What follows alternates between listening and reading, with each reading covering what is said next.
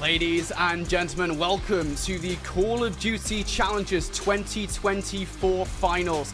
16 of the best teams in the world have descended upon Texas to decide who will walk away with a lion's share of $150,000 and, of course, be crowned this year's Call of Duty Challengers champions. I am Infinity, and I'll be casting much of this weekend's action alongside my wonderful group of friends, one of which is here to my right. I've got the directions correct this time. Austin, it's you, mate. It's Visions, the most good-looking man on the desk. Wow. Love your shirts. Love your style. How's it going, pal? That's some good gas. I'm going to give you some gas back. You're looking great as well, Brody. But I'm feeling great. This is like the weekend that you build up to for the entire year. And this obviously has a huge opportunity to change some of these players' lives going into the next year if they can have good performances. So I always love this weekend, man. It's always a lot of hype. It's always a lot of fun. And I'm excited to get into the matches, my man. Yeah, it is an insane weekend ahead of us, it should be said. Challengers Finals is always a lot of fun, and for what it's worth, it always feels like the competition gets crazier every single year. The regions, for the most part, get better, I will say. Europe this year, kind of maybe not so much. But it has felt like things have got a lot better over the years. So, regardless, let's start talking about what's to play for this weekend. Let's start the conversation with the prizing for everybody at home. I already gave a little bit of a teaser there, Austin, but 150 grand, a lot of money. It's a lot of money, man, and obviously you're going to want to be able to grab the lion's share of it at $60,000 there for first place, and then as you can see, obviously the rest of the prizes are pretty solid as well. But I think the other big thing that we talk about with this prize pool is that the top 4 teams here in Challengers will also have a chance to go to the Esports World Cup. So that's a pretty big opportunity for a lot of these guys if they can come out here and guarantee themselves a top 4, which is not going to be easy with a fierce 16 teams that we do have in groups today. Yeah, absolutely. Just a hit on that note again, it's absolutely awesome that we are going to get to see Challengers teams go head-to-head with CDL teams once again. You love to see that Pro-Am format. You love to see these guys getting to prove themselves on that stage, and I think we as Challengers talent love to see it as well. So that's going to be awesome. There's a lot on the line here. Let's talk about the groups then. You mentioned it, Austin. You mentioned the 16 teams that we have ahead of us here. So if you guys are not familiar with the formatting that we have for the group stage, these are GSL-style groups. They effectively act as mini brackets. 2 teams from each group will make it to the championship bracket for tomorrow's play, and this is a look at Group A. If you aren't familiar with the logos, you damn well should be, because that's FaZe Clan back in this group, and surely, Austin, they should come out on top. You feel like they're probably the favorite. I know that they haven't necessarily been, the best online as of late. But when it comes down to LAN and it comes down to getting the job done here face-to-face with their opponents, that's where they really are able to dig deep and come out with some of those big wins. So you look at the rest of this group here with Chaos. You have both SGP, Midnight, and Syndicate as well. They're also facing off against one another for that first round as they battled through the LCQ to even get here through North America. So I think that we have a very fun-filled group here with our first one today. Yeah. Absolutely. Well, here's a look over at Group B then. This is another one of those mixy groups. If you're a fan of European teams, boy, oh boy, is this the group for you? Looking over towards this one, we have OMiT EU here. I think the teams are actually incorrect in this group, I want to say, unless my brain is like fizzling out for a second. Never mind. No, they're not. It's 5 Media Clan's logo. 5 Media Clan logo alongside OMiT and Exceptional. Those are the European teams in the group. And then you've got 6F Carolina, the APAC team, joining this ensemble. Yeah, it's going to be tough though, right, Austin, to see 5 and Exceptional, only one of those teams potentially making it towards the final day. Yeah, it's definitely one of those stacked groups. I feel like there's maybe a little bit of eyes on 6F Carolina for as far as what they might be able to do, but they're certainly the underdog in this group B. But I think you look at the rest of the teams here, and it feels like anybody that comes out swinging could have a really good chance at being able to make it through. So I think this will definitely be one of our more competitive groups, especially between those 3 that you just highlighted. Yeah, well, let's take a look over at Group C then. This is our penultimate group to go through again. If you're a fan of OMiT, this is another one of those groups that you're going to absolutely love because you've got OMiT Brooklyn sat in this group alongside the rest of the teams there. Again, it's one of those ones where you look at the likes of Noctem, perhaps they can surprise, but again, it does feel like I guess it feels like OMiT Brooklyn should make it out of this group fine. I think coming into the tournament, they're probably the favorite based off of recency bias, right? Based off of what they've been able to do. You have, Prelude on this roster. It feels like this is a team that maybe has a huge opportunity to come out and not only win this group, but also have a chance to make a pretty deep run in the bracket, I'm thinking. So that's definitely one team you got to keep your eyes on for. But Clutch Rain, X-War, a lot of eyes on, a lot of the veteranship that comes with that team as well. So I think that's also a decent team to kind of keep your eye on as well.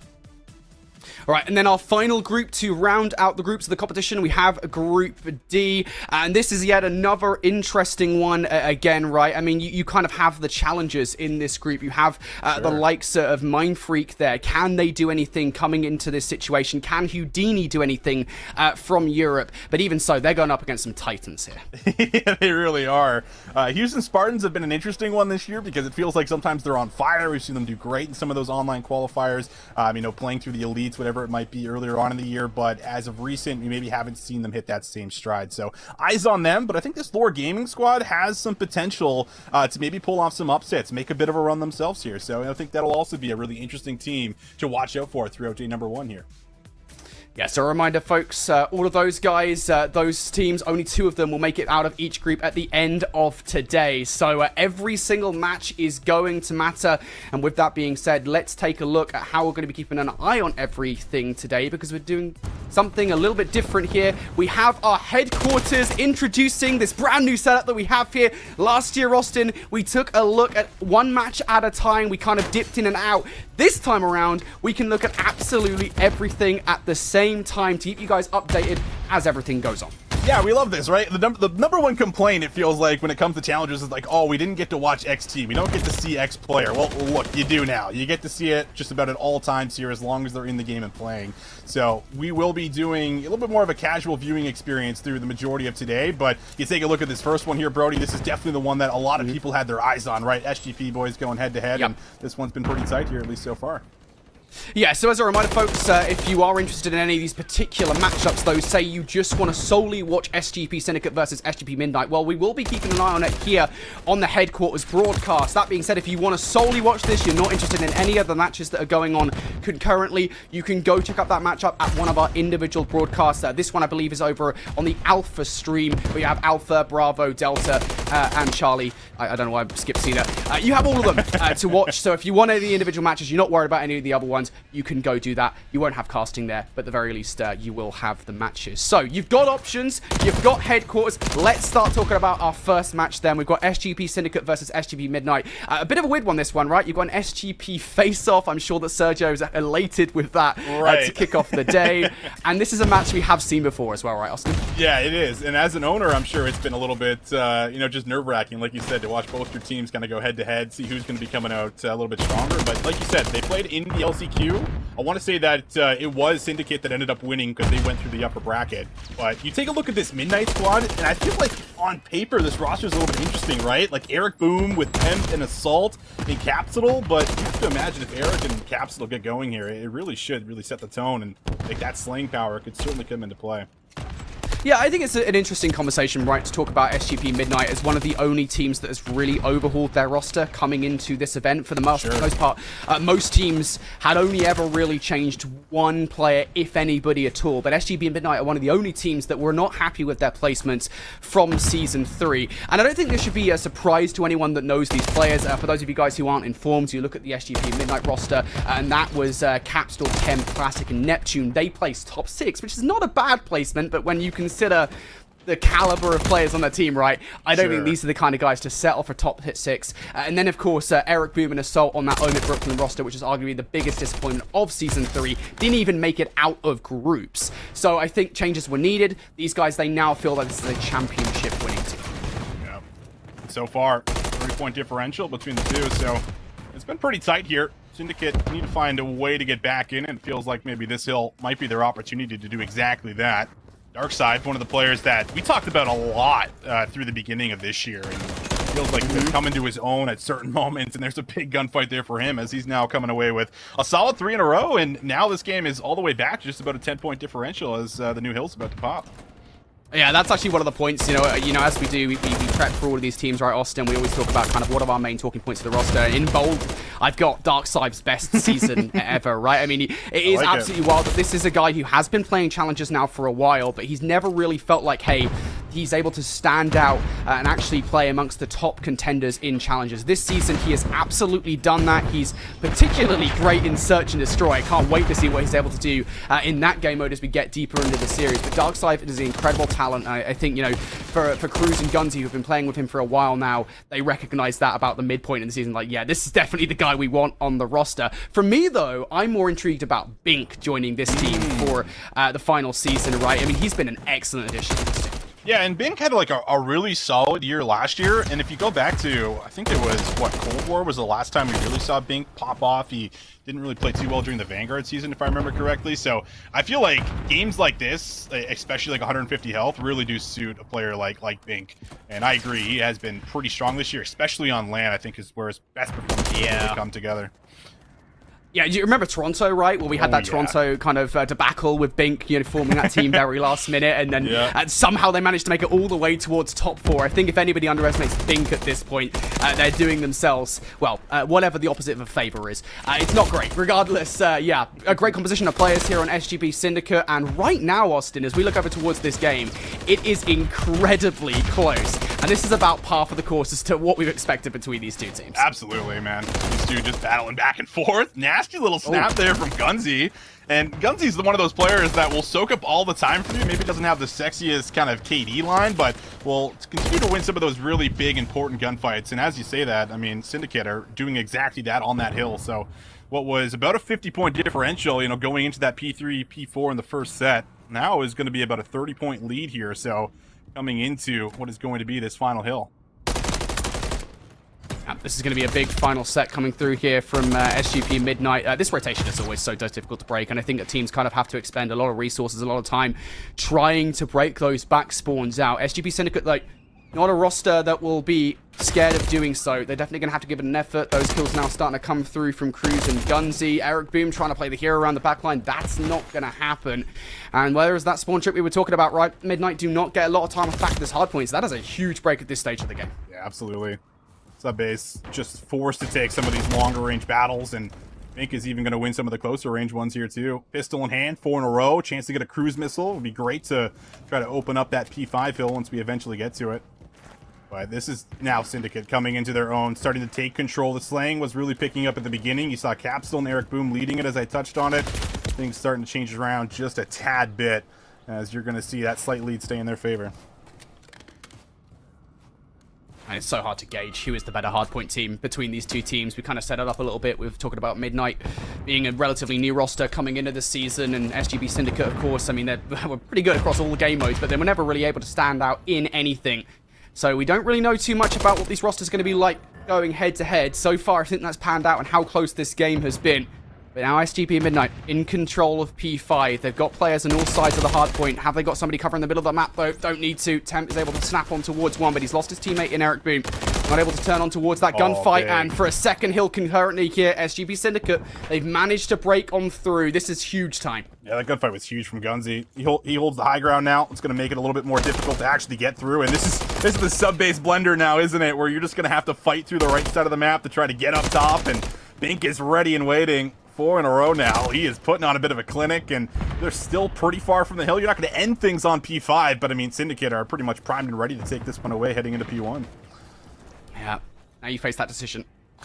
How much do you want to put in this? Of course, you have that back of the mind, that rotation towards P2, making sure you stay on that side of the map. Kind of your insurance policy, if you will. Towards the hard point, Bink wants to close out this game. He can't pick up that gunfight versus Temp. Flanking player, though, in Cruz might be the key to breaking this hard point. Cruz able to find one. Player from the slope is able to pick up a kill. That's Darkside, and now it needs to be Capstone, who's already weak from the gunfight. Has to just fly towards this time. Somehow wins that first gunfight. Has support for the second.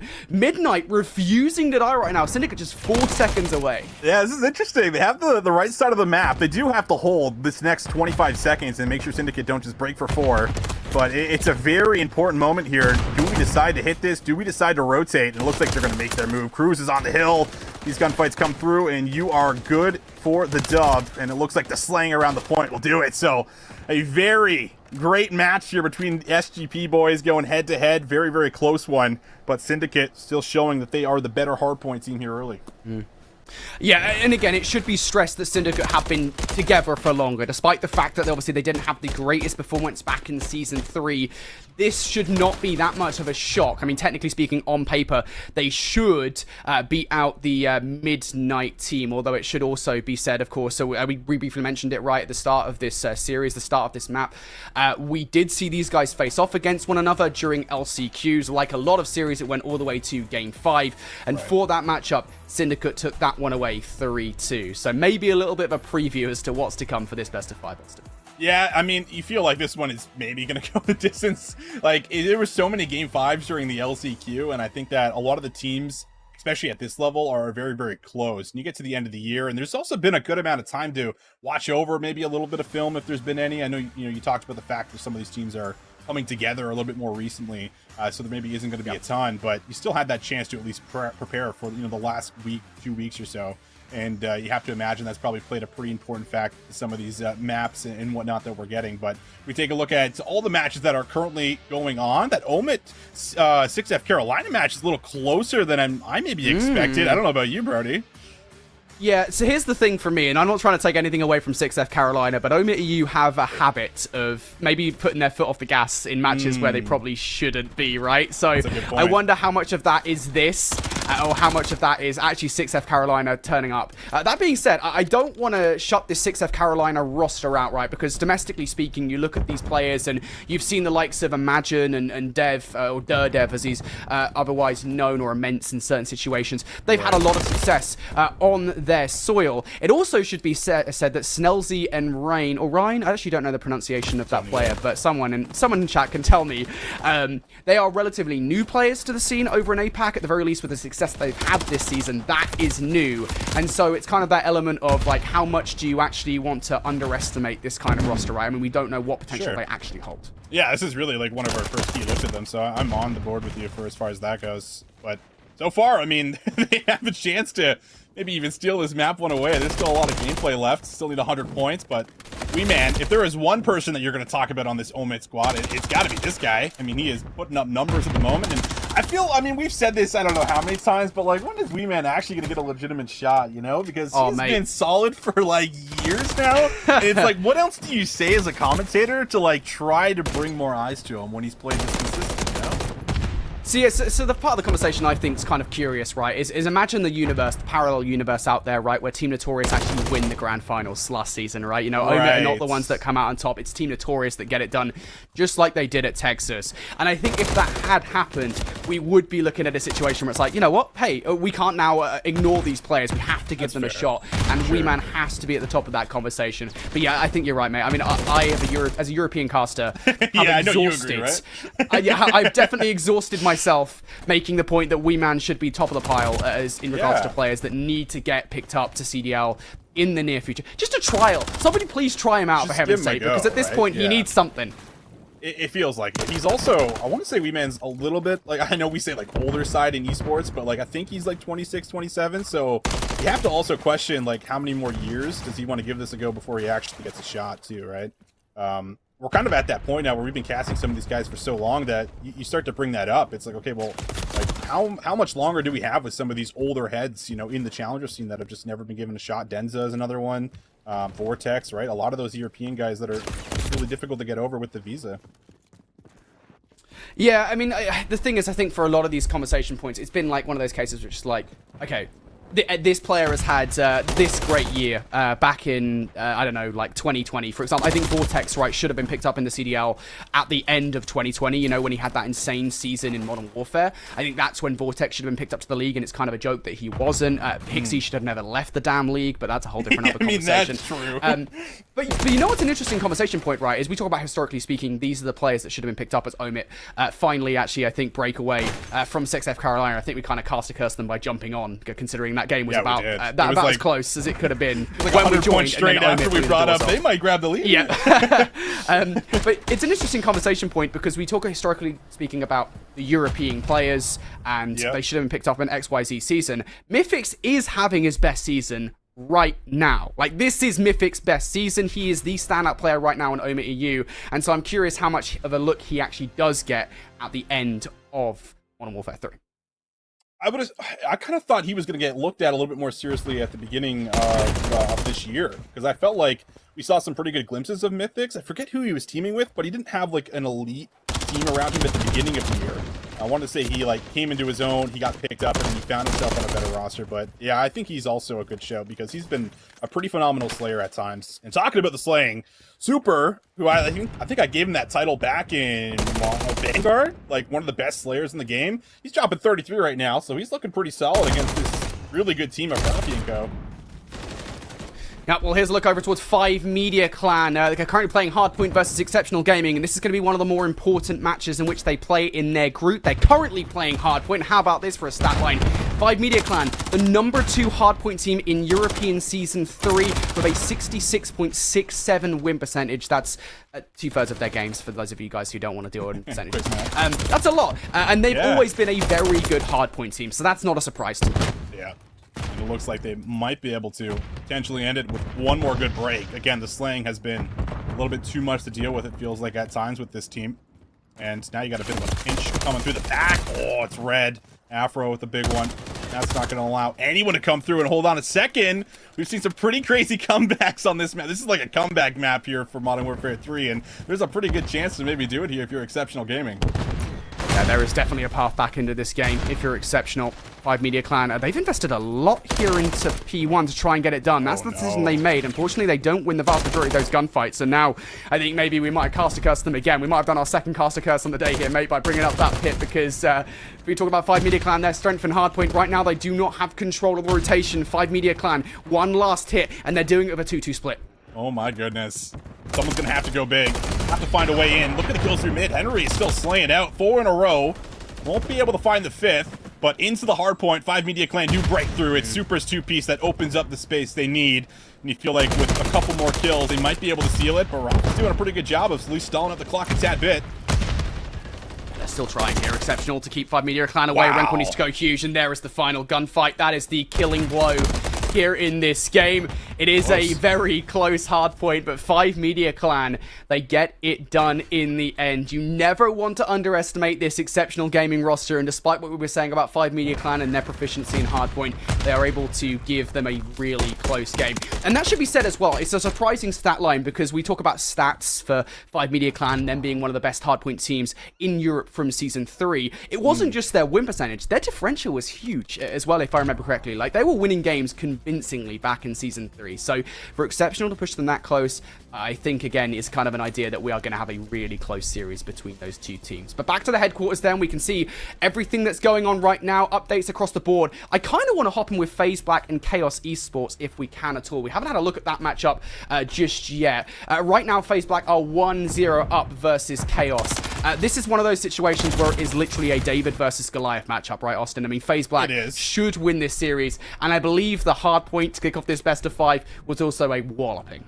Yeah, I think when we saw it like there briefly in the HQ or the quad feed, yeah, it was like a 100-point difference. So I would imagine the respawns are probably going to be pretty difficult to win here for Chaos Esports, but I think you almost always give teams like this the benefit of the doubt in S&D because you just don't really know what their setups look like. You don't really know what they've necessarily been playing and working with. So I'm not saying there's a ton you can do on high rise, but you know, at the same time, see exactly what they might be able to do.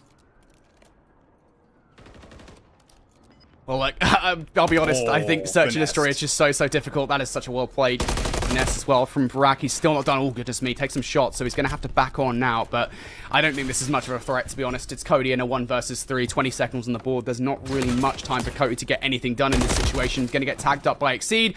Goes for the Chow, and you are not going to out-ego Chow or play it like Exceed, Monferret. On you go. FaZe Black, another round on the board. And I was kind of in the middle of the saying there, mate. I mean, it's just so difficult because I think while at the start of the season, FaZe Black might have struggled with Search and Destroy when they arguably shouldn't have done. They fixed those woes pretty quickly. Yeah. So the interesting thing about FaZe Black and talking to Mayhem at Toronto is they say that their practice online is so brutal, you know, because of the whole, like, sound EQ situation. They say that none of these players are really using it, so when they get to LAN, they typically are a lot more consistent and are a lot more difficult to deal with. And I think that's, you know, proven when we saw them play in Toronto. So I would expect these guys, I think, to come out a little bit hotter than what we've seen maybe in the last Elite or the last Cup where they got like top 16. And this is really where I think all of them start to lock in and play their best COD for sure. Yeah, it's on LAN, right? I think that's the key Exactly. differentiating factor, and I think that's shown out in the stats as well. Season 3 was not nice to FaZe Black, and I think that's one of the situations where it's like you look at FaZe Black and you look at their top 8 finish in Season 3 and you're like, hang on, is that concerning? Like, should we be worried about FaZe Black? And then you look at their LAN placements over the course of this season, it's like, Very consistent. yeah, no, we don't need to be worried about them. It's just a totally different ball game for FaZe Black.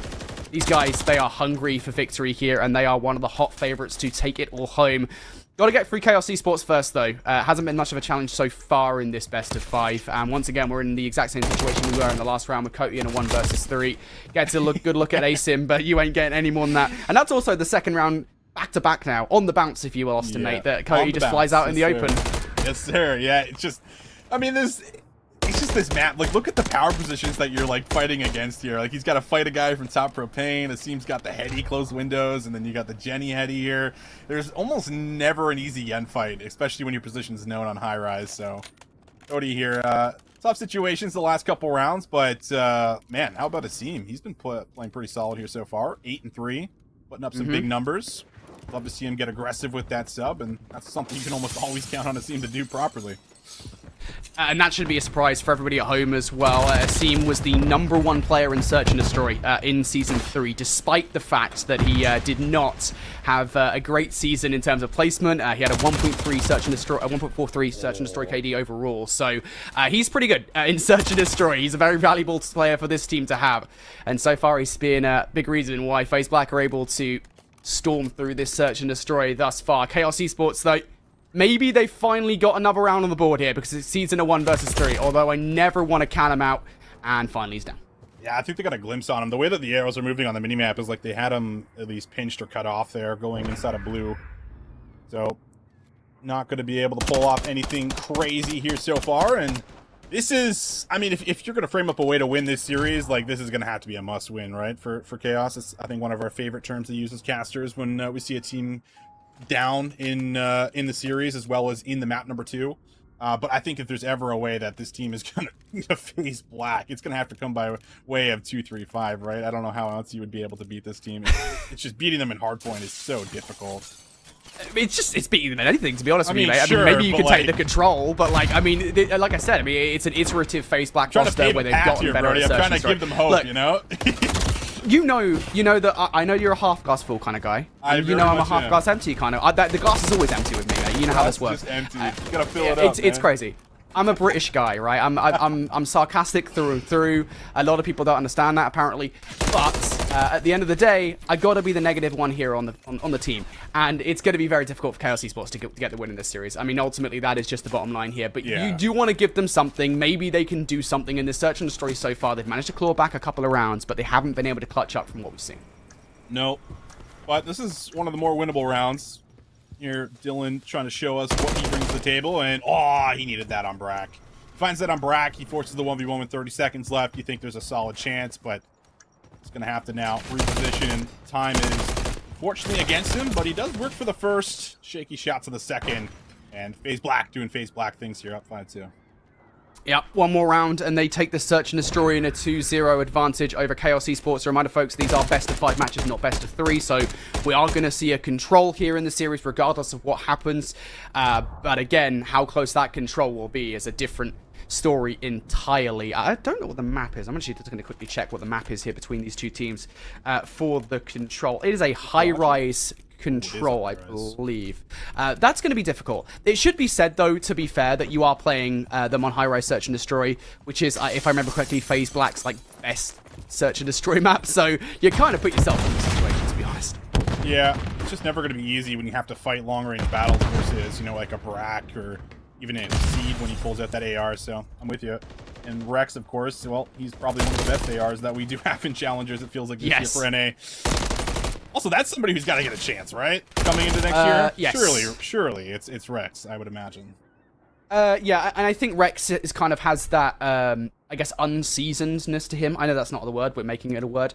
Like, the experience isn't quite yet for people to say, oh, you know, he's been in Challenges for a while, so why hasn't he got out of Challenges? You know, that kind of thing, right? I still think there's a lot of untestedness to him, where I think that can be quite attractive to CDL rosters that are maybe looking at these new players, you know, those young bloods, those young guns, as it were. Rex has that, and this is the first season that he's actually been on a competitive team No offense to Convoy last season. So, yeah, Rex should definitely get a spot in the CDR. Regardless, there is FaZe Black. They go 2-0 up versus Chaos Esports. Right now, 5 Media Clan and Exceptional. We're waiting for them to get into game number 2, but we do have a couple of games ongoing as well. SGP Syndicate and SGP Midnight continues to be a very close search and destroy, continues to be a very close series. Again, it's just not a surprise at this point. No, not too much of a surprise whatsoever. The only thing that, could be a surprise is if you're able to just, catch this team off guard and win a hard point, able to take this team down in some of the respawns. I think maybe that's how Midnight works their way through. But right now, they seem very well-rounded. And Gunzy and Binks putting on a bit of a show right now, too, with 16 kills combined. Let's see what happens here through the long right side here. And Temp's not going to be able to commit to that gunfight. I think a good nade over the top also shrugs him off, but it's a quick plant. Eric now playing inside of you. Just looking to defend the side. Oh, Assault gets overwhelmed on the back line. That is a big first blood for the re-entry coming through from SGP Syndicate, and the second as well from Cruz. SGP now down to the last couple of players. Eric finds 2, though, all of a sudden. This is a manageable situation here for Midnight. Temp for the melee. Will not get it. Eric Boom now looking for the ace in this round. He finds number 3. Cruz versus Eric, and Cruz shuts down his former teammate. Extra bullets in the body as well. Cruz letting Eric know. Ace denied, and SGP Syndicate now 1 round away from taking a 2-0 series lead. Oh, man, that was almost like an unreal play. The beatdown doesn't come through, which is, I think, even more unfortunate because the player who's on the staircase just gets like a little bit of a step back. So the second melee connection just doesn't hit. And then Eric at least is there to finish off that one. But the AR versus the sub, you're definitely thinking Eric's got that one dead to rights. Not going to happen. Cruz with a huge one. And that puts him up 5-3 here. So this is very scary now for Midnight. Yeah, it's just tough for Midnight. Again, for the SGP Midnight roster that was in Season 3, Search and Destroy was, well, let's say not a successful game mode. It was the least successful of the 3. Looks like that might have carried through here. As we go 2 maps deep. Capstone, though. First blood, looking pretty good. Trades galore through the middle of the map. Now to enter a 2 versus 2. Darkside finds Eric Boom through you, and Assault is well removed from this situation on a potential flanking play here. 1 versus 2, and you gotta imagine if you're Bink and Darkside in this situation, you play this together. Yep. That should be the case. There is a chance at an isolated gunfight, and Assault will take a look at it, but they chase him down. Not going to give him a chance to pull off any 1v2s. No clutches coming on through, and man, you'd love to have that round back if you're Eric, wouldn't you? That would have changed everything. Would have been side 4-4, but not the case. Big 1v1 kind of helped seal the deal there for Syndicate. It should be said as well. I don't think necessarily any bad blood there, but I did mention it very briefly. Eric Boom did used to play with Cruz and Gunzy at the start of the season. That was arguably the most successful SGP Syndicate roster we've seen all season long. They got 3rd at Boston, so we are seeing head-to-head former teammates trying to take one another out. So 2-0 up goes SGP Syndicate. That might not be as close as the matchup that we saw in LCQs. Another match that's going on right now. OMiT EU going to take out 6F Carolina. We just saw the final round of Search and Destroy, so we're not going to go over towards that one. Exceptional versus 5 Media Clan, though. I believe the Search and Destroy has just got underway. So I want to jump in with that and see what's up. Yeah, this one, again, you feel like it's going to be very close. Bit of a 1v2 on screen right now with Pac. Seeing if he might be able to put together 2, and I don't think they spot him. Don't spot him. He's gonna rip one off the bomb. Ready for the second one. Wow, huge little 1v2 there for the first opening round. Ah, man, Pac can do it all. You know this guy is like basically a Just Dance champion, right? You've seen this guy dancing on the timeline? Yeah. Oh yeah, Pac can do it all, buddy. I've seen the memes. Pac can belly dance better than Yvonne Strahovski, mate. He's crazy. He's out here. He is a multi-talented guy. He can dance and he can shoot on COD as well. Nice little snappy 1 versus 2 for Pac to get it done. Round number 1 going the way of an Exceptional. And if I expect Exceptional to take anything away in this best of 5, it should be the Search and Destroy. Yeah, I know it's relatively cliche, and I think at this point, I know a lot of people, maybe even Rafi himself, is probably fed up of being described as a Search and Destroy god, because he can do a lot more than that. At this point, he's been doing Respawn for a fair few years now. But still, his Search and Destroy has never wavered, and he's such an excellent IGL in Search and Destroy for this team. I would agree. I think that whenever you look at a team with Rafi on it, you can almost always assume that their S&D is going to be pretty strong. But I can definitely see where he's coming from. I think I've probably labeled him that over the years quite a bit. So, is what it is. I mean, he's a good S&D player. That's the scene he came from. But, you know, he's obviously really good at Respawn now, too. However, what will this turn into as Afro's now dropped for the first blood, and it looks like that A site is completely open. Should be a free lay plant coming through from 5 Media Clan. Should be said, Super is well removed from this situation here. Henry's able to waltz into the woods of sight and somehow survives, somehow plays his life for long enough. He's going to hit the regen a little bit here. Yakko will take him down before he goes all the way back up towards 150 HP. So the bomb should be planted here for 5 Media Clan. They almost let another player in towards the site. And now it is Pac left up for a 1 versus 3 here. His only hope is he stops the bomb from going down. And he gets that kill versus Yakko and gets the hell out of dodge. This 1 versus 2 is manageable. Stunned up though, surely. Not able to survive, and he will not. But I tell you what, mate, that was dicey.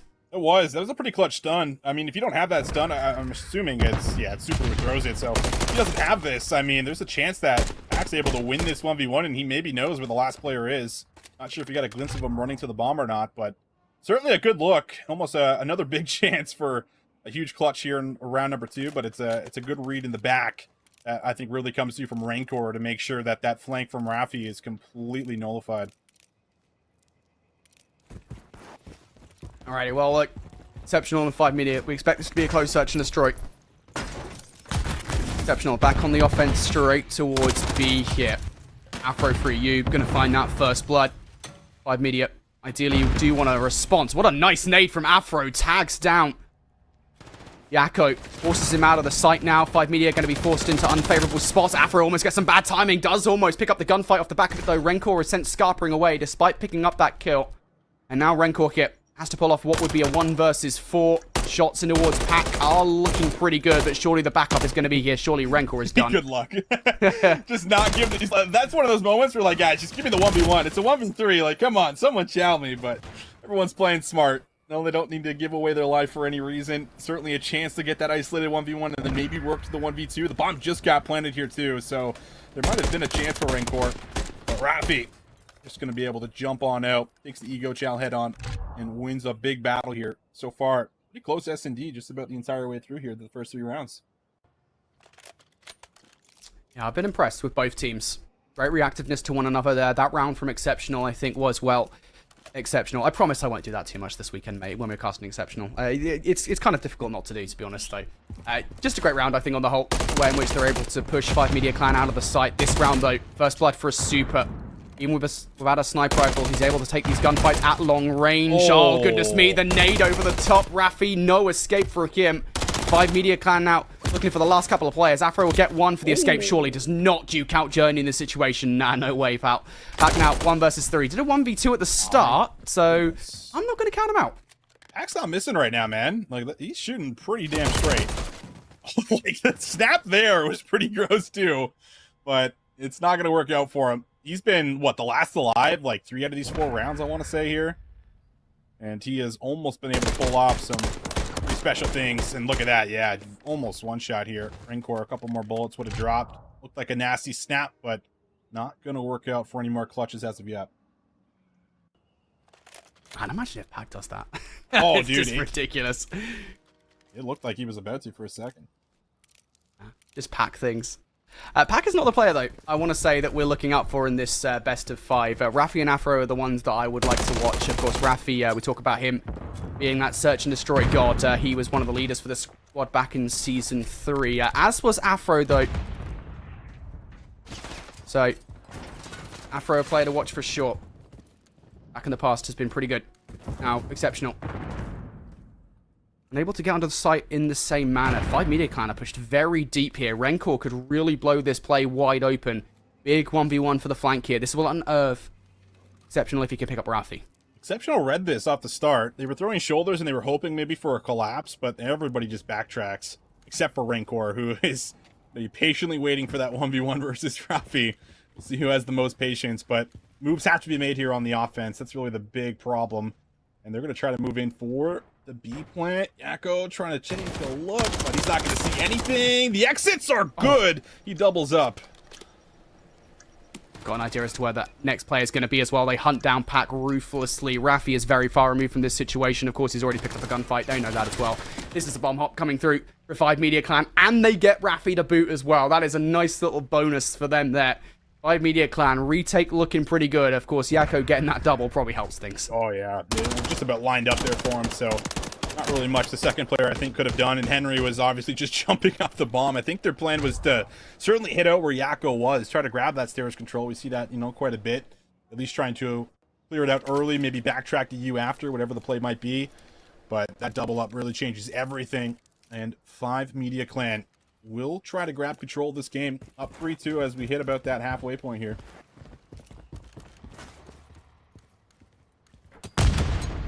Media Clan ever so slightly in the lead. Again, it should be stressed that the importance of this search and destroy, well, it is pivotal for Exceptional's game plan in this best of 5. They are the search and destroy team between these two rosters. Of course, we expect 5 Media to come out on top of the hard points. Exceptional, a roster that, well, back in the last couple of seasons before Season 3, were not that great at search and destroy. Seem to have fixed their woes back in Season 3. Now they need to do so once again versus 5 Media Clan. Super here looking to catch some of these players off guard. Flips away, though. They have to deal with Super before they can really deal with the push, and Super knows this, so he has been able to burn, what, a good 15 seconds here before dropping, so that's about all you could ask for Super, and now you know where the majority of this hit's also coming from, so it should be still a solid chance to come out with it, and yeah, Rancor is able to even it up. Oh, big kills coming through. Now down to Yakko here for a 1 versus 2. Oh, takes a little bit longer to pick up that gunfight. Now Pac needs to go on the hunt for this kill, and he gets the shots. There's not going to be enough time, though, for Pac to win this round out. Yakko burns off the clock, and that is now back-to-back clutches coming up from him, or I should say back-to-back big plays to keep these rounds alive and give him the dub. Yeah, shout out Superman. Like, he's not in a good spot. He realizes as soon as Afro gives him the shoulder down low in the lobby, he's got to reposition because he knows the hit's coming to him by more than one member. And he buys about 15 seconds off the clock at the back of the map. And by the time you get back to the site, you know, you're only going to have probably about 20-25 seconds left to try to retake fully. So it was a really nice play. I think there was a nice wrap around the backside there, too. I think it was from Yakko. So some clean plays coming through here for the 5 Media Clan boys as they're still maintaining control. All right, well, 5 Media Clan, again, big map for them to take away against Exceptional if they can. Exceptional have a sight to themselves at this point in time. 5 Media going to have to go for a retake. Trophies down to stop any utility, preventing them from re-entering on towards the site. Good first shots against Henry. Henry now needs to play his life. He needs help from his friends right about now, and he's going to be overwhelmed here. 5 Media Clan have stormed their way back on towards the site. Good trade coming through from Afro, but again, 5 Media, they are winning all of these trades. It's all of a sudden down to Pat. 1 versus 3. Yet another clutch is what we're asking for here. He's keeping these guys off the bomb, but that's not going to happen. Yeah, how many times have we said that this map? It's going to be at least a third or fourth one, right? 1 versus 3 for Pat. Can he do it? But not going to have a chance there. And that's just one of those play calls where it feels like nothing's really worked over the last 4 rounds here. So let's just try to get a fast hit in, get a bomb down, and hopefully our post-plant setup holds. But obviously, it does not work out the way they wanted it to. Good cover fire over the top there from Rancor to make sure that Henry doesn't get a whole lot of support. So great teamwork all around here, but you're starting to see the boys in pink here run away with it a little bit. They are now on game point to go 2-0 up. And again, absolutely wild if they're able to take this one away from Exceptional Gaming. Search and destroy, not the strong suit of 5 Media Clan. It's in my notes as something they needed to fix coming into champs. If not, they wouldn't have a chance. Looking to get back to their early season form. Have they found it? Journey, opening blood here in this round. They're going to get their way on towards A. Only one more player to really to contend with. If they take Afro out of this situation, it would be a free bomb plant. But 5 Media Clan, they're not worried about it. They're going to rotate over towards B. They've read this. Henry's trying to find the timing to push up, and Happy's got some good cover fire there with him. So 1-for-1 trade, still advantage of 5 Media Clan. Chance to be able to get that bomb down, but Afro, oh, the door's being shut. Just Super's not fast enough there. Afro's able to peek through and even it up. 2v2 we go. Well, to bring this down to a 2 versus 2 is impressive enough. Exceptional still need to retake site though. Yakko, good shots on towards Afro, and does he get away all the way with hit 6 HP? He manages to escape. That's a big kill for Rafi to lose, and not only does the kill escape him, the round and the game will escape him as well, as 5 Media Clan put together 4 rounds back-to-back to take the search and destroy home. It might have even been 5. I'm not too sure if Exceptional were 2-1 up, but regardless, man, that is going to sting for Exceptional, not just because Exceptional are great at search and destroy, and it should be an automatic win for them in the series, but because 5 Media Clan historically not great at it. So that is a huge, huge takeaway for 5.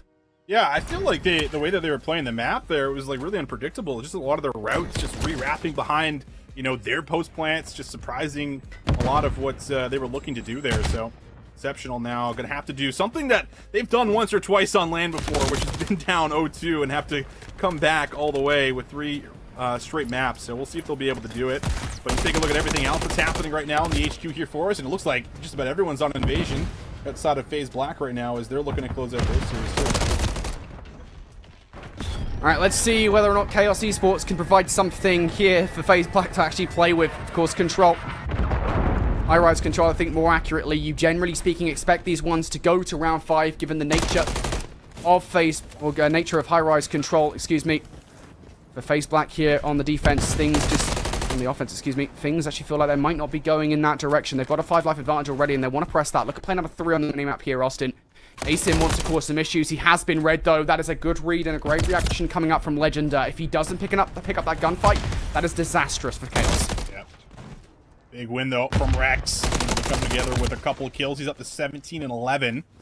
And this attack now starting to dwindle down, but the lives could very well still secure it for you. Only 7. So if you're Chaos Esports, you got to be a little bit careful throwing away any of your lives. And now it's Exceed that's going to follow in Asim's tracks here through the back. He can maybe try to come up with some kills, and he's good for the first.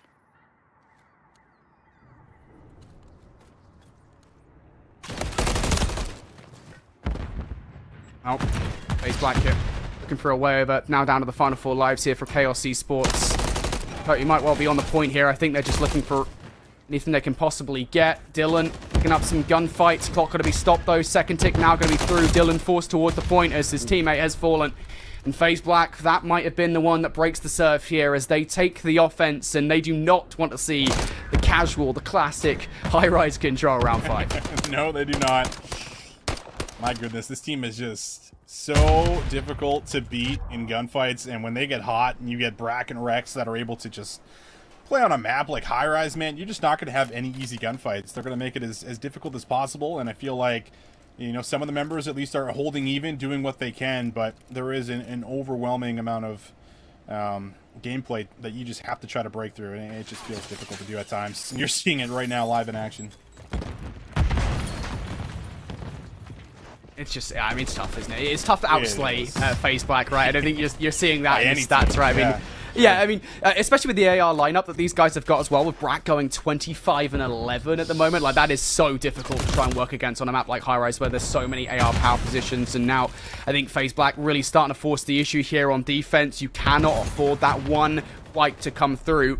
And while one player, technically speaking, has escaped it in Corsa, they're not really in a position to do anything. FaZe Black don't really seem that bothered by it. Instead, Chaos Esports needs to try and win the gunfights coming off the spawn. Cody's going to do that with the first, but able to follow up, they are not. And FaZe Black, they have map control once again. Chaos Esports, 45 seconds to get something going here.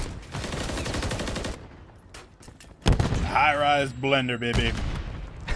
You're just seeing it live in action. Not too many trades coming through. Maybe a chance to get through long, but then Exceed's there to pick it out. And he's going to help with some of the other members just flying out of the windows here. So, of course, they're the only one that's been able to get through, like, the 50-yard line, it feels like, in the last minute. Might have a chance to stop the clock, but Brack also knows he's up here. Yeah, it's just so difficult, isn't it, to find a path through just something. I mean, it's almost like you're trying to play a stealth video game, right? Just trying to get past FaZe Black. They can't find you, they can't see you, they can't spot you out. There are a couple of kills, so they will be able to stop the clock at 5.1 seconds. Asim's going to find a double, though. That's going to isolate Dylan over by A, Cody over by B. There's the former of those players going down. Legendary off the back of the spawn as well. They're being spawn trapped, they're being farmed. Oh, goodness me. Cody left alive here. Forced out of the point. Has to get back on it and stop the clock. That's not going to happen as the kills come through from FaZe Black, and that's going to solidify a 3-0. I believe that is our first victory for any team across the board here at 2024 Challengers Champs. And of course, FaZe Black are the team to get it done. Yep, it's a solid warm-up here for them. Just try to get everything flowing. Get into the rhythm that you're going to need to come out of this group on top. And, well, I think as we had framed up looking at this group, that this was certainly going to be an underdog matchup here for Chaos Esports. But some good glimpses, right? We saw some decent moments. Cody had a pretty solid attempt there to try to lock down that final zone, but just has no support because his teammates are just simply never making out his spawn. Not much you can do. But we take a look at SGP, and this actually might very well be a very fast 3-0 here, too. It's 2-0 up right now in the control for Syndicate. Yeah, it wouldn't be the only 3-0. You guys just saw there, OMiT 3-0'd 6F Carolina. So now we are looking for yet another one, as you said, mate. SGP Syndicate do not want the same fate that they had against SGP Midnight during LCQs. Of course, that one they had to go to Game 5 to take the win away. This time around, though, as you said, Till up here in control. This one looks like it could be done and dusted. Temp, though, fighting back. A little bit of rebellion coming out from him. A couple of kills. Assault towards the site, able to take down one as well. Bink can't get anything done as Assault will double up. And SGP Midnight, I mean, they survive. But survive is absolutely the word here. 30 seconds on the clock. They're 3 lives down. Yeah, looking like one good solid push left here for Syndicate to try to make their way through the map. And you need to find a trade here, and they will. Bink actually comes up with a second, so he gives them a chance and a bit of a leg to stand on. Temp, though, still covering basically all over the middle and the right. Now you got to get through Assault. This 1v1 is crucial, and it does go the way of Bink. He'd come up with another one, but can't play his life any longer. And it looks like this should be a defensive round here, and at least a round on the board for Midnight. Yeah, Midnight should be good. Oh, nice little kill against Gunzy to close out the round there. So, yeah, so maybe we've cast a curse here. Maybe we've jumped in a series, mate, and we've done our third cast a curse for the day? I think this might be if we jump in a series saying, hey, it could be over, 2-0 up, and maybe SGP Midnight can pull off the ultimate reverse sweep. Because they need to go perfect here for the remainder of this control. At the very least now, this is what, going to be offense coming out for SGP Midnight, so they've got to try and do something. And I'm always curious about the break-offs. We've seen a lot more B hits coming out from teams as we got further and further into towards Modern Warfare 3. You're also going to see a little bit more out of Eric Boom right now as we swap right to him. Yeah. Just 8 and 23. He typically is running the sub at times, but probably has the AR maybe out initially. We'll see. No, it is the sub, so he's going to fly forward, need this 1v1 here, and Cruz takes it with the pistol, so not even able to grab Treehouse control early. Now it's Temp just on the zone, trying to pray his teammates to try to watch over him, but they're all dropping around him. Ain't not much you could do there if you're Temp. As soon as you lose Cap in that situation, you're kind of done so, right? And yeah, you talk about this being scary. Bink is now doing a really good job at drawing the ire of these players, being a distraction. Also, helping them get this spawn trap going. Bink going to get cut short, though. It's a good decision coming out from SGP Midnight to solely focus on that one player, because now a path has carved itself open for SGP Midnight to jump on towards A. Again, the objective here, get some control over A and also draw these players away from B. Player goes down inside A, though. That's going to be Eric Boom. Cap now needs to try and find the route that would lead him to success. Barely survives that gunfight versus Bink. He's now on the escape route. Is he going to hit the regen in time? No, he will not. Bink's not going to allow that to happen. Has it alleviated enough pressure, though, that something can happen over by B? Yeah, Cruz is still at least here for some line of defense, but good pinch from Temp. Comes through the middle. Opens up some space. Gives them a chance, but Bink is like... Is he doing more damage right now? Because he's 34 and 15, and some of these battles that he's won are pretty ridiculous. He managed to stop it, but is it going to be enough to work for some ticks of progress? They have nothing yet. His first tick could come in as they stop it at 26 seconds, but I mean, you got to be pretty perfect here if you're going to somehow salvage this offensive round. It's going to be difficult. It's a big ask coming out for SGP Midnight, and this would be a disappointing start to the tournament. A big match that they might have to play again, given the formatting here of GSL style groups. So a lot to learn if they do go down, but still not done yet. Stopping the clock over by B. Second ticker back to be through here. Pressure from DVD. Bink will get cut down now, so all of it coming from a Treehouse. Dark side goes towards the point. Not going to do anything done. Cruz now needs to get a couple of kills. Can only find one. And this might be B gone. I don't think Syndicate will invest anything else into this one. Midnight going to be able to capture a B, and there you go. Why was the clock still going? I don't know. What? Was that a Codcaster thing? Was that a Codcaster thing? I don't know if I was watching closely enough. I'm not sure. I'm not sure. Am I being stupid? I don't know. I'll tell you what, though. Eric's working back into this game, though, isn't he? It's 5 in a row. He's here to play. Gunzy is not letting anyone out of spawn, however. And it is, once again, going to be 30 seconds left. So you're looking at one good push here, or unless maybe Eric from the back could try to open up something with a couple kills. If Eric can do anything in this situation, it would be huge for SGP. Yeah, Mike just got the timing. Oh, no! Dark side for the drop shot takes Eric down. And that might be the hopes and dreams of SGP Midnight down as well. You now need to do something if you're a Cap still. If you're a Temp, Cap's not the shakiest of shots, but he's going to take down Gunzy anyway. Has the path been carved here towards a point? Cap's able to secure a second. Is that now enough? 4 seconds on the clock. Somebody from SGP Midnight needs to touch now. Bink will find 3, and it's all just down to Eric Boom. Bink finds 4. completely wipes the squad, and that is going to be it. Is SGP Syndicate 3-0 Midnight. They take down their sister squad, and they're able to make their place forward through to the next round of play in their group. Big drops 41, dude. Holy. This guy just runs in with a pistol. It looks like he's one shot and doesn't even matter. Just flies through every single member. And, I mean, I said it like halfway through that game, but it felt like this guy was shooting nukes out of his MCW, man. Like, this guy was cooking. And you see it there at the very end. My goodness, that's a hell of a way to seal the deal and guarantee yourself another round here in the upper bracket.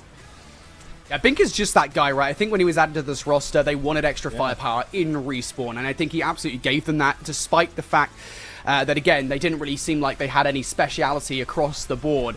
They still looked much better in Respawn, I think, for having Bink on the team and in control. You guys just saw exactly why. So let's have a look across the board here, if we can, at what's going on in the groups, because we now have, I think, 3 matches that ended 3-0. I think Exceptional and 5 is still ongoing, I want to say, but we talk about that matchup for a second here, Austin. And Exceptional winning, or losing that Search and Destroy, excuse me, to 5 Media Clan is a pivotal moment in that series. They really needed that. They did, not only because, you know, we talked about the fact that that's kind of one of their bread and butters when you talk about just that team as a core. You look at them on paper, you expect them to always be competitive, but it also wasn't really that close of an S&D. I think that's maybe a little bit more concerning, because we were looking at that first map. It was, what, maybe a 15-point differential or less. So it feels like they were extremely tight, and then you go into the mode that you are almost expected to win versus the team that isn't too good in S&D and you don't. So it's a little bit scary now, but I did mention it, you know, already, that the fact that this team is really good at being down like 0-2, especially on LAN. Again, I don't know how many times Rafi has like been specifically in Toronto down 0-2 that's managed to find 3 straight maps, and that's what's required now. And it's not a great start here, at least initially, for the first one. It is going to be 5 Media Clan that we're able to grab at least that first round, but now defending, you would expect Exceptional to potentially tie this up. And the thing is, in Respawn, right, Exceptional, they look so good in map number 1, right? They force, albeit it's a fist to hard point, you expect fist to hard points to be relatively close. They push 5 Media Clan to the brink. They push them within 10 points. Oh, they lost one. They lost a player here, so I'm not too sure what's going to happen. It's within the first 45 seconds. So I'm really not sure what's going to happen in this situation. Maybe they do play out this round. I don't know. I think the players are leaving the lobby. Yeah, they're just going to reset in this situation. Yeah. Alrighty, cool. Good to see these guys are still being sportsmen about it. You know, this round is going to be an important one, so I think 5 Media Clan do not want to continue on, I hope. Anyway, they're still playing it. Regardless, yeah, we'll hopefully see the conclusion of that control here in just a second. But again, you know, we go back towards that map number 1, and that map number 1 was incredibly close between the two teams. It was a 10-point differential. Yeah. It proved that, hey, Exceptional are able to hold close. One of the teams that not a lot of people could back in Season 3 in Hardpoint.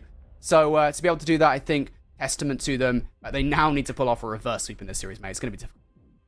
Going to be difficult, just because I think also the fact that this 5 Media Clan team has been playing really well today, right? I think, you know, you already said it, they played a pretty close hard point, but fundamentally it felt like they were still slightly ahead, especially at the end where they made a lot of the right calls, finishing through mid, winning that battle versus Henry, opening up the middle of the map, giving them a chance to actually flood through the bottom. So they're making a lot of correct plays, and I was really, really happy with a lot of the rounds that we saw in the S&D too. It felt like they were just making heads-up plays. They were adjusting like instantaneously to, okay, this is how they're taking, this is how we're going to be able to come behind and pinch it and stop them from coming with a 3-man unit from the back or something, whatever it might be. So I feel like their play calls from at least all 4 players so far here have been pretty on point here, and that's the bigger problem when you're playing against a team that is on fire. The only way you can match it is if all 4 of your players are doing the exact same. So it's looking a little scary for them. You never want to write anyone off again, because I feel like this team is really good at coming back down from deficits, but it's never easy to do it against a team that is playing this well currently. Yeah, I think it's just so difficult right now because there are situations in that Search and Destroy, I gotta be honest, that I was like, hey, we're seeing great play calls coming out from 5 Media Clan, but the reactions are so uncharacteristically not great from Exceptional, right? I think the one that comes to mind is kind of the push that they had on the retake through Garage, right? I mean, Exceptional get the bomb down, and 5 Media Clan are able to make basically a full retake happen despite having no site control whatsoever. They just brute force their way through Garage, and there's not really any trades happening effectively from Exceptional. It's uncharacteristic in Search and Destroy, although again, it should be said that back in Season 3, they didn't actually have this foursome. They didn't have Afro on side. I think Afro wasn't playing for personal reasons. They had F Dot on the roster instead. And so I do wonder, hey, has that changed things ever so slightly in Search and Destroy? Has the dynamic been altered ever so slightly? I don't know. We'll see. But it isn't the end of the world. Again, should be said, the formatting here allows these guys to lose a series. They then go down to the lower bracket, and I believe that this team would be playing Chaos Esports, if I'm not mistaken.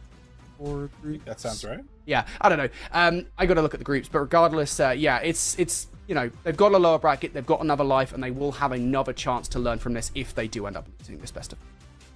Yeah, and while we're waiting for that match to get started back up, I'm kind of curious on where you feel about like Afro right now, because you know obviously he starts the year on LAT. It felt like a lot of people were really excited for that because you know we've seen Afro at his peak, we know what he's capable of doing, but we haven't exactly gotten that throughout like a lot of this year. And I know he's taken breaks, and it's been no doubt a difficult year for him, but I'm kind of wondering, you know, where your thoughts are on him right now coming into champs with this squad. I think it's so difficult, right? Because, you know, in challenges is a whole different ball game to CDL, right? And I think CDL at the start of the season, Afro just wasn't that impressive.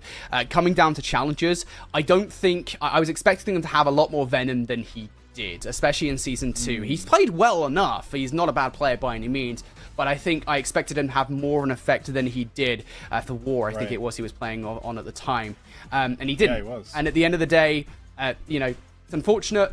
I think, you know, he wasn't playing in season 3, but in the cups we've seen him in the lands we've seen him in, he has looked good enough. So I think for Afro, I think it's just a case of finding that form once again, because you go back to what was it like? I want to say, I know it's a long time ago, but I want to say like Cold War was the last time he was playing in challenges, something like that. Like Afro was deadly. Like he was terrifying in challenges. So if he can find that form again, he's going to be a problem. And I think that's why he's such a good roster, a good pickup for any roster. I agree. And it feels like these games, like 150 health, have almost suited him in the past. Because like you said, Cold War, he was absolutely nuts. Yeah. It felt like pretty much the majority of the Modern Warfare 2 season, he was at least holding his own. I know he was on that Rocker squad, wasn't he, with like Bance and Co. Yeah. But we weren't always getting, you know, the same glitches that we got during Vanguard. I feel like Vanguard was probably peak Afro, at least in the CDL, because he was just going on like sprees like 5-6 in a row, and it just felt like Afro was just absolutely mechanically insane. We know he still got it, but I think that, you know, everybody probably goes through some of those difficult years. I was just curious, you know, where your thoughts were on, because we know he's a really, really good player. We just haven't seen that, like you said, maybe haven't got that same kind of, you know, venom, so to speak, coming into challengers. So I'm excited for him, man. I hope they can bounce it back with the squad, but it's not going to be easy, man. Not easy at all. Yeah, look, it's a pretty good squad, and the one thing I want to say about them is you do not underestimate Exceptional. I think a lot of teams have in the past, and they have paid the price for it, especially back in Season 3. So Exceptional, pretty good roster. They could still bounce back. We're awaiting the conclusion of that series versus 5 MediaCan. Of course, it is the last of this set yet to be played. That being said, we do have the results from all of the rest of the series, so let's start talking about what we've seen thus far, starting the conversation with FaZe Black versus Chaos Esports. Of course, we briefly mentioned this one, Austin. How do I put this kindly? Chaos kind of got trashed in this first half. Well, it wasn't close. There's no other way to put it, right? I mean, you have just an absolutely insane banger team that is, you know, one of the favorites here, and you have a team that is coming in, you know, that qualified from a region that doesn't have a whole lot of competitive COD teams. So naturally, you're always going to expect FaZe Clan to come out here and win and smoke them, and well, that's what happened. The S&D, again, there was moments, but it felt like they were still just mainly controlled from FaZe Black. They're not making a whole lot of mistakes. They're just playing heads up COD. They know what they need to do, and it feels like right now they're just not losing too many gun battles versus squad. I mean, it's just so difficult, right, as we go in towards the search and destroy, and it's just one of those situations, and very often, you know, we as casters want to be analytical about, you know, Team X is doing this, Team Y isn't doing this, and that's why Team X is beating Team Y, but very often it is a situation where Team X is just outslaying Team Y, and this is one of those situations where it is so difficult to imagine a world in which Chaos Esports are going to be just head-to-head, able to outgun FaZe Black when it comes down to these gunfights, not able to do so in that best of 5 whatsoever, and for that reason, they go down in the lower bracket. Now, they have to face off against SGP Midnight for tournament survival. I'll be honest, mate, I'd be shaking in my wellies if I was Chaos Esports. I would not want to be playing SGP Midnight for my tournament lives. I don't know. After watching them in their last series, that's probably the team you'd want to play out of the 3, no? I mean, out of the 3, yeah, I just don't want to play them. I mean, can I get a buy, okay, please? Maybe you want to buy. Maybe you want an easier way to the qualification spot. But sooner or later, you got to build up confidence and beat one of these teams, I guess, right? If you're going to do it. And if there's one right now, I think that Midnight is looking a little bit exposed based off of what we got. Now, is that, Syndicate playing really, really well? Hard to say. The hard point wasn't actually, that far apart. It was probably about a 30-point differential. Right. But if there's maybe a way to do it, and a team coming down and losing, to their sister team, they're going to be a little bit down on themselves. Maybe I'm saying there's a chance, but you're still expecting, I think, Midnight to come out here with the dub. Yeah, honestly, I think the thing is for me for Syndicate at this point in time is the fact that this Syndicate roster is firing on all cylinders. You've got Bink dropping 40 bombs in control, for heaven's sake, comparatively to his Season 3 performance where he dropped a .79 overall. Like, that is a stark difference when it matters most. So I think Syndicate are firing on all cylinders, and that is a massive difference to what we saw in LCQ. So they have absolutely stepped their game up. They've very clearly put the effort in here. They've put the time to learn, hey, why are we having to go to Game 5? Why are we having to go to Round 11 with these teams in LCQs? Right. And how can we be better here going into the next matches, going into champs? And what I'm intrigued about is how better are they, right? Because clearly it does look like they put the work in. They put, they are looking a step up from LCQs from Season 3. Are they good enough to beat FaZe Black? Is the question. Yeah, I don't have that answer, but I still feel like you gotta answer that. You can't be sitting on the fence. No. All right, I feel like FaZe Black probably still beats them. It's just like how do you look at that roster and say they're almost going to lose against anybody outside of whoever matches them up in the grand finals? Like I'm looking at maybe like an OMiT NA, like that could really stack up well against them based off of what we got out of recent history with their online qualifiers and just cups and stuff like this. But if Bink can play like he just did, and he can shut down a Rex, and you can stop, Brack and the two of them from being just I guess as overwhelming on the map, like maybe that's your window to beat them in the respawns. But that team is so well rounded. I don't know how. Like I don't know what modes you're going to do it in, because again, like where's the weakness for FaZe Black in your eyes? It's control. It's probably control. We saw them get exposed a little bit on LAN.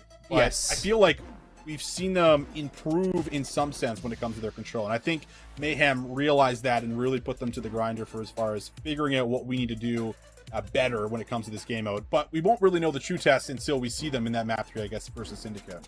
Yeah, and I believe we are going to be waiting a little bit longer because before we get to that point, we do have another set of groups to get through. Group C and Group D will be following this slot almost immediately.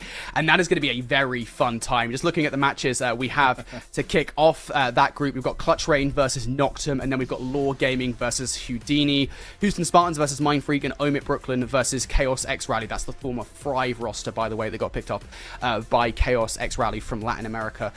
All pretty good matches across the board. I gotta say, I think I've got a pretty strong idea of who's going to win pretty much every single one. I would say the most interesting of the lot is probably Clutch Rain and Noctem. But I would say that being the European bias caster that I am.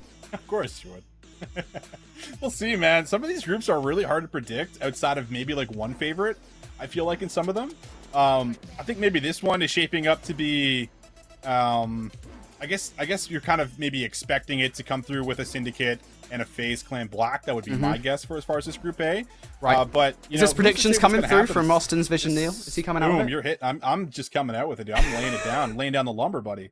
But yeah, I mean, what would you think that Midnight's going to be able to bounce back after what we saw, and then maybe potentially beat what would like a rematch versus their sister team for the qualification? Because that's a very realistic situation that might happen for that qualification in the lower bracket now.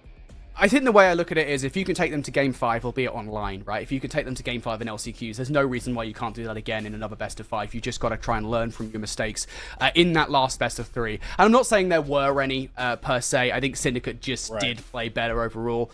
But still, I think just had a game. Yeah, they are the kind of roster that are going to learn from their errors. I mean, you look at the kind of, I guess, the veteranship on that team, right? You look at the likes of Assault. Hugh is an incredible player. You look at Caps, right? He was also an incredible player. I mean, there's just so much veterancy on that team that I think they are the kind of team to be able to pull themselves up and be like, look, this is what went wrong in our last best of 5. Let's fix it, go again for the next one. And they're also, I mean, I don't know about you, mate, but I feel like they're pretty good at COD. I don't know, just a feeling. I think they're actually pretty good at the game.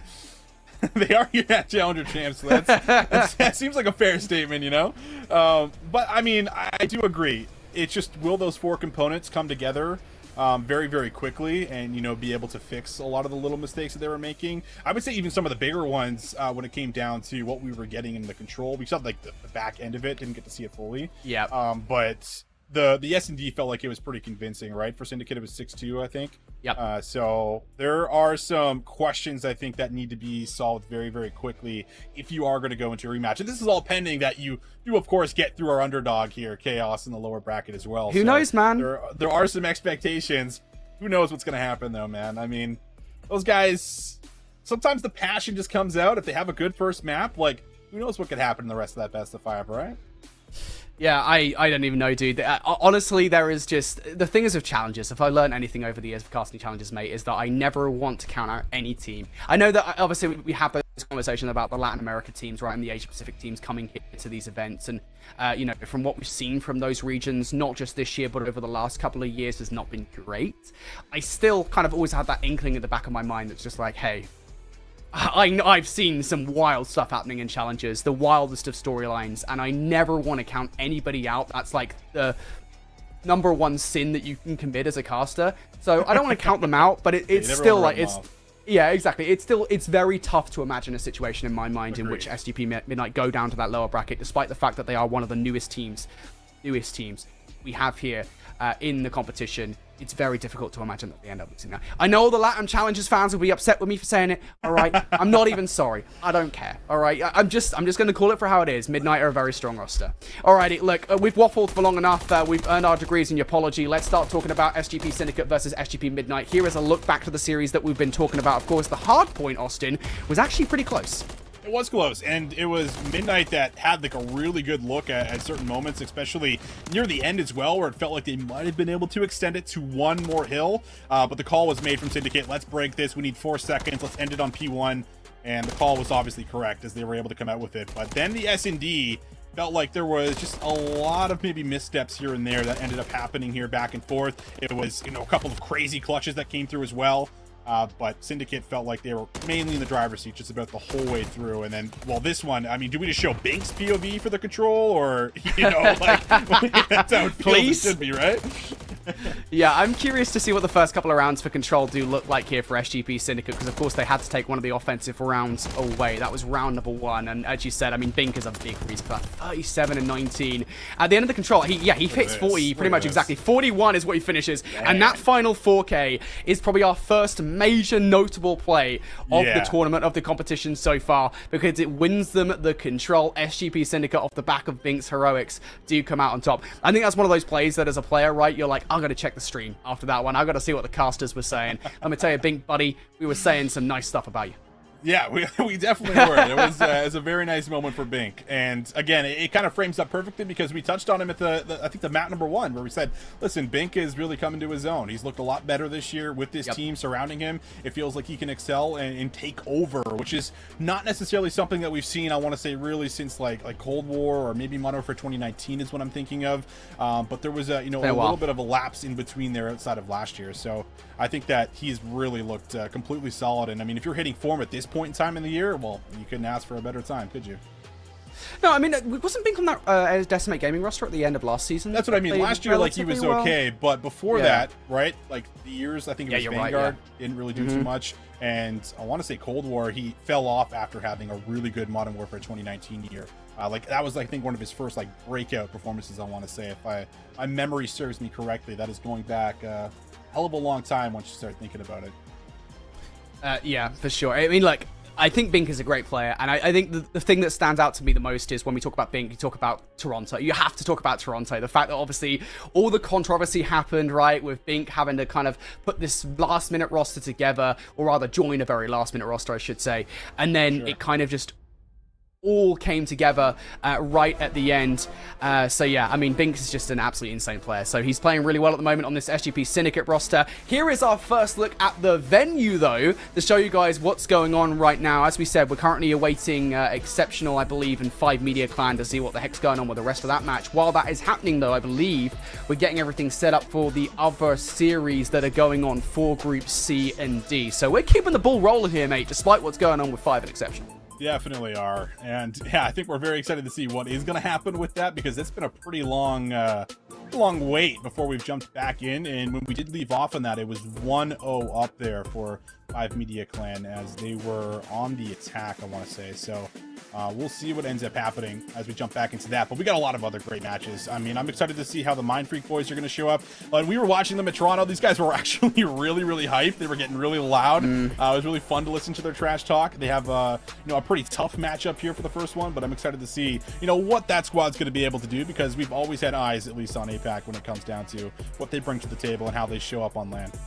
Yeah, look, I'm going to be a bit of a villain here and say that it's kind of, you know how it's going to be, mate. I'm taking on the LATAM fans, I'm taking on the APAC fans right now. It's so difficult to kind of hype them up in a way, right? It is my idea, because I think you look over towards Toronto, right? And I think it was a top 32 finish, I want to say, for them. It was disappointing, and I do feel for APAC on the whole, because the support hasn't been there in the same way maybe that has for North America and Europe. They don't get the same practice that other teams do, and I think had we had like some APAC teams playing in Elite, playing either in Europe or North America over the last couple of seasons, in the same way like, for example, the Falcons did, right, from Saudi Arabia, where they came over to Europe to get better competition, and then they got better themselves. I think we would have seen a lot more from APAC, but the fact of the matter is, I think in this season in particular, we saw one international performance from Mindfreak. It was a top 32 finish at the Toronto Open. It's a big kind of bridge to sell, right? Sure. We've got to try and sell the idea here that they're going to improve from a top 32 finish at Toronto to something of note here at Champs. And that is a huge ask. I mean, there's only so much you can learn from that event. There's only so many teams that you've played. Yeah, I guess the big thing is you don't get to see them a lot. That's why I think it's exciting to see them. But true, I'm excited that same about note, the reps is always the biggest problem with those guys, because you know that they're just not getting the same practice that the other, top 12 challenger teams that are here, are going to be able to have continuously here through EU and NA. So that's the biggest problem, right? But we'll see what ends up happening. A lot of teams are setting things up. We've been going for a good while here now without a break, so I think it's fair to throw to one. We'll grab ourselves some water. Maybe you can do the same. We'll be right back after this, guys. Don't go far.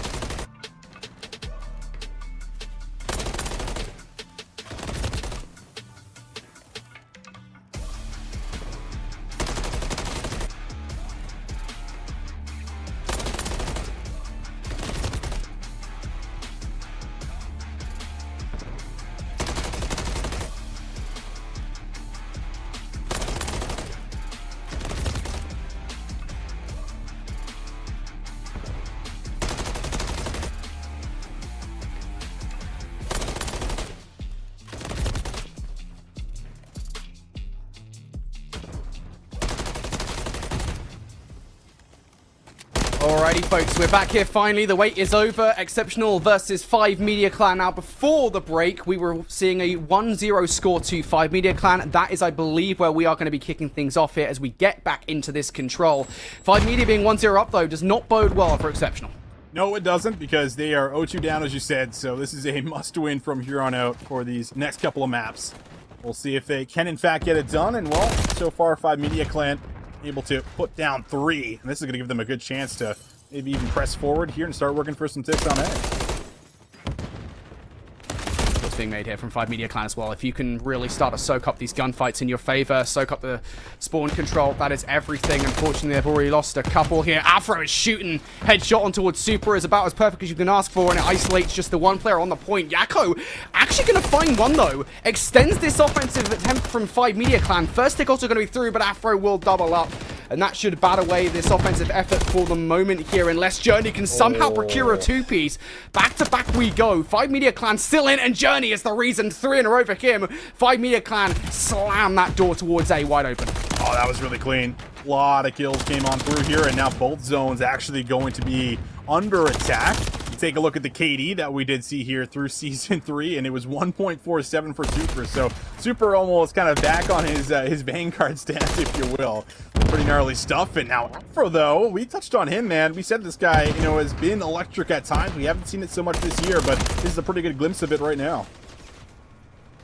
And just 5 Media Clan are firing on all cylinders. Afro, as you said, also looking to do some serious damage at the moment, trying to keep 5 Media Clan at bay. But again, they haven't done it perfectly. They've already given up 3 ticks, and 5 Media, even with 17.4 seconds on the clock, have options here in this situation. Rencourt able to find one. Journey towards the point, though. Needs a player to get something done, and he knows the urgency of picking up that gunfight against Henry. Super is going to be able to play to do it. Is there enough time now?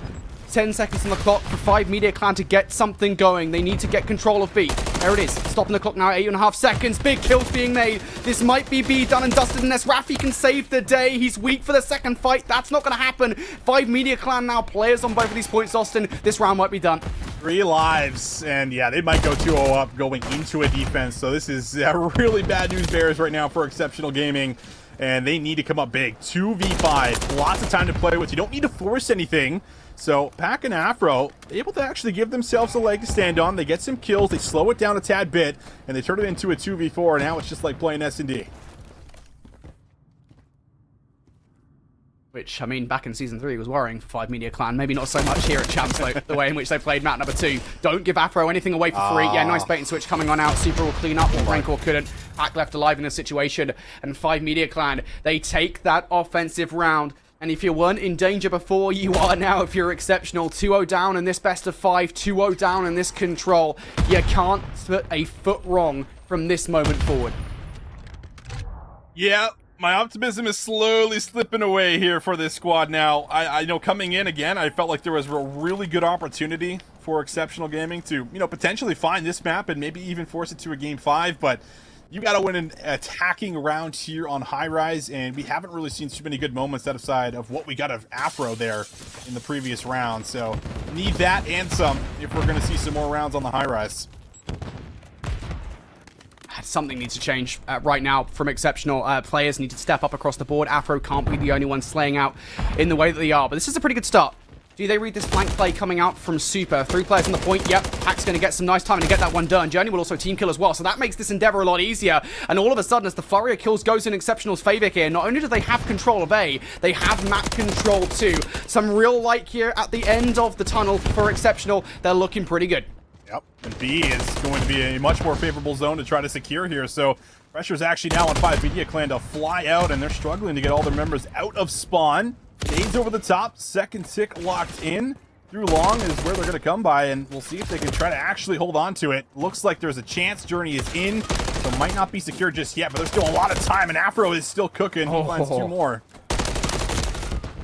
That is a very damaging opening around 5 Media Clan. We've been giving them a lot of gas. We said we wanted Exceptional to step things up. The fact that they're able to get both ticks, all 3 ticks over towards A and 2 ticks on B, and having, what, 120 seconds now to get the job done over by B, it makes things so difficult for 5 Media Clan. And I suppose the only one positive at this point, if you are 5 Media Clan, is you're not down by that many lives and you've got map control. But you have to be perfect. Here comes the first offense hit for Exceptional, and that effort to try and get that final tick through. Supro with a reposition here towards Raffi. Raffi with a headshot will take him down. Exceptional starting to get kills across the board here. Rencor towards the point, needs to play his life. Stunned up, will pick up that kill versus Raffi. Can he play his life longer? Down to 39 HP, needs to get out of dodge. But you can't stay off the point for too long as Henry finds that kill. Another team kill comes through from Yakko. Super will have the final say, but there's still more to do here. Super finds a second. Raffi with another kill. Is that now going to be enough? No. Journey's going to find that one. And that third tick still can't be found for Exceptional. It's just like two heavyweights just swinging back and forth at each other over this B zone.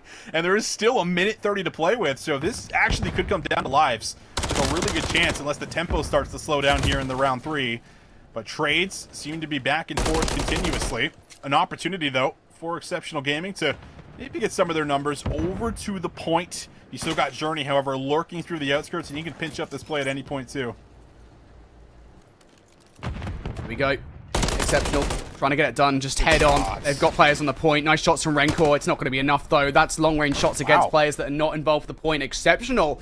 Fire back. They've got something to say. And what a storming start to the round that was. Yeah, that was actually pretty unreal. They break right through A. I think it's off the back end of some pretty good nades thrown over the top. That gives them a little bit of damage, or maybe gives them a kill or two, and it felt like they got the stack just about right away. They get one member pushed up to the window. We know how devastating that head glitch is. If you've ever played any rank play, it's not a position you want to fight, but they were able to hold on to it for a good majority of the round, and then it's just back and forth for that B zone. Eventually, Exceptional get there. So, 0-2 down in the series, 0-2 down in the control. There's a will, there's a way. They're still alive. Oh, this is a brilliant start for 5 Media Clan as well. They win the first couple of gunfights. Exceptional now will lead away from the A site. Afro's going to try and make a flank happen through the front, though. They probably ideally want some gunfights. Afro will actually catch Super off guard, and that is the point completely moved away from 5 Media Clan. They do try. Rencor, I thought maybe would hold his gunny for a little bit longer there to try and get into the positioning to take Exceptional down. Now, though, as that doesn't go his way, Exceptional have map control. Boom. Almost a nice little stab there. Henry cleans up one. Journey, meanwhile, down low, looking to get a forward position. Would love to come behind one of these players, but Afro sniffs it out. Somehow makes it out alive here. He's finessing his life and has to draw one more player back, but no one else is able to find any kills. So just about all of them will go down, and now they're going to have to start fighting out of spawn. This is looking realistic. Exceptional Gaming could force this to a game or to a round 5 here. And you do expect them to win the defenses as well, so this shouldn't come to a shock. What should be is that previous round in which Exceptional were able to take the offense in such convincing fashion. Kills now being made from Exceptional. It's starting to feel as every kill goes down in their favor that this round might be done. You need some kind of heroics out of Super. We talk about him being the kill leader back in Season 3 for Europe. Now has to do it again. 5 seconds on the clock. Now's the time to get it done. They coalesce on B. One player to contend with is going to be Afro. Afro procures 2 kills. Surely not number 3. No, Super will deny. Super has no choice but to get up the point. No, now has to get back on with 2.2 seconds. Both they and Rencor can't do anything. Players down for the count. You wanted around 5, Austin. Well, we've got one. We do have one, and now we'll have to see exactly who's going to be on defense, who's on offense. I don't know if they got a tick here at the end. And I want to say before they jumped back into the match that they did even out the ticks to where they were at before we ended the game, if I'm not mistaken. So this will be interesting to see exactly who is going to be on defense. But based off what we got out of Exceptional Gaming there in the round 3, they made the offense look pretty easy. But will they have to do it again? Man. You'll see. He's on offense. Yep, it is 5 Media Clan for offense. Exceptional here on the defense. 5 Media now have to pull out the offense once more. It's happening. It might well happen. It could well happen, mate. But it's looking like it could happen here. Yeah, let's not say anything because we've been battle curses today already. I don't want to say anything in this situation. I keep getting into this we. What do you mean this we? Yeah, you're in this, mate. You're not getting out scot-free, buddy. Come on, I'm not cursing anyone. Not yet, regardless. First gunfight's going down here. Back and forth. 5 Media Clan still an option over towards A. Yeah, this is a clean opening look. This is basically exactly what we got out of Exceptional Gaming there in the round 3 offense win. So, could we see it here again on A? Super patience will pay off. Secondary gun battle. Doesn't get the lineup, but Yakko's there, no problem. Now, Journey's also in the spawn, but is he going to be able to come up with any kills? Gunfight's coming his way. He just can't lock any eliminations down. This feels like a little bit of deja vu here, mate. 5 Media might be able to capture A. No, Afro and Henry will deny. 5 Media now looking for a jump back. Pack putting some shots in should send those players away. And of course, they're going to wait for the rest of the team to come off spawn as well. Maybe not so much. Renko and Johnny just flying out. Yako's the only one that finds any value whatsoever. And Rafi from up top will shut him down. Great response from Exceptional Gaming. And now they start to bring the hurt towards the spawn trap as well. This is dangerous if you're 5. You have to break out of this ASAP here. You have no progress on B. Getting back over to the A zone feels like you're going to be pretty hard pressed to do so. And Afro able to buy a little bit more time here. We'll see if they can in fact get this done. Over the top. Pack watching, shooting, anything that moves. 2 players going to drop down. And now 5 Media Clan, they are down to 20 seconds as they hop on B. You saw it there. 5 Media Clan are generally okay at these round 5s. Not so much here. 15 seconds on the clock. Trying to make it happen. Renkor produces a second kill. Rafi's going to answer back with a double of his own. And that might well be the nail in the coffin. If it's not, it's Pack getting the double. 12 seconds left. 5 have no choice but to sprint back towards the point. Do or die time. You have to win these gunnies. Afro's pinching. Afro's pinching up the play. So everything's going to have to be won by Journey and Super. And Journey does get to the point. 2.3 seconds. Has to play his life. Rafi close. Will be taken out without any contest. And you are now down to just seconds. Have to stay alive, both players on B and A. There's a lot to deal with here if you're Exceptional. Around the flank, Gurney wants to find these gunfights. One more to contend with, almost turns and burns on towards Afro. Gunfight made by Renkor. Rafi's going to trade on out, so that's the pressure over by A dealt with. Yako transfers actually to help the team out, and that's going to isolate Super, who now needs to go big over by B. He gets shut down. Yako leaving Super alone on the point to help the team out over by A is the decision that costs 5 Media Clan in the end. A valiant effort, an incredibly close control that Exceptional keep themselves alive. 0-2 down in the control, 0-2 down in the series. I swear I've seen that somewhere before at Champs in the past. It's slowly happening here, and it was looking like, I mean, let's be honest, I was kind of writing them off there going into that round 3. They were 0-2 down. We hadn't seen any glimpses out of anybody that was looking positive outside of Afro's little moment there where he was almost able to get something done on the zone. But, man, this is now kind of in the back of your head if you're the 5 Media Clan boys, right? Like, we had this one kind of locked up. We needed one round, didn't get it, and now we're going to another hard point here to see if we can seal it. So that 0-2 comeback that Rafi's team always seems to somehow work themselves out of is slowly coming to life here. So it's looking a little scary, Brody, but I'm here for it. And I'm loving this series so far. I mean, we've seen a lot that's just been totally unexpected. Of course, the hard point was incredibly close. The search and destroy went all the, I think it was incredible performance coming out from 5 Media Clan, right, to take the search and destroy away in a surprising fashion. And then, of course, we get the reverse sweep in the control. It has been an insane series thus far, and I'm almost sad to say that we don't get to cast the rest of it, mate.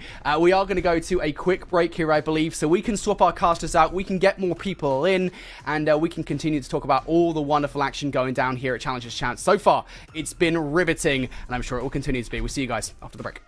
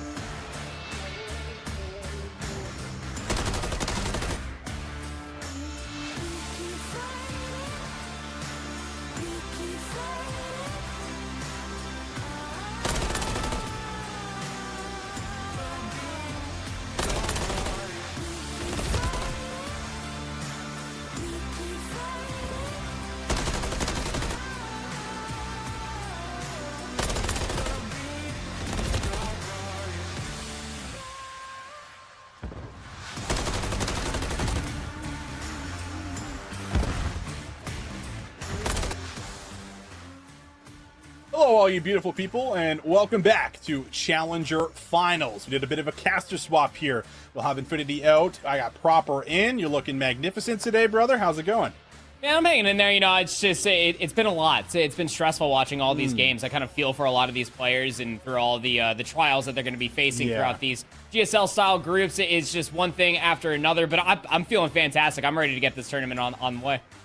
Yeah, I love that. I mean, that is kind of the one sad part is, you know, you watch some of these Challenger guys play all year long. You know that there's only so many that can make it through the bracket into playoffs, and a lot of these guys that have fought all year long, unfortunately, are going to have to go home. But luckily for a lot of them, their fate is still very much in their hands for as far as how the rest of this is going to actually end up unfolding.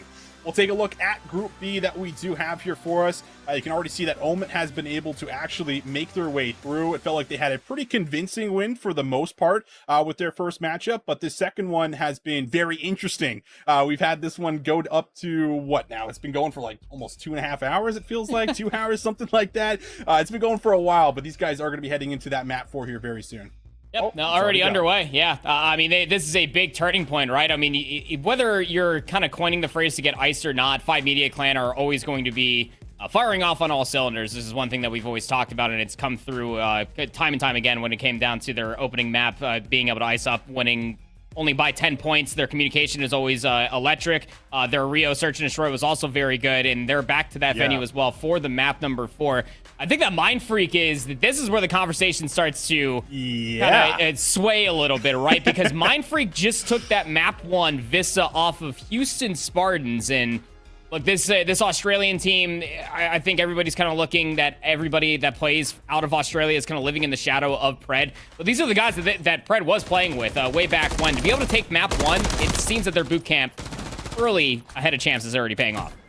You love to hear that, because the reps have always been the biggest problem with some of those squads when they come over to the Challenger Finals, and then they have to play up against these teams that have been quite literally playing, you know, the best, maybe even CDL teams, you know, throughout the years. So it can be challenging, but hey, you grab a map 1 versus the Houston Spartans, and I think you're going to start getting some fans rallying behind you. That is for sure. So we'll keep our eye on that one. For now, Exceptional Gaming have a lot of work to do. Have their work cut out for them halfway into this hill, as we'll see if they can try to get the back end 30. But right now, looks like 5 Media Clan might have a good opportunity of being able to come out with it, but Afro's 2-piece, make it 3, says otherwise. Oh, sure does. And talk about a guy that's coming back, obviously, commiserations to FDOT that got dropped for Afro to come into this exceptional roster. But you just feel like that the explosivity for exceptional just kind of got raised in its stocks as Afro currently sits on 4 in a row. That's a pretty crucial break as they're still trailing by about 30 points or so going in towards the rotation 4-5. It's already swaying in the numbers in the favor for exceptional, who almost do the damn near impossible, being able to turn scrap into initial, getting control through the middle of the map ahead of 5. This is a big moment for them. Huge gunfight in the back. Afro gets help there from Henry. Super says no and denies him the opportunity at coming up with another big one. So everything really falls on the shoulders of Pack here through the front. Try to loosen up the defenders a tad bit before his teammates come off spawn. He does a good job of finding the first. Does he get a read on the second? He does. But the kill will not come through. 5 Media Clan have a chance now to swarm with numbers here to find the kills. Better side of the map to try to at least get some quick contestation here for 5 Media Clan, and Yakko showing up in a big way. Back to even. 9-9. Hit a little flank through the stairs. Yeah, why the hell not? This should be a guaranteed 20 seconds. I mean, Exceptionals, they'd probably do well just to throw a couple more numbers at it, knowing that they already have Pack all the way across the map. Not going to be enough to upset the spawns. You're still spawning out if you are Exceptionals, but you really did need a strong P5 to make an argument here. They still trail by about 40 plus. Absolutely. Pinch going to come through for Journey. CB might be able to come behind this play and open it up a tad bit. No, it's red off screen there. So Pack's actually able to come up with 1. Afro comes up with a second. So huge kills end up coming on through here for us.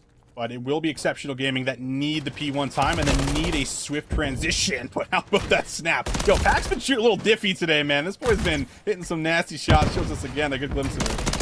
I want to say very underrated AR, but I'm mostly talking about that North America. Whenever they look at a lot of European players, they are very, I guess, overlooked. And Pack has always been one of the more straight shooters when it comes down to AR. Something about European players and having very straight shooting ARs when it comes down to the conversation. I mean, on the opposite side, you got Rancor Super. You guys had a very lengthy discussion that I don't need to reprise because I will chime in wonderfully when it comes down to the talk about Chilt Wee Man, but that's neither here nor there. I think that packet is a very good +1 for Rafi and what he's been able to produce here. And he's going to call in that streak. off of the 6-3 that he just finished. And this is going to be quite alarming for Exceptionals, again, when it comes down to the rotation over towards 2. Journey's going to get the information. He's got 2 players over inside of his lobby. So a lot of these close spawns for 5 meters. So the rotation is there, but numbers are at least past the 50-yard line for Exceptionals. And I love this cutoff play that Journey's currently playing over inside of boxes. Even if he goes 1 for 1, that's perfectly fine. Still finds 2 somehow, but the spawns did flip. Another big moment for Exceptionals. You got the cruise missile out, and now you currently sit in the backside of P2. You just need to turn this into generated time. Journey just went on a 10 casually, it felt like there. That was pretty ridiculous, but will it actually amount to some time here on P2? And it looks like that answer right now is yes, but this is going to be a 4-man hit. And this pinch play again, Journey feels like he's in the right place at the right time. He finds another 3-piece after ending on the 4 spree. So they're going to spawn deep behind this old P2 hill, and now the early rotation completely set up for 5 Media Clan to just about put the game away here if they can actually lock down 40 seconds plus. We've had this conversation countless times with like that old like FaZe Academy back in MW 2019, and I feel like people tend to forget that Journey was actually on that roster. These are FaZe Academy Journey numbers, and it's good to see Journey come back into this form. We had glimpses of it here and there, even at the beginning of the year when he was playing on Miami Heretics. It's nice to be able to see him return into his challenge reaping form. 100-point lead for 5 Media Clan over Exceptionals after they completely ripped the rugs out for 5 Media Clan in a 3-0 fashion. They are still sitting at this setup. They still have the back spawns for P3. Numbers around the hard point are starting to be swarmed from the Exceptional members all the way down the escalators, but they get completely dismantled in 5 Media Clan over the double sentry. Not a good look right now for Exceptional Gaming, and they just have to basically concede old time, run to new. The gunfights at least are decent enough on rotation to get them here first, but a huge problem has actually been holding after the hill pops. And as that little bit of scrap time is going to be collected, 5 Media Clan, they are just about 30, 40 points away from ending it right here, right now. They find one good break. It feels like it could be all over here. Exceptional Gaming, they have their work cut out for them. Yeah, they sure do.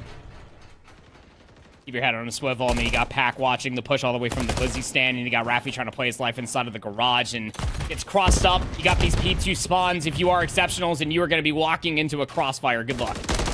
Super is very casually waiting with the trigger discipline, and well, it does work out for 2. He gets info on the 3rd. Rancor says no problem, and now it's Afro's pinch that needs to be successful. Inside of boxes, gets a read on Yakko. Challenges with the pistol.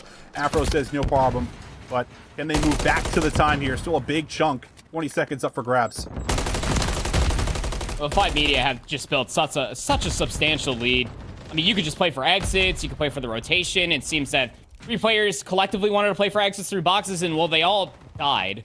Last player was going to be journeyed over by the escalator, so Exceptionals do have a route. There is an avenue to try to get back in towards this map. It starts with Afro being able to go huge to the middle of the map, but there was no follow-up at all. Rancor shuts it down. 5 Media brute force their way for the rotation to new.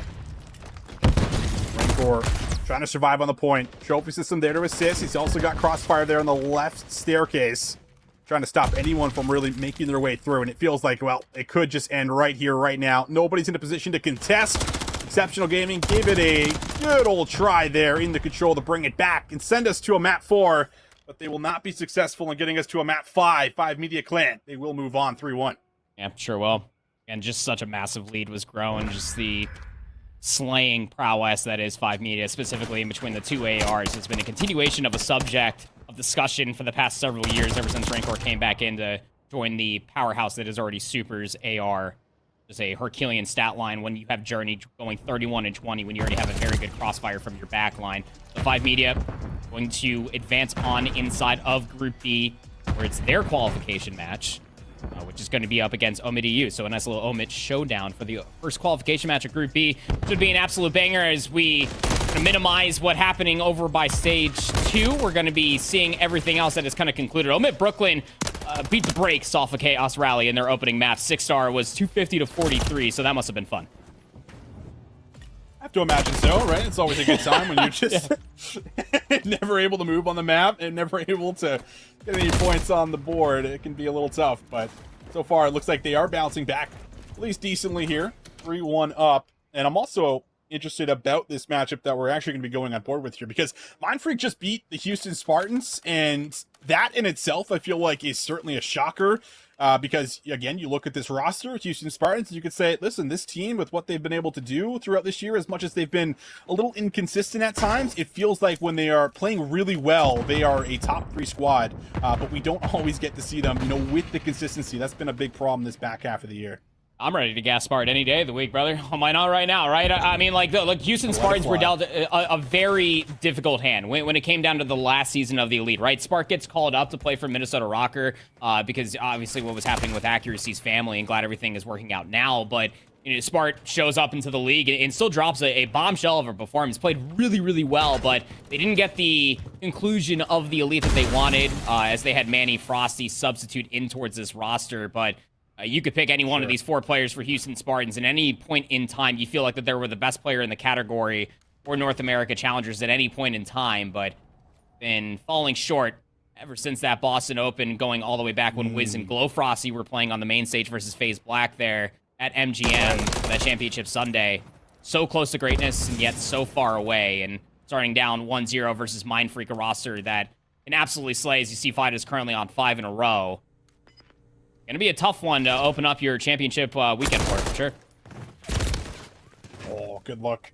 Yeah, honestly, Spart absolutely agree with 100%, but the biggest surprise to me on this roster has been Glow Frosty, because you look back, what, the last 3 years, and it feels like Glow Frosty has been stuck in that like 16 to top 32 kind of range, and a lot of the cups and a lot of the tournaments. We've seen him maybe in the odd elite here and there he's able to qualify through, but it's never really been with like a strong team around him, I would say. Really, since Modern Warfare 2019, it feels like it's been, you know, a bit of a tough ride. But this year, he's come into his own. He's looked a lot better. He's been one of the standout ARs, and when him and Spart are playing really well, you can feel it. It's like that, you know, able to rival the Brock and Rex that we kind of constantly refer to throughout a lot of what we've got over the last half year here too.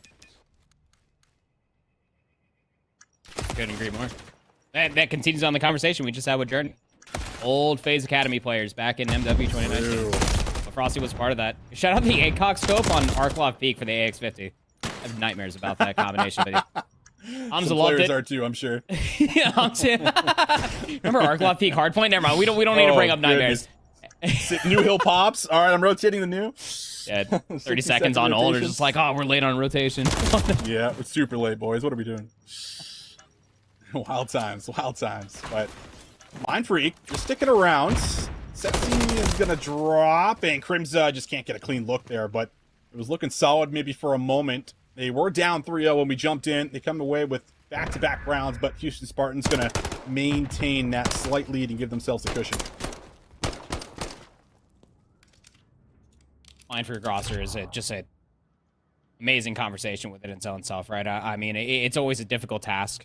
You look at the Australian teams, and you go all the way back to even champs last year, and a lot of people took them seriously. But I mean, again, you really got to tip it to the Mindfreak organization. These boys were out here grinding, boot camping, and to make sure that they were in the best possible form. I'm pretty sure a handful of these players, I know for sure from the roster that was at champs last year, Zach was a part of that, and he did go up against what was the Houston Spartans, I think, when like Spart was playing with like Prelude during the group play, and they almost beat them. I think it went to like map 4, maybe map 5. That was a crazy time to be alive as well, but never want to count out these Mindfreak boys. They are gritty, to say the least, from the land down under. Nice nade. Crimza gonna take out Spart, so they got the early numbers advantage, and they're playing this offense very passively, and it's been working quite well so far. Oh, here comes the push. At least one. Info on the second, so Fire might actually drop here. Feel like he should go down, but they're going to have to chase him all the way through the back. And I don't know if they want anything to do with that, because Zach has now also dropped around that A site. That's going to call for the immediate push to B, and 2v2 post plant we go. Bridge control. How do you retake this if you're with Fire and Glow Frosty? Just brute force their way over towards P5. Yeah, it's already being watched by Crimza. Very steady shots. Doesn't walk away with a kill, but Fight is also here all the way back by the pickup truck, watching the angle as well. You're not your trap. This is a weird situation, but Crimza actually overextends, and they know where Fido was.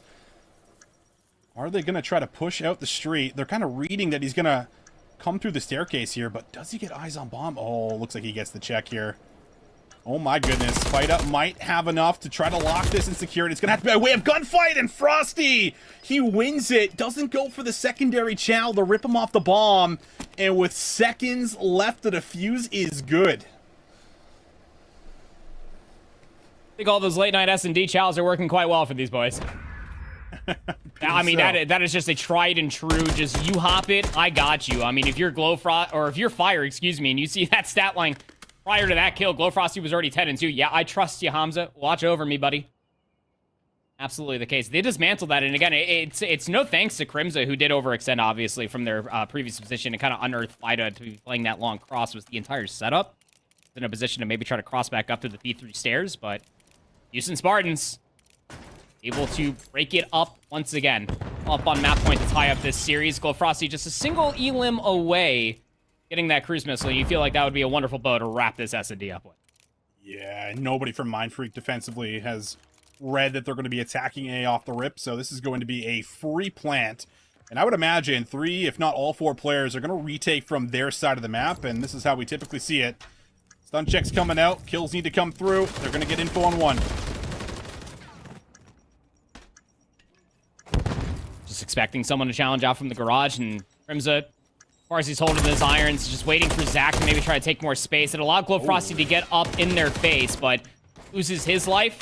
1v2 for the clutch. Zach trying to stay alive for his team in the search and destroy is not going to work out at all. Houston Spartans bounce back in a massive way with a 6-2 win on the search and destroy. Kind of raises your eyebrows a little bit on how or who is going to even win the series. Fire with the crack aiming from like BO4. Heard he was one shot and wanted to make sure he locked it down. No problem there. Glowfrosty, 12-3, 10 non-traded there. Honorable mentions on the other side. Fida had a couple of great moments. Felt like he had a chance to try to seal the deal there in that 2v2. Just didn't quite work out that way. Chaos X Rally and OMiT Brooklyn are going to a round 10 here. It will be Purge who leads the charge and tries to get some space. Looks like they will be able to grab some of that space to drop the bomb, but they lose one in the process. So now 4v3 we go.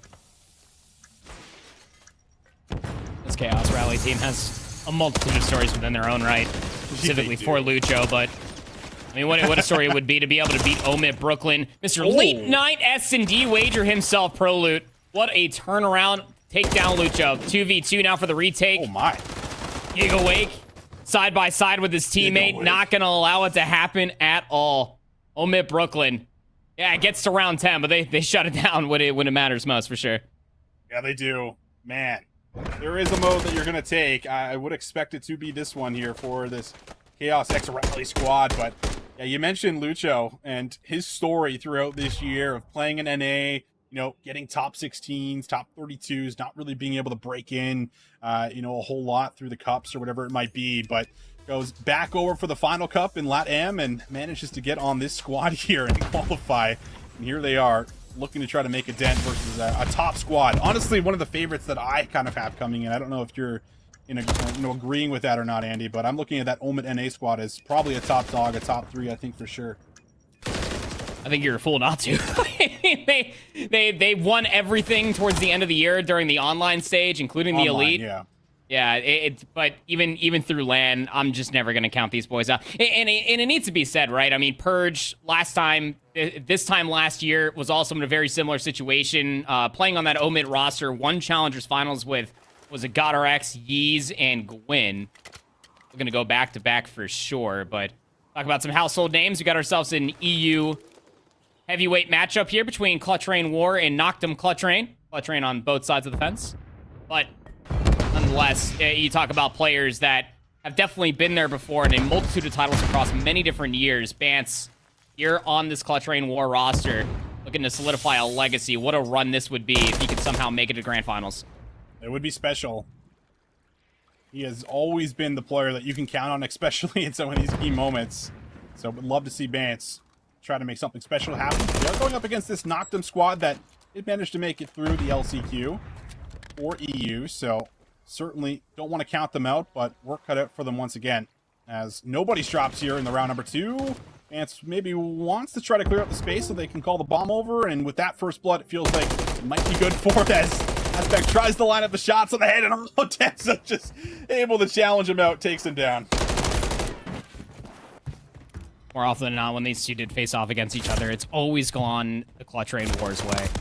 You knocked them through the LCQ, had their utmost work cut out for them through that lower bracket run just to find themselves here, but this has always been a swaying matchup when it comes down to European online matches, and I don't think that they've actually faced each other when it came down to Toronto or Boston this past year, but regardless of all that, they find themselves here, and it was a decisive one, let's just put it that way, for Clutch Rain War for that map number 1 that happened on Karachi. 250-79 for this Noctem team, who have gone through iteration after iteration since their lackluster Elite Season 1, have been trying to find the best pieces of the puzzle, make a championship caliber team, find themselves down 0-2, and you feel like that this should be a good game mode for them, given that Aspect and Nile are on this roster, but very good map mode combination for Denza as he gets aggressive once again. 5-0 start for Sleep.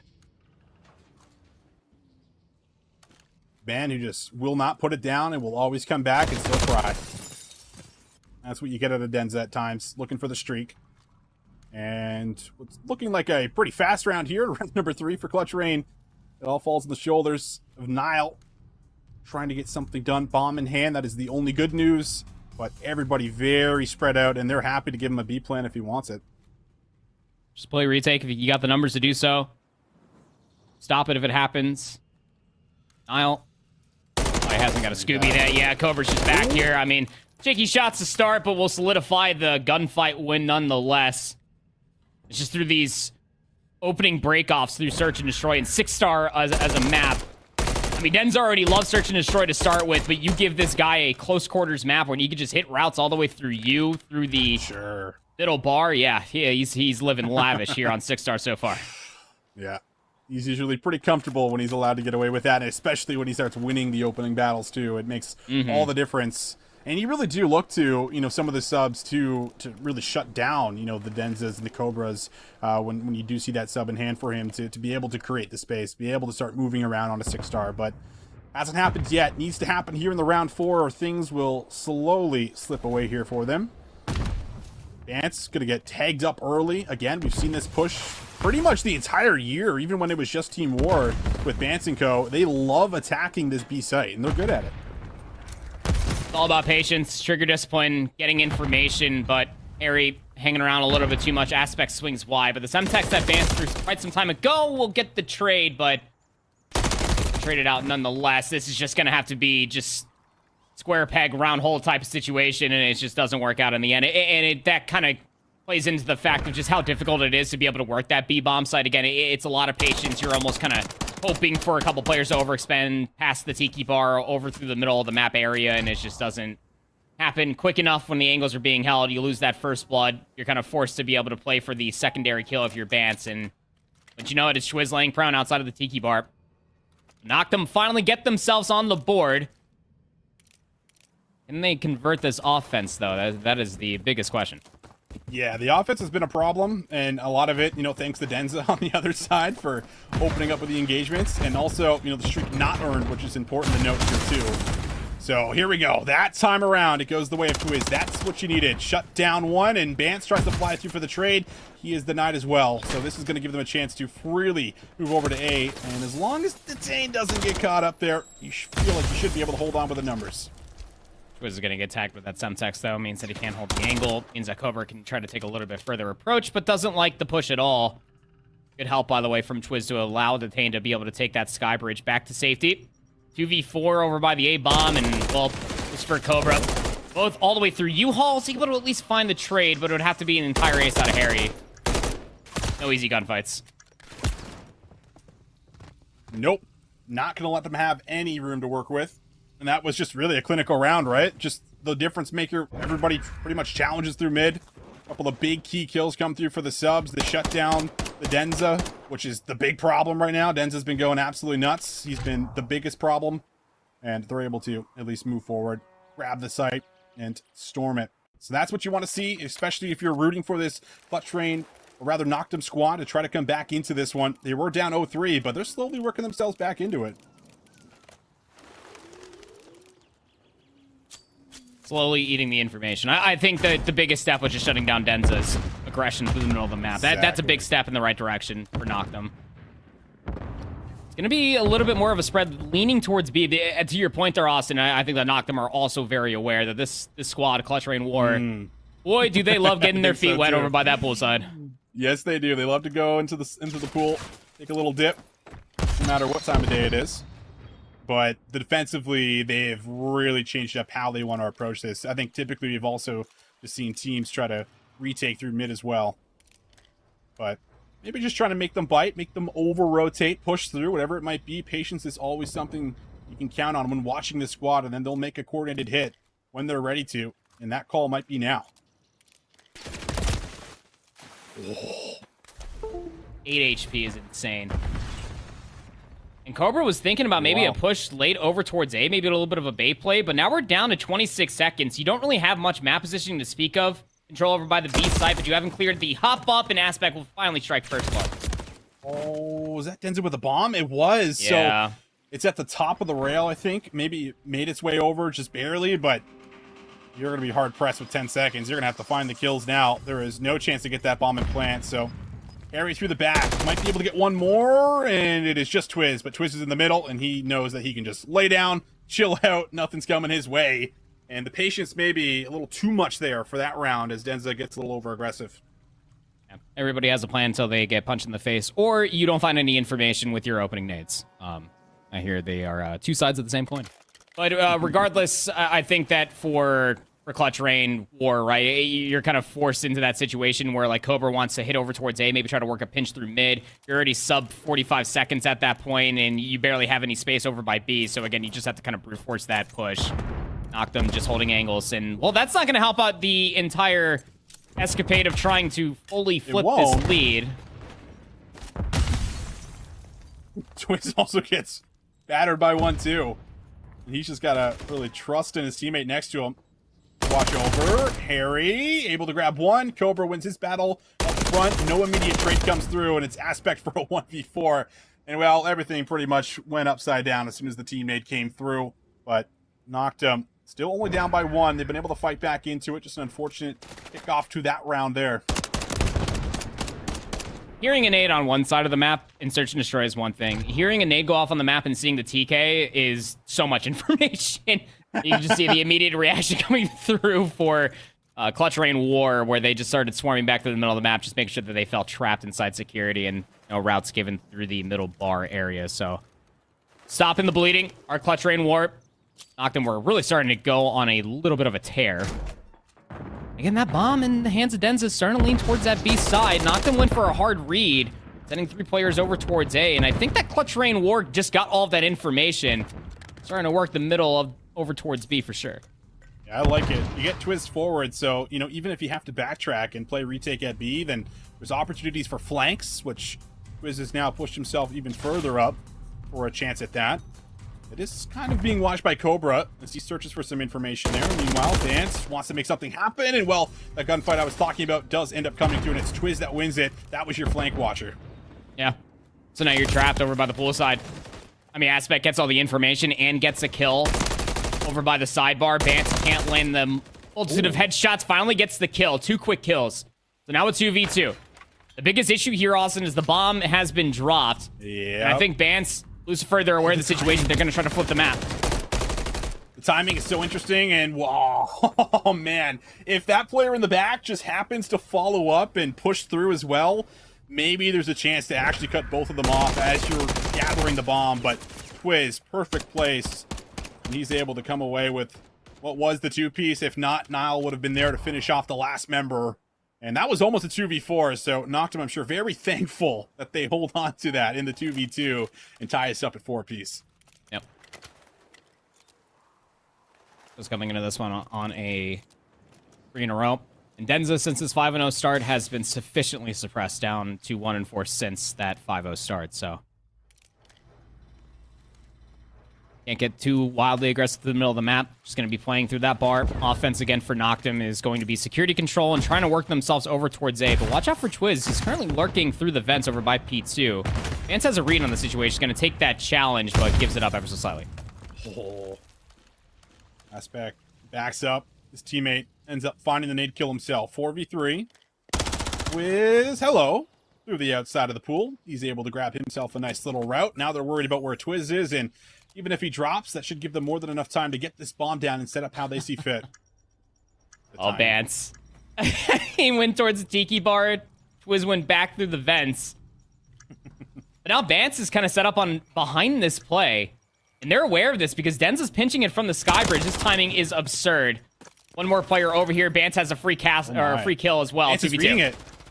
Bance read the flank. Oh my goodness, what a read that is. And now Denza on the side. Oh, what a 2v4 breakdown that was. That's as clinical, as clean as you would ever want it. And Clutch Rain X Ward deliver for a huge round to go up on that point. 2v4 almost happens in the round previous to that. 2v4 completed into round number 9. Absurd scenes, honestly, because like we were jokingly pointing out there, with Bance missing the timing onto Twiz, who was flanking through the pool side of the map, actually got behind where the post plant was, and it worked out wonderfully because Denza cleared all of security, legitimately all of that side of the map. They knew where that setup was all the way through you, all the way past the sky bridge over towards the defender's spawn. And then the secondary pickup, like you were talking about, for Bance to be able to have that hard read that the flank of the flank was coming through. Let's Clutch Rain X War up on map point. Yeah, that's one of those rounds that could cost you a lot more than just a map. That is one that could have put you up 5-4 and maybe changed everything about this series, but now you're forced to win 2 rounds in a row. You are on the defense here if you're Noctem. That is the good news. The fight is coming to you. But we'll see what Clutch Rain X War want to do. They have one player lingering in the pool side to maybe draw some attention over, but I think with shots being taken here from Harry, they're going to know this push is certainly coming over to A. So can they start to work it? Can they get this bomb down and detain? Hello, he's on the flank. Oh, and gets immediately shut down. All 3 players actually turn. There was cross information that came through. Niall saw more players over by the A bomb site, but they didn't push all the way through over by you. Twiz gave up that very position. And now they're going to look to double dip. 4v3. Can Noctem hold on? Oh, Twiz. Bad spot. Double teamed. No one there to trade things out. Lucifer over the top. Harry says no problem. And it's all down to 1. Everything slowly crumbling here for Noctem. Aspect for a 1v4. Oh, and then just immediately shut down by Denza. Started off the map hot, finished it with a challenge like that. Oh, it was looking so good for Noctem. What they went on a 3-round tangent, then started going back and forth with Clutch Rain. But you just feel like that when that 2v4 happened, all the dopamine that was once there for Noctem immediately got checked. As we kind of minimize in towards the big picture, still waiting for Lord Houdini to start. They just probably sat down not even a few minutes ago as their station was kind of held up by FaZe Clan versus Exceptional. So we'll look at this Mindfreak roster once again, who just narrowly hold on with the previous round 1. If they're able to get this last segment on A, they will extend it to a round number 5. No idea what the segments are at, but all the numbers and all the information I have on my screen should suggest that Mindfreak have a chance of winning this. Yeah, I mean, they're up in lives. They got a little bit of time to work with. Just need 1 single tick. And kills are looking pretty solid. They're able to open up a lot of space here. So now fighting out of your spawn for the majority of it is going to be a few members on the Houston Spartans. Fire. Wow, clean shots. Not going to actually stick around for the gunfight. Crimson decides to drop. He's going to now fall, and everything is not looking good anymore. Only one pushed up on the map is going to be Zach. He has a chance to get through, but his teammates are now in the blender. They're struggling with 40 seconds left. Yeah. They're able to at least deal with Spart, who overextends, and the same for Wiz over by the B lane. So now an opportunity for FaZe to maybe try to get all the way towards the top side of Propane, get a cross angle, maybe kind of disperse the angles that are being held, so that way Zach's flank can start to find some value. There's that 1 player's inside of wood free. 1 more player on the zone. Zach needs some help back here, and it's just not in a timely manner, but you do have Mindfreak on the zone. No response for Houston. Fire through the middle of the map, trying to find a way in. He is shut down, but it might be overwhelming here. Houston Spartans from the front, clear off the point. Fight it in the back for a 2v4. Melee's not what you want to see, but there is still a chance. Make it a 1v3, all on Glow Frosty. Can he blind them up? No, he cannot. Mindfreak, they get there. They'll win by way of lives, which doesn't set them up great for a round 5 necessarily, but they get the round they needed. We're going the distance. Yeah, judging off of what I was barely able to see during that 6-star S&D between these 2 teams on this high-rise control was that the offensive round that was won by Houston was via the segments, I want to say. So That should be a round 5 offense for Mindfreak, and very tall ask for sure. But hey, we didn't see it, so I mean, just do the same opening breakoff, because when we hopped in over here, you had a substantial life lead. Try to do that again, Forehead, but easier said than done. Nice to see the usual suspects from Mindfreak just showing up. Here with Setsi, 26 and 22, Zach up to 23 and 21. Spart's having a whale of a map number 3, almost at a 30 bomb. Well, let's see if they can do it again. And go 2-1 up. Remember, they grabbed the hard point, so this is not done and dusted if they lose this, which is maybe still a little bit wild to say out loud. But this is what we're dealing with. Fighter on the point. Gets some great cover fire, and now he's got Crimson to work with. So a bit of a double stack. Fire wants to open it up. Has to get through one more, and won't be able to find Crimson. He plays his life very well, but the remaining resources here on the map that are left up for the Houston Spartans do what they need to. And now back to the blender here. Mindfreak trying to get through, and Fighter might have done it. Trying to slip the net. Gets all the way through underground. I try to flank this all the way through the defender's steps. Timing could be perfect. No, it's awful. Low Frosty, completely aware of the situation, gets his own trade, and it's just stray gunfights and 1v1s being won by Houston Spartans across the map. They have all the map positioning. They have the life lead. 45 seconds remain for Mindfreak to stay alive in this control. But to your point, again, this will only go to another hard point. Mindfreak's still very much so alive in this series should they lose here. They are. I'd love to see a way to control, though. That would feel great going into a hard point. Game mode you've been able to secure earlier. However, this is not looking too favorable, is it? And dodging nades and stuns in your spawn, trying to just get a look at where some of the defenders are at, and Setsy's like, well, I'm just going to have to send it. Does find a good kill onto Glow Frosty, opens up the left lane. Crimza does a good job as well through the middle. There's a chance to get to B, but Spart here to shut them down. Now Crimza on the point with his teammate. Oh, good help there from Fida. Crimza able to get the trophy system down in time, though it is completely gone away at this point in time. But you got B Street control. Fida taking challenges. Another kill earned. Last segment should be confirmed here. And yeah, Houston Spartans positioning on the map. Nobody's going to be able to get in a position. Maybe try to stop this. No way that we just lost all of these gunfights in succession. It should have been 60 seconds added on towards the board. But it's a 3-2 win for Houston Spartans in the end. They win the swing map mode of the high-rise control and take a 2-1 lead in the series. Wow, no trophy there, I think, is really what seals their fate in that final push, because they have a trophy system. They're able to dodge out on some of those nades that find connections, if not kills, then they're making them weak for the follow-up gunfight. So that one's going to sting a bit, but how about Spart in the final kill cam here? 37 kills, putting up 6,700 damage. Pretty ridiculous with 30 non-traded, so Spart looking pretty solid here to start off the day, but again, they still need to get the job done in a hard point, and things did not look very clean the first go around here, so gonna have to make some adjustments if they don't want to see a map 5. Send the picture once again. Clutchrain knocked them up towards their next map on the high rise. Everybody enjoying high rise, it seems, but not OMiT Brooklyn and Chaos Rally. I mean, Chaos Rally, look, they gave OMiT Brooklyn a fair shake in the Rio Search and Destroy. They only lost it by 2, but that hard point was left to be desired here for this LATAM representation here at Challengers Finals. OMiT Brooklyn starting to have their way just a wee bit here. 21 and 18 out of Joe Awakening. You got to start making a move here if you are Chaos Rally. You need this offensive round. Lucho has waited quite a while for this, and it looks like it might pay off. He does find 2. The lives are even, but the clock's the problem. You can't leave the zone, really, with 11 seconds left. Prolute looking to break it open. Has to get through Lucho. Does he get the read correctly? Looks like Lucho kind of cuts through mid, hoping to get some timing.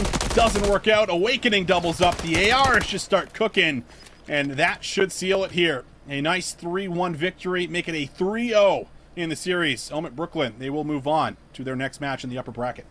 Yeah, I don't think many would be surprised to be able to see this conclusion. I mean, maybe the pushback in the Rio Search and Destroy, but we didn't get to see all of it, so there could have been some funny business. That's all I'll say for that much. But you know, very, very difficult when you're thinking about for a lot of these teams to try to make it out of these groups, right? Because I mean, for Chaos Rally's perspective, right, you lose this, and now you have to face the loser of Clutchrain and Noctem. And the way that that's kind of suggested right now is that it very much so might be a Noctem v Chaos Rally lower bracket round 1 match for the next step of the qualification. But speaking of that, we'll go ahead and take a look at this round in its conclusion. Clutchrain X War able to take a 1-0 lead.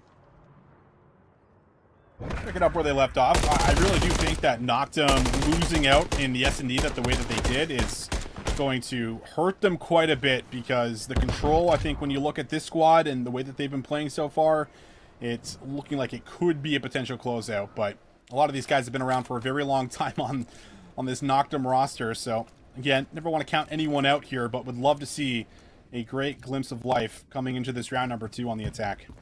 You just need your Slayers to do that, and that's Slay. You know, like Nile is always typically good for like 0.95 up to like a 1.05. Very good shot with the AR. Aspect is that kid though, man. And when Aspect started playing in Challengers Elite, it was dropping a complete flip of the script with numbers after numbers, but it's something that Noctem have just not able to produce so far in this opening best of 5.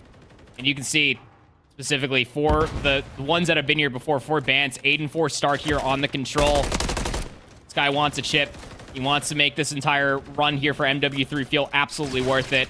And starting off quite wonderfully here. 3 life lead for Clutch Rain War. Oh, Pants really sticks around for that gunfight for a while. Will win it. Now, though, over the top. Opens up at least a play for the zone.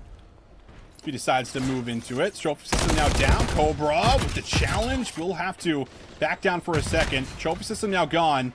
Nades would be good if they find a connection on his position, but he is trying to finesse. He's trying to wait for his teammates to get here, and will they get here in time? Denza says it doesn't matter because I'll just clean up 2. Might even have a chance at the 3rd. Oh, Denza. Gross. I mean, the finesse game. And I remember this entire conversation when, like, Denza was coaching back at the Boston Open, right? Wasn't even competing. I walked outside of the House of Blues, and I looked at him. I was like, hey, man, how's the hand? And he showed me, and he was like, it's starting to feel a little bit better. I was like, we're going to see you playing again? He said, maybe, maybe not. I'm enjoying coaching. Man, it's great to see Denza back. The finesse game, the shots just so stellar. But Noctem have finally broken out from their spawn to the 50-yard line. They're stacking the B zone and finding transitional gunfights as well. So that B zone might just be chalked unless Bance can find this 2-piece up top. Well done. Fancy Castle, no way. The finesse game's too strong. Yeah, that was very, very nice. Well done. Able to clear off the point and might be able to really seal it unless the Tane can kind of fly to the zone. He's been able to clean up 2. Tough gunfight to take, and, well, the push through mid will be enough to clear out Bance. 4 seconds to work with. Both zones now under attack. Aspect is also pretty far pushed forward here to find some of these kills off the respawn. The stun connects on him, and he still gets 2. Almost gets a 3rd, but Bance is finally there to clean off 1. However, is the damage done? They're still alive at the point. He was too weak for that challenge, but the Semtex going to take down Nile. You still have Twiz on the A zone. The second segment's going to get confirmed. The Semtex comes through to unearth Twiz, so the map resets, but the lives Good read. completely flipped in the opposite side. What was about a 6-life lead for Clutch Rain X War turns into Noctem's map advantage, 10-9, with just under 50 seconds. My goodness. A lot of map control to work with here. If you're Noctem, what a read in the back. Denza doesn't miss a bullet as the Tane tries to come up for the flank. He will not be given the opportunity. Twiz down low is taken out, and now you're fighting out of your spawn with 30 seconds left and only 6 lives remaining. Not a position you want to be in. No, not at all. At this point, you're just thinking, look, we got the 4th segment. Oh. This is way better than what it was looking like when it came down to 0. Denza's barely missing bullets through the fence. No AA. This guy just don't miss. 12 and 9 now for Sleep. 13 seconds remain, and it's just Nile in a 1v7. And look, Nile, you're a really good guy, but I don't think you're clutching this with under 10 seconds remain. Denza's just going to fly at him with a pistol because why the hell not? Golly. What an exclamation mark of a round. Comms, but Andy, I can hear Denza from very, very far away in my ear right now. I can hear him after a moment like that, man. Wow. Denza's looking pretty electric right now, and the Noctem boys are feeling it. I'll tell you that. That was a round I felt like they just about secured, right? But there was a lot of little moments that played out there for Clutch Rain X War. The Semtex, I think, from Bance before dropping was pretty huge to loosen up just the amount of attackers that were alive on A. Little things played into that, but in the end, it was Denza that seals it. So 2-0 up, Clutch Rain X War. They could put it away right here, right now. Denza's on 5 in a row. If he gets his cruise missile, yeah, it's GG's. On to the next one, who we're facing for qualification. Didn't see the player coming out from their spawn, just barely. Twiz saw him drop down. The assistance from Bance is absurd, and Denza gets inside the spawn, but cannot produce any more kills. But it still allows Bance to get on the B control zone. Of course, thanks to Cobra, who's also playing across top propane. So first segment has been confirmed. How much more can Clutch Rain find off of this push? No one's making a move right now. It's really just, what, Detain here through the outskirts that might be able to come behind Bance. And he does. So, Detain makes the play work out. Denza through his spawn will be able to win that first initial engagement. Minute left on the clock. Still plenty of time to work with here and working towards one of the zones, but kills now really starting to come through for Noctem, and now it's actually Detained. That's on 5 in a row and 1 off the streak. His positioning on the map as well. He's behind enemy lines. I don't think anybody's going to expect him, but he takes premature shots. Cobra still to turn around. So Detained's going to get his 6th kill. Cruise missile has been earned, and you hold on to that. You're going to need it for an offensive round. That's going to have to be the conversation should you complete this defensive hold. Second segment was never confirmed at B, by the way, and Clutch Rain X4 are struggling to find further map positioning. Noctem have everything locked down. It's going to have to be a brute force, and if Bance could convert that into a double, might have been top helicopter control. Not going to be the case. 18 seconds remain. You said it. Everything's locked down. Nobody here from Clutch Rain X4 has been able to get to the spawn here of the defensive side. Denza's really been able to get to the windows, but nothing farther than that. Goes to the pistol, but someone's got a touch here, and Denza will get help there from Harry. So Harry's on the point, stopping the clock at 3.8. They also still have a chance to go back to B, and that's exactly what they'll do, as the Tane will call in a streak here, I do believe. Yeah, I heard the cruise missile getting popped as well. I mean, they really want to try to stay alive in the situation, but like nobody was in a position to maybe try to get further map positioning. Doesn't matter. Denza gets caught trying to slide out. The Semtex was going to unearth him from that position. They lost the segment over at A from the cruise missile even being called in, and they lose control of the B zone as well. A resource invested to lose map positioning. That is not what it's supposed to do. My Bance flies out. Good teamwork coming through as they just try to battle their way out of that secured point. Back over to A we go. Setup looking decent. Lives just about even with 40 seconds remaining. This is a pretty scary position to be in here. Noctem need to hold on. They need to be solid here if we're going to see another round. Bance is already trying to threaten, maybe trying to pinch inside the spawn. Hello. Yeah, gonna be able to find kill number 4 in a row. 25 and 14 now for Bance, and 2 more fall in succession. That's the A zone. Gonna be stalled out. 7v5. Aspect, the only one out on the map, and Bance looking to try to find some heads here, but he is denied. The double team comes through in the spawn. Back towards the point with 18 seconds left. It's 5 playing up against 4. Now it's even Stevens. 4 versus 4. Have to find a way to get these kills if you're Clutch Rain or get on the point. Just gotta play trades if you're Noctem. You gotta play your push all the way up for Twiz drops down, and it finally strikes. Noctem barely hold on, but it was more expensive than what they wanted to do. They had the cruise missile, and again, that could be just the final nail in the coffin of not having that, maybe for an offensive execute, but a lot closer than it should have been, especially with how things looked at. It was like sub 20 seconds, and Clutch Rain X4 could barely even get on the zone.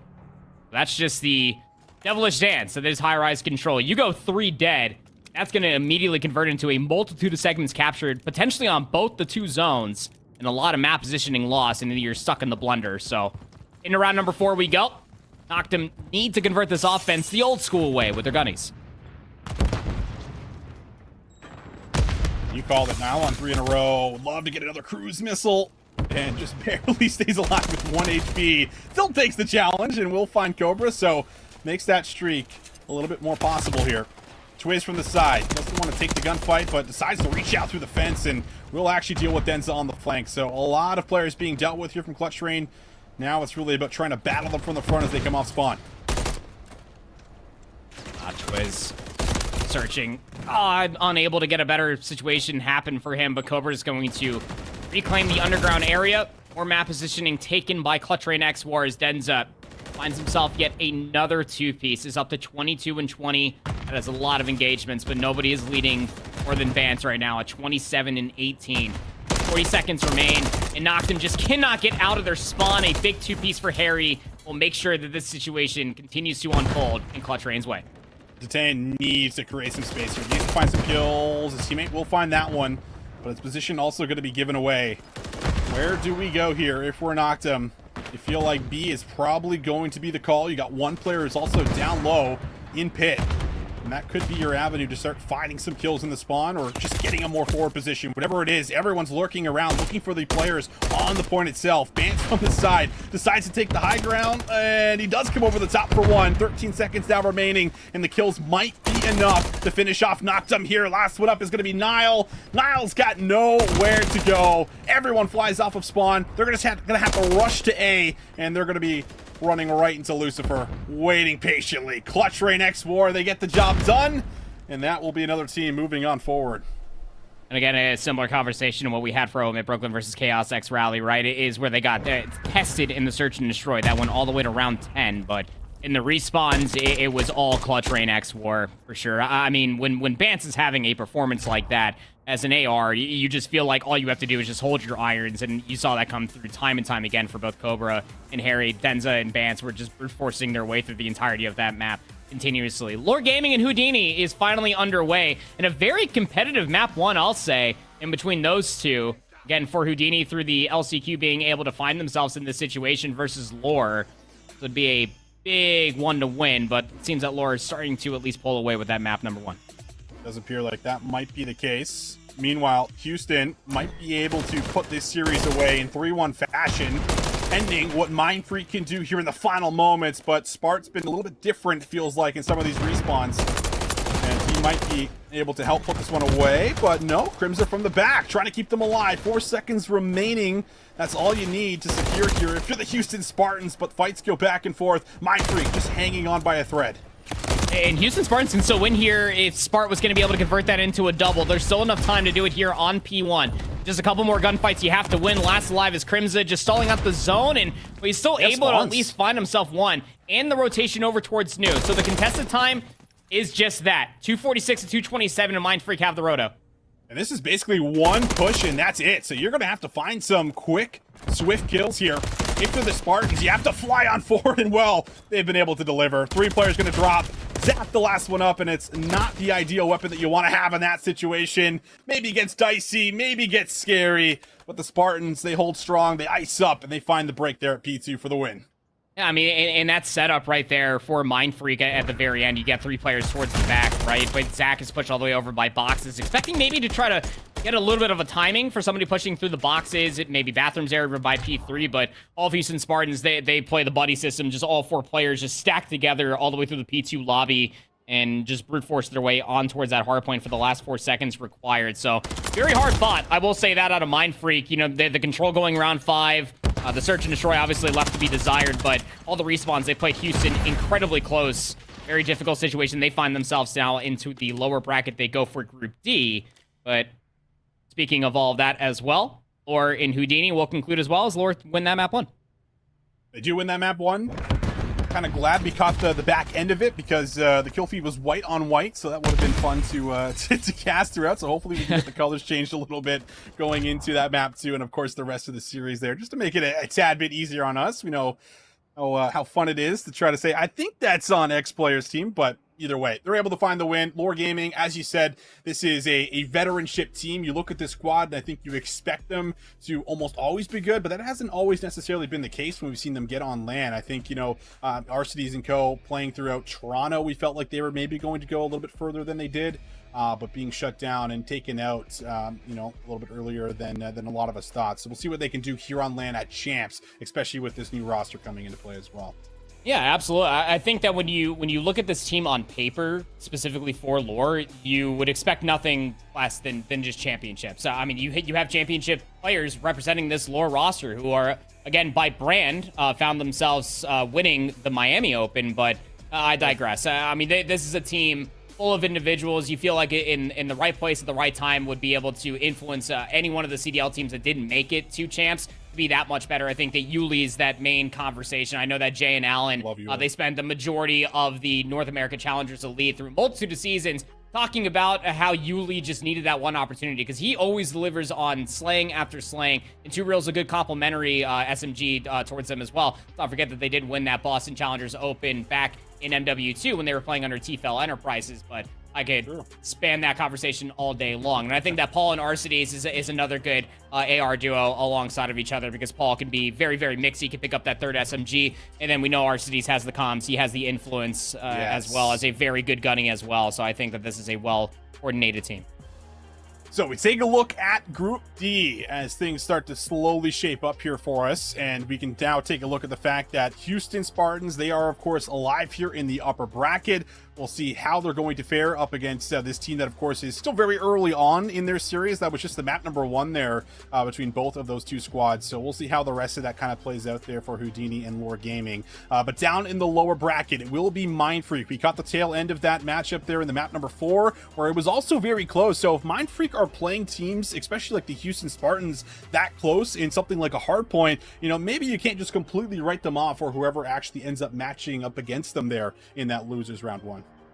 No, I couldn't agree more with that statement. You do not sleep on this Mindfreak roster. They are the best that we have for APAC, and I think the conversation starts and stops with how Mindfreak as an organization, you know, elected to fly these guys out a week early for boot camping. Like that is massive. Not only just for the ability to be able to play the game at a high level, being able to play against some North American teams, but also for their confidence as well. And you know, you and I, when we were casting in Toronto and we saw this Mindfreak roster, they are never shy of confidence. I'll tell you that much. They will charge with the best of them, no matter who's on the opposite side. And they do have a lot to prove as well. Again, when it comes down to Australian Call of Duty, obviously we talk about, you know, our resident Kiwi here in North America for Cruz, who's obviously working school, but also has been competing in North America through the past several years. You got Pred that made it all the way towards the league as well. And his longtime duo of FIDA is still here fighting the good fight for APAC challengers here for the Mindfreak roster.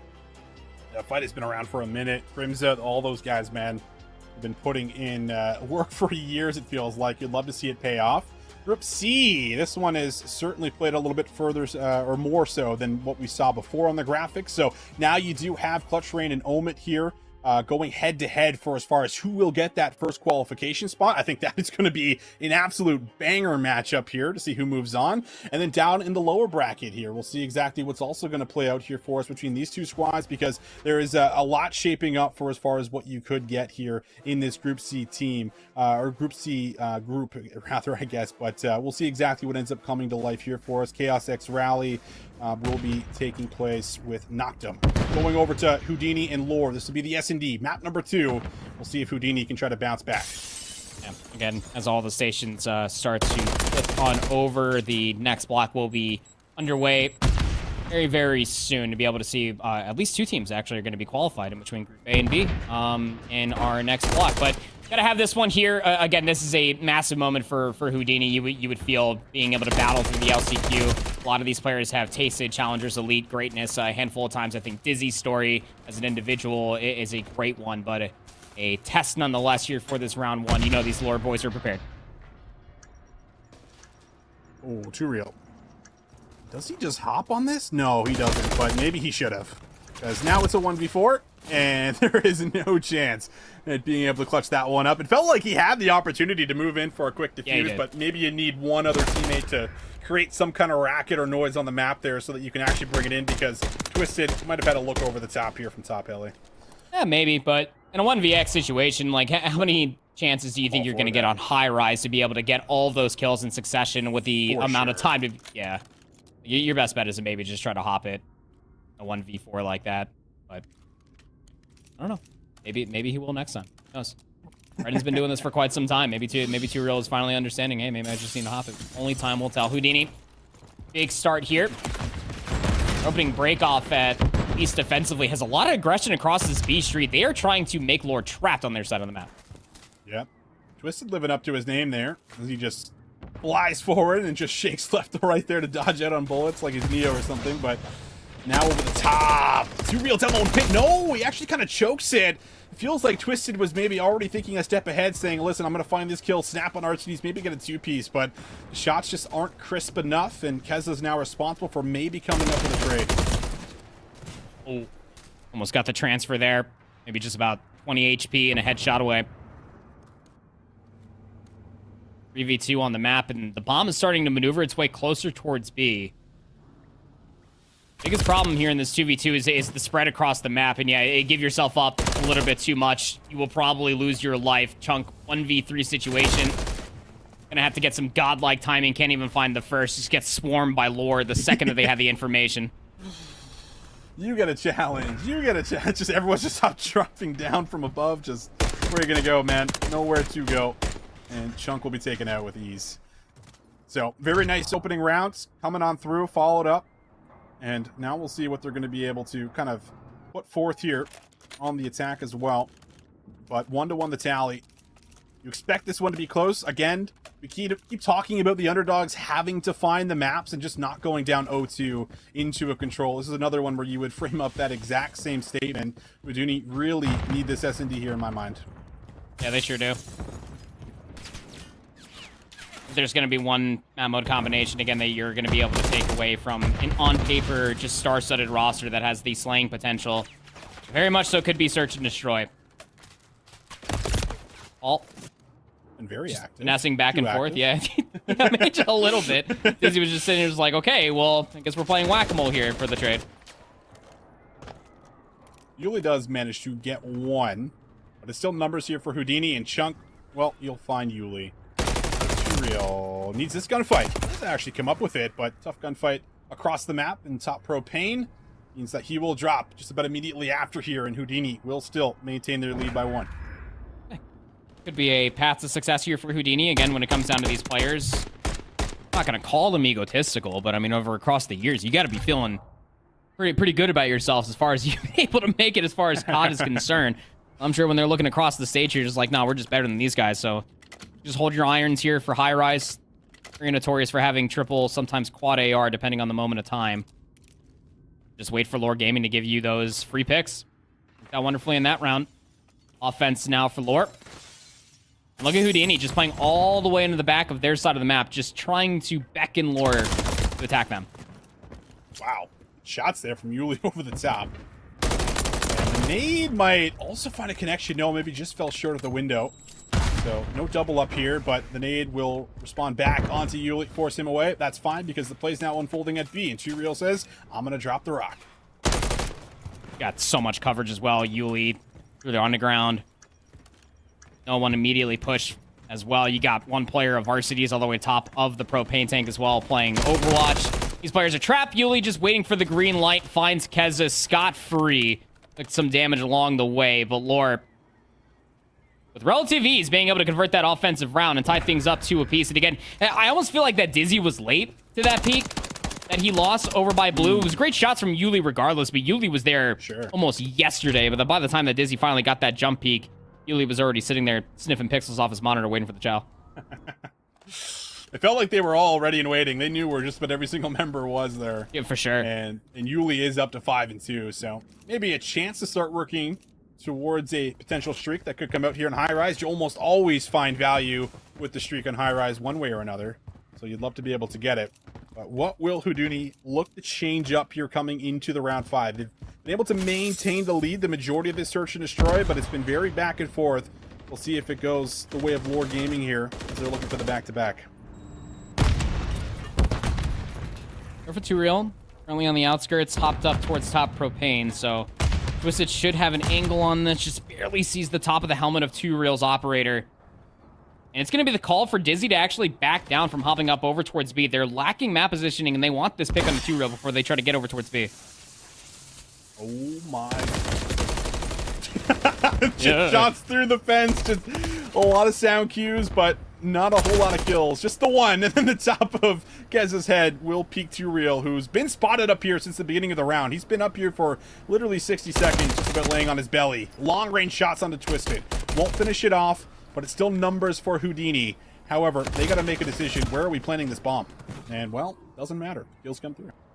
Yeah, and the ladder didn't work for at least one, so just do the jump up through the scaffolding. Be able to unearth 2 Real, and it's like I said, I mean, it would be able to work that B-bomb plan. You're almost never going to find success unless you deal with that player that is top propane. The smoke did kind of force very aggressive positioning out from Lore Gaming member, but being able to at least find that kill and being able to get further positioning, it was just waiting for 2 Real to put himself in a situation where you could be able to find that kill And it just happened in succession that R-City's also lost his life over by A. So back and forth we continue to go here in this map number 2. A crucial one for Houdini. They can hold on here for this defense. The difference, Yuli's not going through blue. He's up towards a helicopter. Twisted stays in the gunfight too long, gives up way first blood. Oh man, Paulex gets a second. It was the late Chow that came through the middle of the map there to back up his teammate in the long-range gunfight.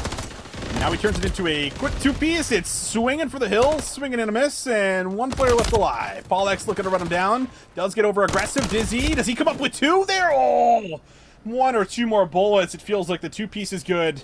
Not gonna happen. Lore Gaming, again, just able to keep this one very close. They lose a round, they tie it up. You saw the tech there, though, from Dizzy.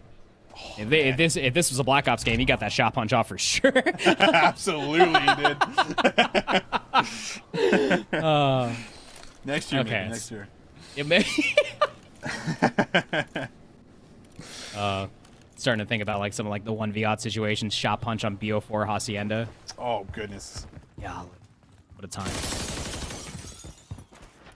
Offense again for Houdini, and it's a great Semtex to completely take down Turiel, who normally plays up towards top propane. So that's one less position you feel like you have to be worried about, but it seems that RC is going to pick it up. Yuli evens the odds here, 3v3. Yeah, Yuli just finds an open hole that is not usually open. He just walks through blue. Good nade from Arsenes before dropping. So this is now going to drop us into a 2v2 pretty early in the round. Still 60 seconds to work with on the clock. And it looks like it's going to be a backtrack here from Twisted. And Keza going to move through, see if they can try to get something done. And a lot of information, but where are these players now with Paulex? They should know where just about both members are, but the shots aren't good, and now they probably have the same information the other side of the map as this bomb's about to go down. Yeah, sure is. They're isolating themselves, though. Keza down to 5 HP. Oh, yeah. But I mean, Paul wasn't in a position to try to push this, and Keza just pushes inside the smoke. Yuli was born in there, brother. So now Twisted, 1v2 in a post plant. Twisted's in a position to do it, however, they should realize pretty quickly that he is, in fact, playing back here. And now they know. There he goes. So finally, this is the moment where Lore Gaming are able to grab the lead after trailing through this entire search and destroy. They will put themselves up by 1 in the second half of this game, giving them a chance to still go 2-0 up. You need fighting, though. I mean, that first blood via the Semtex was one thing, but a lot of these first blood engagements have all been going Lore's way. Or should I say, has all been going Yuli's way. I mean, he's triple positive, crying out loud. 9 and 3 is insane. It's cooking this right guy now. is, yeah. He never leaves the kitchen, brother. I'm pretty sure, like, he wakes up, showers, all in a chef's hat. This man stays Just cooking. in a chef's hat 24/7. I like Yeah. that. Probably checks out, you know? I like it. Got to find a way to shut him down, though. And Houdini haven't necessarily had a single member that's been able to do the exact same thing. So it's going to have to come collectively, or someone's going to have to step up in a really big way here for the back half of the search. Yuli, a lot of info. Stun, though, will stop him in his tracks for a second. And Arsenes has been able to make his way to top propane, but Kesa's got an angle, apparently. Don't scam this numbers advantage, Houdini. Tie things back up. Have really good map positioning, but the B lane is slightly open. I mean, Keza could have an angle at this, and you also have a flank opportunity to potentially come through from Twisted, and yeah, he delivers on it. Finds Turiel, that's a bomb drop. Oh, secondary Chow. Almost had it. One more bullet. Felt like it might have been good. 2 players playing at the back, but the key position is Twisted. And the way that Paul's playing is like they know 1 player should be down low still. Have to collect this bomb. Paulex needs a fly forward. Chunk looking at his back there. Maybe getting a read from the outskirts. Keza! Oh my goodness, he almost gets lit up. Yuli for a 1v2 with 20 seconds left, though. I mean, if he could just walk away with the 2 kills, it would be just as fine. He's going to play for the streak, though. For the streak, yeah. Yeah. They know. Oh, he's going to get a 1v1, though, and just gets red. Loses the gunfight. I mean, if he was able to go at least find that 1 kill, going on a 5 could be another thing, but that is a big round for Houdini in a multitude of facets. Starts and stops with being able to take down Yuli off of that spree. Not to mention how they won the first blood engagement. or the confetti out of the sky. They were able to do it and maintain numbers advantage soon after. Has to be a continuation here for offense, where Lore have continuously had a really good lockdown defense with their crossfires. They did it last time by letting a nice little Semtex in the lap of 2Real. It's like it could be a potential B push here for Houdini. Oh, good nades. Oh, the shots are good on the 2Real as well, but he's able to get a Semtex off before having to dip away. The 3v3. 2Real, is he spotted here? Oh, the comms are good. He finds another one. 2Real with one down low, and that's just such a heads-up play. He doesn't need to take the challenge. They got the numbers. They just need to play their lives.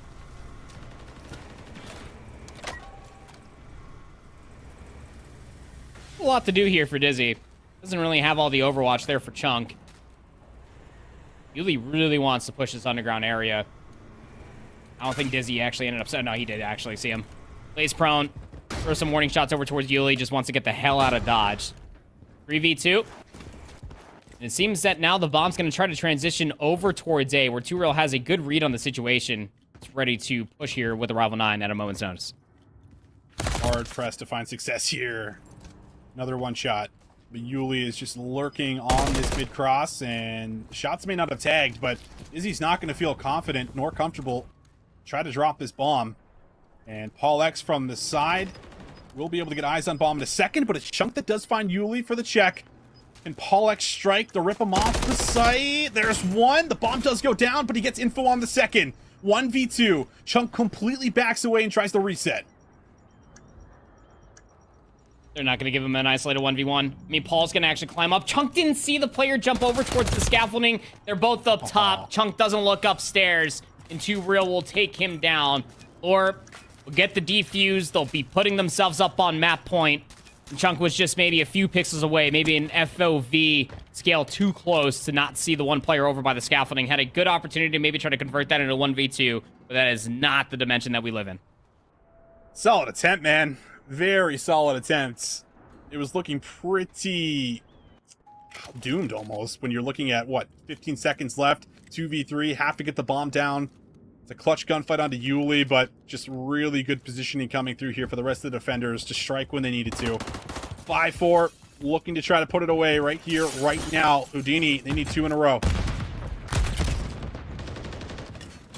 Not to be the standard defense, and he got a lot of information across that B lane. Is going to convert into the middle of the map area for Teza. They gave up propane. You got Paul over by the elevators. Arcides is top propane as well. Houdini thought that this was going to be a transition over towards A. Either that or they're just going to elect to let them plant at B and play for a 4v4 retake. This is bold. Doesn't actually sees Arcides jump off there for a second. But you called it. Bomb is going to go down. And now you're going to have to play a very fast retake with about 35 seconds left. You have positioning, info on a couple players here. There's a lot of work to be done once again. Finds the first on a Paul. It's first blood, 27 seconds until the bomb detonates and 2Real evens the odds. Now up to 4 in a row. Trying to just brute force their way over towards the B bomb side, and it's all gone awry. Twisted 1v2. On the site too, and they go for the check. They'll finish them off. And what was a very close back and forth game of search and destroy finally ends with 2 in a row there from Lore Gaming as they put it together. The First Bloods were just simply on a different level, it felt like at times, but not only that, the teamwork really coming into its own here for a lot of great clutch moments. 10-6 there for 2Real alongside his duo, who was putting up some good numbers there at 10-5. Between the two of them, they dropped 20 kills, man. They were just causing havoc here on High Rise. I mean, a combined 20 and 11 in between your 2 SMGs for Lore. Yeah, I'm feeling pretty darn skippy about myself. If I'm an AR in between Paul and Arcides. Just play Overwatch. Just watch Yuli try to play for these trades aggressively, and 2Real's right there to play the Crossfire third AR. And you even saw the second SMG there at the end for a handful of rounds as well. These boys are smart. You give them enough opportunities to be able to get a read on the situation, and they will completely dissect it, as you saw a handful of those rounds go back and forth, to your point there, Austin. Very, very competitive in between Houdini and Lore, at least in the search and destroy. A little bit more one-sided in the respawn thus far. So down 0-2, never out of the good if you are looking at it from Houdini, but it's not looking good. Not looking great, man. It's another one of those stories of, all right, well, it's time to win the control and 2 more after it, and we haven't seen it so far on the day.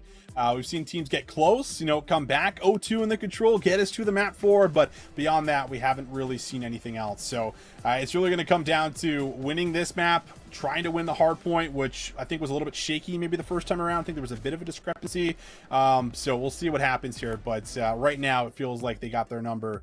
Lore Gaming are looking pretty solid, and you expect this team to look really good and prepared coming into a tournament like this. Again, the preparation, I think, is always really big when you come into a group stage that are going to be your matchups way ahead of time. So it feels like they have a pretty good look at it so far here, and Houdini gonna have to pull off some of that magic here if they're gonna do anything special. Yeah, sure are. Again, because if you lose this matchup, obviously you're not out of the tournament entirely, but now your backs are up against the wall. You're kind of looking over the cliff side of being eliminated from Challengers Finals for a lot of these guys, specifically for Houdini, who flew across the pond for such a potential chance to be able to make a dent in towards this bracket when it comes down to Challengers Finals. But you're in a very difficult one when it comes down to Group D. Again, even if you lose this, you go down to Mindfreak, who, as we were talking about, versus the Houston Spartans, look very good in a lot of moments of times. And, should you even win this as well, then Houston Spartans are waiting in the upper bracket qualification match as well. So just because if you win or lose this series doesn't mean you're out of it, doesn't mean you get to continue on with your heads held high. It is Challengers Finals, and every single match is going to be a tester for sure. Well, not sure if we have a chance to maybe take a look at the groups for anyone that's just tuning in or our quad feed whatsoever, but it's been shaping up to be quite an interesting day here so far. Nothing that's been crazy with upsets, I guess, to kick off our kind of initial groups as far as I'm aware. Everything has been pretty set in stone based off what you maybe expected, but we will take a look at D. I think the biggest surprise here was the fact that Mindfreak did look really good at the hard point, and we did touch on this very briefly, Andy, but they grabbed the map number 1 and they kept the map number 4 also extremely tight. So if they can find a way to win some of their search and destroys or maybe sneak through with a control, this team becomes very dangerous in their matchup against either Lore or their other opponents here, Houdini. Yeah, I mean, they only lost the Rio hardpoint by 17 points. And then they were also able to force a round 5 control versus Houston Spartans, who have been very good at that game mode for the previous seasons of the Elite. But search and destroy is obviously going to be what's immediately looked at for Mindfreak and what could be a potential easy map win for them. But in respawns, yeah, these guys are mixy, to say the least. So either of these two teams that do lose, should the reverse sweep come through for Houdini or they get knocked down in the lower bracket, are going to be going up against a very battle-tested Mindfreak roster. Again, a team that has been boot camping here for a whole week. So they are prepared for this entire bracket and really want to try to make a stamp that Australian Call of Duty is be taken seriously. Absolutely. Well, we would love to see some potential upsets and some more storylines. Certainly something that we would not be mad to see whatsoever. So we'll see if it comes to life here for us. But I believe for now, we are going to throw things to a slight break, do another little caster swap. Bryce is going to be coming in here with Andy to get some more great Call of Duty action here on the way for you guys. So make sure you don't go too far. We'll be right back. Backside of the break.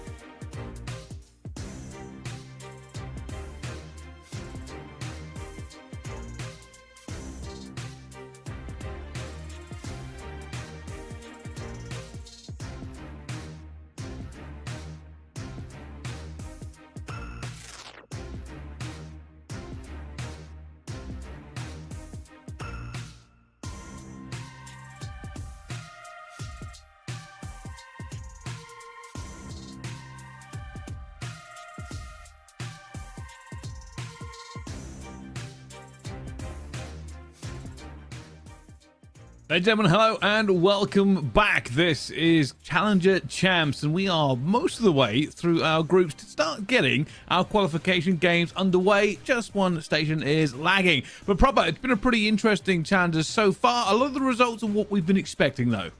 Yeah, you know, I think everything has kind of gone the way that all of us analyst fans have almost suspected for these groups to kind of unfold. There are obviously a lot of question marks around some teams that did get played wildly competitive. I think the obvious elephant in the room is probably looking at that Mindfreak roster, kind of shaking things up versus Houston Spartans as close as they played, but everything kind of coming into the fruition that we expected to happen for ourselves. Group A underway. I think that lower bracket one is going to be extremely interesting, and this is that Group D that I was just talking about. Playing Houston Spartans incredibly close besides the search and destroy, I think raises more question marks on what the potential matchup could be versus Lore or Houdini for either of those two teams. Yeah, I think so. I mean, for me, kind of watching some of these teams go through, I'm actually interested to see how Mindfreak do in the next game. That's probably the biggest thing for me. I'm very interested to see what more they can bring, because almost an unknown for a lot of people coming through. Very quite obviously from the APAC region, and having been a fan of Fighter for many, many years.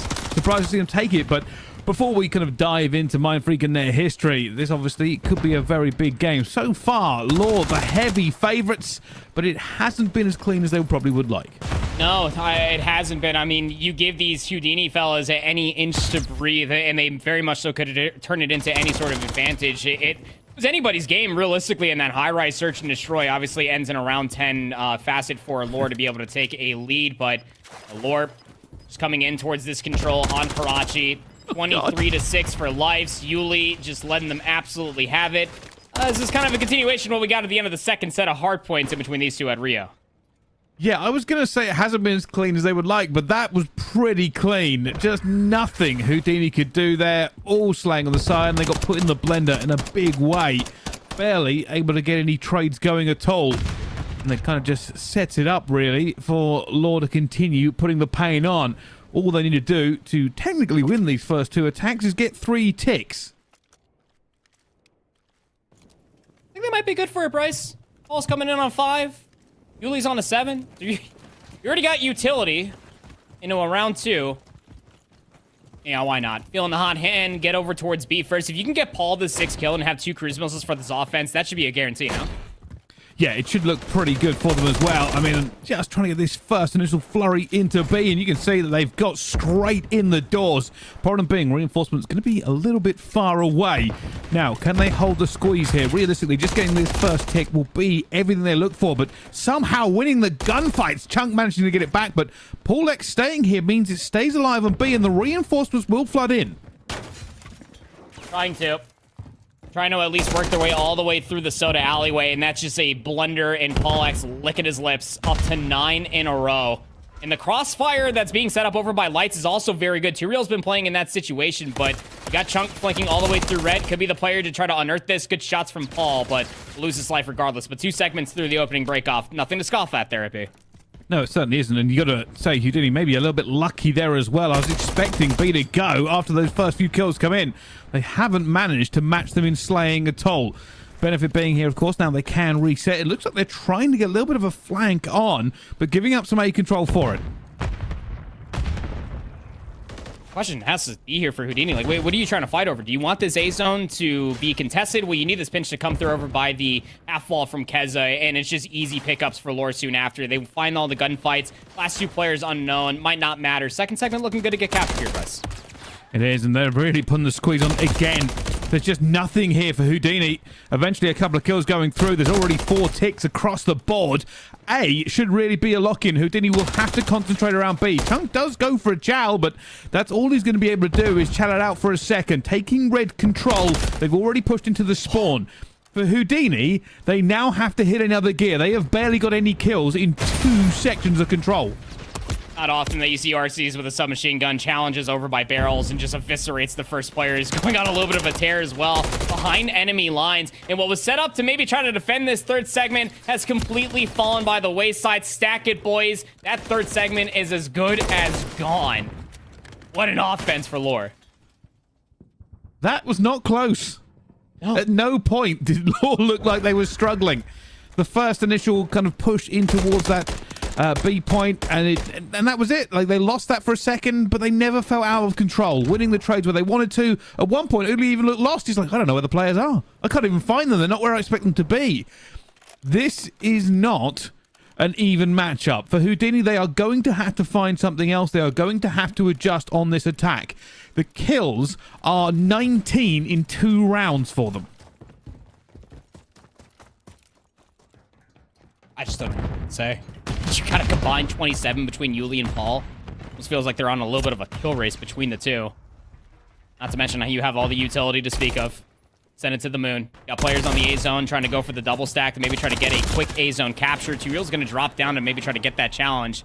He will lose his life. So Yuli's going to call in the cruise missile to try to stop this capture from happening. And he will find success in that, but no kills, nor map positioning to speak of off of it. Well, much better for them here. At least going toe-to-toe with them. Uli trying to take down Twisted. Going to get away alive for a second, but just managing to hit them with the movement. Hitting every single angle and almost goes back to challenge Twisted as well. A different angle, and this is the issue Houdini are now having. Trying to keep a lid onto Law. They are already looking to lock it down. Keza keeps them alive. They head back towards A to try and get it. Oh, how many exits can he find? That Semtex almost happens at the most perfect time, but the second player was there to get the A zone regardless. Look at the transition. I mean, the A zone got captured, but you would never expect it because of the lore from finding all those exits have gone away with highway robbery. RCD's over inside a junk, playing cutoff from the spawns, has Yuli here by his side. Chunk's the only one to really slip the net side by side with Keza. Loses the first, and then up 2 Reels is going to turn that into a nasty little 2-piece. So map positioning all there for lore. Minute 30 left on the board. For Law, they know that while A is gone, this is the one they need to hold. Try to lock them in. They haven't done it successfully so far. You can already see Houdini players streaming across the map. Now going to fight for red control. 2 Real to find the first and be patient. He knows he has a little bit of backup, but he isn't going to be completely outnumbered here at this point. But 2 Real will eventually go down, and it's a slow grind here for Houdini to break this. Oh, big one for Paul. Little shaky shots. Get away with his life. Turns it into a double kill. I mean, the help was there, but that's just absurd from Paul X. 17 and 7 and is challenging everything this side of the Mississippi. Still has the cruise missile to speak of. A 4-life lead now for Lore. There he goes. Paul X. And this is the lock. This is what they didn't want to happen. Houdini are being thrown into the blender. Spawns where you don't want them. Players where you do. Paul X looking to just continue to pad these stats as time slowly but surely slips down. It's 30 seconds to go, and Houdini will have to make this break now. Yeah, they sure will. And you can just see them scrambling across the map. I mean, it's desperate. You're down by double the amount of lives that you currently possess, and now you're sent all the way back to your spawn, where Paul is just playing another head glitch. Look, you can't get a second cruise missile, but I don't think Paul even needs it when he's shooting nukes out of his MCW like this. 10 seconds surely going to subside if the 3 lives don't dissipate first. In a very just dismantling control for Houdini. They are going to be walking away from this station with their tail tucked between their legs. Lord just dismantled them. Yeah, that was not close at all. It was very, very one-sided, and I hate to say it, but that's just how it is. Lord Gaming, the first 2 were devastating. The third was pretty good as well. And you can see by the massive outslay that's happened, just nowhere to go. So that ends that part of the groups. As we move on, as more games have started here. Yep, SGP Syndicate versus FaZe Black. This is a matchup that we have been seeing ever since the beginning of this year. Bruce versus Exceed and Brack is another AR matchup that we'll be keeping a very close eye on, but this is for qualification. To make it out of groups. Decide whether or not your day is done now. Your destiny is in your hands here on this 6-star map 1. Here they go. Just trying to keep control. You can see them going back and forth, making sure nobody hits through you. And Syndicate, that is everybody out at the moment. They are aware there is a flank coming through. They know where a seam is. He should at the very least. He's still finessing inside of security, and he's pulling a lot of players to maybe look that way. But now that means that the other 3 have to find success over by the Sky Bridge, and wouldn't you know it, they do all of that plus some extra good help to keep the seam inside security and the flood for the time. Looking for this break. A bit of scrap time. It's not bad going from this to the next, but you can see them both fighting for it. They know that this means really control of next point. As everybody's piling in, but it will be Syndicate that have control to begin with, but bodies piling through. There's a little bit of a gunfight that's gone down in mid, and it hasn't gone the way they want. Brack has taken down Bink very, very quickly, bringing this back to a more even control. You gotta imagine that Bink's feeling the hot hand after dropping 40 in his last, what was it, on Control versus SGP Midnight. Coming in towards this one, you're gonna be battle tested for sure. The lead will flip through P1 thus far, and SGP Syndicate have a really good lockdown here so long as Cruz can stay alive over by the bar, but the help is still there. Spawns might have flipped, and FaZe Black gonna be living because of it. Still 30 seconds to fight over here on one, and FaZe Black might just concede the rest of this here, Bryce, so that they can maintain presence for the Roto. This is where it gets a little bit dangerous. You never want to let go of that rotation.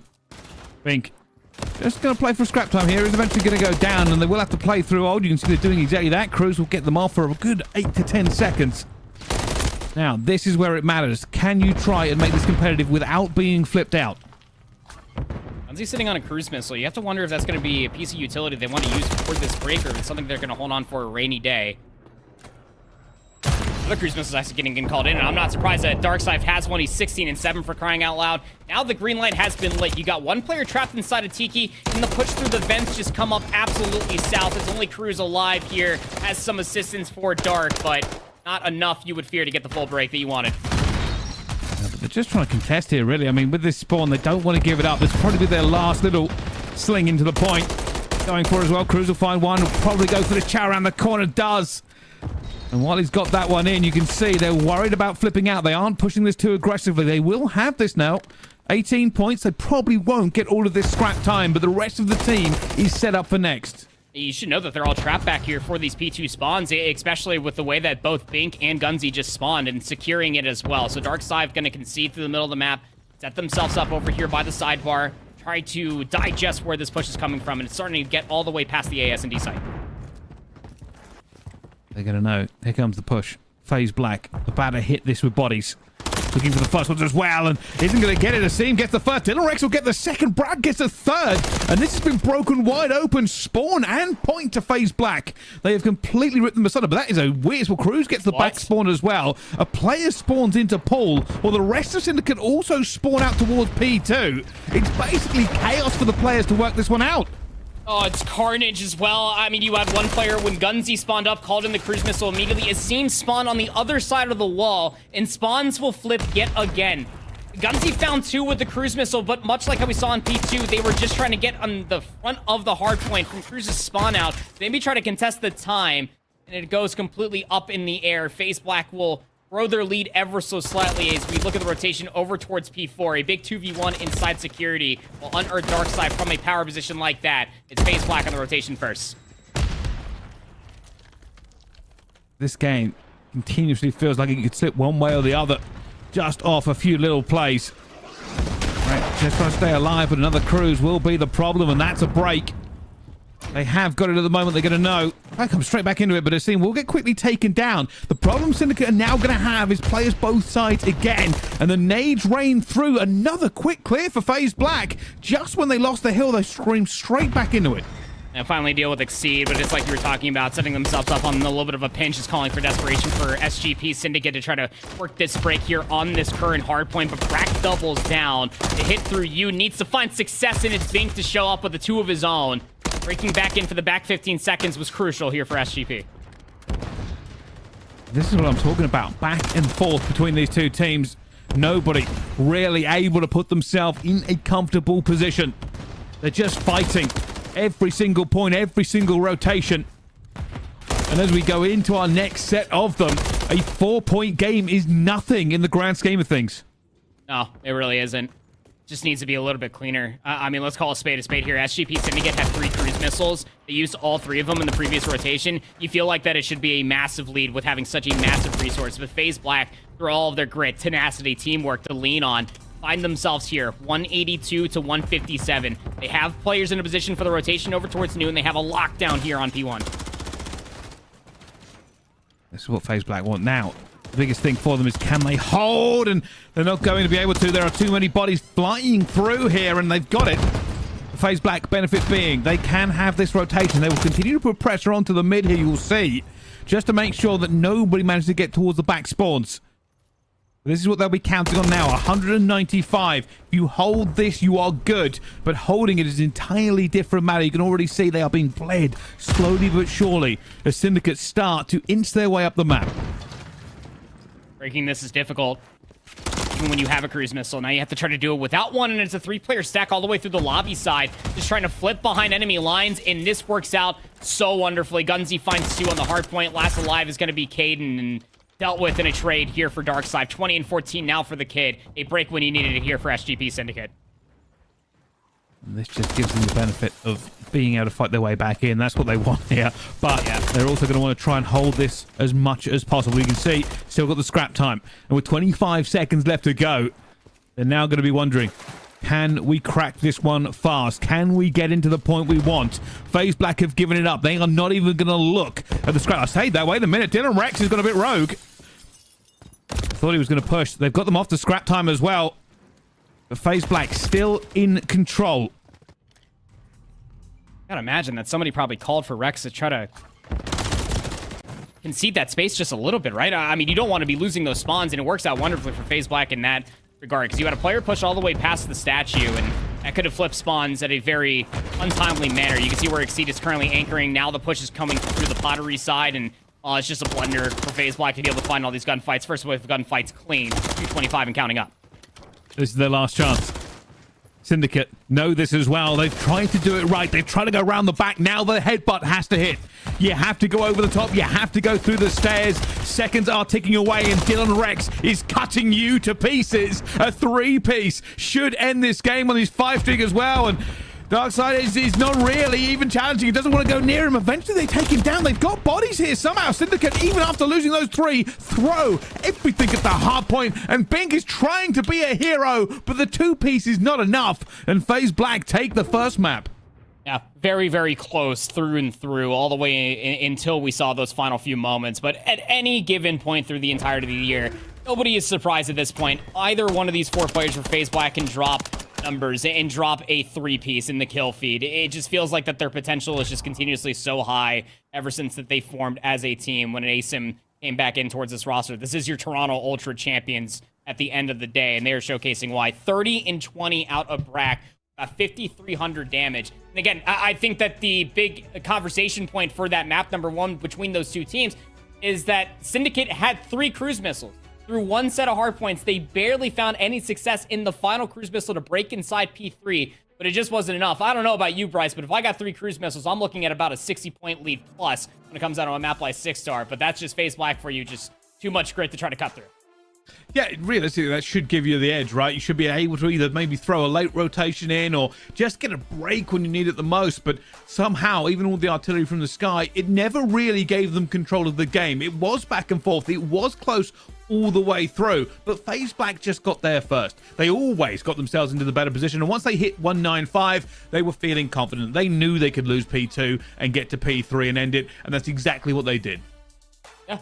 Totally the case. And again, now you're in the driver's seat if you are FaZe Black, because if there's one thing historically between these 2 teams, or should I say with FaZe Black, a longtime duo of Exceed and Brack going up against the duo of SGP Syndicate of both Cruz and Gunzy, we go into a map mode combination, or any map, I should say, for Search and Destroy, and FaZe Black have always had Syndicate's number when it comes down to the 2 and the 5. And it's going over towards Rio. And I go all the way back to, I want to say, like, it was like Challengers Elite. It could have very much so been even like Season 1, maybe even Season 2, that this was a map mode combination that they did play against each other. Obviously, very different teams at that point in time, but it was just at that point in time where you got to see the rehearsals for FaZe Black come all the way through. Just the IGLing that Asim brings to this team. He just has so much potential with all these young guns right in front of him, specifically for Dylan Rex, to put him in a position to find all these continuous 2 pieces makes his efforts so much easier. But you look on the opposite side for SGP Syndicate when it comes down to Search and Destroy, and the explosivity that we do have of Darkside is on a tear through this entirety of the year, is looking to put the cherry on top here with a win versus FaZe Black. Very difficult to do, and they kind of headbutt their way through this map number 2 when you feel like it's a crucial one for SGP to stay alive in the series. Yeah, 100% as well. And I gotta say, I think this is now where the pressure will start building. It's not quite there yet, but qualification game is big to get yourself into the bracket. But you got to remember what's on the line for these teams. It's basically a kind of a triple hit this weekend. It is a triple hit. Not only are you playing to win Challengers Champs, right? But you're also looking forward to EWC. Yeah. And you're also very well aware that the best players from Challengers could very well be CDL mainstays next year. It's like an audition at every point. So, you know, once we start getting into this, the players really are going to be feeling the pressure. This is the biggest stage for them. And anybody will be looking at these players and their performances over the weekend to know where they're going next. Yeah, that's always the case. You know, we always talk about this when it comes down to Challengers. There are two major tournaments, and that's always the last at the end of the year for teams to be looking at potential changes all the way up for the CDL going in towards Black Ops 6, but then also at the beginning of the year for the same exact idea for teams to be able to make those very quick changes. But again, when you think about it, I mean, you poised it just so wonderfully right there. Again, you reached a top situation here for Challengers Champs, and you're going to find yourself up on the main stage with the big dogs there for EWC. So I think that the pressure is probably already there. I'm sure that they've been kind of conversing about it there at the main stage area, but time to show up is absolutely now. And SGP Midnight getting absolutely fooled on by their sister team of Syndicate in their opening series, looking for a bounce back here versus Chaos. Wow. Let's find out. And this is, again, just to reiterate for everybody watching this as we jump through the games, the current situation is the winner of all of these games we're watching in this block do qualify for the bracket. So a very big game for everybody involved, and I love the fact that we've got groups where it's win 2 before you lose 2. Fortunately, this is the winner's side of it, so you win this your second one in your group and you're good. Yep, get to stay alive here on this Friday. Chaos Esports don't want to make this push for nothing at the end of the year. Again, they've been able to at least take a commanding lead for all of Latin America challengers so far. Just want to make this feel absolutely worth it. Could potentially take a good advantage versus a wounded SGP Midnight roster, and that's very difficult to say given the 4 players that are representing this purple team. But so far, so good for Chaos around this hard point, being swarmed by SGP Midnight, forcing them to spawn out. Still have Cody to be worried about, although into the backside of the fence. This is where it gets interesting. A player towards the back just needs to play their life, but is wondering where their teammates are. There has to be a distraction from the front. You're going to try and do something, and it gives Eric Boom so much confidence to take it. Eventually, they do manage to get through, and they've worked it just enough to make it a contest. Corsa getting 2 more as well. It's still chaos through the spawns as players both sides. Capsule towards the back means he cannot hold on for it. Eventually, it will be retaken by Midnight, but a good job in the meantime. Yeah. Good old razzle-dazzle of sub-base, who's going to have those back useless spawns for B4, so. Even at the end of it, I mean, it's going to be all of a 3-point lead for Chaos Esports, but being able to get those back dock spawns, setting themselves up top office, should have been a good setup towards P5, but as soon as I start giving them all of the praise in the world, SGP Midnight just worked to the middle of the map, past Maze, and they unearthed all the players for Chaos Esports around the hill. Now both sides again, a bit of pressure coming through. You see them just trying to break this, and Dylan looking for the player and wins the gunfight, even a little bit off the tempo. Capsule will get one to back in. Neither team, though, going to be feeling comfortable. You can see the bodies intermix as everybody has spawns everywhere. Of course, they're looking for that pick onto the hill. Chaos want back in here, and they've already got 2. The third should be coming through as well, and they will break it for 20 seconds. This is another one of those hard points. It's going back and forth very, very quickly. And it's sub-base, right? I mean, at any point in time, it could flip in anyone's direction. 1 full 60, and you could be sitting pretty for this map number 1 win. A crucial one for Chaos Esports to completely diminish any sort of confidence that SGP Midnight might have going in towards this best of 5 series. They currently have a really good setup all the way across top snow. You got 1 player of Cody trying to push all the way by the water street, but power positions after power positions. This Capsule inside a server. You got Assault top 3rd as well, playing lockdown here for all of this time. Now, this is not always a hard push, but if you don't have any map control, it can be. The Midnight know this. They know where they're set up. They're going to try and lock it down as much as possible. Assault going to come under a bit of pressure. Finds the first. Has to play his life for the second. Won't be able to, though. But the rest of the team will get the trades. This is giving them an awful lot of time onto P1. And with the spawns, they might be able to just get P2 as well. Absolute's going to be playing Guardian over by P5 as well, just for the exits.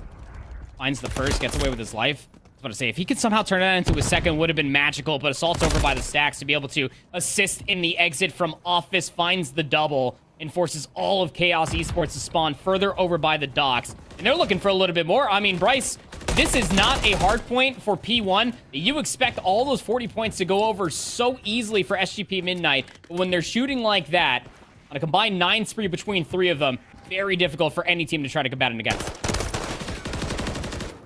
And we talked about it. In fact, you said it just a few minutes ago. A 60-point swing could be the game. And Midnight are looking for it. The beautiful P1 hold straight into the P2. The spawns are now given up. And while this sounds good for Chaos, if they don't make something of this soon, they're technically give up spawns for next. Look how far away they are now spawning. Midnight have hit their stride.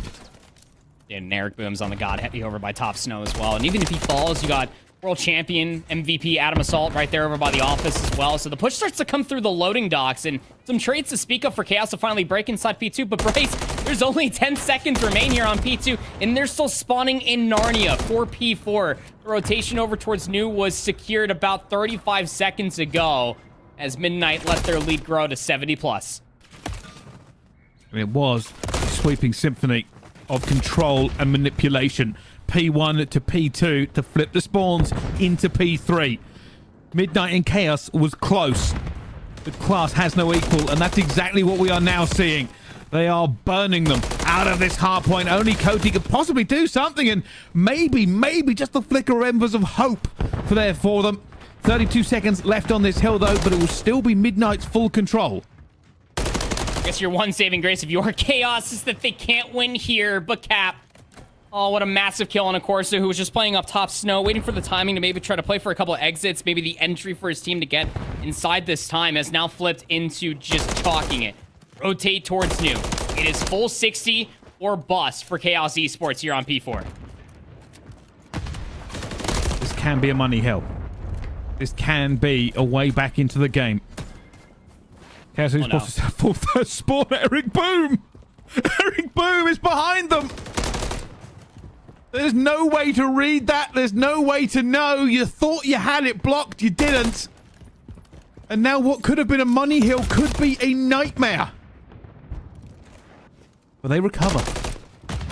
Ever so slightly. But that's still about 20 seconds that they could have gained for themselves. Have they just not extended all the way past the U intersection there over by water? But nonetheless, Chaos Esports still in firm control. I mean, Midnight can get one good break here and they can win the game, but it looks like that they're just trying to play a little bit of trap defense here. Assault's going to start pushing up through Maze. He's going to get gunned for sure, but nonetheless, this time that Chaos Esports are accruing for themselves so far, Bryce, is just a mere consolation prize for them. It's still so much more that they have to do. Well, it is going to take something pretty special to get this in. You can already see Midnight in towards the next point. And they have it. Time is ticking. They'll barely be 10 seconds along by the time the first player gets a chance. It's a huge gunfight on the point, but there's no one there for the trade, so it only delays them by about 2 seconds. The rest of Chaos Esports, they now have to hit the burners. Temp kills too. And while they have little flurries of players throwing themselves at this point, it is a player at a time, but a kill feed of purple as Temp has it. There's going to be 6. There's going to be the map. And Midnight will take map number 1. It's just insane to see just like the flip of the script immediately after the end of the first set of hard points, because you and I were sitting here just like digesting the entirety of that first set of hard points, and it was competitive. I mean, Chaos Esports were going tit for tat when it came down to SGP Midnight. Maybe not so much as the slays, but just the manipulation of the map. And as I pointed out, it just takes one good swing. 40 points. I'm just surprised that it happened on P1 when it did, but those Midnight boys started shooting pretty damn straight. They'll take a 1-0 lead here in a crucial series versus Chaos. But zooming out from everything, FaZe Black versus SGP Syndicate is underway there on the Rio Search and Destroy, currently up 3-1. Take a mean focus as far as this one is concerned, because SGP Syndicate would do well to win this map number 2 to stay alive. They're going to try and do it, and there will be a defuse for FaZe Black. That brings it back to a 3-2. Obviously, we haven't seen the rest of the rounds, but this is always... The S&D has felt more like a swing map this year than it has done in the past decade. And that's just me being old, but it does feel like there's these teams that just seem to excel a little bit more in S&D this year, and it's more common for teams to do that as well. Especially in North America. I remember talking to Mark EB about this considerably when it comes down to like Europeans, like reps when it comes down to Search and Destroy, because over here in North America, I mean, it's hard to go a single hour through the night that you don't see RCDs or Prolu like tweeting out for an S&D wager. Like these guys grind, search, and destroy day in and day out, and it always feels like that it is going to be the deciding factor when it comes down to two top teams to be able to swing the series within their favor. Very much so could be the case here, but back within one here for FaZe Black. Towards our offense we go, and how about Syndicate aggressively pushing past the hot dog stand for that first blood? That might be a bit of a difference here. You can see Asim is going to try and go for it, but Dynamrex has gone down as well, and now they don't have the numbers. Asim wants to bring this back, but no! Bing takes him down as well, and they've kind of just run into them here. I know they were down, so they had to take a risk, but this round is done. Asim 1v4? Unbeknownst to him, that A-bomb site is completely vacated of any Syndicate player. Gets timing on a 1. Cruz drops shot. He's good for it as well, and yeah, well, I mean, what a play call, honestly, for SGP Syndicate, just to say, hey, you guys just want to bang out the hot dog stand, just try to look like we're breaking P2 from the P3 side, and it works out wonderfully in their favor. And I think that's a continuous conversation for this SGP Syndicate team, who find themselves playing with Bink, and I think that Bink does bring that extra intangible, because look, when Cruz was playing with Lunars, no shade to Noah at all, but there's been a lot of back and forth for IGL work, and Bink has always been a very strong IGL for his team, a very good player to bounce a lot of good ideas off of. I'm sure that Cruz is loving all of that, not to mention the slang that Bink brings to the table. This is what they want, though. Here comes a massive hit. FaZe Black are about to put all their bodies in mid. And, well, that's what happens. Cruz takes down Asim. Another first blood here for Syndicate. And a rotation. They've even left the player to watch. Bink just playing his life. Rax called it. He wants reinforcements to look at the flank coming in. Bink may have played this perfectly. There could be a very easy 2 for him. Finds one. Gets out, stays alive. That last player is just sitting there as well. It's Exceed, and he is going to go down. For Syndicate, this seems almost rehearsed. I mean, think about how much VOD there is on FaZe Black. You probably expect that they were going to be facing them at some point or another when it came down towards this group stage, or even through a playoff bracket. Crack 1v odd situation, found the first on the Bink, but won't find anything more. And yeah, it does look just very rehearsed, very well practiced, just understanding fully what FaZe Black are going to be throwing at them before FaZe Black even executed, and catching them with their pants on. I mean, when that first kill came through on the flank from Bink over by boxes, you saw Exceed, to your point there, Bryce, it was just standing still, deer in the headlights type situation, where he didn't know if the trade was or the push was going to be coming through from Bink, or he was expecting a child through Garage. This all happened so fast. FaZe Black lacking a lot of answers for this SGP Syndicate map number 2. Well, let's find out. Do FaZe Black have it within themselves to fire back on this S&D? Slow push at the moment. They will get full A control.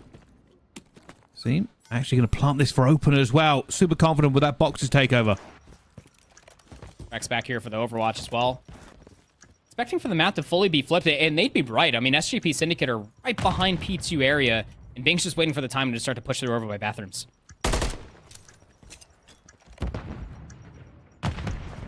Here comes the pressure. A 3 hit from one. A Bink on the flank, but will go down. That closes off that route here. Look at the players, though.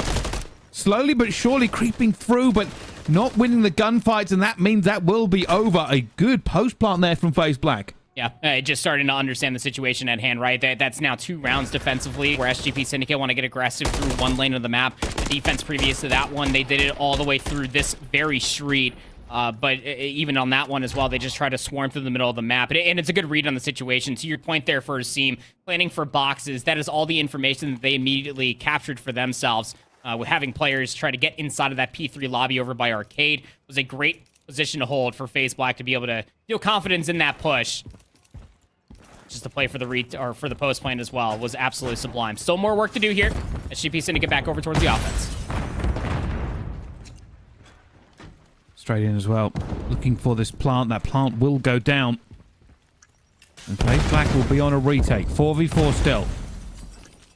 They're going to hit escalators. Nobody going bridge or anything else. And there's Gunsy with the first.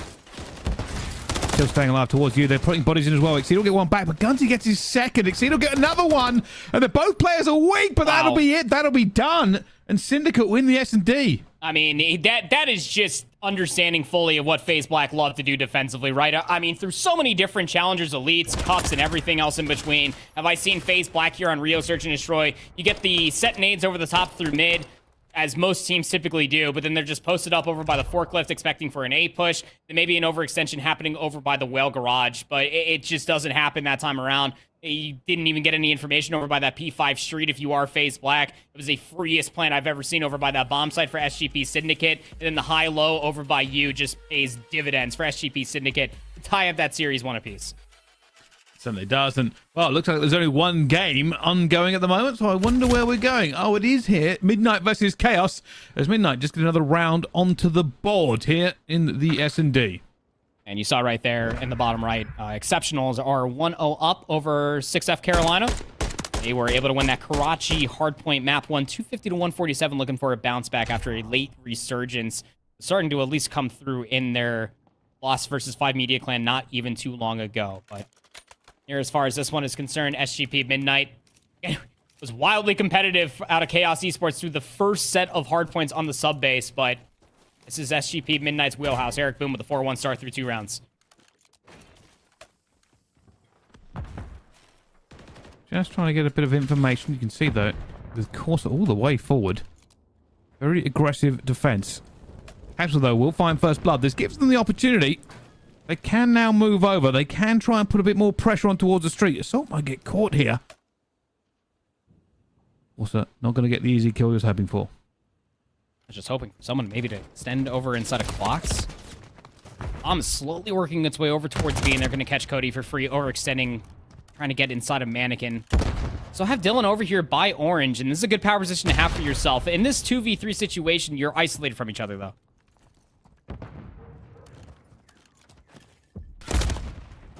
Oh, it looks for it, hopes for it, not going to find it. And, well, they were hoping for some sort of trade, but Midnight continue rolling forward. A 3-0 now. It's just manipulation of the map from the information they were given, right? I mean, if you're looking at it from Chaos's perspective, there's really no reason to try to get aggressive through the middle of the map. You gave Midnight just the freest pick. You were trying to set up for a trap over inside of... over by the A-bomb site and just waiting for the push to happen over by B. And once SGP Midnight got the information, okay, we got one player. He got stun checked over by Orange, so... see, the next player was throwing shots over by the A-bomb site. Just take the 3v1 over by the A-bomb site. Against any head glitches, take a 3-0 lead in this search and destroy. Combined 7 spree between 3 players for Midnight. This has completely shut off B Street. Midnight have denied it almost completely. In fact, they're actually creeping up a little bit more. Got to be careful not to give this one away. They're in a good position for the cross here. Smoke's going down. Caps the door. Oh, the smoke fight is horrible, but he gets it anyway. And they're running around. Reinforcements flying about still. It's chaos very much on B Street, but a second to breathe as it goes down to a 3-3. Yeah, Legenda going to be able to take down Temp was the reinforcements there for Capsidol after the rave party inside the smoke. But now Cap is over here by himself and loses Eric over by B-Dom. So this is going to be a B push through and through. 2v3. Capsule, though, keeping it alive. Actually smoking himself off as well. Just pushing forward. Capsule cannot sit still. Looking for the gunfight. He's going to lose as the teammate is there for them as well. But Assault, who's 3-0, has opportunity for a 1 versus 2. But I think timing's going to be against him.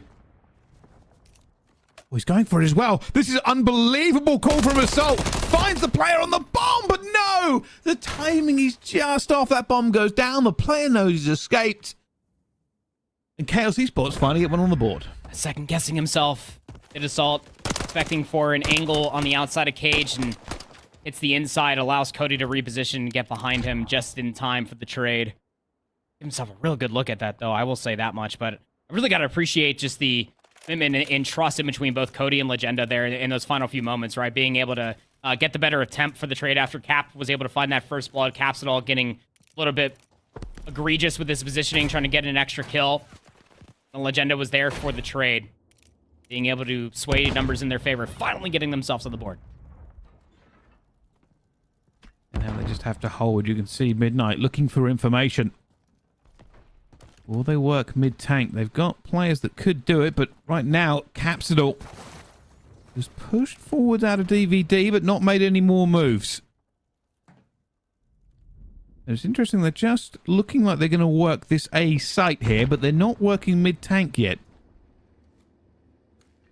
Realistically, what the only information you just got, apart from Legenda being over by B, you get Corsa playing all the way across water side. So here comes the reaction from the nades of Eric Boom outside of Freezer. Nice little angle coming through. Can't lock away the kill. Forces Dylan to reposition. There's the first blood. Okay, Eric Boom. I think he might go for the plant, but just checking the angles first as they've lost bodies here. And now he's alone. He's actually going to push it forward. Finding one. Bringing it back to a 2 versus 2. And Temp finding another. Temp goes down here. He might go to plant. No, he's too far away. It's all the way around. A Legenda is going to go back towards A. It's like, where has he gone? Where is Eric Boom? He's caught it. Had the angle originally, wanted to get closer, and allows Eric to reset the fight. Has the trophy system to keep himself company. Spam fire after spam fire. That nade's not going to find anything from the trophy. The timing seen Eric Boom get out as well. Eric Boom seen as well. Better heady. And there he goes. Gets it. Eric Boom went around the map completely to put them up 4-1. Yeah, and it's like you said, I mean, that initial push when it was still 4v4, it was just so strange because, to your point, there was nobody working through B Dom where Cody was located. And that's where the trade initially came through after they took down Dylan inside of P4. But the A bomb site was still not completely open. It forced Temp's hand to try to push over by B Street as the island player got traded initially. And as you said, where's Eric Boom gone? Cue the Benny Hill music. That guy loves a good route. 7-2 now for Eric. 4-1 lead now for SGP Midnight, just not allowing Chaos Esports to work anything. Here comes the next push, though. We're looking for it. They just completely folded. There's nowhere for them to go now, and their best hope is to use this 1 minute 10 seconds to find a pick. Unfortunately, Capsule finds Cody. And now that's about as far back you can get as the attacking side on Search and Destroy. Surrounded by players. Midnight go up 5-1. Good lord. And good night. SGP Midnight, man. Like, this is... Like, they're just dismantling. Like, offensively, when you're thinking Invasion, Search, and Destroy, and you take that 2v2 inside of couches, like, you're assuming, okay, at least we go even here, trade for trade, right? But then it's a high-low over by the desk, and SGP Midnight just win those two gunfights, and everybody stays alive. And that is absurd. You just felt like for Chaos right there, they really needed those trades to work out in their favor, and maybe the plan might have came all the way through. Now we're looking at a potential 6-1 SGP Midnight. Have a full-on B Street because Chaos Esports said, screw it, let's just all hit through A. Oh, there's another big push, and that smoke hits at the perfect time. Capsule almost gets caught flying out of the smoke, but is covered just enough, and complete control of the B side.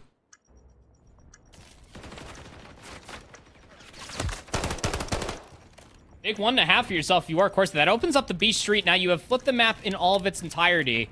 And with Dylan repositioning, finds one on attempt. Now they're trapped back B. Yeah, this is very much Chaos is to lose. All they got to do is put the squeeze on. They know where the players will be. This is a default setup for everybody. Smoke's going down. Capsule flying out as well. He's hoping to get an angle on them as he dives to the smoke. But it's just going to be chaos in it as well. Nothing they can do.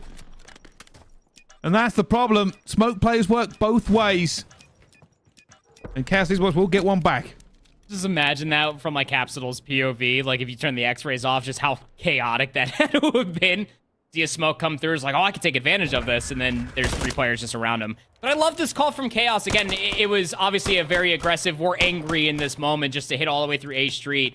But they utilized the information of the bomb being planted over at B just to trap them on the opposite side. Dylan gave them that information for them to try to flip, to get top blue control, to trap the player inside a treehouse, to then pinch them all the way to the backside of the B bomb site. It was beautiful. I will not lie. Out of Chaos Esports. Now, if you just do that 4 more times, then you can tie up the series. That is very, very true, but maybe a little bit easier said than done. What we will find out is already a first blood comes in, though. Cody will find Capsule. Will they take advantage of this, or will they just wait a second for a Midnight? We're worrying about repositioning now. They do technically have every angle almost covered. Boom, watching mid. They don't have A door, but B Street is watched. Boom might get some very unique timing here. Just Barely pries open the door. Oh, it's being angled. Watch. Nice little shoulder being thrown by at least a Chaos member. Completely forces Eric Boom off that position, but Assault's here for at least the coverage. So just goes down Corsa, and this has gone back and forth really. A 2 versus 2. And there is going to be it. Temp alone. 33 seconds to go.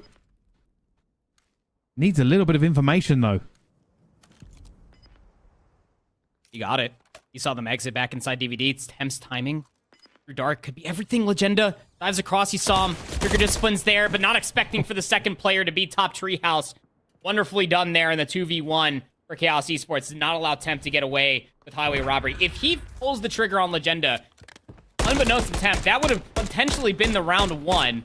Even with the lack of information on where Dylan was located at, he just kind of squeaked away back inside of dark, but not going to be the case at all, as Chaos are slowly working their way back inside of the search and destroy. First blood from Cody is obviously the tip of the hat for that previous one, but shutting down Eric Boom, you feel like is a must. The kid is up to 10-4.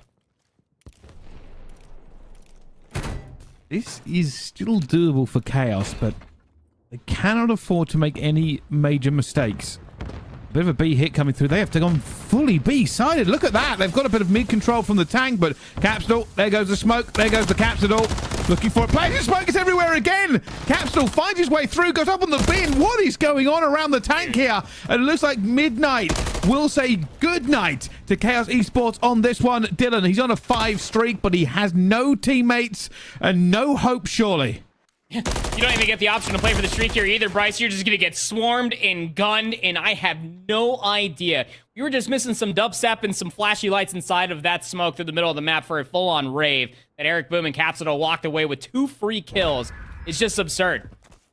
That smoke that got thrown was all Chaos Esports. They wanted to try to dictate the gunfights through the middle of the map. This time, Eric puts away the MCW, runs a second SMG alongside Cap, who has been looking for smoke executes after smoke executes. They finish at a combined 18 kills between the two of them. And it's going to be a 2-0 lead here for SGP Midnight over Chaos in an elimination match for Group A. Well, fast and furious was that one. We'll see how that series continues in just a little bit. But fortunately, lots more games going on, including our last one of this vlog. It looks like OMiT and 5 Media Clan are finally facing off, as well as FaZe Black and Syndicate. But yeah, just a deluge of games to pick from here. I think the 5 Media and OMiT on LAN is just a matchup that we've been asking for quite some time. Again, through all the dominance for OMiT, through Challengers Elite continuously, maybe barring towards the end of that tenure, was just so strong. We saw so many battles between these two teams, but I don't believe that they ever faced against each other on LAN. The wonderful start out of Steve Vortex. 15-7 has had a hell of a year so far, Bryce. Well, it's the same old story of Steve Vortex, isn't it?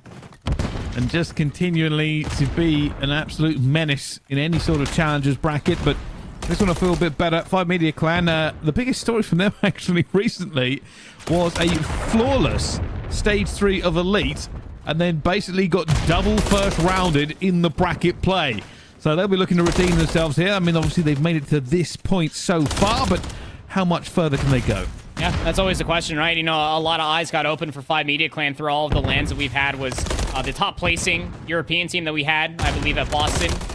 And even soon afterwards as well, was making mark after mark, open after open. And Journey, from his previous series win against Exceptionals, was going on an absolute tear. Looks to continue on with that one here on a 4 spree, 19-12. Still trailing by a good chunk of time if you are 5 Media, but something you could rally behind should you find more slays. This is, I mean, for 5 Media Clan, really slaying has been their forte. For OMiT, they probably play kind of the more technical COD, but it has been a lot of Wee Man and Mythic show, but not really shining at the moment. It has been Vortex who's pushing the tempo. But when that happens, it's maybe a bit more of a rare sight than you do see, but it is happening now. This missile going to get called in by Journey. Try to open up a little bit more as far as this push is concerned, and it's going to take down Hixie. Spawns have not flipped because Journey was still all the way over by P3 side. So you still have these close spawns for OMiT EU to try to contest this back 20 seconds. 5 Media would love to hold on to it. So that finds 1 and 2. Very, very clean for the scrap time.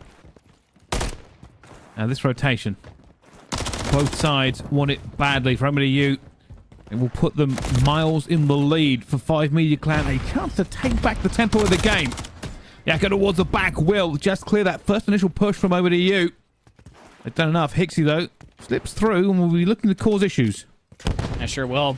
You have all these spawn outs occurring, so the question beckons, how long can Hixie stay alive? Well, Yakko says not much longer at all. But the push to the front is actually successful for OMiT. They get all of 5 off of the hard point. B-Man's still playing over by Arcade. Currently looking for a little bit more, and he has some assistance here. He's for Hixie for the time being. So break successful. It looked really good for 5 Media on this rotation, but OMiT giving them a fight. Almost a disaster, though. Mythics kills his teammates. Wee-Man went to Chow and just maybe takes them off for a few seconds more than they wanted to be as well, as they are continuing to contest. Hixie, though, alone here. They've caught it. They've found where he is, but staying alive, surely not the 2. It isn't going to be. 5 Media Clan will find their way into this next hard point. The game still balanced on a razor's edge. At any given point in time, this could flip in 5 Media's favor, or OMiT just might blow this lead wide open. Yakko for 2. Gonna get traded. It is a scuffle and a half over here for this garage hardpoint. We'll have Rancor finally getting the last kill. Start soaking up more time as 5 Media close on this lead. Yeah, struggling. 5 Media Clan just keeping them at bay. Just continuing to win it almost. A ridiculous chow there for them, and there will be enough. Mythics goes for it. Knows that he's the only player that's going to be able to do anything here, so... Oh, back to a setup as 5 Media Clan now in the lead. And feeling pretty happy about it. This rotation over towards P5 is going to be very, very important for OMiT to be able to lock down, as Mythics is already trying to play that route, man. The push came through on the opposite side, though, so Yakko's going to be behind enemy lines, or right in front of him as they're starting to spawn up. Can't even find a single kill. So, in the middle of the map of the mall, all going to be here for OMiT. They have won the rotation towards New. They trail by 30. There's the bridge point. Firmly in the favor of OMiT now. And they've pushed out both sides. They're looking for this 5 Media Clan players that they know are not making it as well. But there's 2 down already. And suddenly, Wee-Man was a little bit vulnerable on the point and backs off. Top center of the map. Completely won by 5 Media. Contested time or no time is going to be good so long as 5 Media can dictate the pace. Mythics looking for a timing through the middle of the map. Will take down at least 1. Nobody's turning inside the hard point, so Mythics had a free opportunity. Journey shuts it down, though, and the numbers are all subsiding. 5 Media will hold on. Rancor for 3. 28 and 18 for him. Still battling for this time. They're doing a really good job. 5 Media Clan look like they could take this map number 1. Really just blinging them out there. Rancor refusing to go down. Eventually will just offer the cruise missile. We might not get 2. They'll take that 5 seconds, but can they convert it into a P1? Sounds like a cruise is about to hit. Rancor's bringing in the big ones. Not getting anything apart from a little bit of information. Needs to be said where 5 Media really started picking up the pace. A lot of OMiT EU has actually been suppressed. I mean, Vortex still positive, going to get gunned in the side via a Renetti. 25 and 24. Wee-Man takes himself out of the equation, but it's just an immediate trade, but he still takes down him plus a teammate. So, 5 Media have numbers. You top center of the map. There's still enough time to technically close it out here. OMiT EU need to contest. And they're losing. They're losing kills everywhere. That's a full wipe. Well, a single point to be had. They're looking for a contest, and 5 Media Clan, they smell blood in the water. They push that out aggressively. They flip the spawn. OMiT not only have to stop this here, but then push through and get P2. And there's the contest to come through. That's going to at least force the rotation, but to your point there, Bryce, you do need the rotation over towards New. And OMiT did have that side of the map for quite some time, but 5 Media just completely turning all of this into their favor. Journey's got another cruise missile, 38 and 20. Gonna get gunned within the cruise missile, but it's still going to cause a lot of desperation out of OMiT EU who need to break this hard point. Oh, they've managed to get bodies in here at the moment, and that's a lot of kills coming down. They're going to be worried about the spawn. There we go. With Mythic spawning up, they know the back spawn is still 5 Medias. Cut off around the back. Hixie over by the gate. Only goes 1 for 1, but it's still enough information. Next 2 players for OMiT EU need to hold on, and they do just that. A wave of gunfights for OMiT EU. And they know that 5 Media is still spawning in towards the back here, Bryce. They do. Wee-Man setting up towards the back alley. Very good position for him as well. A lot of nades flowing from both sides. They just try to get this well, and Yakko does not find the kill he wants. And that'll be another wipe here. OMiT, you have held on so far, and Wee-Man hits the hot feet to try to get to next. Mythic's telling everybody bump. He's got the scrap time, 10 seconds. It now turns into about a 20-point game, but as you were talking about, needs these rotational gunfights to go your way. Yakko almost able to find himself, too. The box's flank might come through from Rancor. He's just looking to play a little bit of cutoff, but OMiT is starting to slip the net. They've got a player into here as well. They're just trying to contest, but no, nothing. Nothing there before them in the end, and that's a full wipe, and that'll be the game. 5 Media Clan will take down OMiT on map number 1. Down early, but never out of the equation. These Spaniards just are always able to rally behind all of the kills, and like you were talking about there, Bryce, slaying has been their forte continuously. It always has been through all the many different years that we've seen any iteration of a Spanish roster in European challengers. Slaying has never been their biggest fault. It's always been their setups, and it's always been their breaks. And I think with the acquisition for Journey for 5 Media Clan, it just became that much more deadly. And when you get 2 cruise missiles and a Rio hardpoint to start off this best of 5 series versus some of Europeans' finest of OMiT, you're going to be feeling pretty skippy with yourself ahead of that search. Well, let's see how the rest of it's all going on. And just a reminder, if you're tuning into the challenges now, these are our winners so far in the groups. If they win these games, they will qualify for the bracket, as it is win 2 before lose 2.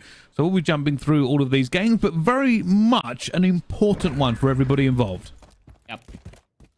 Life on the line here between Chaos and SGP Midnight, though. I mean, Chaos kind of got dealt a difficult hand as far as groups are concerned here in Group A. I mean, you're in here with the 2 SGP teams in FaZe Black, global number 1. So that's a good luck, have fun moment if I've ever seen it. But you win this just to stay alive in the tournament. Dylan's had himself a very good start towards this invasion control. The start of reverse sweep here would be massive. Currently sitting at 14-8. SGP Midnight just looking to put a nice little bow on this best of 5 and just try to see who they're going to be facing next, I'm sure. And that's what they want, but things could happen here. You can already see Chaos is going to get into it. Legender has managed to push forward as well, but with only a single stack, reinforcements for Midnight will hit faster. They can get the opportunity to go for these trades as well. He's going to just try to get it, but at the moment, the kill feed is all wide and all right here for Chaos. First tick in. Legenda, the only person here, has a 1v1 versus Cap. He's just going to lay prone and just wait for the challenge to come through. Legenda just getting a little bit too egregious for that kill, and all his teammates will also die around him. First segment captured over at A. Lives are even. Eric trying to find a little bit more all the way through dark. We'll go 1 for 1. They do have blue control. Of course, this positioning is very important for this B push to find success. Waiting knows that there's going to be a player come through, but no, just not quick enough here. And Cody, this is a position that you basically hate to see anybody in a ranked play because it's just a nightmare to break out and trying to put the squeeze on. Players all over the map here, but with 1 tick and 45 seconds left to go, Chaos will need to commit somewhere, and it looks like they're committing towards B. Cody might just try and be an issue for them, though. Capsule saw him cross, though. Yeah, going to communicate that immediately to Eric inside of Rugs, who finds 2. So first segment going to get captured here at B. And you can see Capsule starting to move his way over towards the Water Street. The other 3 players here from Midnight starting to nest around DVD. One player all the way through dark is going to be Eric Boom, trying to suppress them maybe for a late second contest. Trying to take it off, but Cody still goes for the reach out. They've got bodies here. I wonder if Midnight are going to swing this. They are going to as well. Eric Boom just flies in and finds 2. Midnight refusing to give up anything towards Chaos.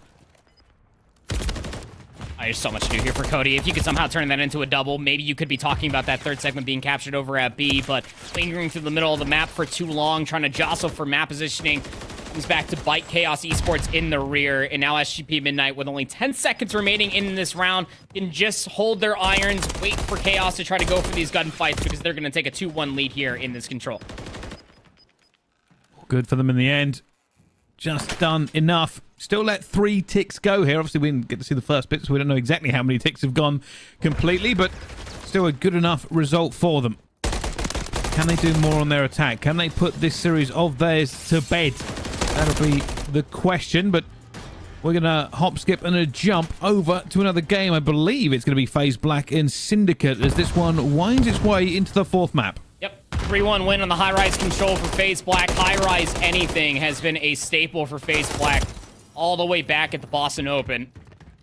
over here towards sub base has been another very good map for them as well. Again, this is a team obviously with Exceed and Seam being stapled SMG players. Do not scoff at their potential of a quad AR setup.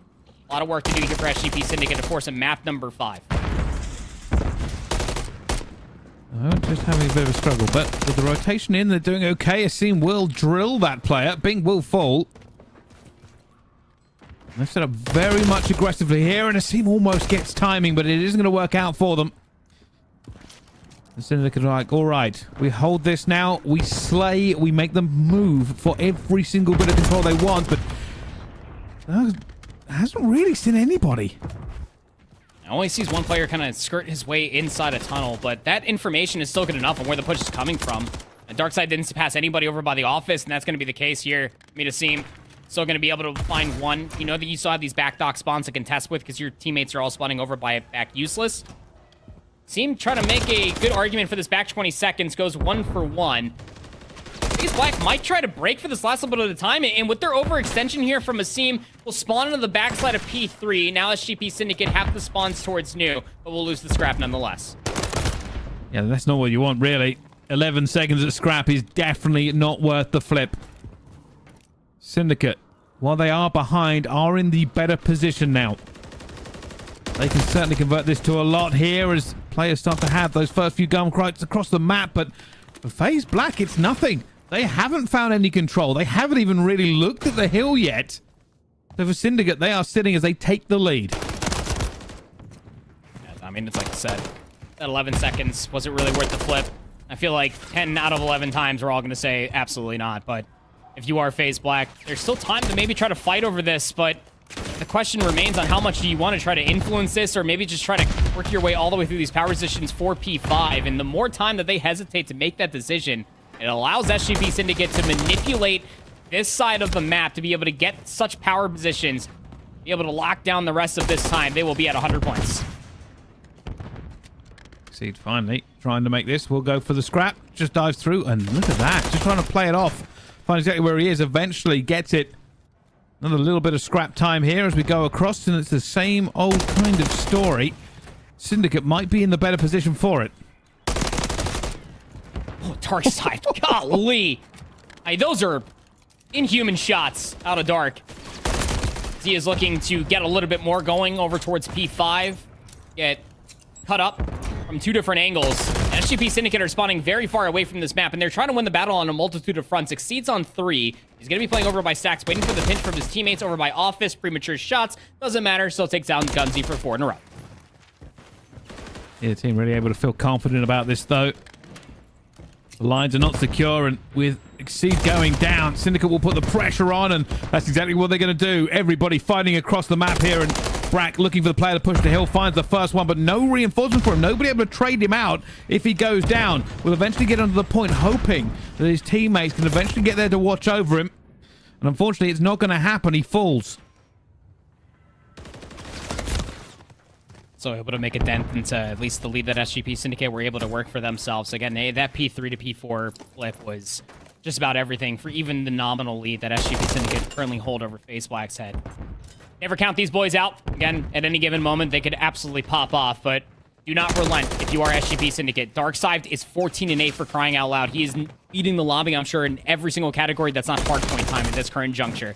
Nice little wrap coming through from Dylan Rex through munitions. Gonna get traded nonetheless as we continue to have just mutual time going over towards the game clock, but FaZe Black still trying to work for this P2 rotation first and foremost before they try to work for the scrap at 1. See, just watching for these reinforcements, it almost feels like FaZe Black are basically just playing for P2 and no time onto P1. All they want to do is continue to bleed this out. Eventually, they will commit to getting this scrap time as the kills keep going forward. Brack not able to find it, but the nade does find him a kill anyway. Somehow still alive, somehow still moving.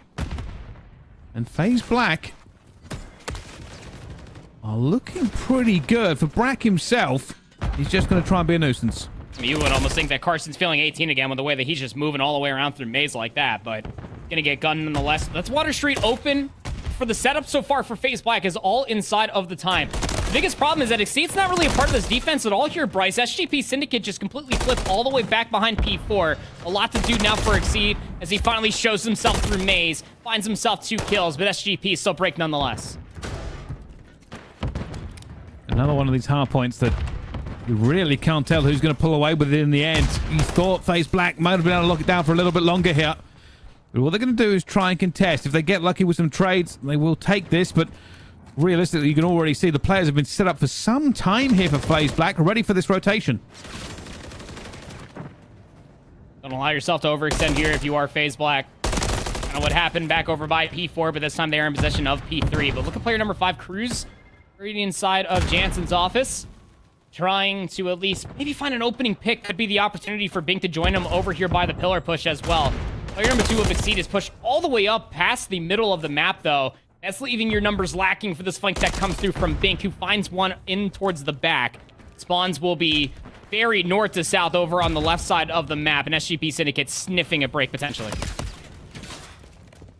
Yeah, C-Sports put down for now. Midnight takes them to task, and this is what we're going to see more and more of as the updates flow through here into this one, of course, but well, that game is done. This one is still very much alive. A 2-point difference as it currently sits. FaZe Black will have the lead off of this one, but as we go towards that hill, P4, it becomes a problem once again. It sure does. I mean, it's a 17-point lead, but when you have to think about working your way past Office with Darkside at 20 and 12, not to mention how you need to try to contest this time, it should be another lead flip. A matter of time here for SGP Syndicate. I mean, look at the spread across the map. Like, nobody's anchoring the spawns, and you're continuously seeing Gunzy try to turn around. Maybe the spawn comes through. Luckily enough, Dark will confirm that it is still in their favor, but this is 20 unanswered seconds for SGP Syndicate. They have the bodies. Just have to commit, and this is the last one into the hill, and well, Cruz gets one, but it only slows them down by about 1 second. And now they should be able to lock in the rest of this time, especially with Brack doing that. Pushing forward will eventually fall as he doesn't even see the player jump over his head. That is a good enough rotation from FaZe Black. Crucial break nonetheless. I mean, it'll cement their lead. And should you've been able to find anything if you are a team, that could have been the rotation over towards New as well, but closer towards 200 points now. SGP Syndicate have the rotation over towards New. You got top snow control. 1v1 over by servers here between Dylan, Rex, and Cruz. It could be vital for a power position. But I love how SGP Syndicate are not thinking, or overthinking, I should say, about Rex's positioning. They're still trying to take more space past Stacks, but Rex will win that gunfight. Now top snow is all theirs. And they have it. Just one player left on. Gunzy actually finding that kill has thrown a little bit of a spanner in the works, but bodies in abundance. FaZe Black now can feel it. They know they can end this series here as Dylan Rex gets in the perfect position. Only Dark can do anything. Waiting patiently for his teammates to reinforcements. Brack is being a pain. Brack let them through. Dark eventually goes for the contest. He knows he cannot afford to wait any longer as he falls. It is a huge effort from FaZe Black to keep them pinned in. Syndicate have done a great job of not letting them have all of this time. Yeah, it's crucial as well. From that break over by P4 and then the rotation over towards P5, FaZe Black were still able to hold a lead, but it's not as bad as it could potentially have been. SGP Syndicate very aware of that, but they are from the outside looking in. Those deep P3 spawns are not going to be in a good position to maybe try to contest P1 at all. They're really relying on Bink to be playing through the middle of the map, to maybe find a little bit of an opening to set up Cruz all the way through server. Stray gunfight after stray gunfight, nobody gaining time so far. Well, this will be a big kill. Doesn't find it. Eventually just goes for the second. And oh my god, wow. How on earth has Cruz allowed him to survive that long? Finds him as well, and that may have just wrapped the game in a pretty little parcel. As the rest of Black will be looking not only to try and win it here, but just keep playing perfect Call of Duty. Keep them off of P2. Not that it looks like you're going to need it. Syndicate will now have to swing everything at this. I mean, that is just so typical out of Brack. Like, just being able to take 2 gunfights, knowing he had both of them. 248, 250 in a mirror reach. And SGP Syndicate, they held the lead for a certain amount of time.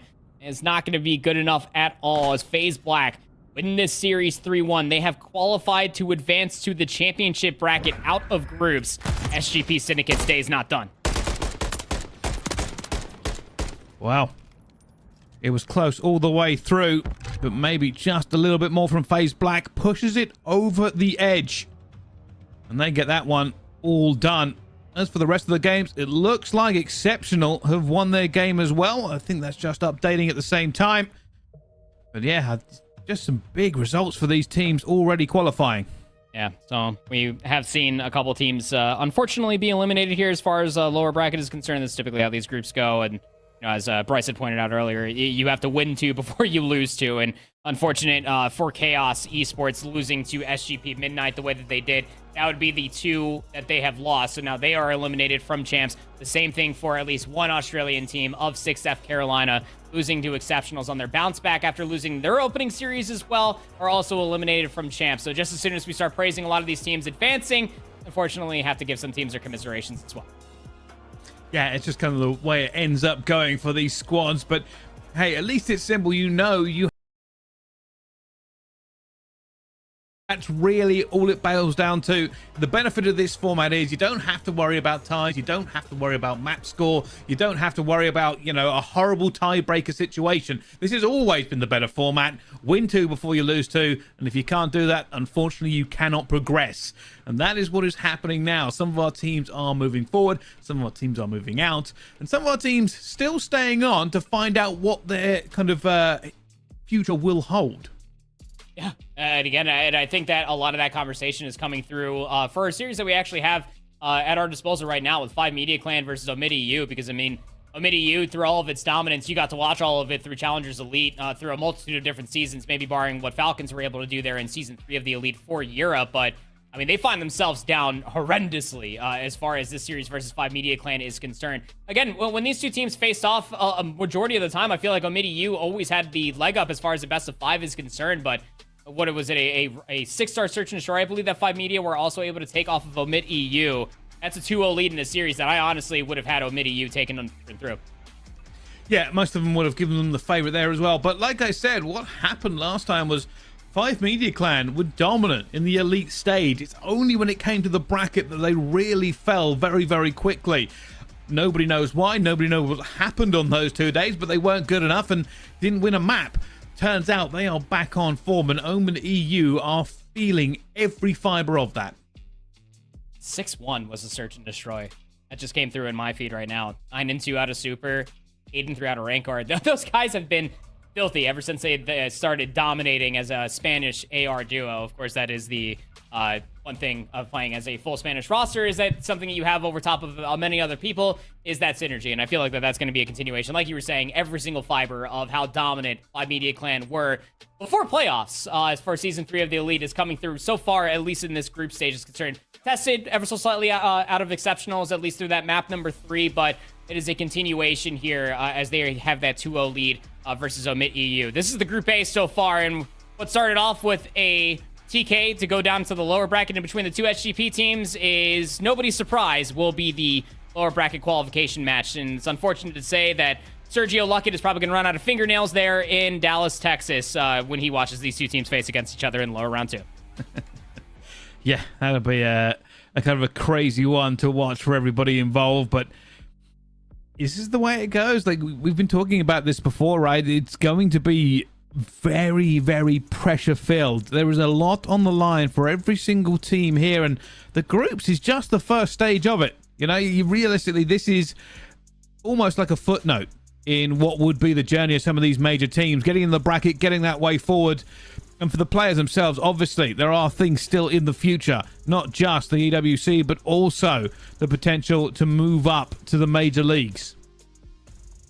It's a conversation that I believe that both Austin and Brody actually had for themselves when they were talking about, like, should Notorious had won champs last year, like the conversation for Weeman to actually be taken seriously. It really does kind of put a massive staple on just how important this tournament is, because it puts you in such a good light for a lot of these CDL GMs or even head coaches, or hell, even other pro players that say, hey, I want a team with that guy going forward as well. It's just a really good resume builder as being a Challengers champion. As we take a look at Group B so far, this is what we've been talking about here, with 5 Media Clan taking a 2-0 lead over OMiT EU. The loser of this will then have another EU showdown. Again, 3 powerhouse EU rosters within one group. very difficult decision to be able to see who's going to be qualifying, but 5 Media Clan looking to do it through the winners bracket. Of course, loser of this goes on to face exceptionals with Afro and company.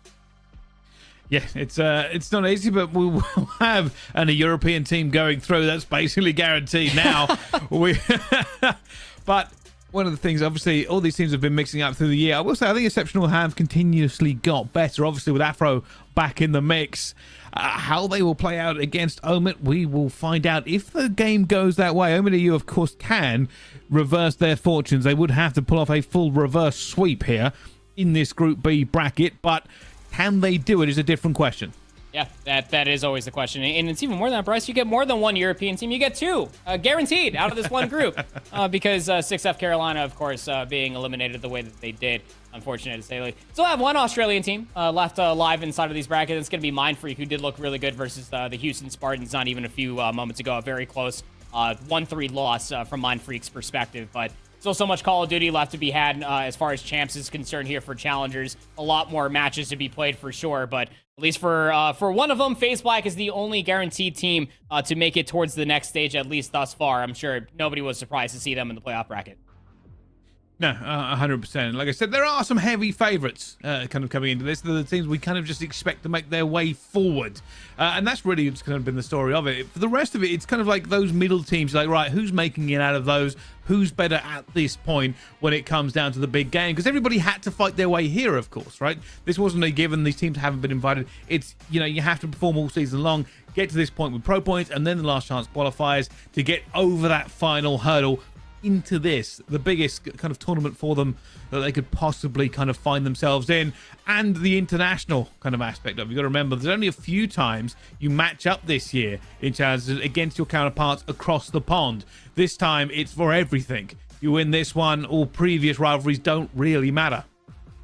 Yeah, I think that's part of my favorite part when it comes down to these opens. Why I feel very happy that I was able to at least see there at Boston and as well as Toronto, and even the conclusion when you all were casting over Miami as well, just the cross-regional matchups as well, because you feel like that there's always like everybody can only, I guess, diverge away from how Call of Duty is traditionally played, but you do get little tidbits in between how each region kind of brings their own kind of taste as far as Call of Duty is concerned. Search and destroy, respawns, whatever it may be. It's still COD at the end of the day, but still always being able to be very, very fun to be able to see how these two are, all four regions, I should say, with Latin America and APAC, also in the mix here at Champs, how they do combating against each other. But enough of all that of Cross Flavor Town. We still have this European matchup upon us here with this high-rise control underway. So they do. Well, let's find out. Do OMiT EU have the opportunity to bounce back? Or 5 Media Clan coming to this one and just ready to bury the leads from Europe? At the moment, OMiT EU just holding them at bay.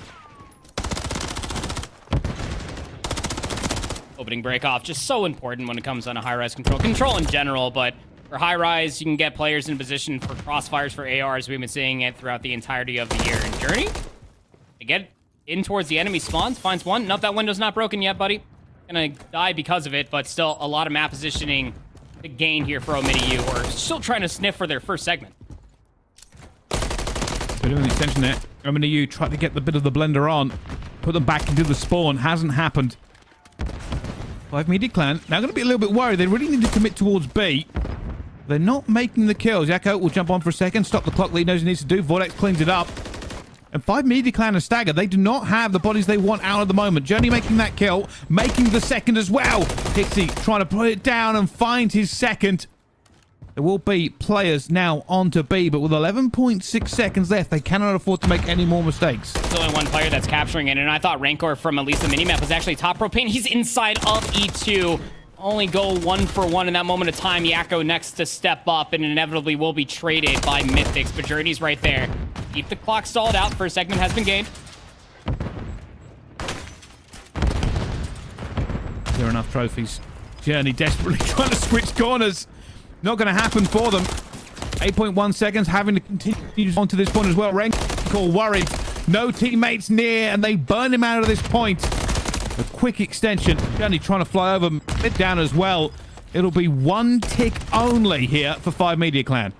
Yeah, tough situation to have for yourself if you are 5 Media, because, I mean, when it comes down to the opening duels that is on high-rise control, even if you do break even and you find some trades, just to battle out from your spawn offensively with a lack of unknown for where the enemy is set up at, it just becomes so devilish. And that's why I was putting a lot of highlight on Journey being able to get inside of the enemy's base. That should he have been able to stay alive, would have been a very different look for 5 Media Clan to potentially get more than just a single segment there on their offensive attempt. But now it's OMiT EU's time, and they get more than just a single segment and get themselves in that advantage for what potentially, and more often than not, typically going to be around 5. Let's see. Can OMiT EU do any different? They've had some struggles on this map. Sometimes they look great, sometimes not so good. They've had some kind of big losses, I think, against Exceptional. They kind of got beaten down badly on this one, so it's still being in here. It's still got to feel pretty favorable for them. Sure will be. 5 spree now. Mythic's 11-4 start. Wants the 6 kill. Sees Rancor eat a nade out.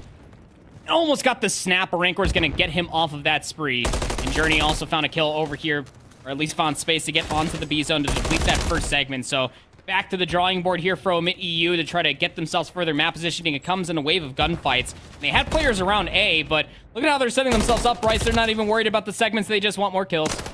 Yeah, they are just trying to bully them a little bit, give themselves a nice kill advantage. And all that's going to do is put pressure on 5 Media Clan, because it means they can't evenly trade as they go through. Hixie worrying, checking his angles. Where's the player coming from? Hixie equal to it, though. And somehow they are keeping this going. It is a TDM here. OMiT EU not too worried about the segments. They only actually have 1 tick. They're just trying to continuously trade in the spawn, but that eventually falters. Second segment looking to get locked. Hixie trying to play for the cruise missile, and he'll get it. 6 kill. But at what cost? 40 seconds remains on the clock, and you finally have that 5 life lead. If that's what you wanted for OMiT EU, you finally got there. Second segment still not locked in. Mythix might try to make a run for it and is going to be able to get some assistance as well. So second segment captured. OMiT EU still sawing out the clock with a 6 life lead. There is a small issue that OMiT have kind of put themselves in the position where they could lose this map by just running out of time. This TDM they've done has not given them anything else. It's given them a life lead of 5, now only 4. But they never got B locked in. They only have 2 ticks. And it feels like they've been swarming over 5 Media Clan the entire time. It's a big win by Mythix to stop the clock, but still, pressure very firmly on. I mean, you just look at the kill disparity from top to bottom for OMiT EU side. Like, Super's a non-benefactor so far out of 5 Media Clan. OMiT EU have been slaying the hell out, and that's obvious when it comes down to their 4 life lead nonetheless. Still need to get segments, though, as we're down to 4 seconds remaining. Super's pushing all the way up towards your green tarp. You got Yakko over by the B zone as well, and OMiT EU can only get 2 segments after a very strong round. They're only a few times within that previous round, Bryce, that I felt like that 5 Media had a full control through the map in all of its entirety. Because OMiT EU just slaying out and getting them all the way to the back of their spawn. And that's... I feel like OMiT EU are not going to be happy with the conclusion of that. Like I said, at one point, 10 lives to 18. Huge life advantage, but the time had got away from them. And without locking it in for a little bit more, if they had locked in the B point, I have no doubt they probably would have gone on to win it. They would have just continued to bleed them away, but a 1 tick advantage after all of that is not what they were hoping for. It's just a very strange series of events towards that last offense for OMiT EU, but an opportunity now for 5 Media Clan. OMiT EU kind of gave them that on a silver platter with how they had their offensive attempt go, but this opening break-off rather dominant, as OMiT EU have only lost 2 lives. Well, they lost a couple more there, or at least 1 more, but now they go down. Probably looking to put a lock onto this one as well, but they've given up a bit of map control. You can see 5 Media Clan streaming forward. Yakko will, I guess, try to find one here off the respawn. Found Hixie, knows where he is. Does Hixie see him? No, he is not. Hixie will fall. Yakko still staying alive, being a problem, even with OMiT EU pushing up. Big one for Yakko. Serves his life for now. Doesn't have any assistance as well, so needs to try to finesse for as long as possible.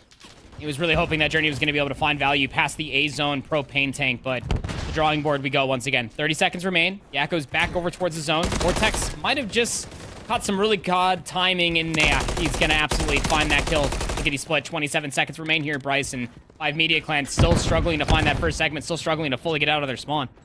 The only right now, the only reason they haven't been locked in as well. OMiT, you know they have to deal with him. And Rancor cuts him down. And Rancor will win the next gunfight, but they are holding on by fingertips. You see OMiT have stacked bodies into this one, and Mythics cuts down 2 as well. The rest of the team now has the opportunity to reinforce. Again, life advantage heavily in favor of OMiT. Surely they don't give away the B point here. There's an opportunity. I mean, they're stuck in the mud, but they get there with 2.9 seconds remaining. Journey would have to go 1v3 just to maybe try to get a segment captured over at B. Not going to be the case at all. OMiT on that previous round started off just so demandingly with their life discrepancy. Five Media Clan never really bounced back, fully get themselves over towards that zone. It only felt like maybe one player or two at any given time were around the zone, but all the map positioning plus some extra was there for OMiT. And well, even if it goes round 5, because we've had a total of 3 segments captured through those offenses thus far, Bryce, OMiT have already solidified that they get that round 5 defense. Yeah, they certainly have.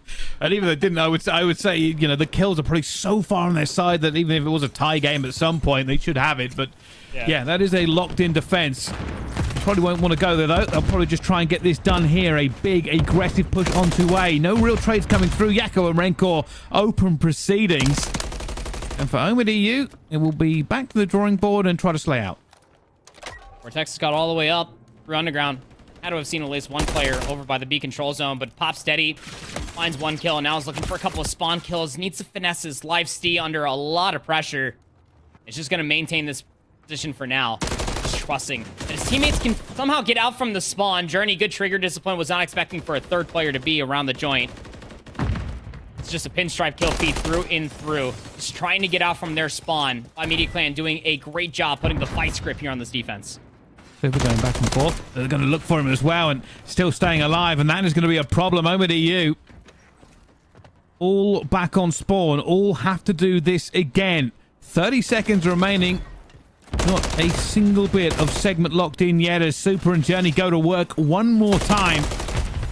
And this is going to round 5. It just is. Right, so it was written in the stars before we even loaded into this map number 3. I mean, we saw the 1 segment being captured by 5, and then the 2 soon after for OMiT, who had all of the commanding opportunities and advantages to be able to maybe try to add an extra 60 seconds happened. It's had round 5 written all over it. And again, OMiT have been slaying out. Like the kills are barely even close. But the fact that this is still going round 5 is a scary one nonetheless. And if this is anything like history and we've gone 4 defenses in a row, surely 5 Media Clan have this offense, right? That how it works? You know what? Strangely, it does. A lot of the time. It's one of those, but I don't know. I don't know. Anything could happen. Like I said, I've seen OMiT throw this map away before. It's a horrible feeling to watch them do it. All they have to do, really, is play like they've been playing. They will still be sick over that attacking round where they had 18 to 10 and just weren't able to get the ticks in if this goes the wrong way. I think it goes without saying this opening break-off is so crucial by Media Clan. And look at Yakko. I mean, he just found such a free opportunity. He got on the B zone so fast. I mean, it forces Wee Man to get a TK, but not the opening break-off you wanted if you're 5. Last one wants to be locked in here. And at the moment, the door is slowly closing, but 5 Media Clan, they found a bit of progress out towards B. Get those bodies out. Try and make it so your teammates can get out as well.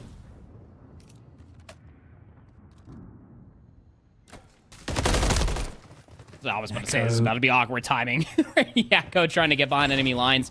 I mean, if you're thinking from OMiT, they're counting names. They're expecting for the flank to come through regardless. 4 life lead for OMiT as the time dwindles down. Just 33 seconds remain. Onto the B point. Players from 5 Media Clan committing. That first tick is in. Unfortunately, the cruise missile is appearing to spoil their day. And they're finding all the information also flooding into the teammates' ears. They find a kill with it as well. Only going to be Super, who was left alive, out onto the map, and that's going to feel horrible for 5 Media Clan. They thought they had the opportunity. And it gets taken away from them completely. Wee Man putting that nail into this game. And well, OMiT EU will not go quietly. They will not be 3-0'd by 5 Media Clan. The last flurry goes into the hill, and Trade's going in. Super keeps it alive for 1.3 seconds. I think a trophy and a gunfight took him down, but OMiT EU win the control. Yep, sure. Well, they're going to extend this best-of-5 series for the Group B qualification match in the upper bracket. Again, winner of this will join FaZe Black in the championship bracket that starts tomorrow. OMiT EU just narrowly staying alive in a very interesting and unique control. I think that's the right way of putting it, right, Bryce? Because, I mean, like, you had so many opportunities, if you are OMiT EU, to actually win this 3-1, depending on what was happening there in their initial offensive attempt. But I mean, those are just situations that if you put yourself back into, I know Coach Aroma is going to be sitting there making sure those boys are all prepared should that ever happen again. But regardless of the situation, 5 Media Clan struggling on control, not exactly something that we're used to seeing. It always feels like the Spanish always have a leg up when it comes down to the swing map mode that is control for many, many years here in Call of Duty. But setting it to the Vista hardpoint is going to be massive for OMiT EU, potential bounce back for them here in the best of 5. Yeah, that's what they'll be looking for as well. It was a little bit of messy control both ways for them, but yeah, I couldn't put a reverse sweep against them at any stage, and that's what they'll be looking to move forward. Certainly not a team to ever be underestimated, but wasn't the only one we've kind of been talking about. There's been a load of other games happening on, and you can see that realistically our teams have been fighting every single step of the way in this block of games, and Midnight and Chaos went at it. Yeah, they sure did. And again, the first set of hardpoints on this map, number 1, was wildly competitive for Chaos Esports. You can even see it like in the scoreboard. Corsa was at a double positive scoreline, and then it ended here at a 250 to 142 scoreline. Once SGP Midnight started reaching in towards that flow state, Temp, Eric, Boom, Capsidol, everybody putting in the work to put Chaos Esports down under as they will eliminate them from champs. Yeah, and that's just not a scoreline you ever want to hear. Being eliminated from champs feels like we've only just got started, and I suppose in the grand scheme of things, this is just the group stages. And as unfortunate it is, we do have to start saying goodbye to some teams. It is a long journey, but it is their final step. And I will say, I think Midnight just looked a little bit of a cut above, really. A lot of the time, we were the favorites going into it. There were some huge plays all the way through the series, and yeah, I look forward to see what they do next. Yeah, again, hey, they're going to have the run back versus their sister team that started off their entire tournament versus SGP Syndicate in the lower bracket qualification match. Again, only 2 can make it through the groups. FaZe Black here in Group A have already solidified it. This is a series that we actually didn't get to see any bit of, but it was exceptionals all the way through and through. They won this 6-0 versus 6F Carolina, our other Australian team. They have Ryan, Imagine, and Snellzy just trying their best here to get more APAC representation. And to be fair, they did throw a couple of good fights into it. I believe that the evasion control went to a round 5, but I can only imagine for Exceptional Gaming, this was probably a massive confidence boost after losing the way that they did to 5 Media Clan.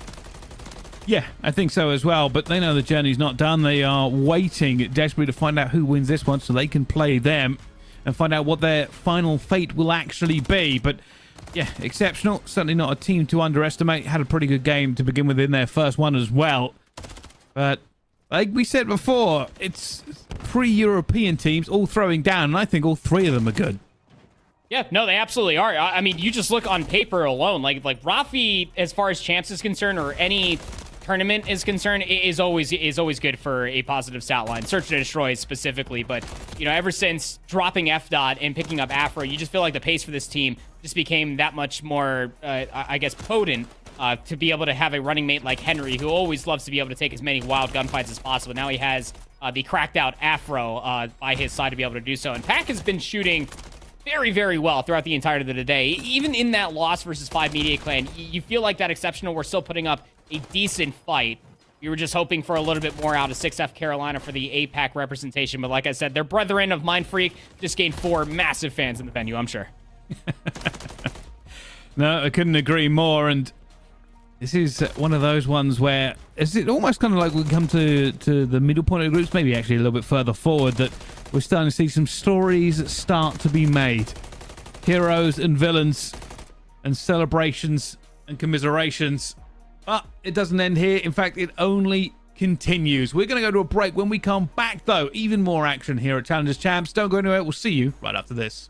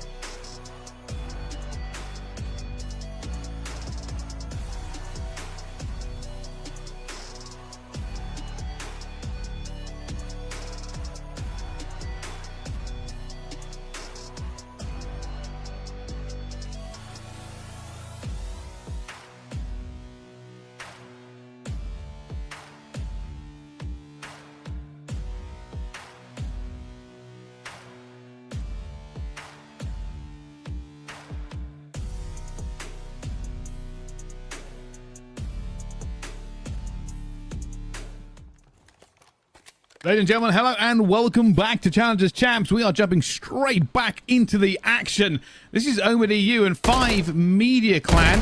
They are trying to end out this series. 5 Media Clan so far doing well, but OMiT EU striking back on the control, Brody. Yeah, it's been an incredible series so far, and I wouldn't expect anything different. Of course, if anybody's kept up with European challenges this season, you know that these are two of the hottest teams coming out of the region, and now we go back into a hard point. And the question for me is, Bryce, does this bode well for a 5 Media Clan? They were able to take that map #1 away from OMiT EU. Now they just need to win one more hard point, and they pull off arguably our first biggest upset of this tournament. And that's what they'll be looking for, but OMiT EU, certainly not a team that will go quietly. You can see they're already fighting back. They're looking for the rotation here onto P2 as well. And while they give up that few seconds of scrap time, they also lose that rotation battle. And that's the real key here, as you can see towards the bottom of your screen. They have control. Big kills coming through here from 5 Media Clan. They're going to be holdings for the moment here on Vista Hardpoint.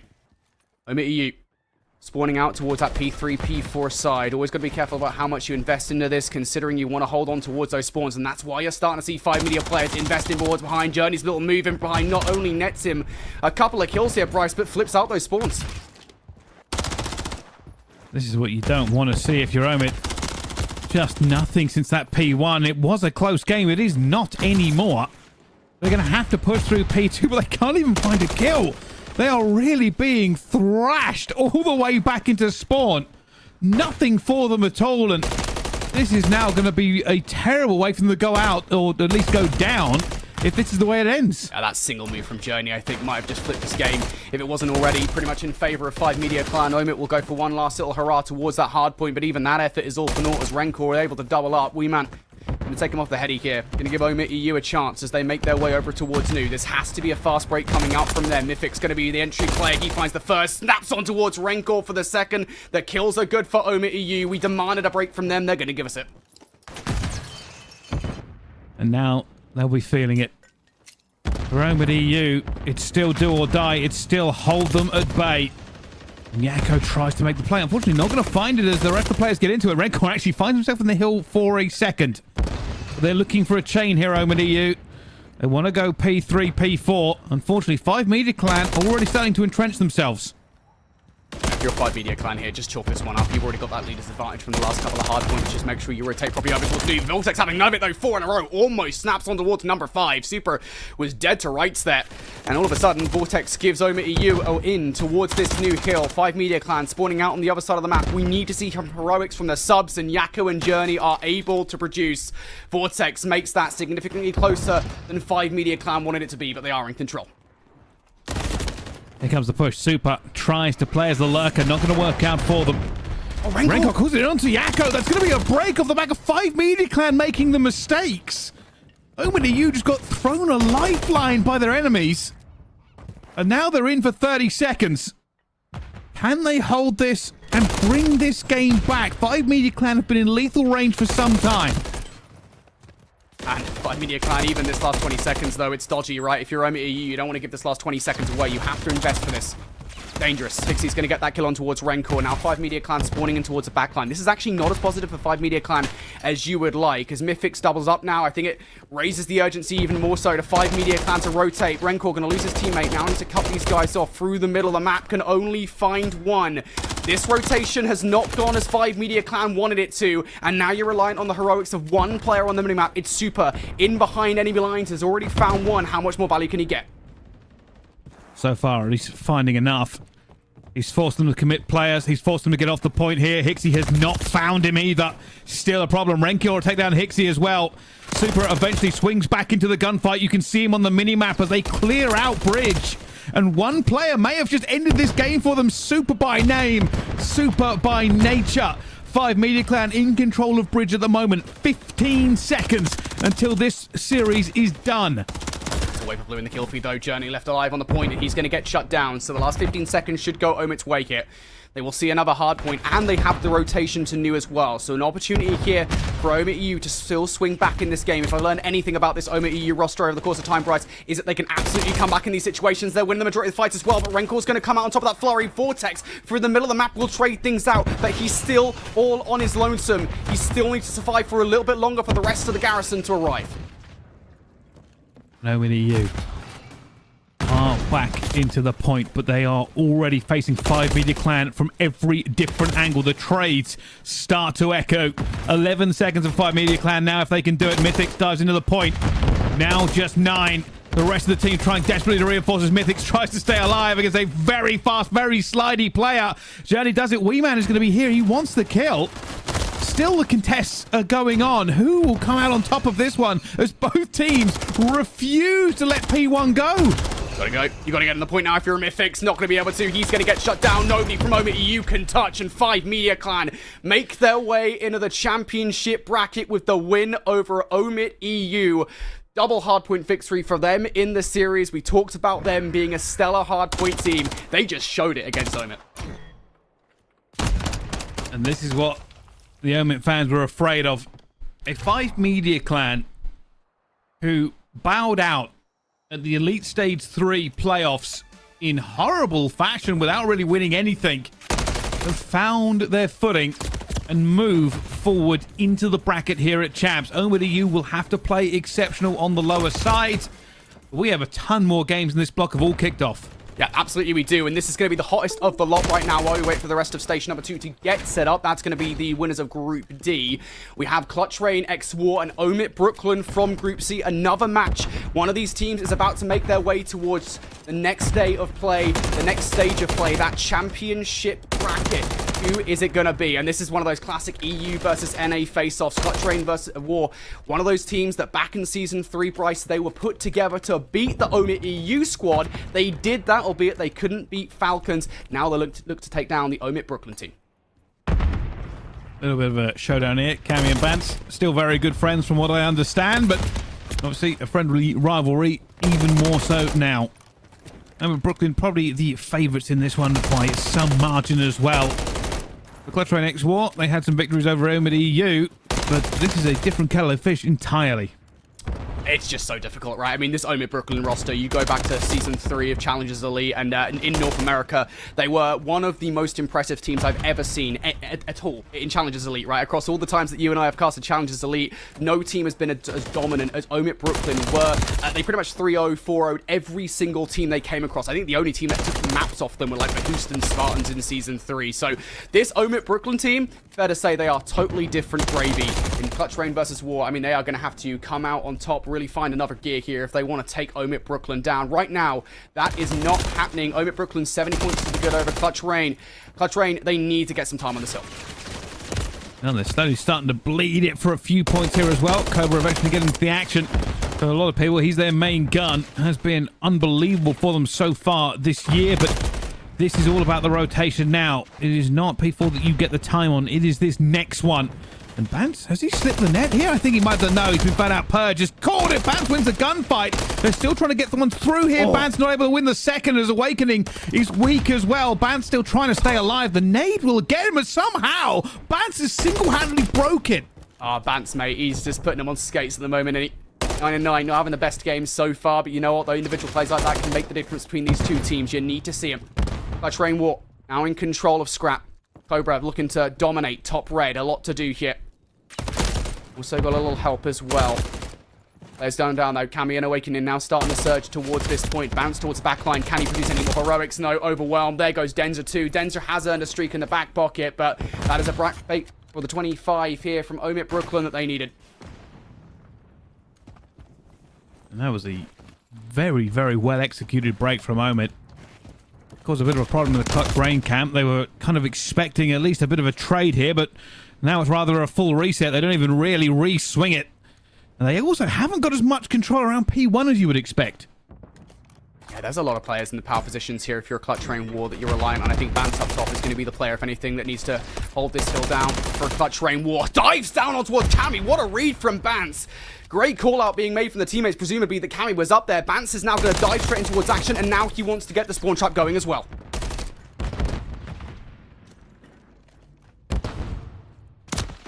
Looking for it. Bance already, though, taken down by Cammy. They've worked this out here. If you clutch around X War, hold on to this for as long as possible. And then start to look to the stars. Look towards P2. But they are holding. Prolude is a 1v1. It's massive. Bance will win it. He sends them with Brooklyn back to the respawn. And this is a huge swing for them. Not only will they probably lose this little bit of scrap time here, it's not going to matter. It's about that P2 rotation.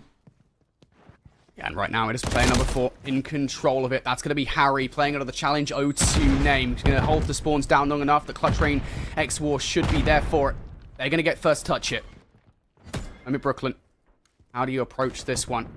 Got to try and get Harry out of that position from Desk's side. There's kill number 1 from Camry. Now on the way, looking for number 2. Wasn't quite ready for Denzer. He's able to now double up as he picks up Prolude as well. But keep an eye on Awakening around the backline. He's already got a player over the half wall here, trying to isolate the players off the spawn. That's not going to happen. Clutch Rain War, they survive the first onslaught. And with Brooklyn, they know they can afford to go again, but with nothing in the kill feed apart from one Prolude kill. I'll say, right, well, let's have a little rethink here. It's more positioning for them.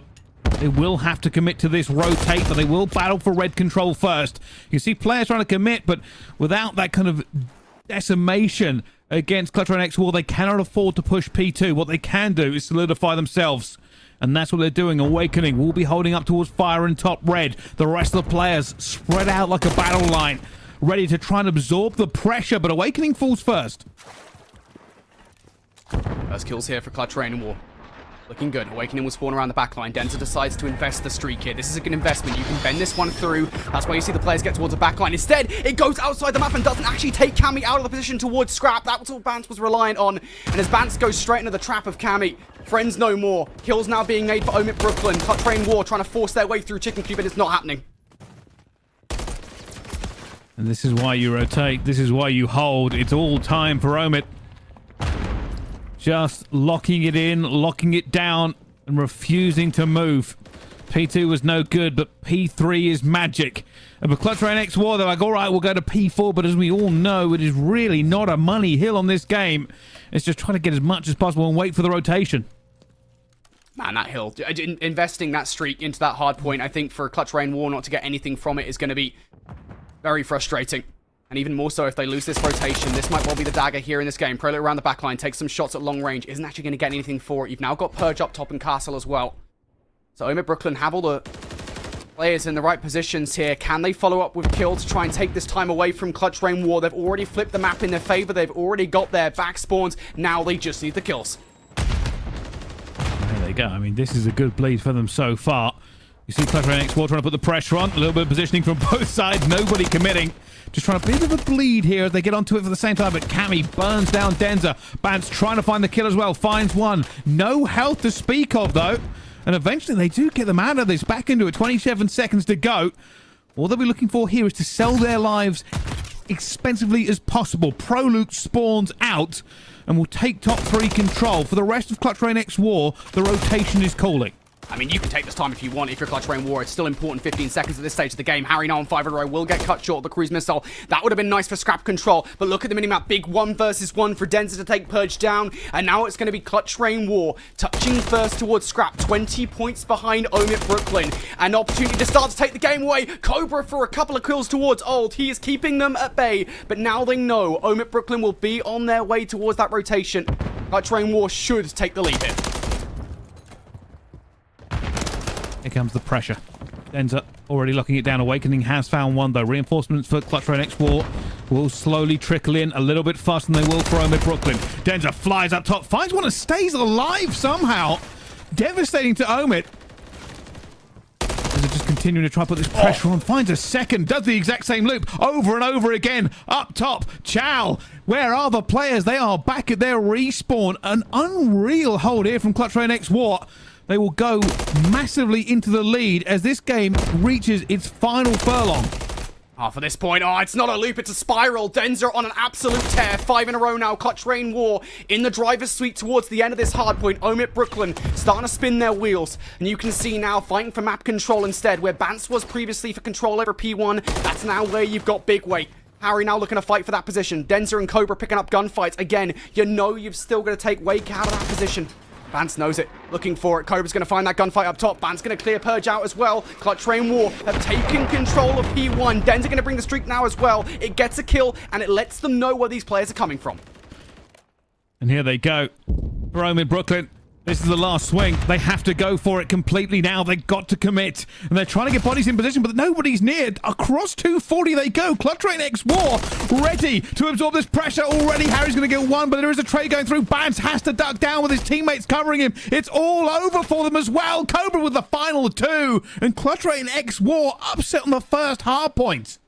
And you know what, mate? They won that towards the end of that P4, right? You know, they hold off OMiT Brooklyn towards the back 20 seconds of the hard point and get basically a full 60 on the rotation towards New as well. Of course, it does help they're able to successfully break on P1 as we hit the third and final set, but nonetheless, insatiable performance from Clutch Rain X War as they start this series 1-0 over OMiT Brooklyn. And now we actually get a chance to talk big picture here between these two teams for a second, right? Because for me, that is a huge victory for Clutch Rain War. They need to win the first 3 maps in this best of 5. Looking at the maps, looking forward, the last couple of maps in the best of 5 so heavily favor OMiT Brooklyn that for me, it has to be the first 3 for Clutch Rain War. So that's a good start to that battle plan for them. They take map number 1 away. But now we go to a losers matchup between Houdini and Mindfreak over in Group B. A battle for survival between these two teams, Bryce. It certainly is, and Mindfreak already surprising us a little bit more than we could have considered by just taking that first map off Houston Spartans. Certainly not the underdogs everybody expected, and still alive in this tournament. Will have to win this to continue trying to move forward. Just how good is Mindfreak is the question on everybody's lips. Yeah, I mean, it certainly looks like, as you already mentioned, mate, from what we saw versus Houston Spartans, they look very proficient in hardpoint. That looks like something that they put a lot of effort into, and I understand they boot camp before they got here at Champs as well, or while they're here at Champs, so they've certainly been putting the effort in. It should show off against a roster like Houdini, and it has done so far with that map number 1 victory. Houdini, though, also giving a lot of teams some problems in Search and Destroy. We saw that earlier on. So they should be able to be competitive with Mindfreak at the very least. Shunk, though, needs to try and play his life up top here in AC. He's going to get shut down now. And for Mindfreak, I think that might be the confidence booster they need to get on towards B. Unless there is a trade, which there will be. Dizzy's going to take Setsi out of the play. Now Mindfreak a little bit less certain that they can get something down over towards B. Oh, well. But Zach has found one. And just doesn't stop moving. Continues running forward. Welcome to Mindfreak. They're trying to watch the flank as well. They have B control here, and Vitek is still running around on a 6 streak, just mantling over the middle here. Recover your health! For goodness sake, Kezra will eventually find him. They now have B control. It's a double bridge setup.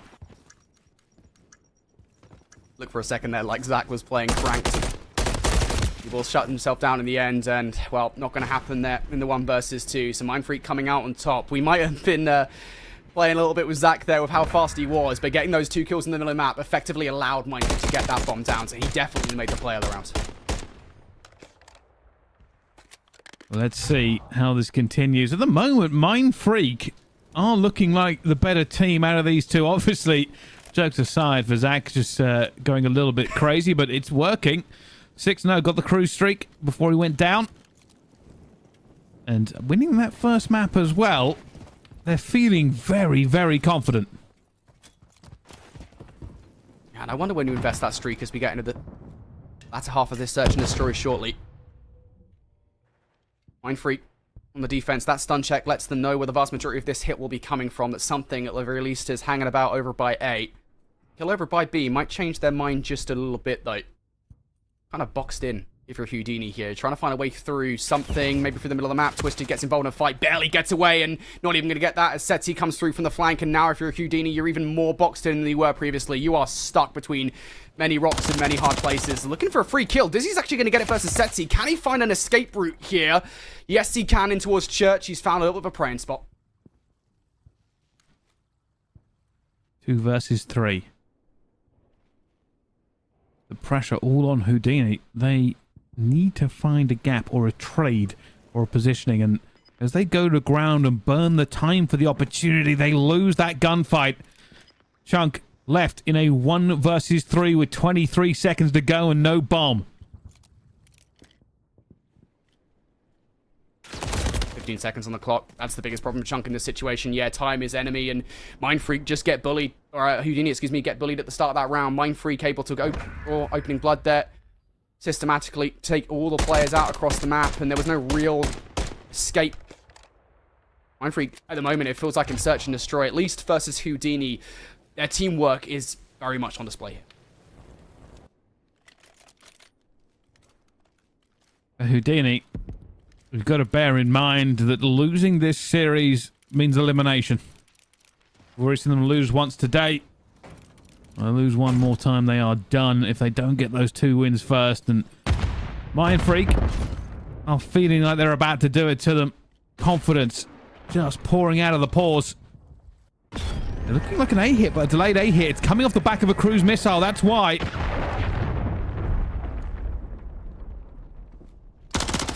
Did he call out Dizzy? What? How has Dizzy gotten away with that? How on earth has that happened? Mindfreak bring that streak down in an attempt to try and get some kind of map control, and you think they'd do something a little bit more decisive with it. Houdini will be thanking their lucky stars they get a free round like that. I was going to say the information, though, didn't get anyone with the cruise missile, but the information should have been there that, hey, there's a player top red, by the way. Dizzy saw them all go for it. They went for an execute into church and just stood outside the door ready to entrance and died. Not what they wanted. Tell you what, you'd be very happy with that if you're Houdini, though. You've been looking for something in this Search and Destroy thus far. That streak was another problem that was kind of looming over you. Now you don't have to worry about it moving forward. Houdini play this knowing there's no cruise missile to be concerned about. Nades over the top, though. Crimzo will get the better of Keza. That's going to slow things up quite significantly for Houdini. Once again, stuck in that situation here where you don't have anything to work with. You need to make some kind of individual effort, and Mindfreak have been so good on the defense at covering every single route through towards the defensive side. And now you can see Houdini are second-guessing themselves. 55 seconds on the clock and very little information or map cleared. Is he attempting to do it? Knows where that player is going to be here. Sees them back off. The nade cooks.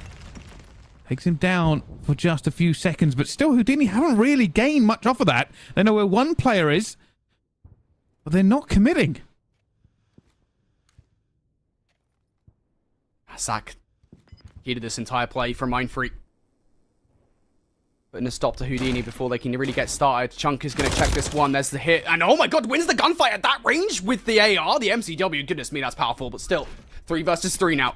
That's the opening onto the site they wanted. With 15 seconds left, they're going to get this bomb down. In from behind, Twist is also going to catch Crimson and Fighter off guard. They were trying to stop the bomb plant, and now it's gone all awry. Setsy's been found out as well. That smoke ain't going to save you, mate. Houdini, living up to their name, pulling magic tricks out of nowhere. That is insane. Mindfreak had all the advantages. They had the numbers. There was very little time left. Chunk opens it, and Twisted finds a flank. Perfect timing. And the round completely changes hands. Houdini aren't out of this one yet. Mindfreak. They look good, but now not as indomitable. Oh, man. Really does feel like a couple of rounds now where Mindfreak should not really have lost them. That was the streak in the previous round, and on that one it was a man advantage which went awry. They were not watching their backs. Twisted made that work for Houdini. Now if you're Mindfreak, it is going to be a hit back towards A. Once again, Fighter is winning his 1 versus 1s. Through the middle of the map, he's going to find Chunk now. Response coming out from Keza. He's going to have to back off towards Castle. He's going to anticipate someone's hitting him, but Fighter, the better weapon for the situation, will win that gunfight. Now Dizzy down low towards Red. Finds a couple of kills. Evens the odds at 2 versus 2, but Fighter has found his 3rd in the round. And all of a sudden, it's Twisted here for a 1 versus 2. And not going to get it. Not going to find anything. Mindfreak, though, get another round back onto. That's what they want. They want to go down to 3-3 after what a great start it was. 4-2 for them. And that's more what they kind of expected. Getting that first blood is proving crucial for these teams. And we'll see if they can do any more. As they will be on the defense this time around. Houdini looking for their attack. Now, they went really slow last time. Do they pull out that same strategy, or is it going to be a more aggressive hit? It already looks like they're going towards B. I feel the defense would match them there. much everybody over towards B. This is a big gamble coming out from Mindfreak. This is going to be a B hit, and once again, they're doing what they've done basically the entirety of Search and Destroy thus far. It's Setsi this time that can't seem to be put a stop to. Flying through the middle of the map, but he will retreat here in this situation to back up his team over towards B. It's the right call, especially with this positioning down concrete side. Houdini, they will check this. I think Setsi's confident he can win the fight. This is the kind of play that you just expect to at least get one. If you get away clean afterwards, even better. But Houdini again, just playing extra patient, just hoping for the opportunity to find a kill here. And it looks like a reposition. They're going towards A again, hoping that Mindfreak have moved away or that they can find a gap. Keza still patrolling top 3 as well. A very, very slow burn strategy from Houdini seems to be the way these rounds are going. Twisted's going to draw the first blood. Finally, something will break here. A lot of pressure has been built up, and it does release. Fighter now tagged up, has to try and play his life. Keza was the player to do it across bricks. Bomb's going to go down. And Keza really, if anything, is the primary threat here for Mindfreak. They have to deal with him. He is the wild card, which they are not going to know how to deal with on this retake towards the site. Players approaching from all angles. Mindfreak are waiting. 30 seconds ago, and Mindfreak still haven't really made a move towards it. Fighter's going to go down as well. Advantage here to Houdini. They have so little information. Chunk is going to be challenged, but Chunk finds one anyway. He goes down, but it's a 2 versus 1. He's going to go straight for the defuse. No, gets off of it and will eventually get the second, but time's against him, surely. And there he'll find the last player, but it's not going to be enough. That time burnt there for Mindfreak has cost them. Says he's trying to play it like COD Mobile. He's trying to get the defuse that will fake, bring players towards him in the situation, but he doesn't have the time to make it work regardless. Twisted is going to get that one done. And yeah, a bit of a weird round, I think, just on the whole. There were just so many different players and so many different positions for Mindfreak to contend with that they were just not able to get anything done. So Mindfreak slowly starting to lose their grip over the Search and Destroy. Houdini 3 rounds on the bounce now. Moving over towards Clutch Rain War and OMiT Brooklyn, though. OMiT Brooklyn in a commanding control of this Search and Destroy. And remember, Bryce, I talked about how important winning these first 3 maps are for Clutch Rain War. They can't afford to lose this. Well, at the moment, that's exactly what they're doing, but they can get around straight back onto the board. 4-2 now in this S&D with Clutch Rain War and OMiT Brooklyn. These teams certainly going to be some of the highest level teams we expected in this competition. But yeah, I still think OMiT Brooklyn probably the favourites moving forward. That first map was a bit of a shock to the system, but nothing they will be unprepared for. OMiT Brooklyn are a stellar Search and Destroy team as well. So as much as I think, hey, Clutch Rain, gotta win this one. It's so difficult. It's such a big ask against a monumental team like OMiT Brooklyn. You got so many Search and Destroy specialists on side as well. So many players who absolute masters at the moment. And of course, Clutch Rain and War, it's not really their specialty either. Yeah, still. A couple of rounds on the board here. Clutch Rain War looking for a way in towards this S&D. It's going to have to come via a way B hit. You can find a first blood, that would be nice as well. But Harry gets cut down by Cammy towards the bridge side now. And OMiT Brooklyn now know this is going to be a hit towards site. They overwhelm Bance. That's 3 players he's got to deal with, and that's probably 3 too many. Denza now with the bomb has to try and take some of these fights. And once again, nobody from OMiT Brooklyn is taking any solo challenges in this situation. They are doing it as a squad. And again, why they look so deadly in S&D. Yeah, that was simple for them. Realistically, Cammy having a wonderful game, 8-2. Lots of questions asked about him after he kind of dropped out of the CDL, but from what I have seen, and so has everybody else by the looks of it, has certainly found his footing again. I'll even go so far as to kind of drop this intel on you. I have heard teams are looking at him for a spot back in the CDL already. I mean, it's been a phenomenal season for Cammy. It absolutely has. I think, you know, a lot of people are asking questions at the beginning of the season. You know, does he belong in CDL? Does he belong to stay in Challengers? And in Challengers, he has been an absolute force. So I'm not surprised whatsoever. Awakening as well, another one of those players that's been phenomenal. Both of these guys proven, I think, that they do not deserve to be here. OMiT Brooklyn now 1 Search and Destroy round away from tying up the series at 1-1. And I think they've completely controlled B. Clutch Rain War are terrified. What can they find with a man down? Denza will find 1. Bring it back to a 3 versus 3, but this is always a difficult retake without control. Looking for him as well. Prolud almost snaps his head off. Repositions, another Chow come in. Denza will find it. Time burnt a little bit. Still 2 players alive for a moment. Somehow Clutch War made their way back in towards this round. Awakening gets cut down. Amity with a good trade. You should be able to read this if you're Denzin. You get it done with a pistol. Clutch Rain War will survive for the moment here. A stellar retake, and I thought that round would fall apart when Bans fell. As OMiT Brooklyn surge on towards the site, but Clutch Rain War not dead yet. Kind of a double win there for them as well. Not only did they need to kill Cammy regardless to get that defuse in, but they also took him off a 5 streak. No cruise for Cammy.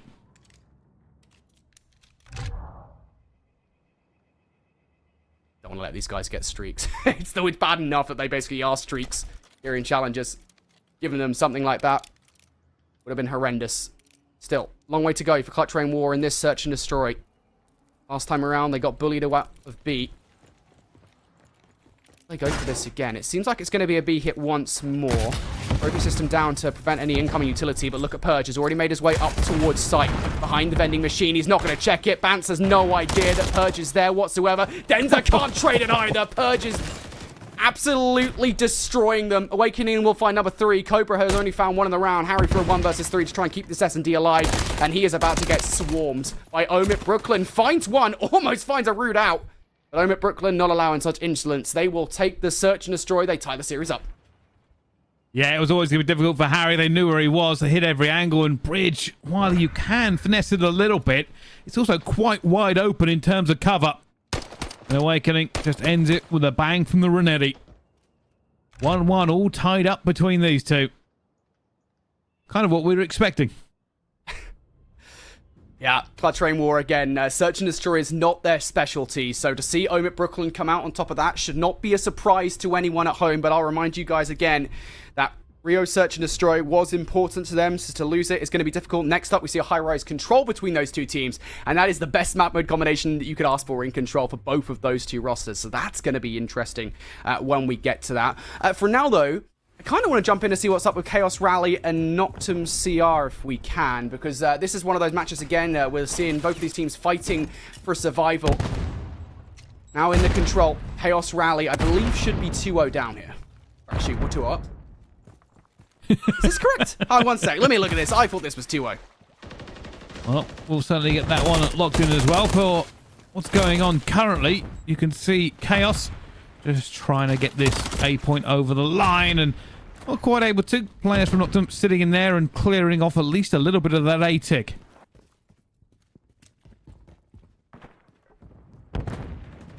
Trying to find it. Yeah, Chaos Rally 2-0 up in this series. So for those of you guys who aren't informed, it was a 252-10 hardpoint, 6-star, and a 6-1 search and destroy. That is shocking for Noctem CR, a roster that have been relatively competitive. You mentioned it, we talked about them last. Now here in the Control, fighting for survival. Chaos Rally now starting to mount the offense as well. They've got a player in from behind. That is such a difficult fight to take, though, if you're a Lucho. And you know it, too. You're going to have much of a better time trying to fight this one through Hotel side. Zuna knows it. That's why he's looking for the fights and somehow finds a second. He might have single-handedly opened the door for his teammates and somehow finds 3. On a 4 spree now is Zuna. He has single-handedly opened the door for Chaos Rally to potentially take this round. He's trying to keep off the reinforcements. They know only 1 tick has gone in. It is not over by any stretch of the imagination. And the reach out, if it was good, may have given them a breath of life. Unfortunately, not going to be. Massively outnumbered here. Trakes somehow still alive in this point. Chaos has come to back him up. And this is looking bad for Noctem. They're feeling the pressure as players continue to swarm through. They do not have any way of stopping them. He's just got to make some individual heroics. Nile goes a little bit too early there. Twiz now, what can he do? He's had a stellar season so far. Able to produce a double here for Noctem CR. Just 1 more player to contend with as Chaos goes down. It's all on Zuna for the contest. Try and keep this push alive for Chaos X Rally. But he has a lot to do. Touching the point a couple of times here to try and outplay Noctem CR. And I think he might have just slipped past both of the players. They have absolutely no idea where he has gone. He's going to find that kill as well. Zuna, again, being the playmaker here for Chaos X Rally. They're still alive. It's also a mix-up we're going down towards as well. Noctem desperately trying to clear their lines. They still haven't got him. He might stop this clock by himself. Yeah. No respawns remaining. It's down to a TDM, though. Twiz is going to fall to Chaos. All 4 back in the spawn. 20 seconds ago. They will have to push into unfavorable battles. And that'll be it. Noctem surely have done enough damage now to lock it out. 12 seconds ago, they basically have to sprint in this 2 versus 3. And not really any room for error here, not really any room for strategy either, as Noctem XCR will hold.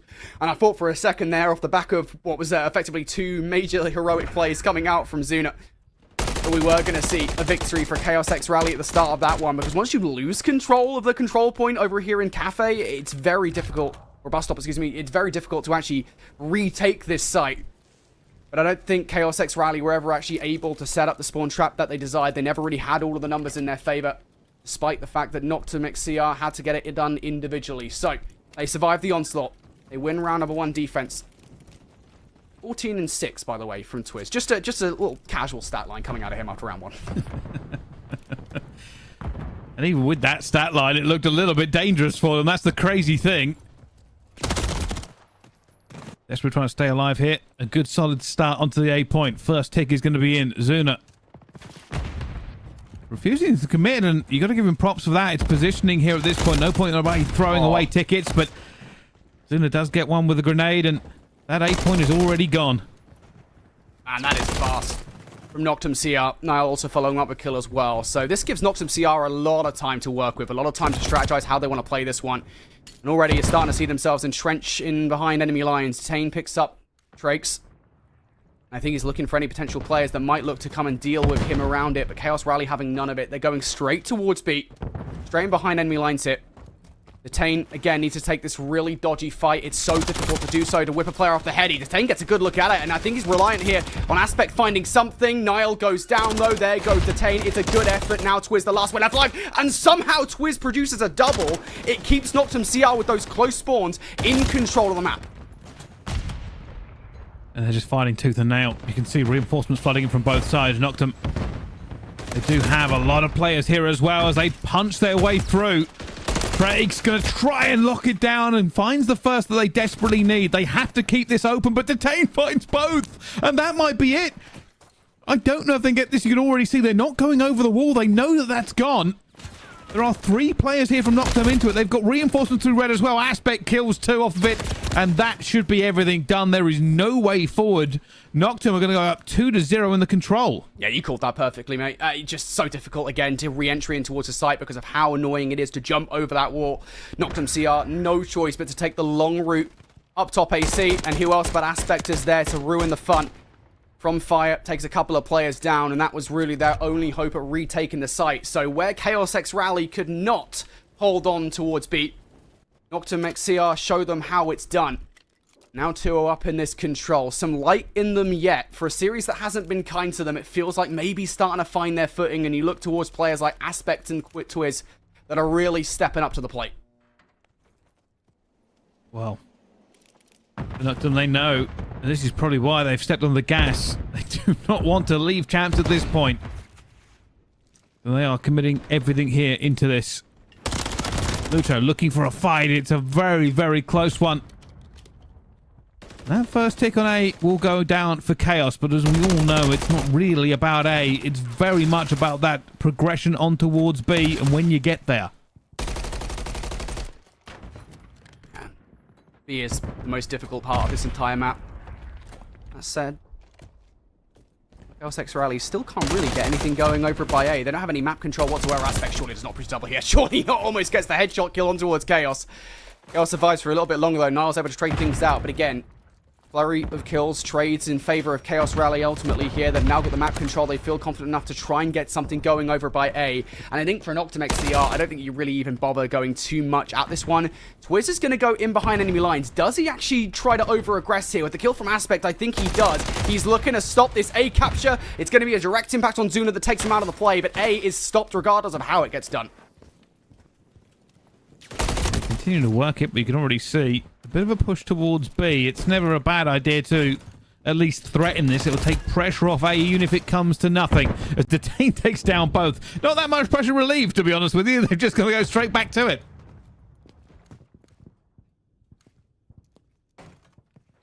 Chaos Rally still looking for some kind of map control here. I think it's the thing. They're looking for some kills. And actually, maybe they try and change their positioning here. A is still an option, but if they can pull themselves over towards B, maybe cause a bit of a distraction and get some ticks over by B while they're at it, it would be nice. Lucho able to find one. Noctem CR, though, still over the wall here. Niall taken out of the play. And now, no longer the case here, Bryce. They could capture B. They're going for it, and I wonder if Noctem cut it completely. You can see they're not even really going towards it. Nile is going to try. A little bit of a reinforcements coming through. Nile, that is a huge kill to take down Zuna, because the rest of the team will now flood in. They will not give him B for free. Chaos will try to make a miracle happen. Isn't going to happen. Nile has saved them there. Yeah, big play coming through from Nile. Able to get a couple of kills that keeps Chaos X Rally off the point. And the problem was, I said that, hey, you can distract and pull a lot of effort over towards B. Chaos X Rally haven't actually really done anything with that. They've not got any control over by A. They're going to be able to stop the clock here at 3.6 seconds, but this is a Hail Mary if I've ever seen one.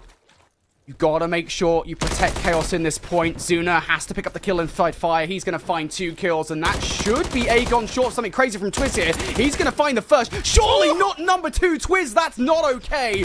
0 seconds on the clock. It's not enough time. Noctem XCR. Get it done here in round number 3.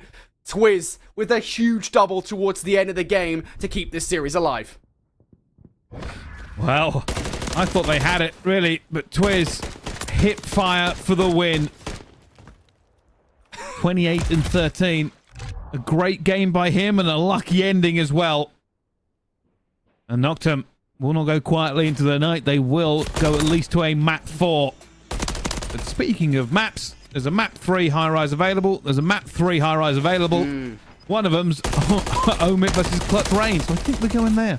Yeah, and again, I briefly mentioned this before we went over towards that last series that we just saw. This is a very important map for both of these two teams. It's their strongest control by far. And an interesting little point about Clutch Rain War, of course, you got to cast European Challengers Elite Season 3, so you'll have known this. I mean, it was the only map they played in playoffs. They played 6 control maps in playoffs. Every single one of them was high-rise control. And interestingly, they didn't play high-rise control at all until that point, until they made that incredible losers bracket run. So they were able to bring it back as a secret weapon in Season 3. It's here once again. It's no surprise that they're bringing it out versus OMiT Brooklyn. Well, let's find out, though. Who's the better team onto this one? Who takes the lead? It was first blood for Clutch Rain. It was a knockback for OMiT in map number 2. But here goes the start. Everybody opening flurries, opening grenades, opening tacticals. And Bant's already going to go straight into B. Over the top he goes towards the electrical unit here. Wants to use the heady. These things are so frustrating. Try and play against Purge as well.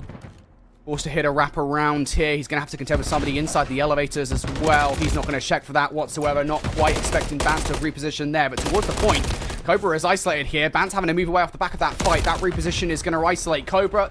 No help for him. No help for Bant either. Harry does find a double before going down. So the trades here are going to keep Clutch Rain X War in some map control. Denzer now down low. Wants to try and buy 4 more. Surely does not get the turn on towards that Awakening there and does not. But still, trades back and forth between these two teams. Clutch Rain X War doesn't feel like they've had a real solid hit at B just yet. Here they go. Bats wants that second tick, but he knows there's going to be a lot of nades coming through, and he wants reinforcements. Second tick is in. Cobra to Overwatch, but he's going to fall down. Bant's still alive. He knows they're hunting him here. Every single angle they could find him, they do.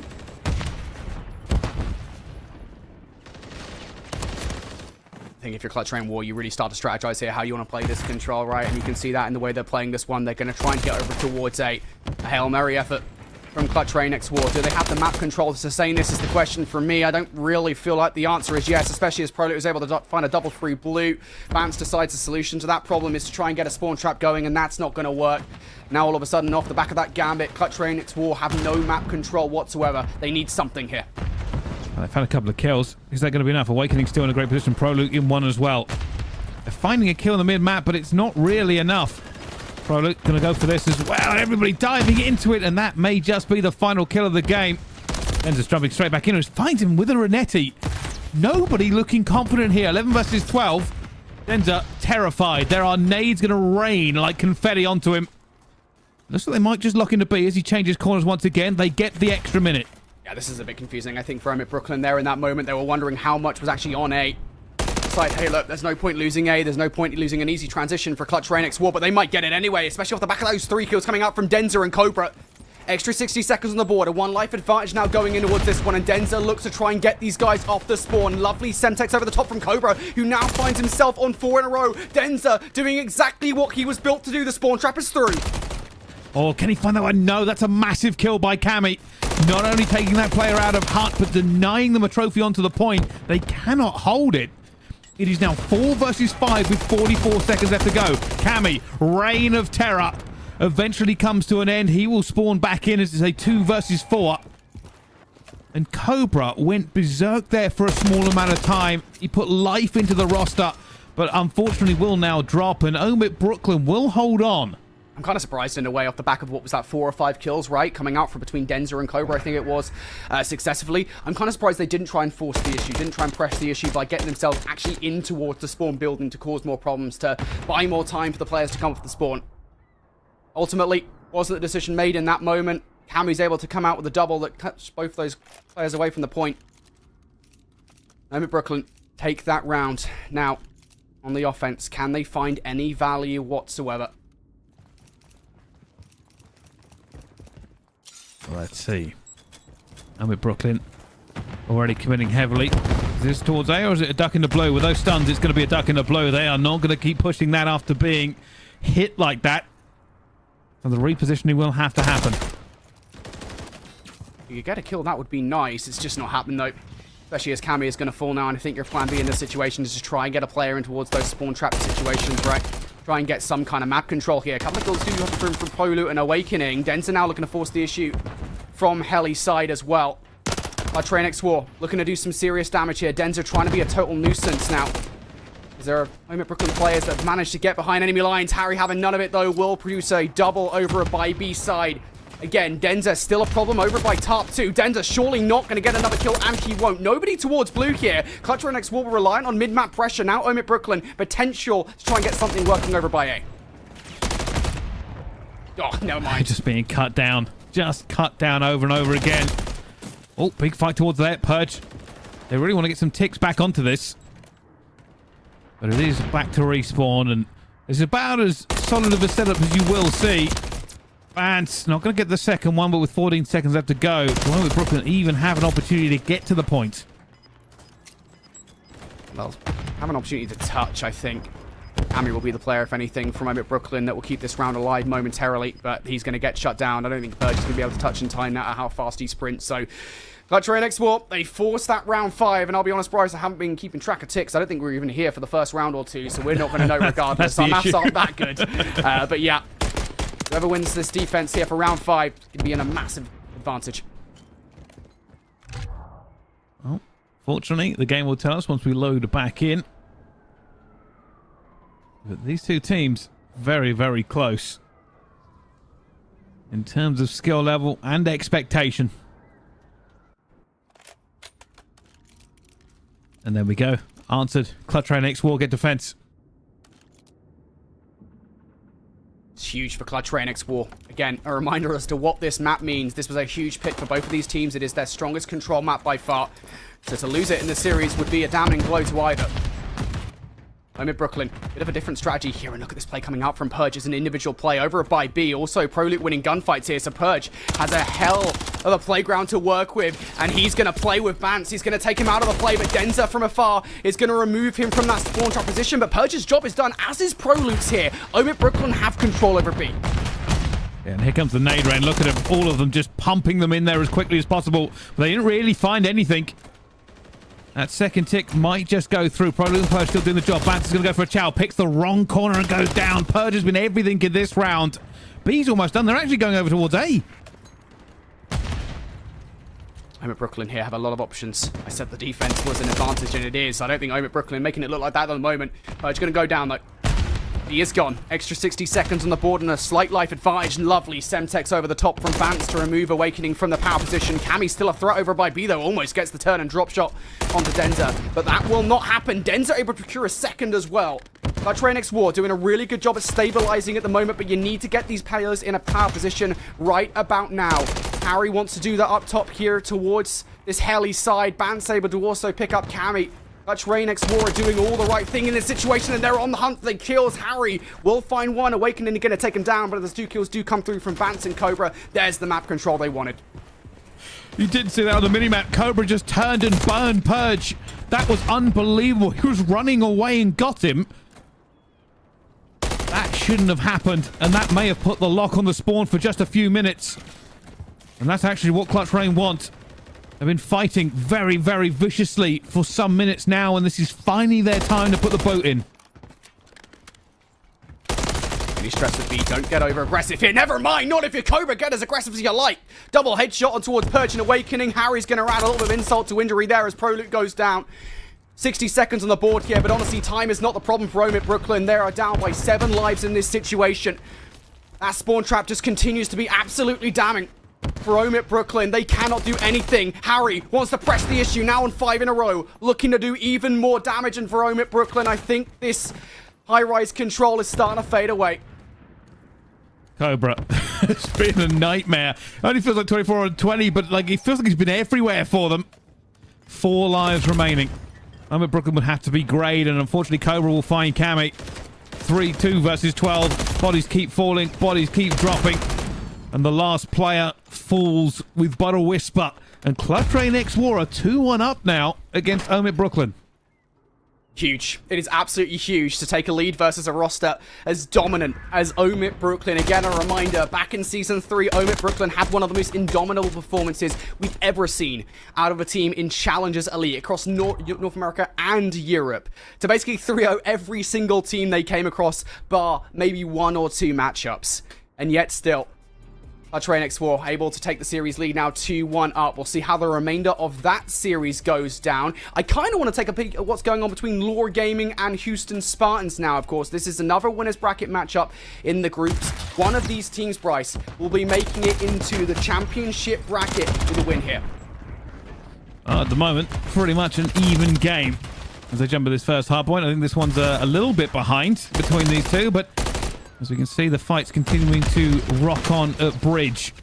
Both teams just trying to get a bit of control here. At the moment, it will be Lore Gaming who come out on top, and they will take the lead back on what I'm sure has already been a pretty fraught hard point. Yeah, I expect this to be a very close game between these two teams when it comes down to hard point. Both of them are absolutely stellar at the moment. This is the kind of match that you absolutely love to see as a challenge caster. Regardless, Houston Spartans able to pick up a flurry of gunfights. That will give them the scrap time here and keep them very close to Lore Gaming as we get into the second set. Houston Spartans will be the first team to touch over by P1 as well. Fire going to get tagged up by a Semtex here in this situation. He's not alone. It might seem like it in the middle of this hard point, but he's got a lot of spot from a lot of different angles being watched at the moment. Fire's going to pick up that kill against Yuli now. And Houston Spartans, if they find a couple of kills here, Bryce, they will surge through info towards that rotation. Make no mistake about it. Well, that's what they want, though, but at the moment they're just holding on for reinforcements to hit. Reinforcements did not hit. Lore Gaming did. And now they'll spread out. Check the angles. Make sure you punch them back here for spawn. Houston Spartans. Looks like they're going to push a little bit towards Bridge, get the bodies in here, and then hit escalators at the same time. But Hooli finds it. Paul X eventually kills him as well. Doesn't get the trade for him. And they will lose probably this last 14 seconds as Glow Frosty gets that kill. And this becomes all about P2. Yeah, the Houston Spartans here. You're okay for the moment. You got to try and break those spawns for P2, as you said. Also keep an eye on player. What a read from Glow Frosty that someone's going to flank through boxes. He's got the bloody force. Houston Spartans now looking for a way through, though. Glow Frosty will find one, almost finds number 2. He is spinning all kinds of players at the moment. It isn't enough to unearth them from the spawns just yet, though. Lore Gaming still have themselves anchored in the backline here. And for Houston Spartans, that's an issue.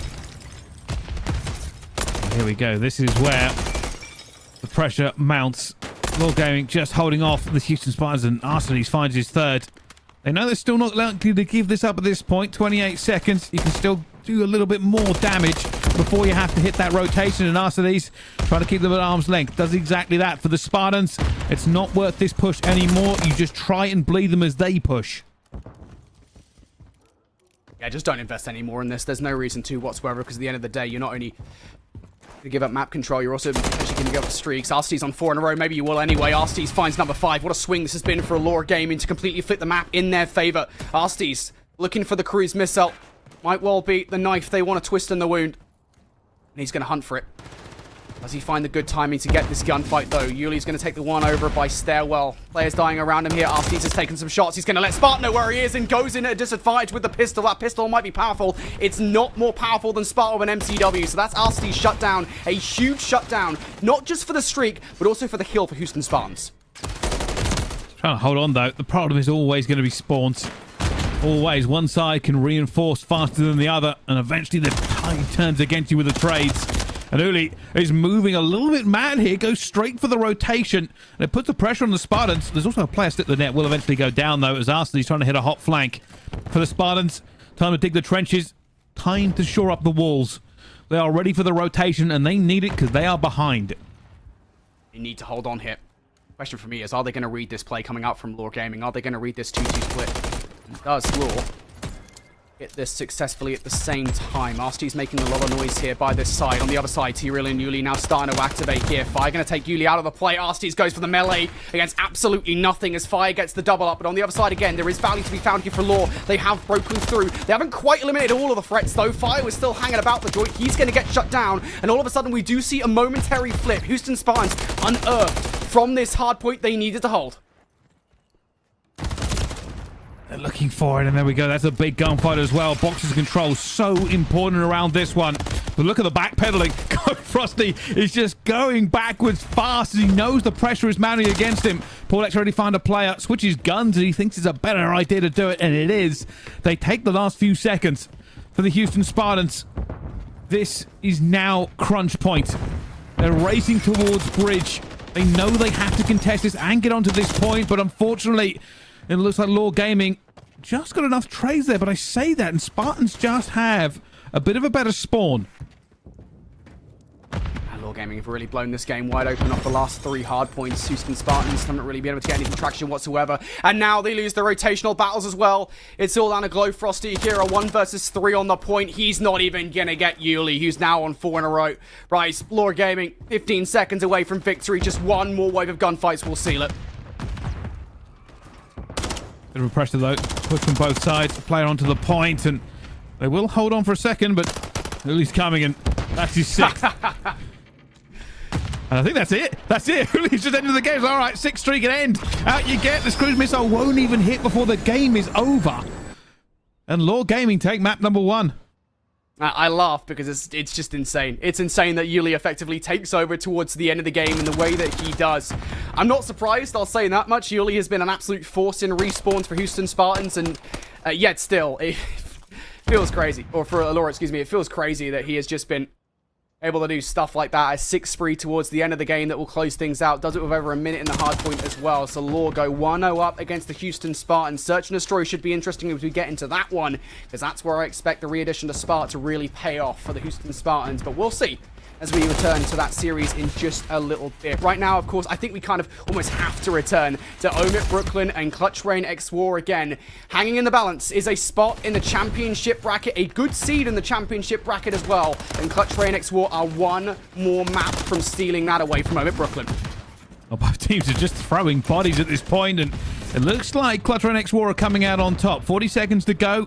You can see at the moment, OMiT Brooklyn haven't had an opportunity to split the map, so this is a headbutt. It means everybody coming the same direction, trying to pile through. Fortunately, there are lots of angles to hold this from here for Clutch Rain. Cobra will find 2. Cammy will jump into the point here. Cobra not able to find his 3rd. And Awakening tries to turn the tide as Denza kills everything, including his teammates. But that's enough.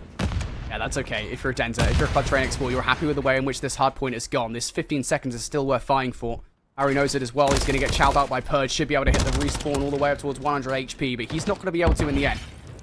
Clutch Rain X War now looking for some control over by New as well. Bance is just dancing around the vehicle. It's going to get shut down by Proloot there. Now the rest of OMiT Brooklyn on the way to try and assault this hard point. Cammy finds Cobra. Denza overwhelmed on the stairwell. OMiT Brooklyn now knocking at the door of this hard point. A kill they really do need to take away from Clutch Rain X War. Harry stunned up, tagged up. Cammy's able to find 2. Purge with number 3. That is all the kills that OMiT Brooklyn require. They are in the hard point. That's what they wanted. Got a little bit of time back in here, but Denza finding his own too. Pressure's still going to mount. You can already see that OMiT Brooklyn have to get up the point, and it's Cammy who does it. 16 and 10. Another big game from him. Has been a mainstay of them all the time, but on the other side of it, there's a Cobra and he's striking back at every opportunity. We've spoken before about potential players moving on up. Cobra is on many people's list to take a look at. He should. He absolutely should. Just on the whole here, if we're going to have that little side conversation, Bryce, he absolutely should have been in the league at the end of last season, to be honest. He's the only player from that Bob's roster that did not manage to make his way up towards the CDL. Eventually, of course, with Brezzy, the most recent player to make that venture. So Cobra should be in the CDL, and if anyone disagrees, they can fight me on Twitter over it. Regardless, Clutch Rain X4 right now, 20 points to the good over OMiT Brooklyn. But OMiT Brooklyn, they are fighting back. Cammy looking to get some kills in the middle of the map. Cammy, get double up.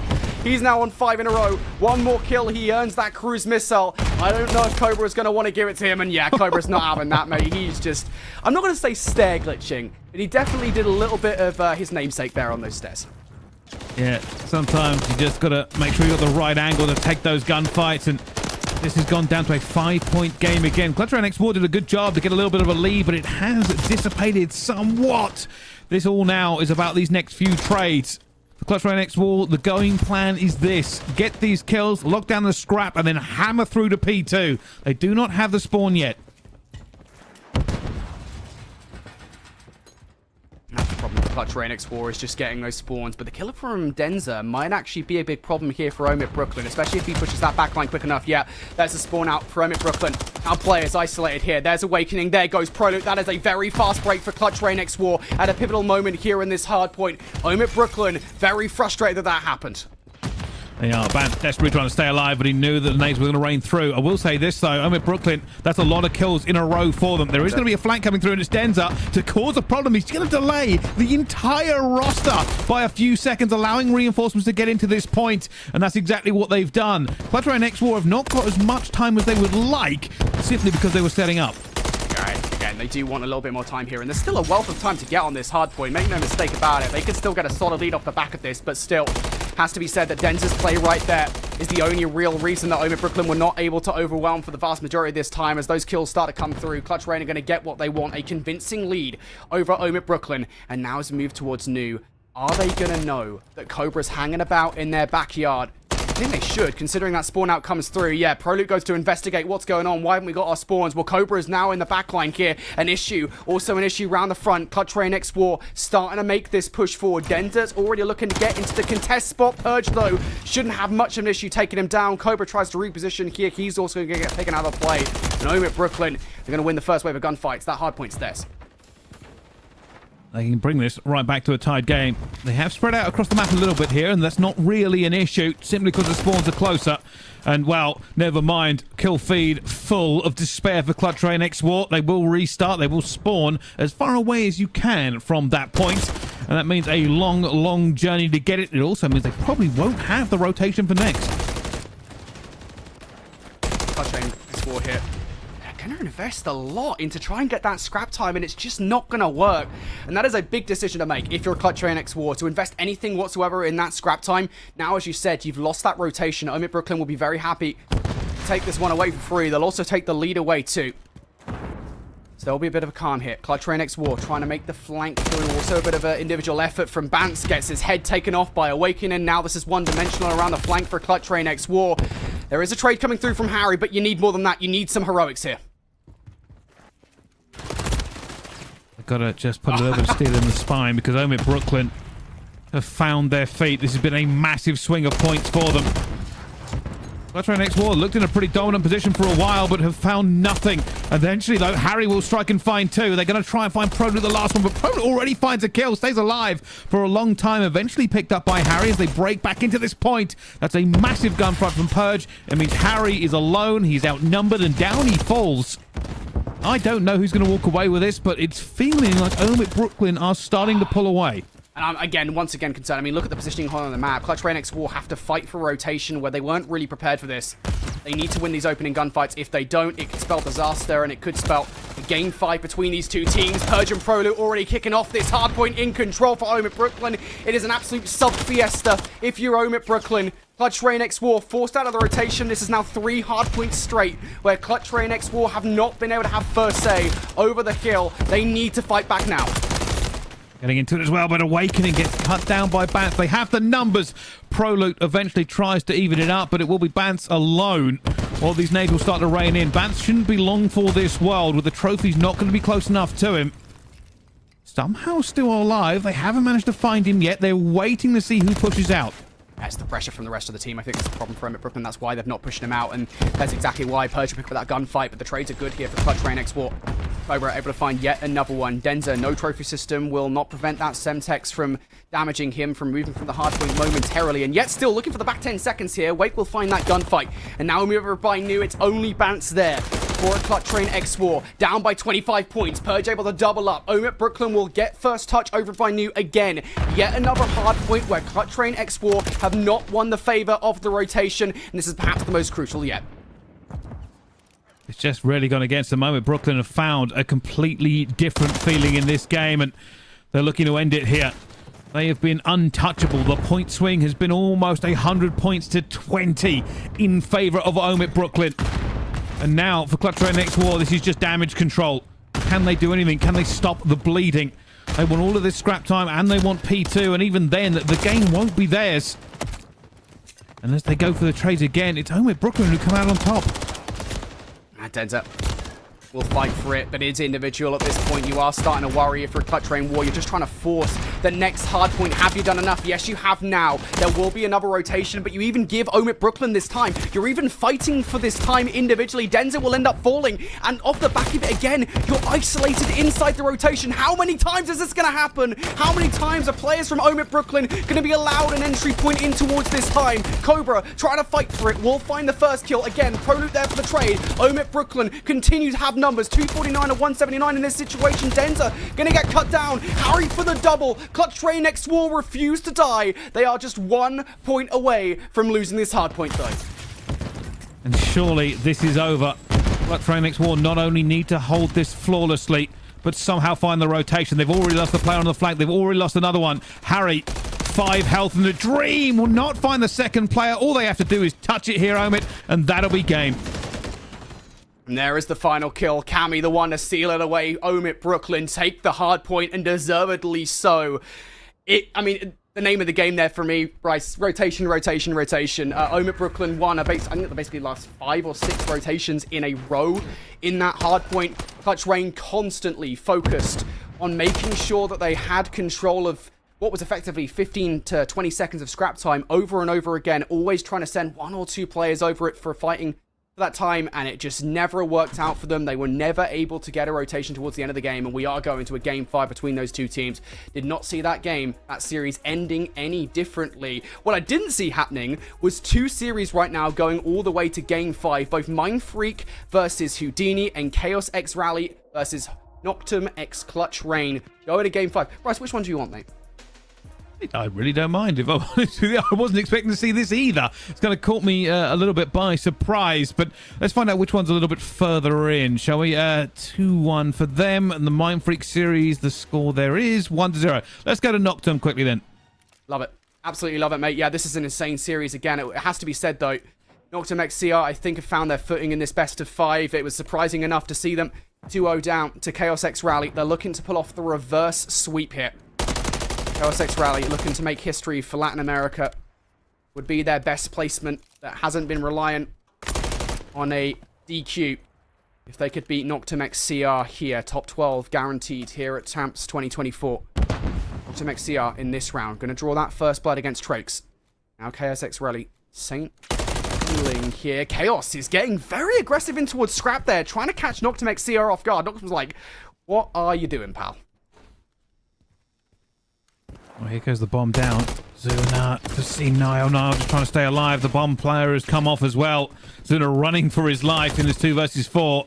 Eventually will go down. Niall finds him. And now this should just be getting this one over the line for Lucho. It's a 1 versus 4. And they're set up ready for you. Alrighty. Has he got the magic? Nope, not so whatsoever. First blood for Noctem XCR in that round. Chaos X Rally try to find a way to even the odds, and the individual efforts, I think, not appreciated there. It all just falls apart. And Noctem XCR starting to show again why they are a roster to be feared. We kind of mentioned it, right? Being a team that even in the European region can sometimes pull off upsets that they definitely should not be doing. Do not underestimate this team, and I think Chaos X Rally are learning that right now. Well, this is where Chaos X Rally will have to adjust. They will have to find a way forward. The reverse sweep is not a million miles away.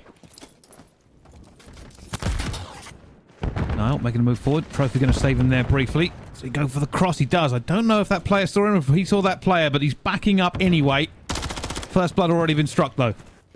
If anything, I think it's that clock tower positioning that's the real problem here. The Chaos X Rally. You've got to play in a position that basically you can have a solo hold over the B site as long as somebody's watching that bottom entry through chicken. And Chaos X Rally, I think, know that they don't have the control they desire over B, so they're going to shift this bomb over towards A. The read should be there, though, for Noctem X CR. You can see the Taint and Twiz know what's up. They've repositioned correctly here. Do they find the opening bloods? Here we go. This is where these teams will be trying to just make the difference, and it comes down to a 2 versus 2. Twiz is going to find a player. Wait a minute, wait a minute. A little bit of an issue. It's going to give Twiz props and search and destroy. Almost chuckles this round, though. Niall's going to find the value. Now Chaos isn't going to be able to do anything in the 1 versus 2. Twiz, mate, you got to have better shots. It doesn't matter in the end, though, because Noctem X CR come out on top of that round. Good effort from KX Rally, I will say, to rotate that bomb to recognize, hey, look, we can't just dilly-dally over it by sight. We need to rotate away. And even with that correct decision-making, they just couldn't win the fight. And this is looking like it could all be sewn up. Noctem sitting happy at 4-1. Now they go and try and push it to 5-1 and really stick the pressure on. For Chaos, defense here is necessary. 4-2 is way better than 5-1, and pushing towards the B to hold it down. Noctem will take mid control though. Huge first blood. Yeah, that is a crazy play coming out from Noctem CR. Draw that first blood to get the mid-map control in the way that they have. Now they have options off the back of this one. Chaos X Rally, they still don't know where they're going with this bomb, right? So they have to split their forces. They have to keep somebody over by A, even if this is a B hit. And I think the play here from Noctem X CR, hey, somebody from Chaos X Rally, they've got aggressive before. They're probably going to try it again. Still waiting to try and make this push. If they're going to commit, they're going to go A. Check your corners and move. Aspect also coming away from it, but it's bad timing for him as he goes down to Zuna. Lucho finds one as well, and this push has almost died before it begun. Lucho gets away. Zuna will get another kill at the same time. Niall will find one to bring it back to a 1 versus 2, but time is against him as well. Has to clear the bus. He knew that's where Lucho was. Now has no idea where Lucho has escaped to.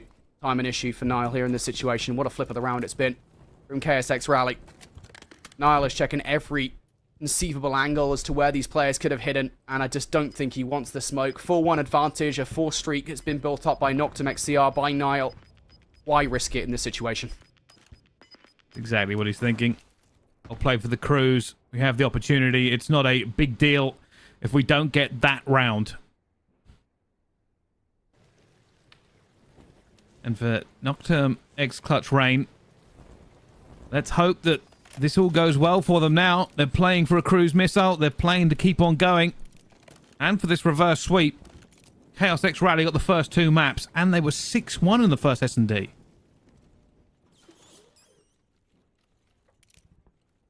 Been a definite flip of the script, hasn't it? Very much Noctem XCR seem to have found their footing in this series. At the right time as well. Chaos X Rally. The entirety of Latin America behind them. Need to try and find something in this search and destroy to keep their tournament hopes and dreams alive. Chaos Esports already down for the count. If they go, Latin America goes.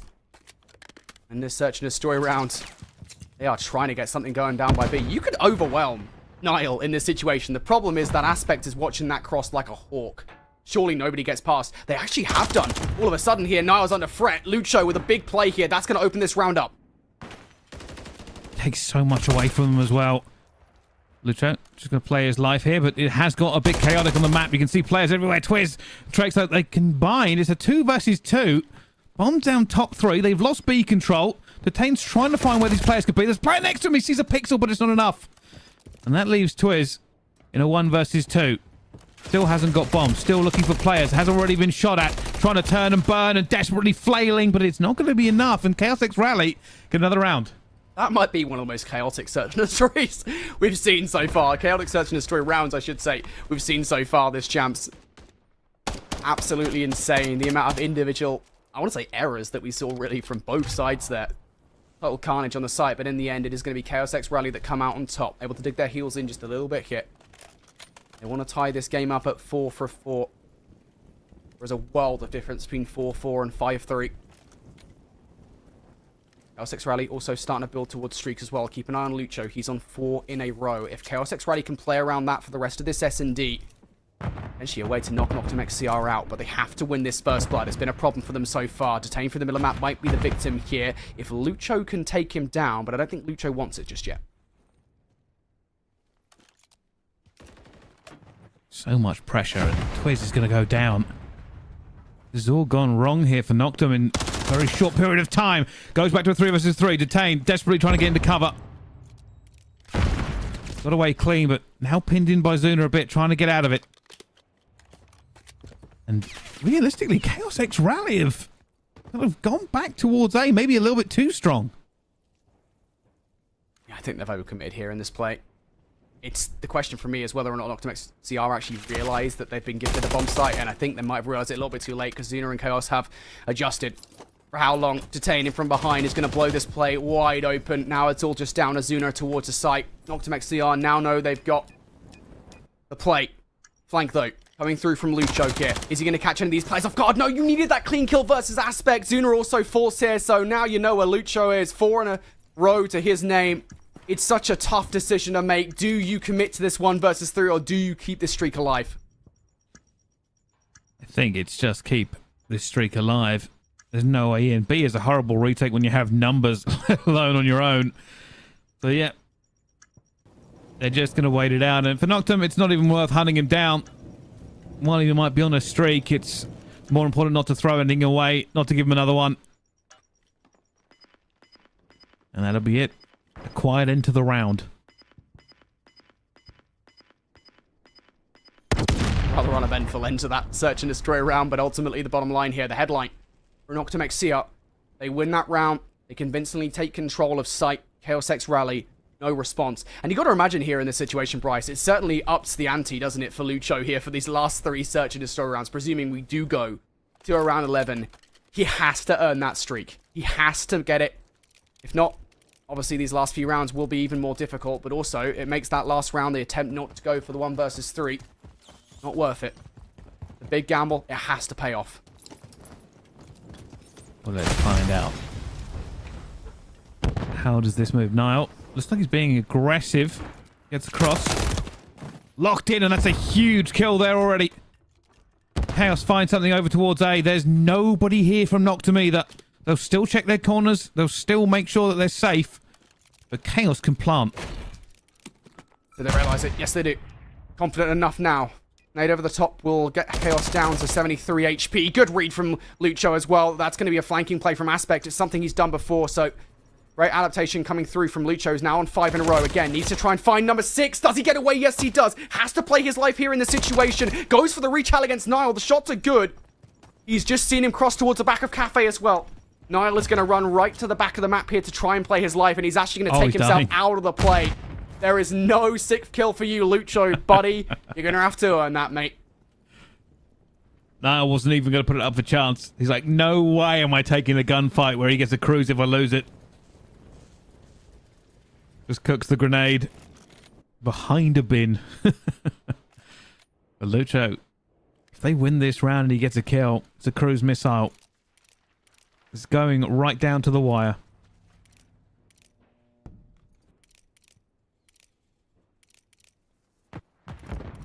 Again, all of it rests on whether Lucho can pick up this streak or not. And of course, if Chaos X Rally separately can survive Noctem XCR, who look to be over-aggressing here. Twiz got himself in an advanced position top fire. Of course, Chaos X Rally, if they're smart, they'll know that this is not a position they've got control of. They'll be keeping an eye on any potential flank. They've also got to be careful. Zuna might be about to run straight into Twiz. Yes, he does, but he does get away with information that is key. Information that Lucho will want. Everybody just feeling the pressure of this moment. And now he's 11-4. He'll feel like he's done enough to win it, but that is not the case. Still very much a game on our hands. And for Noctem, they are starting to make a move. They want to plant B. Somebody slipped the net there. The Tangner's got behind them. Suna has no idea. It doesn't, but he came down from up top and he will find it. Detain goes down. Just the timing going badly for them, and Chaos will find one onto Nile. Aspect will get back onto Zuna, but there's no time really remaining for them to make this play. He has to get bomb and run it straight back. And that's it. Wow. It's down to a 5-5 now. And so many of these rounds, Noctem XC have been reliant on that first blood, right? We talked about it, the aggression that, for whatever reason, Chaos X Rally haven't been able to adapt to. And now they have. Finally, they take Detain out of that position. They all fall apart on that play. Round 11. Now, the crucial part of that round for me is Lucho doesn't find any of those kills. So he doesn't get the cruise missile, but that streak is still alive going into this final round. If he gets one kill, again, we keep on putting a lot into this Predator missile, but if he gets one kill, it might be game over for Noctem XCR, especially if Chaos X Rally get this bomb down.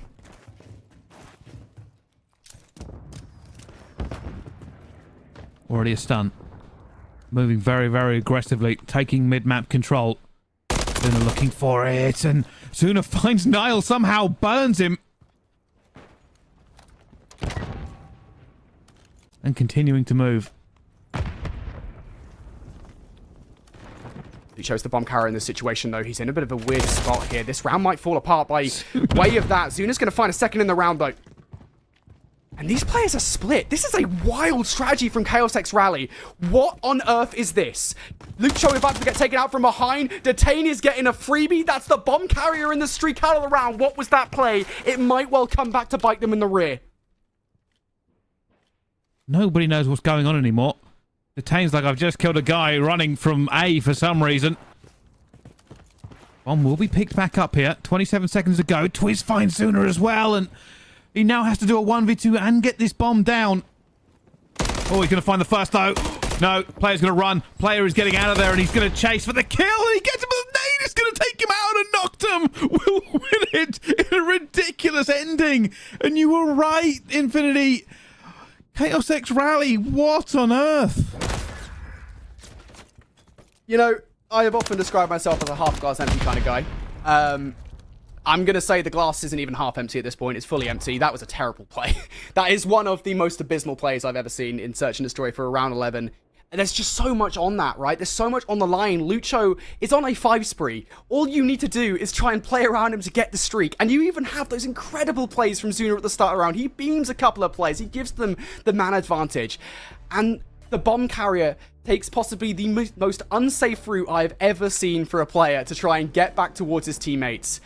That is a huge risk, and it does not work out. It's rarely going to work out. Noctem XCR, they survive. Chaos X Rally, see you later, boys. You're done. Your tournament lives here at Challengers Champs is over. Now we've got a few options still as well. Houdini, it seems like they've won their Game 5 over Mindfreak, so the Aussies are also done. But we see a Game 5 between OMiT Brooklyn and Clutch Rainix War that we're currently waiting on. We also have Law 2-0 up over Houston Spartan, so it only makes sense, right, that that's where we're going to go. Well, considering the other games have finished, yeah. Oh, it's 3-2. What the hell, dude?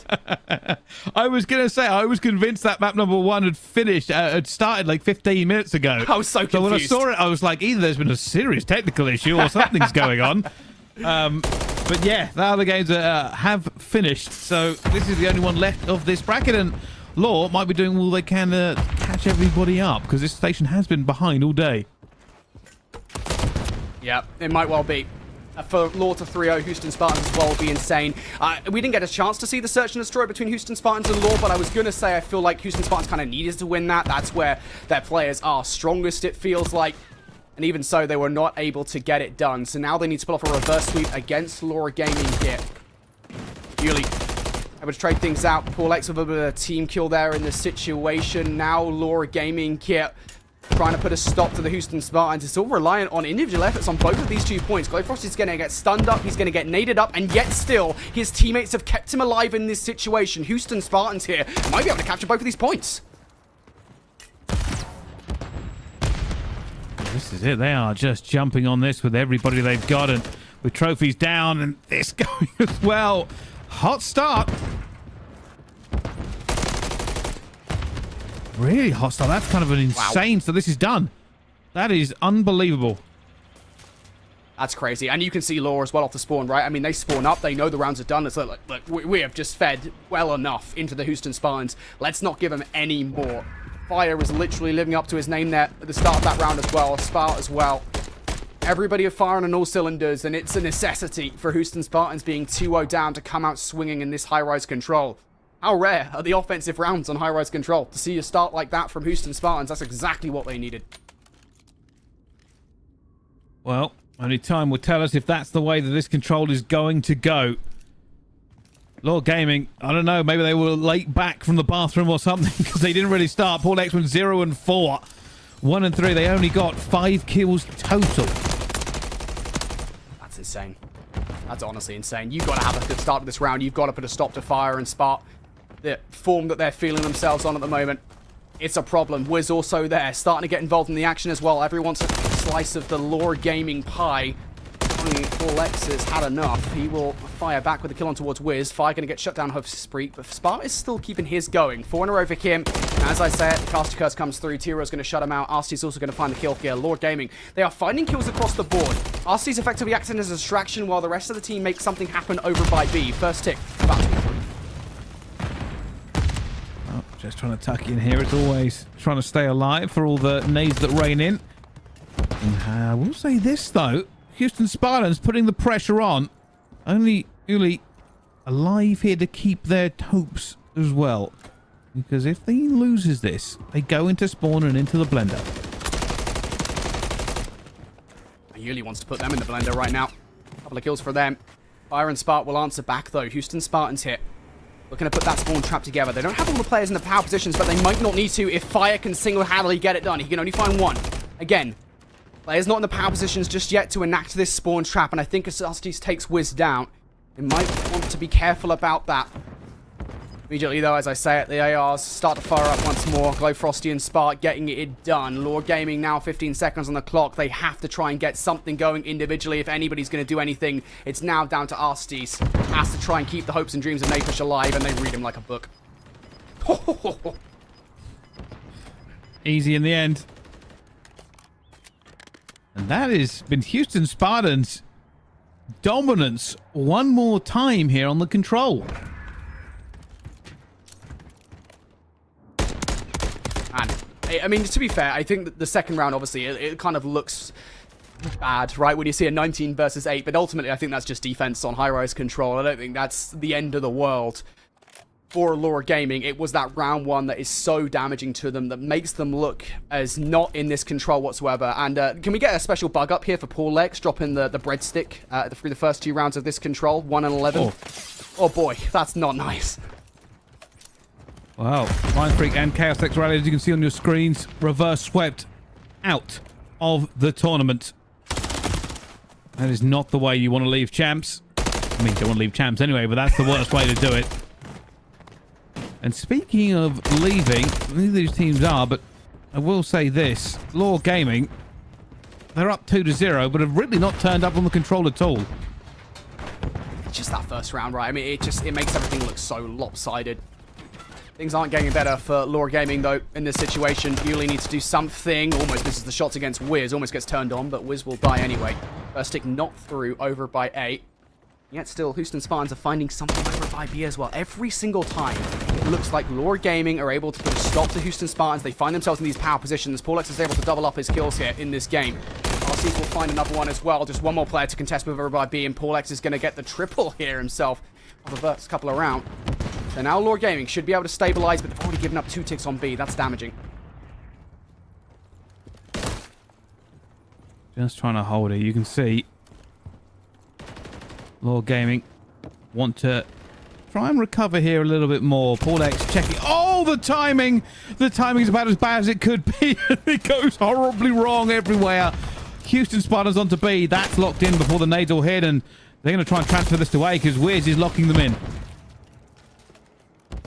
Yeah, that's an extra 60 seconds on the board now. Houston Spartans with a free life advantage as well. And Glow Frosty is not wasting any time making this wrap in from behind. They don't know. Astis didn't know whatsoever. Oh, surely not! Glow Frosty able to transfer so cleanly onto Yuli, and number 3 as well. Glow Frosty continuing to tear through the defense. That's 5 in a row for Glow Frosty. Houston Spartans single-handedly almost off the back of Glow Frosty's heroics are able to get something going, but Paul X will find a response in kind. Lore Gaming stabilized, but Glow Frosty, I mean, almost makes mincemeat of them. I thought that was going to end there. 3 bodies on the point, player watching it as well, but oh, Lord Gaming is still alive. The issue they've now got is they can't afford clean trades. Their lives will dissipate very, very quickly. 58 seconds to go. And he finds one. Is he going for the chow? That player is going to reach at him as well. Spartan knows. And it's 6 versus 12. And Lord Gaming will start having to play with a little bit of a roach kind of game style. Stay alive at all costs. No respawns. As the time as well. Arsty's Interior will find a couple of kills though. This is a big ask. See Glow Frosty even stopping the clock here. Somebody has to challenge him. You can't be scared of Glow Frosty. No, you want to be. He's 18 and 9. Having a hell of a game. And Glow Frosty's having none of it. He's certainly not scared of Arsty's in that situation. Paul and Arsty's down for this round. Just down to Yuli and Tyrael to keep this one alive. Tyrael finds one. Yuli almost finds number 2. Down to 7 HP though. No choice but to scamper away.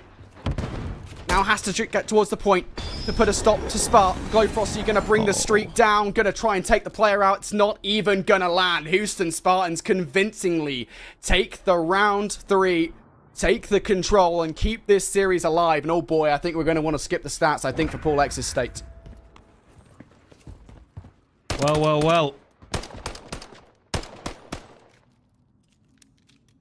It looks like a very different team to come into with this. What on earth has happened between the S&D and the Control?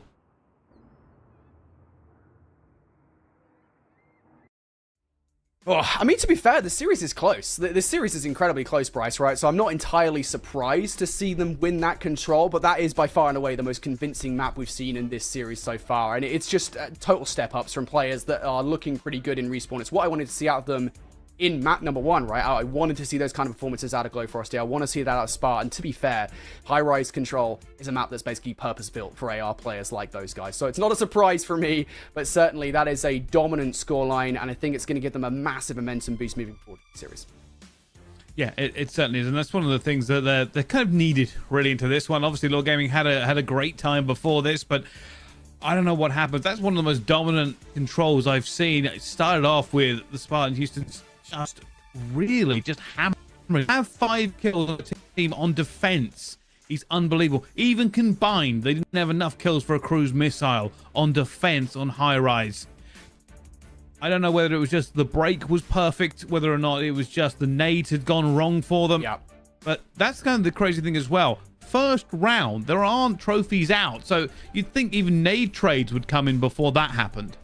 Nope, apparently not. Evidently not. They were just so dominant there. It was just so fast, so furious. And I think the thing I like about it, right, is so many teams kind of hesitate to get that spawn trap going, get deep into that spawn building. They didn't care. They just went straight for it. Absolutely no hesitation whatsoever.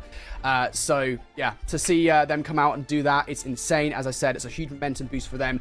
They now are still 2-1 down in this series. Next up is going to be a 6-star hardpoint. I'm kind of curious who is going to take this one. Because Lore Gaming, I mean, they look pretty convincing in that map number 1 victory. We give you guys an update though as to what Group D looks like right now. Again, a reminder that the winner of Lore Gaming and Houston Spartans will book a place in the championship bracket. The loser now has to go and face Houdini, who are going to be feeling pretty hot after that reverse sweep. Yeah, they really are. Obviously, for Mindfreak, commiserations, they haven't looked bad either. That's the crazy thing, taking a map of the Spartans and then obviously going up 2 as well, but it's a horrible way to kind of end your run, knowing that you could mix it up with all the teams, but ultimately falling short. Yeah, for Mindfreak as well. I think it's just sad in a way, right? Because you and I had the discussion about kind of Asia Pacific and the region, you know, the success over the last couple of years, you know, and it just hasn't really been there. And you want Mindfreak to do well. So to not see them come out on top. To see them crash out in last place once again is unfortunate. Asia Pacific now off the back of 6F Carolina and of course Mindfreak being out. The entire region is also out, as are Latin America. Those teams will fill out the top 13 to top 16 area. Regardless, Houston Spartans and Lord Gaming still battling out here. Houston Spartans trying to pull off what would be the third reverse sweep of this slot. Let's see if they can get it done as we go to our 6th star. Well, this team's still fighting for it. For Law, obviously, hopefully, they've had a little bit of a talk amongst themselves. Say, hey, maybe we shouldn't get battered that badly on a respawn, and especially since we won the first one.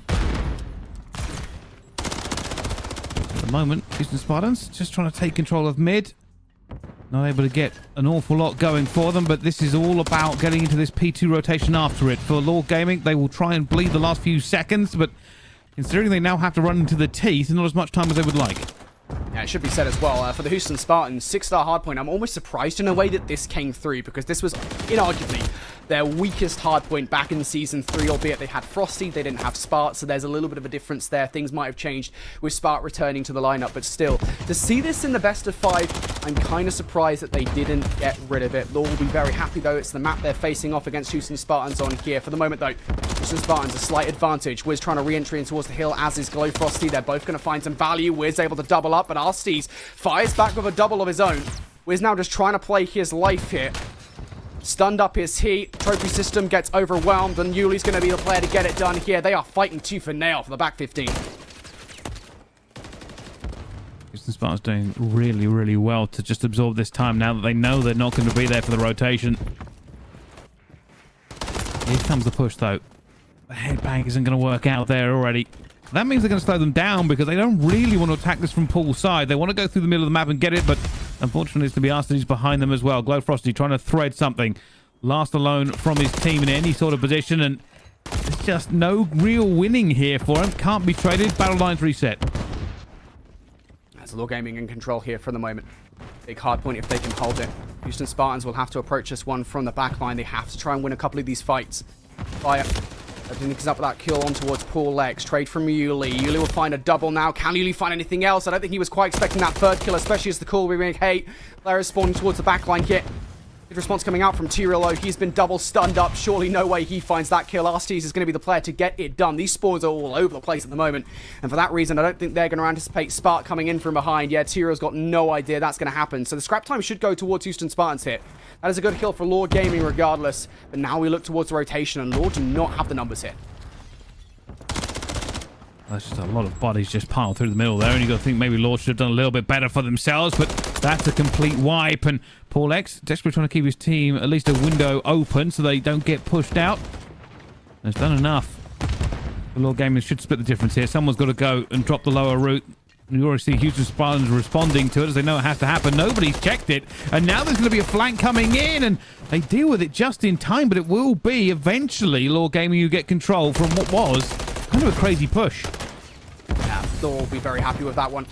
We'll take this control away from Houston Spartans. Still 25 seconds of time worth fighting for. Houston Spartans going to go for a split push here.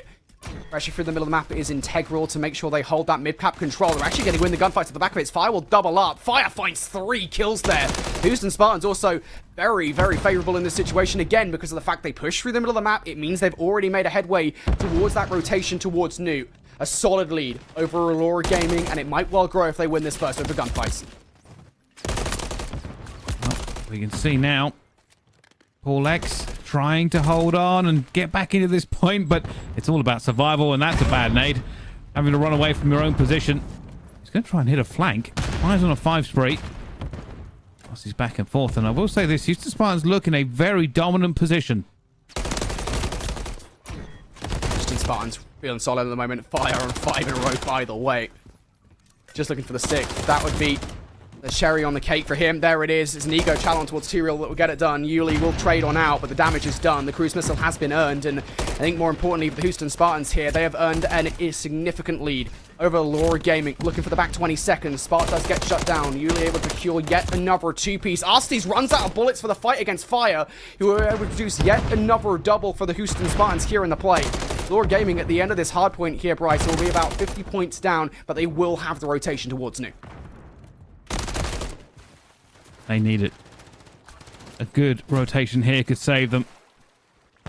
As he's just pushing out. Placed at the net there. Glow Frosty around the back. Nobody knows. Glow Frosty will get that kill. That means they have to turn their backs now to the oncoming pressure, and Glow Frosty's on to second. That is disastrous. Lore Gaming are letting gaps through. And what could have been their points, what could have been their hill, is swiftly forming into a heavy retreat. This is difficult for Houston Spartans. It's a difficult pill to swallow, but they lose all of these gunfights now. Lore Gaming commanding control of this hill. I would not overinvest if I'm Houston Spartans here for the back 25 seconds. I think you can kind of see Wiz and Glow Frosty perhaps hesitating here, looking for some exit frags. Maybe if they can go and grab the last 10 or 15 seconds, they will do so. And I think that is the late play here. Wiz taking down Yuli. Glow Frosty able to overwhelm Paul X. And that is scrap time that will go the way of Houston Spartans, especially as Glow Frosty produces another kill as well. But it will weaken things ever so slightly. Lore Gaming going to have to take a bit of time here to make that rotation over towards New, and they've got to contend with fire in the backline. Fire takes a little bit of grenade damage and will fall to Uli. But for Lore, this is a big push if they can make it. They're trying to get through. Turiel gets another one. More pressure going in. After he gets it, Glow Frosty has to back up and falls to Paul X. A very quick retake. Paul X will die to a trophy system, which is what you do not want when you're trying to get back in this game. Tyrell, you don't want that either. If you're Houston Spartans, Fire's going to bring the streak down here to try and maintain some control. Off the back of that, though, you do have to kind of quicken the pace up a little bit. Nice nade over the top coming through from Spart. Paul X, a lot to do. Has to try and produce some more kills here. Paul X does exactly that. That's 3 for Paul. To the pistol for number 4. It's an egregious challenge, but you know what? When you're feeling yourself in the moment, I don't blame him one iota. Lore Gaming, a huge hard point for them. They draw that streak out from Fire, and it does nada. Now the last kill's going in. Wiz is going to take away 5 seconds for him, but that's all he'll find in the end. There will be Lore on this rotate. They're going to hold it down off the back of Paul X's incredible 3-piece. They need to push out one side. They cannot afford to be hit all at the same time. They've done it. Paul X has fallen very quickly, though. They are losing trades. Yeah. Yuli, isolated inside. It's going to get shut down by Glow Frosty. Wiz is going to follow up with another one. Just 20 points the difference between these two teams now. One more hit from Lore Gaming here. Also got to do this from the middle of the map as well. Keeping in mind that rotation towards New. Wiz starting to get overwhelmed. Yuli going to get shut down. Wiz now looking for positioning. Back and forth around this. He goes. Arstes from afar is good enough to take Wiz out of the play. Fire, though, finds the double. How many is he going to get of those in this game? It keeps Houston Spartans in control of crucial scrap time. And Lore going to hit the rotation through ult. They know how important this time is. Still fighting, still firing. Turiel, 8 seconds. Turiel tries to get through, but U is not clear. Well, the Houston Spartans, again, trying to bleed this P1 for a lot of time. They've done it quite successfully on that first rotation. But Lore Gaming, they need to get out towards Paul. They need to try and hit it from every single angle. They're going to lose some time doing it, but the only way to do it is to do it correctly. Huge kills. Absolutely huge kills from the Houston Spartans here. This is where they got a lot of time last time around. You've got to remember this is where they got that basically full 50, 60 points away from Lore Gaming. And Lore have no choice here but to push for this time. They can't just rest on their laurels and focus on the rotation towards P2. They're running straight into Fire. He will double up. That's 6 in a row. His second Predator missile of this game. And Tyrell's efforts to try and get him behind enemy lines are punished by the team shots from Fire and Spart as well. And again, you're in that position where this is time you can't afford to give away, but you also need to focus on the rotation. And even that's going all right. And here they go. Paul X needs to be an even bigger hero than he was before, but Spart just has done this over and over again. 23 and 18, a phenomenal game, and continues to be an issue. They've really got to stop letting, on this rotation, Spartans have whatever they want.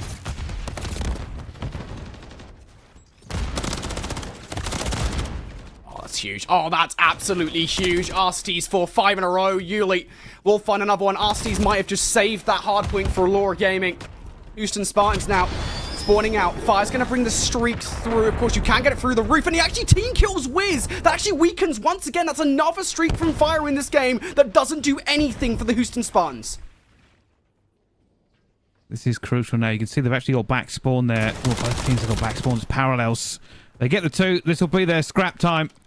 Off to the races. They're going to go straight through Paul. They might actually get a bit of timing here to get straight into it. There goes one. Into it after he's not checking every corner, though, and somehow stays alive. Wiz will find his teammate as well. Julio will get in with a nade, and they are technically in this point where they're fighting from bad spawn side. Reach the Spartans, finding the kills. There we go, in control again. So difficult for Law to break this one last time around. And they're going to have to do it from square one. Tyrael, utility over the top. No trophy systems to catch it. Now he has to just hit in contest, but waste some time for the rest of his team to make the move. Also keep an eye on player number 7, Yuli, making the flank. Arsty's going to get cut down, though. What can Yuli do here in this situation? They have no idea, but kills are not being won around the front. Tyrael, the only one to get anything. He will find the double, but that's not good enough. Fire is still here. Oh, Fire's been stunned just as he went for the chow. Has to slow down. Eventually will go for it. The rest of Lord Gaming will just pile in. They have to contest regardless. You're going to have to get on that point. Even if you're going to die, Fire will get another one. It's an easy 5 for him. Another one for the contest. They've done just enough. But are they next to this rotation or not? Yeah, they're still investing. And I think they realized just a little bit too late that, hey, look, we can go to the rotation kit. Tyrael still needs to get both of these kills. There's one. Transition to the second, but Spart's shots are better. Houston Spartans now relying on heroics from Paul X. Another streak, the third in this one from Fire. Can he do anything this time around? It keeps Asties away from the point, and yes, that is enough. Houston Spartans survive and force a game 5 against Law. Starting to get those reverse sweep feelings. Unreal. The series continues to move. This is the final kill. Just gets one there on it as well. And for Law Gaming, I mean, there was just a few too many issues around P2 for me to make them feel confident they were ever going to win it. Just too many gaps slipped, too much let gone. And well, what a series. Everybody in this block has gone to game 5. Honestly insane. I mean, at this stage in the competition, when everything is on the line, right? I guess qualification for the championship bracket for the likes of Mindfreak, Houdini, Noctem, CR, and Chaos X Rally. Literally, the tournament lives on the line. This is when these guys are just laying it all out, right? And that's why we're seeing these reverse sweeps. Back from the brink, we've seen so many teams. And for the Houston Spartans, it's taken them a while to get into this series. I think it's fair to say, right? It's taken them a while to be the Houston Spartans that we know and love. But they are now here to play. They're now back to their Season 2 winning form. And when they get to this form, when they get to this point where, right, you know, they are on point every single game at all moments of time, they are a very scary team. And I think you saw that at multiple points in that hard point. Yeah, you certainly did. And it just taken over. Like I said, Law Gaming, I don't know what's happened in the last 2 respawns. The control was terrible. And then there were just too many mistakes, really, on that hard point to say that they should win it. Yes, there were some heroic plays. Yes, there were some great moments. But honestly, you can't let P2 play out like that again. I think it was Spard who did it twice. Just caused them to not only kind of lose the time they were rotated for, but almost cost them spawns for net. It's not okay at this point in the game. And that could cost you this series now. Yeah, absolutely. I mean, it is the slightest mistakes like that. It has to be said, right? We're here at Challengers Champs. This is the best of the best in Challengers. Making mistakes like that at this stage of the competition is not good enough, especially when you're facing North American teams. Like, look, you know, we're European fans here, okay? We can be a little biased towards the European teams, right? But at the end of the day, I think North American teams have proven pretty damn good this season, much better than most European teams, and for that reason, you cannot do that against top North American squads. So regardless, I believe here we are waiting for the games to get underway, so I think we're going to take a very quick break. On the other side, we do have the conclusion of this series, SGP Syndicate going head-to-head. SGP Midnight? That's not correct. I don't know why that's there. We're going to have the conclusion of this series. We'll be back afterwards. Don't go far.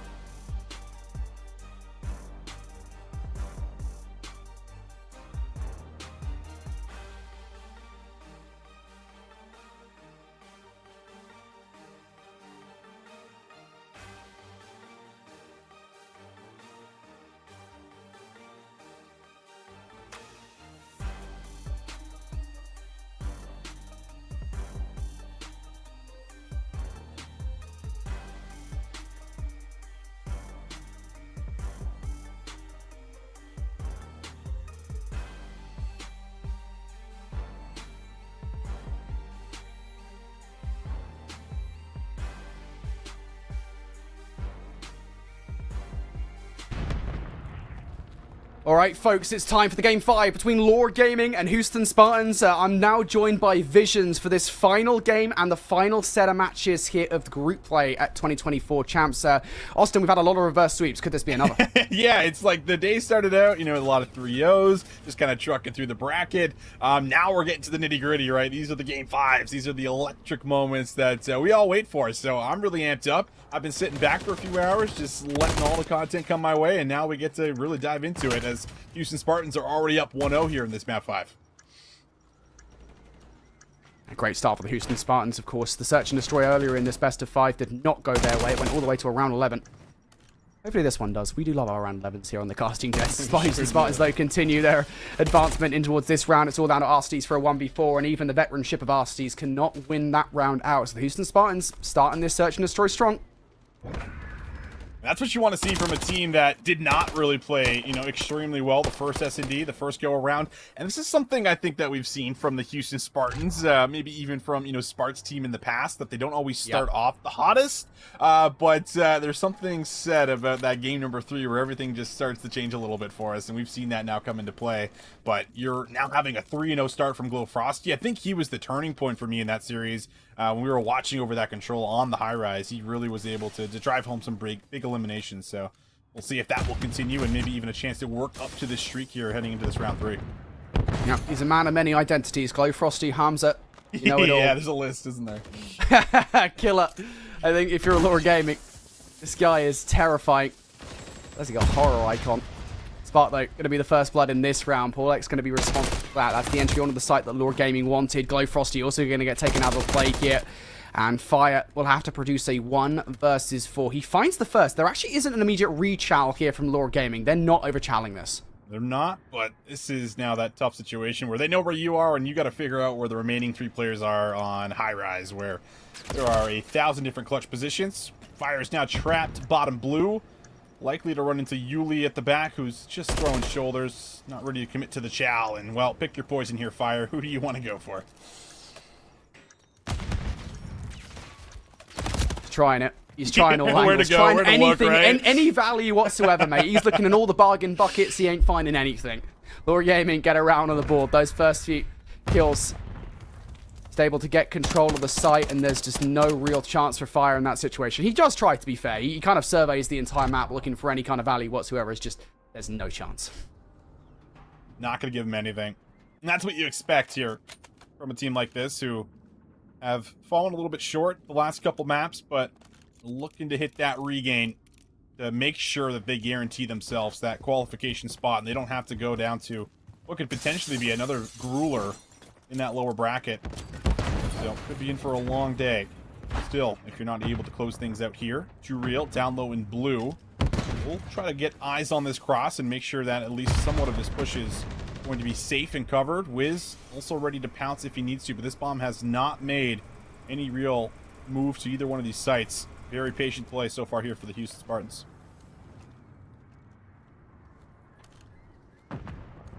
No information just yet. They're not going to spot 2Real down low. Never mind. Needed one there. 2Real was not ready for that whatsoever. He certainly wasn't ready for a couple of players to contend with. Doesn't find either of them. Paulek's also going to get taken down by the elevator side. So if Houston Spartans weren't feeling confident about a B plant, they most certainly are now. Yuli scares them off momentarily, but it is a very brief moment. Arstes now another 1 versus X clutch. This time he's got a whole squad to take on, and that is not happening in a month for Sundays. Man, you just watch this team, like, find a kill, and everybody feels like they're running right to the right positions to cover one another, to make sure the bomb's going down safely. We're getting to high ground. GloFrosty, pinches blue late after they had double hit 2Real, who really needed to get 1 for you. I think that's where you go back to in that round, where it's like a 2Real gets 1, he gets at least a bit of info on the push, and he's able to even up the numbers. But finding that cleanly is the difference maker. 2Real still looking for that first kill here as well, as we'll see Lord Gaming back on the attack, and they're going to need this offensive round to make sure things aren't too out of hand early.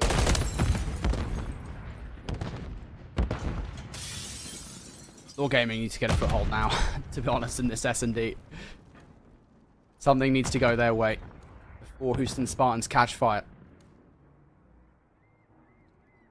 Slow push here for Lord Gaming. Houston Spartans not giving them anything away for free. Gonna lure them into the trap.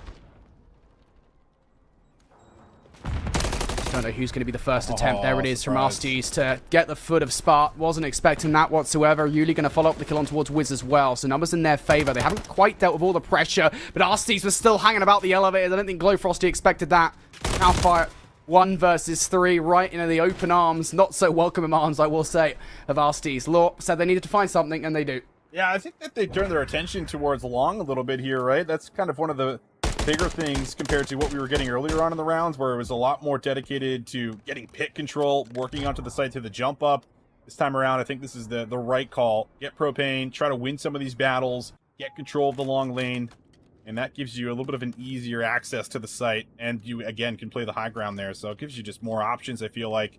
You don't limit yourself as much. Big round there from Arcides, though. 6-3 now.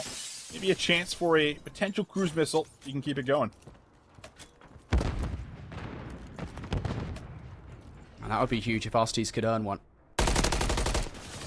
Still, Tyrael gonna get himself off the donut here in this search and destroy. Houston Spartans don't have anybody to contend with inside blue this time around. Lore Gaming playing this round significantly more reserved, and I think that's kind of the route that Houston Spartans were looking for. They were trying to find Tyrael at the start of this round, but this reposition has served as a bit of a spanner in the works for Houston Spartans, trying to find some kind of move forward towards the B site.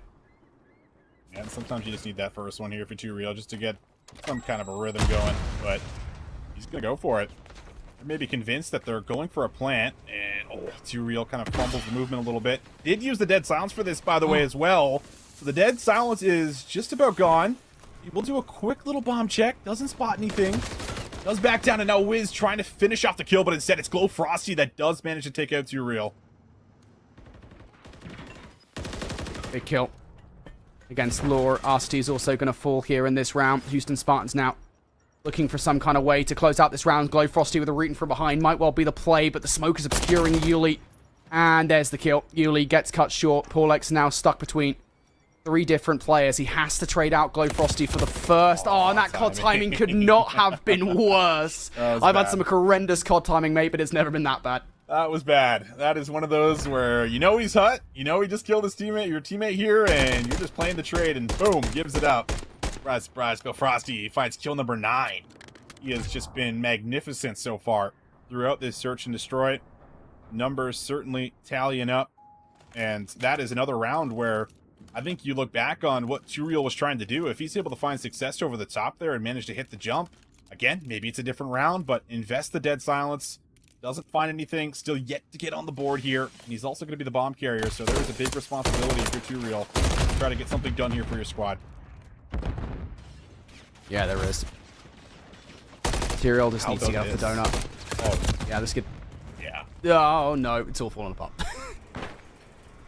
soon as you shoot, too, everyone just knows, so it's just nowhere to go, nothing to do. Wiz gonna spot one down low, I think for a second, so he's gonna go a little back and forth here. Paulex did not spot him, it looks like, maybe the first time around. And now it's a 1v3 for Arcides.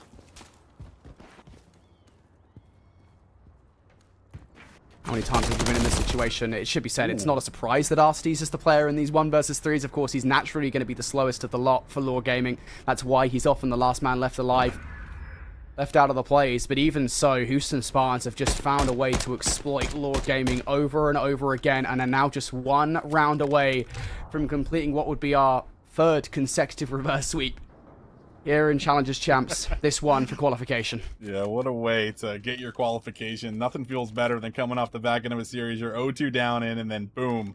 You're heading to playoffs for tomorrow, and maybe even Sunday if you can keep it going. 2-5. Lore Gaming, man.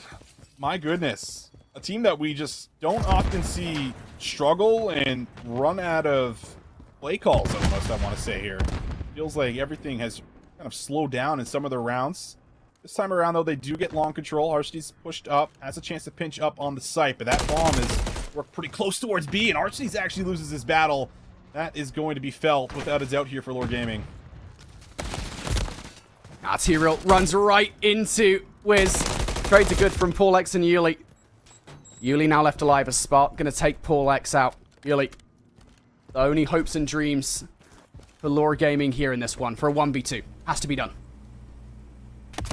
Oh, Spart sees him. Yuli's gonna trade the information. And oh, the timing here is interesting. So he's going to back down from the bomb. I think this is wise from Fire.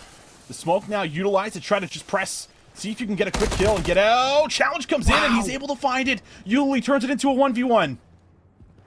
On the other side, Spart's being fast about this. Spart's going to get it done, and he will bring the Houston Spartans their reverse sweep and a one-way ticket to championship bracket.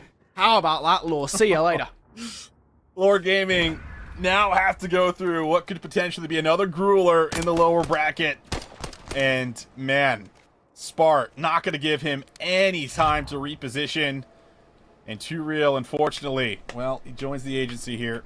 0-7. A lot of moments where, you know, you hate to pinpoint one player, but it felt like Too Real is often going to be one of your first entries in, and if your entry player is simply not finding the entry kills, well, it's going to be very much felt, and other people need to pick up that slack, and it simply just didn't come to life for anyone else on that team. Houston Spartans play a little bit different. Again, everything changes with that high rise. I still give a lot of credit to Glow Frosty for making that big change happen and giving that momentum swing, because from there on out, it felt like they started to play on a different level, and it was showcased through those last 3 maps. You know, Austin, I have heard they're looking for a new James Bond. Obviously, Daniel Craig's not in the role anymore, right? So I guess Tyrell might have just made a really good presentation. Regardless, yeah. I mean, you talk about it being an momentum swing in Houston Spartans' favor, and what a hell of that map number 3 was. Again, I think it's one of the most stellar maps we've seen from any team today against any roster. It's against Laura Gaming, right? One of the toughest teams you could possibly have to take down in control. For Houston Spartans, they're not exactly control specialists, so to be able to make the reverse sweep happen is insane. Houston Spartans, therefore, have qualified for the next day of competition. Laura Gaming have to go through Houdini. It's something they've done before, though, Austin. Surely they can do it again. Maybe, because Houdini are coming off of a little reverse sweep themselves, I believe, if I'm not mistaken. Yep. So there was a lot riding against you if you're a Lore Gaming who just lost when you were 2-0 up and you were 1 map away from being able to clinch your qualification spot, to now coming off a team that is going to be very much hot, ready to bring the fight to you. And if you come out flat, things could get a little bit interesting very quickly here if you're a Houdini fan. But I think you're still going to give, you know, the benefit of the doubt to a Lore Gaming team that has the composure, has the ability to bounce back here. But all I'm saying is that it makes it interesting here for this last qualification spot for Group D, and we'll have to see how it plays out for us. You know what is even more interesting here? We talk about SGP Midnight versus SGP Syndicate. It's a rematch from earlier on. Again, the GSL style bracket has given us a vengeance tour for SGP Midnight. A roster that got 3-0'd earlier on, and they've already started strong here with a 1-0 lead in this series. Yeah, this is interesting as well, right? Long day, a lot of matches coming into play here. You've been waiting around a little bit. Syndicate maybe not looking as crisp and fresh as they were earlier on. 3v2 now on the retake. Time dwindling down. Temp needs to make his move through the back, but Gunzy might just give him a free peek here potentially, and a little shoulder comes in. Wise from him, but his teammate on the other side will find the 1v1, and how about it? They're able to get there, breaking it down perfectly. 2-0 up for Midnight early. This is the thing for this SGP Midnight roster. I think just for them on the whole, it's about getting it figured out, right? Once they've got things figured out, you look at the roster and they have got some serious firepower on site. It's going to be tough to stop them once they do get some momentum behind them, and that's what they feel like they've got at the moment. By the way, that hardpoint score, for those of you guys that missed it, was a 250 to 139 in favor of SGP Midnight. So that's pretty damn convincing, in my opinion, Austin. SGP Midnight now will be feeling themselves for sure as they go 2-0 up in this search and destroy. We didn't get to see what the offense was like in round number 1 from Midnight. Let's see what their offense does look like here in round number 3. We'll see if Syndicate can try to put it together here, because sooner or later, you're going to need to find a round, and this is the one that you really want to get on the board before Midnight's running away with it. How about this back plant? Nades, everything coming their way. 1-for-1 trades right off the bat, but the bomb also does not get committed to going down. That's going to reset things just a tad bit with a minute left. Things will slow down now. 3 versus 3. SGP Syndicate have put a lot into this B defense. Nobody over towards A. Something that Midnight could potentially exploit, and I think that's what they're going to try and do, but the read has just been made at the exact right time here for Syndicate. They've reinforced this A site. Eric is the read there for them. It's certainly not for Assault. Eric all the way down to 9 HP, and, well, not much of even of a dream, as Cruz will double up. Temp now, 1 versus 3 for him. And Temp's going to hit the quick flank. And doors are not open. Temp does a quick check, so he's going to run right into Bink, who is just ready and waiting with the pre-aim. Says thank you very much, and that's the one he needed. So they find the round 3. Comes off the back end of Cruz's information there and lines up a couple of them. Able to get good tags onto Eric, finishes him off with a 2-piece. That really kind of sets the round in stone. So still in this very much so, but we got to see them bring something a little bit different here on the offense. Yeah, that's a good play, though, from SGP Syndicate. Great reaction. A little bit of it is, of course, positive COD timing for them, right? That they're able to recognize exactly what SGP Midnight are up to. Cruz is able to find that double. But still, now on the offense, SGP Syndicate here. Aggression straight towards B. Midnight have already got themselves pretty well entrenched in towards that power position, though. Caps towards bridge side is able to whip Gunzy out of position. Team kill from Temp with the stun of all things will make this round more manageable for Cruz and Bink, but still, this is a tough one. Cruz finds Eric Boom now, 2 versus 2. Yeah, if someone was ever one shot and the stun follows up for the kill, then you know he was not lying. You know he was 100% right. 2v2 we go. Look at the timing here. Cruz is going to have the head. He gets one with the pistol. Might have got info on the second. The way he's playing it, he certainly saw Assault. And it looks like they might just wisely back down here. Cruz gets out, and Assault has no idea. Should be said, this effectively would be a 2 versus 4. I know it's off the back of a team stun, a team kill, whatever, but still. Impressive nonetheless if Cruz and Bink can get it done. Even more so if Cruz can find this final kill, because he's on 4 in a row. Be a great response to the momentum that SGP Midnight had built to the point at which we jumped in this series. Assault, though. Out to cross paths. First 2 shots in a Bink. Not good enough for the kill just yet. Reposition now coming through from Assault. If he's fast about it, he might still be able to catch these guys on the post plant. In from behind, hoping that the repositioning on the other side of the bridge will be good enough. There's Cruz down for the count. Assault gets away. Bink is going to catch him, though, before he can do any more damage. But a pivotal kill there. Cruz is on 4 in a row. Now no longer a streak on the cards. That's one of those rounds that is a dagger if Assault's able to slip away and somehow, clutch up this 1v2 after being one-shot a numerous amount of times. But not going to happen on Bink's watch. She's been pretty electric today. It's come up big in a lot of moments. Is another one that you might very well look back on here in the map number 2. However, all tied up. Midnight's early 2 lead that was maybe looking to run away a little bit has been halted. And we'll see who takes a swing round here in round 5.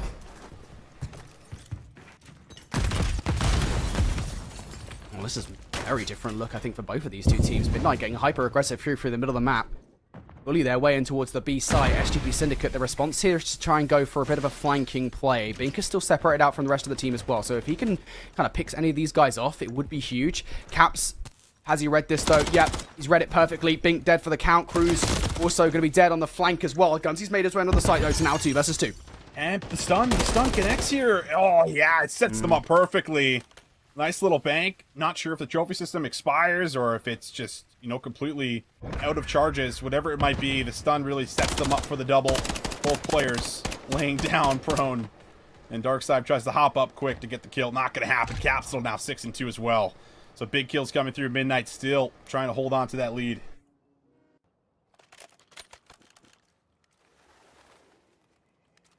Such a back and forth search and destroy so far. SGP Midnight just about in the lead here for this game number 2. Stark difference to the start of this tournament for these 2 teams. Now, SGP Midnight looking for some kind of advantage here on the defense. Utility being thrown out from both sides. Gunzy looking for any kind of equation he can find. He is the bomb carrier here, running right into the open arms of Midnight. Again, a team kill from Assault will make this situation manageable, though, for Syndicate here, but these players are split. Yeah, everyone just kind of lining up there for Assault. But the important kill is Darkside getting 1. And will there be any sound cues here for Darkside? A lot of mantles happening. A lot of movement, but not going to make a move. And Cruz comes all the way around the back, so they're going to know that this is clear. This will give them a lot of information. B's also being checked out right down here, too. So the timing's good if you go for a bomb plant right now, and that is the call here for a 2v2 post-plant setup. The dynamic of this round has changed entirely. Darkside and Cruz were split, now they're not. Fully ready for this, but Darkside has a lot to do here. Cruz is focused on that flank. He has to watch a couple of angles. The COD timing might not go in his favor. Midnight will be hoping for that. Did he just see anything over the top? He surely has now. Yeah, shots being taken out by Midnight here. Cruz, all he made the call to. Yeah, Darkside finds that kill against Eric Boom. Now 10, 15 seconds to do something. Oh, it would have been nice if you could cleanly get that fight against Cruz. Now he's weak. He has to wait for the full regen to come through. That's burning time off the clock. He's not ready for this. 1 versus 2 is not going to happen. If you can get a kill, that would be nice. It's going to take Cruz out of the round.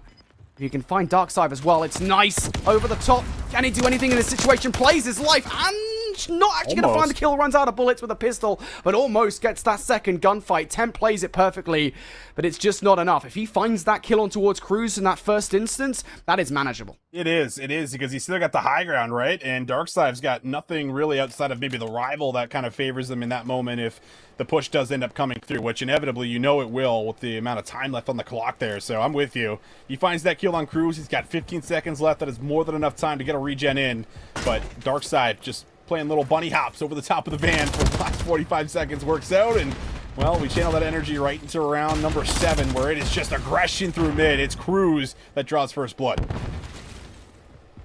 Big first blood for Cruz. Unlike the previous round now, SGP and Midnight will not be able to get the bomb down on B so fast.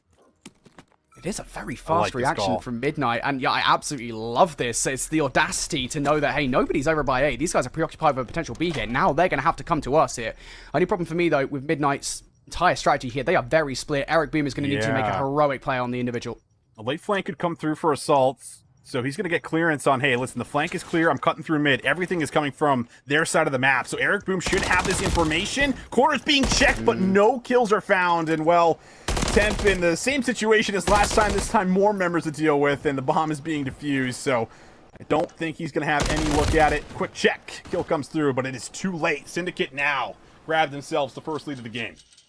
Yeah, and I kind of said it there, right? I mean, it's just so difficult. It's an audacious strategy, right? It's a nice strategy, I think, to get the bomb down as fast as Eric Boom did. A great adaptation from them, but the post-plant just wasn't quite prepared, I think, in that situation. Assault had to kind of make a little bit of a flank on the flanking play coming through for the retake. That's not going to work as he goes down.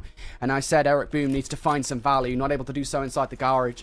The garage? I don't know what I just did. It was like an amalgamation of the European and American pronunciation of the word garage. Regardless, Temp not able to pull off the 1 versus X. And SGP Midnight now down in this search and destroy. SGP Syndicate not going to get anything on B just yet. Utility over the top. Darkside stunned for this opening. He's still going to find Cap, though. That's insane. Yeah, that's 4 in a row for him. Second gunfight, though, won't be taken by Gunzy. And Darkside is there to find yet another one. So 5 in a row. Streak maybe in the works as a couple of jump chows come through the side of bridge. Temp opening doors, baiting it out. That's at least a big kill to shut down the streak, but there's still a lot to do for Assault. Another 1v situation, this time a 1v2. But of course, he clutched that 1 versus 1 that got them the champs against Mercules. Anybody can do it, it's him. SGP Syndicate not biting. Just gonna wait. Of course, to be fair, it is technically speaking Syndicate that need to make that move. So sooner rather than later, they're going to have to go for it over by A. Does the timing work out for Assault here? He's going to go and check B. Realize, hey, nobody's home. Definitely an A hit. He's not going to be able to stop the plant, but he might be able to get a post-plant kill if he's quick enough about it. There's Bink, sees him on the other side of the car. Shots through the van. Not enough for the kill. The nade over the top. Is there a trophy system to stop it? No. There's the first kill. You spotted out Cruz as well. And of course, Assault clutches up. You called it. If there's a man that could do it, it is Adam Assault. What a 1v2. What a play. And, I mean, fortunate to keep the frag this late into the round. We see how often players just love to throw them out for those pre-nades, but there's reasons like this that you can really find value with your utility. The nade just perfectly banked off the back, and Cruz, I think, takes a pretty ambitious chow, maybe expecting Assault to hit the sprint button and try to close the gap a little bit. Doesn't happen. Huge moment, and Midnight tie it up here 4-piece. All right. The search and destroy could not be any closer between these two teams, Austin. Couldn't ask for a better S&D. Once again, first blood this time around, going the way of Gunzy. Great trade from Eric Boom as a headshot to take that kill. A crucial one as well, as the B plant is still technically speaking an option. They don't really have many inroads in towards the site now. Eric's going to have to get it done as the entry sub with the bomb. That's unfortunate. Darkside able to double up as well. Assault out in the open. How many times are we going to have to rely on a temp clutch-up situation? It's what they want. It's not what they're going to get. Darkside shuts SGP Midnight out of that round. It's just moments like that. He's such a hard kill, but he makes such momentum plays. And that is one where it very well could cost you. My goodness, what a double that is. And then Bink, of course, just collapsing slowly on the flank as his subs do just about everything you'd ever want them to do through the middle of the map here. Unreal. So 5-4, Syndicate, after trailing what was, an 0-2 start, have started to rally together, putting it together piece by piece. A chance here to end it here, or are we going to get another round 11? It seems to be the theme on the back end of the night here for us, Brody. SGP Syndicate.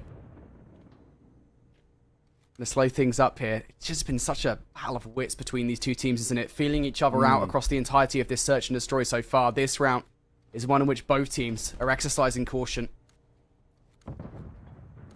Syndicate just want that first blood. What a nade! I don't know if Assault saw Cruz. Perhaps he did. It would make sense. Either way, maybe he got the call from Caps. That is an insane nade to open up this round for Midnight. That's a Hail Mary over the top, and that had to have been information from Caps, surely. Another big nade coming through for Assaults, and that very well could send them to a round 11 if they can close out with the numbers. Time becoming a pretty big factor. 35 seconds left. Have to make a move, and Bink has found Temp in the back. The trade's now coming back and forth. 2 versus 2. So, he's done it once. Can he do it again? A 1 versus 2. Has just found the timing, gets the kill, but does not get away. SGP Syndicate find a way to tie up this series and put a stop to all that momentum that Midnight had built up. It's been a more competitive series, mate, but it is still now 1-1 between these two teams. Yeah, it is 1-1 this time around, but man, you're thinking of Assault slips away there. He pulls off another potential 1v2 because you're going to be pretty hard-pressed to run right down the S-keys after a potential regen maybe even coming in or more time being bought, whatever it is. Assault tries to set him up for a successful round with the first blood and the nade, but the team just clutches up, makes the right calls. Darkside was just absolutely phenomenal throughout that map, and you got to give him his flowers because he was putting in a lot of work, a lot of big 2 pieces really making the difference throughout that search and destroy.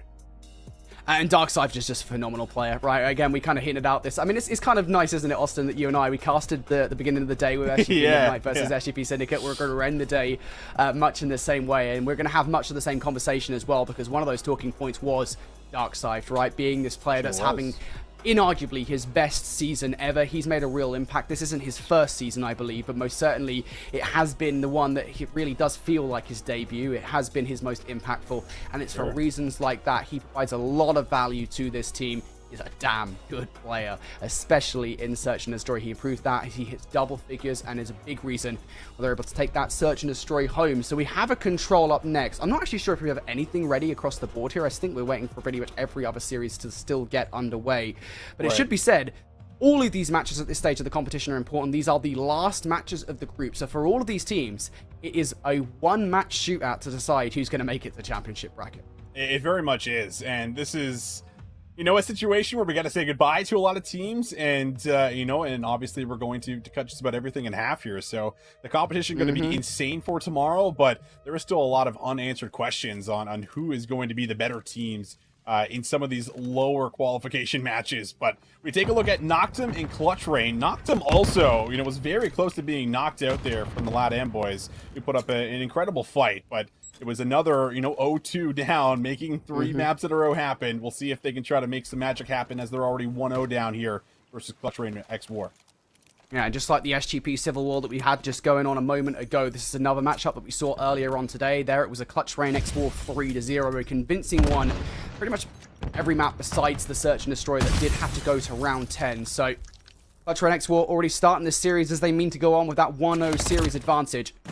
Now looking for the Search and Destroy, but Harry's going to go down. That's not actually Harry this time around. It's going to be Bance on the Challenge Away account. It's hard to work it out in the moment, but Denza able to trade things out for a couple of kills now. Clutch Rain X War bring this down to a 2 versus 2. Denza looking to find more value towards the pool. There's number 3. Now the 1 versus 1. Denza hunting for the ace. He will not get it. Aspect denies. And Noctem XCR start the Search and Destroy strong.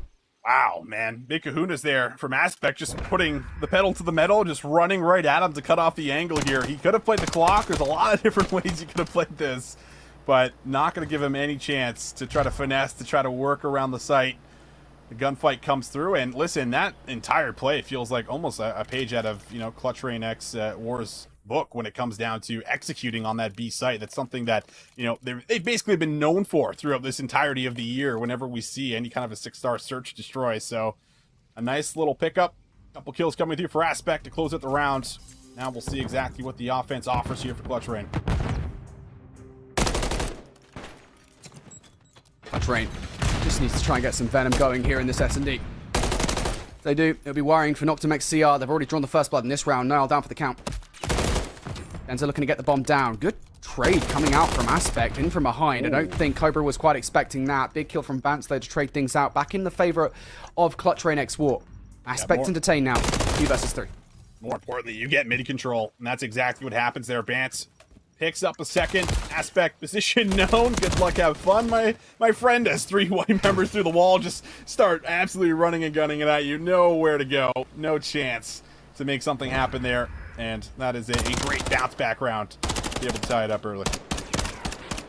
And it's just when these guys can be convincing. I think that's the thing for me, right? As soon as Clutch Rain X Ward is like, look, we're just going to take control of one of these sites and it's going to be incredibly difficult for you to retake. That's, I think, when they're most threatening. And they know it as well. They just need to try and be convincing in these rounds. Noctem XCR, though. Don't want to count them out. See what they can produce here on their defense. Or offense, excuse me. Last time around, it was the heroics of Aspect that won the round. Now, where did they go? Looks like a mid-hit coming out from Noctem XCR on the offense. For the defense, Clutch Rain X War, they have, it would seem, made the right play call here. If they do choose to rotate over towards B, Noctem XCR, the play call should be made by Bance, but kills now going down. Cobra's able to trade things out for a 3 versus 3. Bance will get some tags out. Bomb hasn't committed to A just yet, Wow. but Denza Red will be shut down. That's going to give yourself a couple of options now. B is open, but Cobra gets Twiz on the cross. That is actually a huge kill to even things up, because you're not going to feel as confident maybe rotating over to B. And this is going to be potentially red as well. The timing could work out very favorably here for the defenders. And insert reptilian joke here. Cobra is just that guy. 2 versus 2. Looking for an exit frag. Nile barely gets away. That's information, though, for Noctem XCR. We're also still going to be worried about the flank. Detain's not going to be able to help out his compadre here in this situation. Oh my goodness love me. it. Vance is going to jump straight on the bomb here. The check on the nade is good enough, but it's not good enough to stop Cobra from doing that. Detain finds the first kill. There's not enough time. A heads-up play call from Vance to just top the bomb. Why the heck not? Once again, that assuredness is what makes Clutch Rain X War so deadly. I think there's a lot of players that would likely, get on top of that little platform that you see Cobra shooting over and just holding that angle, waiting for the bomb check. Sometimes the bomb check will never come in, and if there is, maybe it's just a shoulder. So the fact that Bance hops on that just absolutely screams veteranship and experience, doesn't it? Just having trust in your teammates, saying, I'm going to hop this, you watch over me. There's only really 2 exit points that you need to watch over, and by the time Detain comes back through mid, the bomb is already defused. But not the best nade after having a very nice round that I framed up. Either way, there's still a 1-round advantage here for Clutch Rain X War.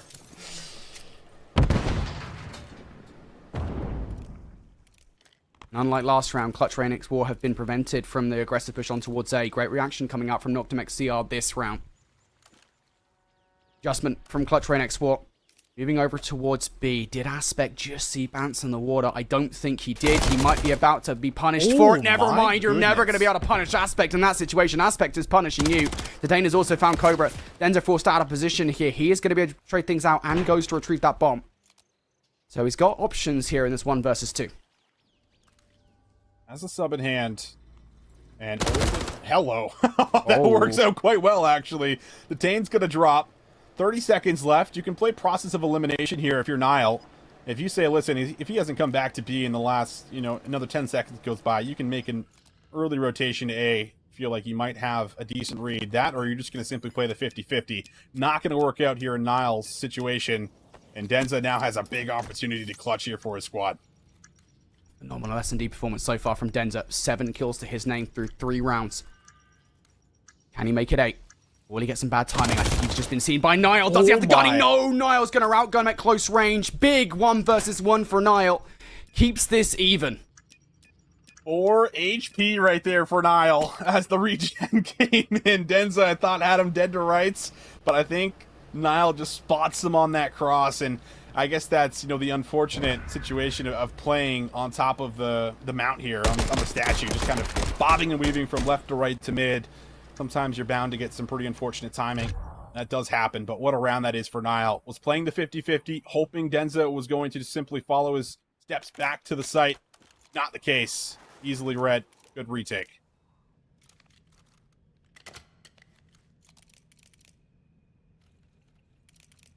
Gotta give Noctem XCR some props, right? They are still keeping themselves square with Clutch Rain X4, even if it's coming down to these clutch situations. It was Aspect in round 1, then it was Nile.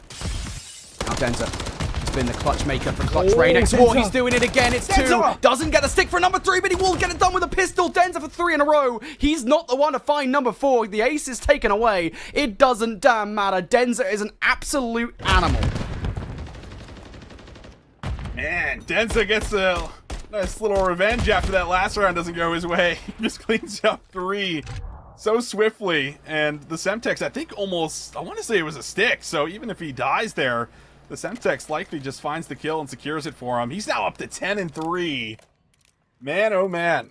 Denza doing Denza things. You can almost always expect something special from him at some point or another through a series. And, well, this is at least the first moment that we get, I'm sure, of many. Man, 10 kills through 5 rounds is an insane stat line. Yeah, that's wild. Still got a long way to go in this S&D as well, and I have a feeling Denza is far from done. God, I'm so glad this guy hasn't retired like a bazillion times. Denza, You never know, back do in you? play. You never know. I'll tell you what I do know, though, mate. Denza's just found yet another kill. Yeah, he is the entry man. He's the bomb carrier. Well, we'll just call him Mr. Do-It-All at this point in time. Wiz caught in the back of the map with a sub. Would love to switch positions, I'm sure, with Aspect right now, who's trying to work through you with that AR, hoping for a peek, but no one needs to budge. This setup is very solid, and you're going to have to make the first move here if you're Noctem XCR.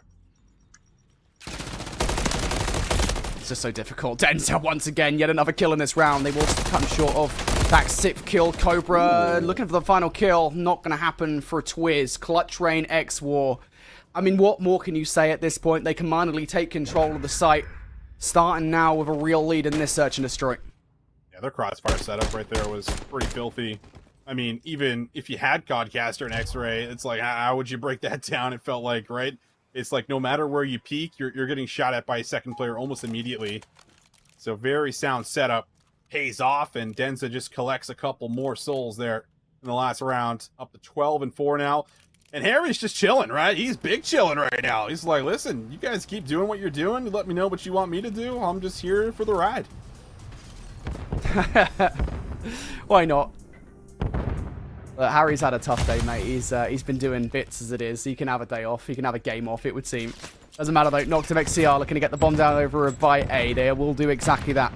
Tradex will have to play retake, and that is a heck of a Semtex from Cobra, completely wiping them out of the round. Denza with a pistol to find yet another kill. How many more? Harry will be the one to get it done. Finally off the donut, onto the breadstick. Clutch Rain X War, make that retake look like a tutorial. Yeah, it really does feel like it's almost just a tad bit too easy. Obviously, the back end of Cobra's nade sets them up for success to follow up in a 2v4 at that point, but either way, nothing going right for Noctem XCR.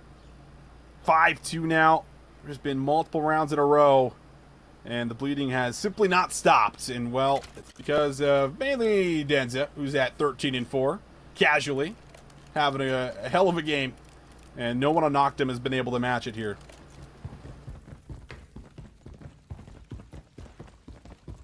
That's just wild. What more can you say other than Denza? That's all you need to say at this point.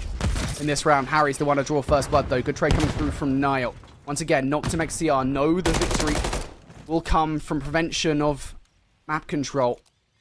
Aspect also denying that against Bance this time. He might have just made the perfect wraparound through mid behind these players as well. Looks good. With one for sure. Yes, he does. Gets a second one spotted inside of you as well. And, well, kills come through pretty swiftly after that. So a nice heads-up flank. A lot of the plays that we've been seeing throughout today, at least on 6-star, you know, again for this Clutch Rain War team, is going over to B, using the pool side. And as soon as Aspect realizes that no one's here, he immediately flanks, and it's a heads-up play. I'll tell you what, though, to be fair, when I saw that it was Denza in that 1 versus 3, I You thought, thought? no, Hold on. no. Hold up. Wait a Wait minute. a second. Doesn't happen, though. Denza denied the 1 versus 3. Great play from Aspect, who has been the playmaker for Noctem XCR. This search and destroy thus far, but he needs to continue to do that on 3 in a row. He can have a good round here. Perhaps add a Predator missile. The Arsenal. There's an opportunity for Noctem XCR, but this is a different look coming out from Clutch Rain X Warkit. Still playing this one as a foursome. And Aspect is done. Never mind. Predator missile out of the round. See you later, Aspect. Yeah, that hurts a little bit. Needed him to potentially get that to come away with a couple rounds in a row. I'm not sure if he was initially spotted when he made that cross. Aspect did reposition for a second, but nobody's going to spot Denza, who's been able to make his way through office. So he's going to have a chance to come behind this play. Bance, easy reads. He finds Detain, and, well, 2v4 here. Not looking great. Everyone drops. Clutch Train X War make slight work here of the other Clutch Train squad that we do have. And they're now 2-0 up in the best of 5, Brody. Yeah, I know it can feel a little bit tiresome as well, but we got to say it. Denza, 15 and 5 is what he finishes that search and destroy with. Of course, it wasn't solely him that did it, but indeed it is a stat line. It's a hell of a stat line coming out from Denza, and it definitely helps, I think, the rest of the team as they dominantly take that search and destroy. And it has to be said as well, some of the rounds that Noctem XCR won were only by way of clutches, right? They barely won them. So that was a dominant search and destroy, even if the scoreline maybe doesn't show it in the end. Just 1 map away are Clutch Rain X War from making their way into the penultimate day of competition. Now, though, we've got a couple of options here, Austin. Where would you like to go? Oh, we got to go to SGP right now. It feels like Lore's kind of having their way with Houdini, so we'll see if they bounce back to the S&D. But this SGP match, yeah, that's exactly what I'm thinking here. 1-1. This one's been very close, very tight the whole way through. Again, this is a battle of 2 organizations that are only going to have 1 spot between them, and it's been very close since they're on B. SGP Midnight, though, have had some real venom in this series, certainly more so than they did earlier on versus SGP Syndicate when they got 3-0'd. This time, they're going to try and close out this control in their favor on this offense. Nice melee from Temp to double up over by B. Just 1 more player to left to contend with. It is Darkside, it should be said. He had a phenomenal search and destroy, but he will be overwhelmed. Under 20 seconds on the clock, it will be stopped. Second tick about to be through here. Temp, though, doesn't really have much in the way of help. Cap still actually makes his way on towards a point with 1 HP. Barely survives here and is single-handedly keeping this point down. But Darkside over the top, still an ever-present danger. Finds a couple of kills. Caps is back up towards 150 HP here, but he has a lot to do and does actually get that 60 seconds on the board. The jump up doesn't come through quick enough from Darkside, so despite the kills, it is not enough to stop that capture. No, it is not. He had a lot of great work done, though. Found a couple kills, made sure that exiting off the zone wasn't going to be swift over to A, at the very least. But 10 lives, all evened up. Eric Boom trying to get some of that blue control, and takes a secondary challenge. He'll drop. Nobody there to follow up. They also call in the streak here that Assault was able to work up here through the first 3 rounds. So that also does not find success. And you're feeling pretty hard-pressed to make something happen over towards A with 40 seconds left. Oh, big kill up top wins from that? That's crazy. That is absolutely crazy. And I think Assault going down there kind of ups the ante somewhat, doesn't it? For Temp to find some kind of power position, opts to go over the top and will work out for him. Caps elsewhere is able to find a double here. So all of a sudden, SGP Midnight got the way onto the point. Caps once again, 3-piece for him. Yet another one in this round.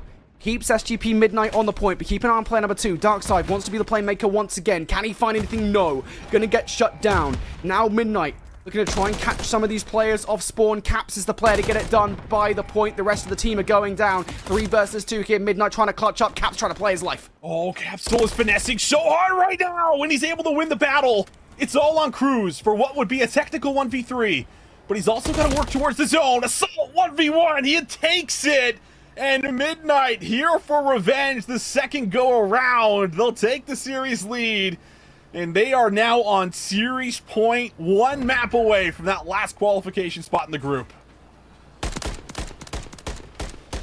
Man, massive, massive round coming out from SGP Midnight. You kind of sit there like, hey, can Syndicate stop it? You got to imagine as well that if Gunzy gets on the point just a little bit earlier there towards B, It's a very different story. That extra 60 seconds doesn't happen, and we don't see the final round go the way of SGP Midnight perhaps, but it does in the end. So now, as you said, one map away from getting their revenge against SGP Syndicate. Seems they found their form now. Now, there's only one game we can go to here, so you don't have a choice, mate. We've got Noctem XCR versus Clutch Rain X War. Clutch Rain X War 2-0 up after that stunning search and destroy. They are just one map away from taking this one home and bringing themselves a spot towards tomorrow.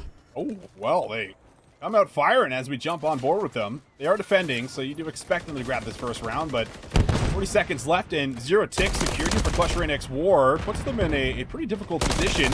Try to win out on it. Niles doing a great job of holding down the right lane. Gets a secondary chow. Bance will drop. And so far, the defense looking very strong and sturdy.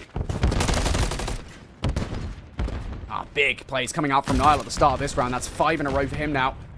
Detained. We'll pick up yet another frag as well. Noctem XCR have been nothing if not convincing in this round.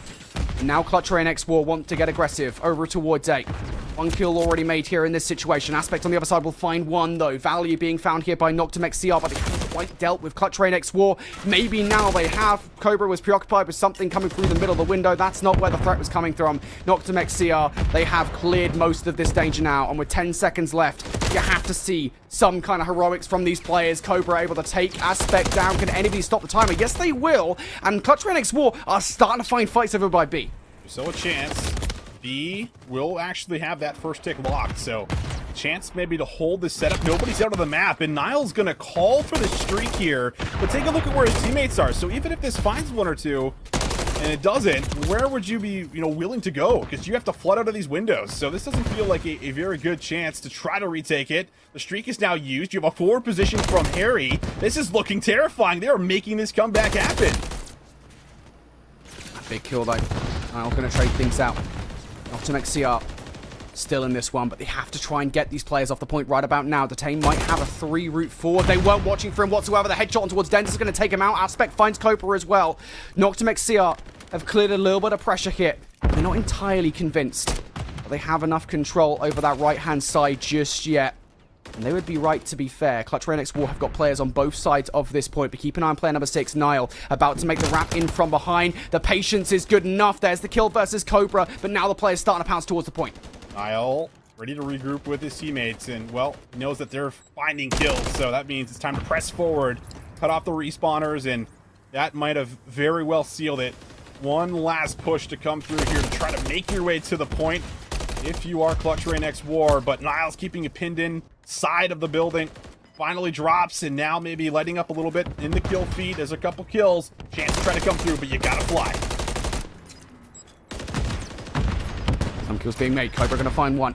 6 versus 3 here in favor of Noctem. Gotta go now, even if you're weak in the situation. 1 kill coming through from Bance, but there goes Denzer as well. And Harry's the last one left alive. He is very far away from the situation. Noctem XCR able to hold out in the end.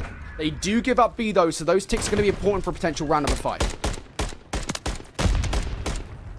Still life here, and still winning the sales, but that is typically how most of our defenses go. There was a pretty solid chance last second there with only 10 seconds on the clock to get that B zone and almost convert it into A. When Harry gets forward to the double windows there in front of the zone, you're thinking there's maybe a chance, but not everybody was involved in the play as it was happening. So now a chance to try to rebound on defense. It's going to be an initial A push coming through for Noctem XCR, trying to make some early ticks happen on A. This is a big gamble coming out from Noctem XCR early on in this round. Aspect able to double up, though, so pressure already cleared over by that point now. Cobra able to find one over by B, but the trade's still in favor across the board here from Noctem XCR. They've got players on both of these points now, Austin. They've got genuine chance here to take both A and B as well. You got to make a decision. Clutch Rain X War need to move towards what you would think that A zone. Try to clear it, but A might be gone by the time they make their move. You still got cut-off players to the front, but what team shots that is. A chance to contest, and they do get there. Lucifer, Harry clears them off the A point, and B had only 1 tick go over. So that was honestly a silver lining, you feel like, here for Clutch Rain X War to make sure that this one isn't completely getting away from you early. I think it might already have it done, though. There goes A. There you go. Off the back of those kills, now you've got players instilled in the spawn. Yeah, this round might well be done at this point.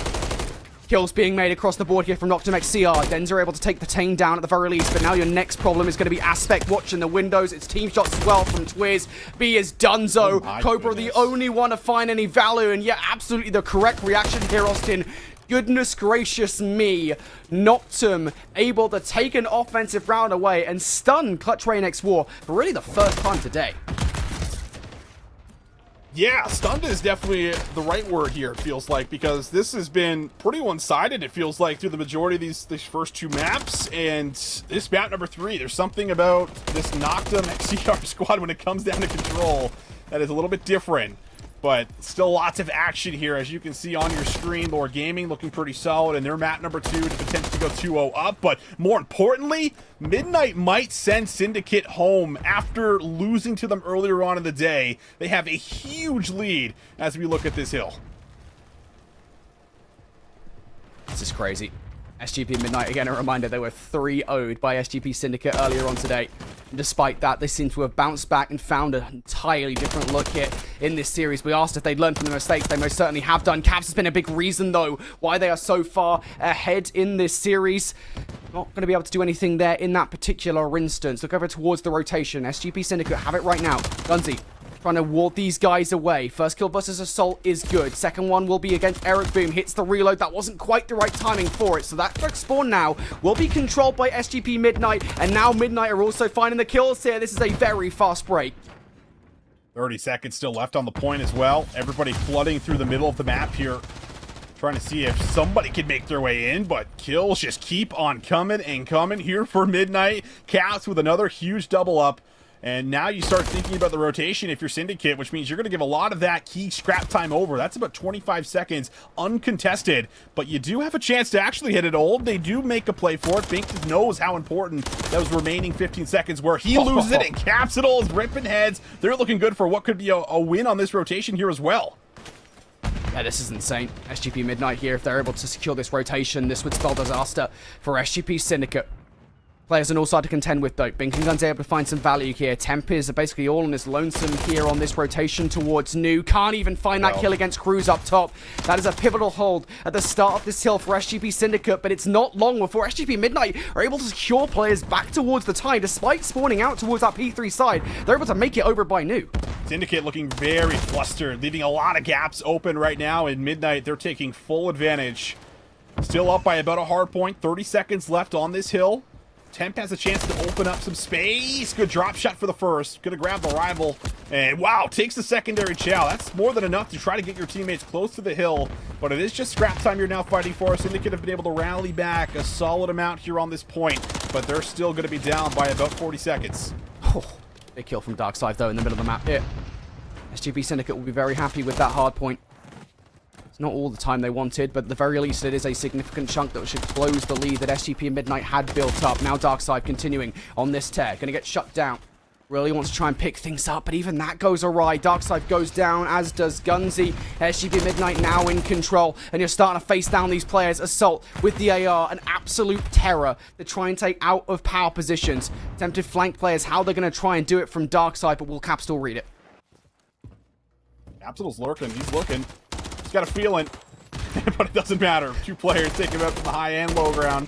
Temp, though, pre-fire, looking solid for what could be a double up. No, Bink denies.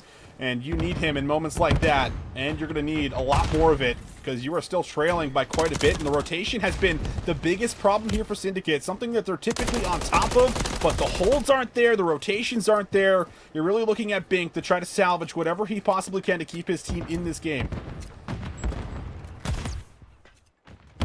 SGP Syndicate, again, it's one of those situations where they do get a little bit of time at the back of this hill, but they just need one good rotation, one good hold against SGP Midnight, and even the rotational battles are not going their way. Eric Boom starting to line these guys up. Surely not yet another kill. Bink will barely survive the encounter. Bink actually able to double up, but wasn't quite prepped for another gun threat in from behind. And even though Temp is here, he has a hell of a lot to do. He had no help whatsoever there in the situation and could not pull off the heroics, but even still, gives SGP Midnight a way in. Right back at it are they off the spawn. Eric Boom able to pick up one. Darkside from up top is able to provide the coverage to keep SGP Midnight away. And even that is not good enough. These guys are so frustrating. How on earth does Cap still get away with that? That was an unreal snap. Finding just huge kills, but still doesn't feel like it's going to be enough to fully overwhelm Syndicate here on the point. 15 seconds of scrap time. The rotation has been the problem for Syndicate, but are they going to be able to hold on to all of this? It looks like Midnight do break in, and the spawn's going to be a little bit 50-50 here into the back. So you take a look at really just Cruz, who needs to come up big, and he's good for the first. Big kills again. How many times do we need to say it, though, here, Austin? They need to win these rotational battles. They need to win these crucial gunfights, and already that's starting to go all right. Players spawning out, all of it now down to Bink around the backline here, who needs to play time, needs to try and play his life perfectly, has to win at least one fight on the flank. He's going to do exactly that. Now through the front. Can the rest of Syndicate make their way through? Tev looking for a bit of an unconventional route to try and take these players down. Will not find it, but towards the point, Eric Boom is already here. He's carved a path for the rest of SGP Midnight to make their way through, and he's still finding value as well at 28 and 18. He's having a hell of a game. This is a disastrous rotation once again for Syndicate. Yeah, Bink was at the back of the map there for what felt like a good 30 seconds, but his teammates can just never get to him. They can never slay through the front of the hill, and it is costing them massively here as we get later and later into this game. My goodness, 183 to 135. Scrap time, sure, it might go over to Syndicate, but you take a look at this rotation, you need to find Temp in the back. You have to find him cleanly, and they do, but the rest of the kills following off that last hill are looking solid. 3 players gonna drop down. The only one up on the map is gonna be Gunzy. Long range shots against Eric Boom, not good enough. Now needs to play his life once again here. Needs to try and take Assault out of that power position towards the backline. I'm not too sure why Gunzy didn't really expect a player to be in that position. Assault now has repositioned here. Unfortunately, going to get caught off guard by Bink, and towards the point, Cruz is able to take Eric Boom down alongside a team kill from SGP Midnight. So all of a sudden here, Midnight have lost control of the point. Syndicate now in control of those back spawns. Midnight will give this one last shake, but the lead between these two teams has shrunk now to just 30, and it continues to do so. Midnight trying to find their way through the front. Assault, the only one to find any value whatsoever. Capsule now trying to trade things out, will find one. Can he find player to the left, though? That's going to be Cruz. No. That was the final hurrah there from Midnight. Syndicate, a crucial break in this game. This lead has dwindled now to just 10 points as we go towards New. What a moment that is. Bringing it back, but Caps right off the spawn. Ready to put a couple more players 6 feet under, and almost sends Darkside right there beside him. Kills, though, lighting up in the kill feed. Looking like 3, 4 in a row. Eric Boom tags up, make it 5 in a row. Gunzy flies forward. The rotation finally coming together for Syndicate. They have a chance to actually take the lead. Yeah, what a time it is as well. They've slowly but surely whittled away the lead that Midnight had built up over the last 3 to 4 hard points, and now they're right back in the game. Now could be eventually take the lead away from Midnight. They just got to get players in power positions now to keep them away from this hard point. Darkside's up top, doing exactly that. Darkside down low now, firing over Kim. Goes for number 6. Pink will take that kill away, but it doesn't matter. Cube gets that kill as long as it is done for Syndicate. Now looking for the back 20 seconds here. Darkside on 5 in a row. Streaks being built up across the board. If they can get a Predator missile, this would be huge. Yeah, you would love to get it, just in case this actually ends up going to a P2, and you can find a lot of value there. But Caps is just twirling around, doing 360s. It feels like he is just absolutely on one. And you are now going to have P1 time going your way after Midnight. Syndicate are the ones that are looking for the quick break, and they're coming through mid. Caps being patient about it now. Don't choice to be patient. He's going to slap on towards Cruz for that second fight. Bink will trade things out, but that is Caps once again clutching up for SGP Midnight here. They've got control of P1. Just Eric Boom sat inside. They're looking for kills outside of the hill.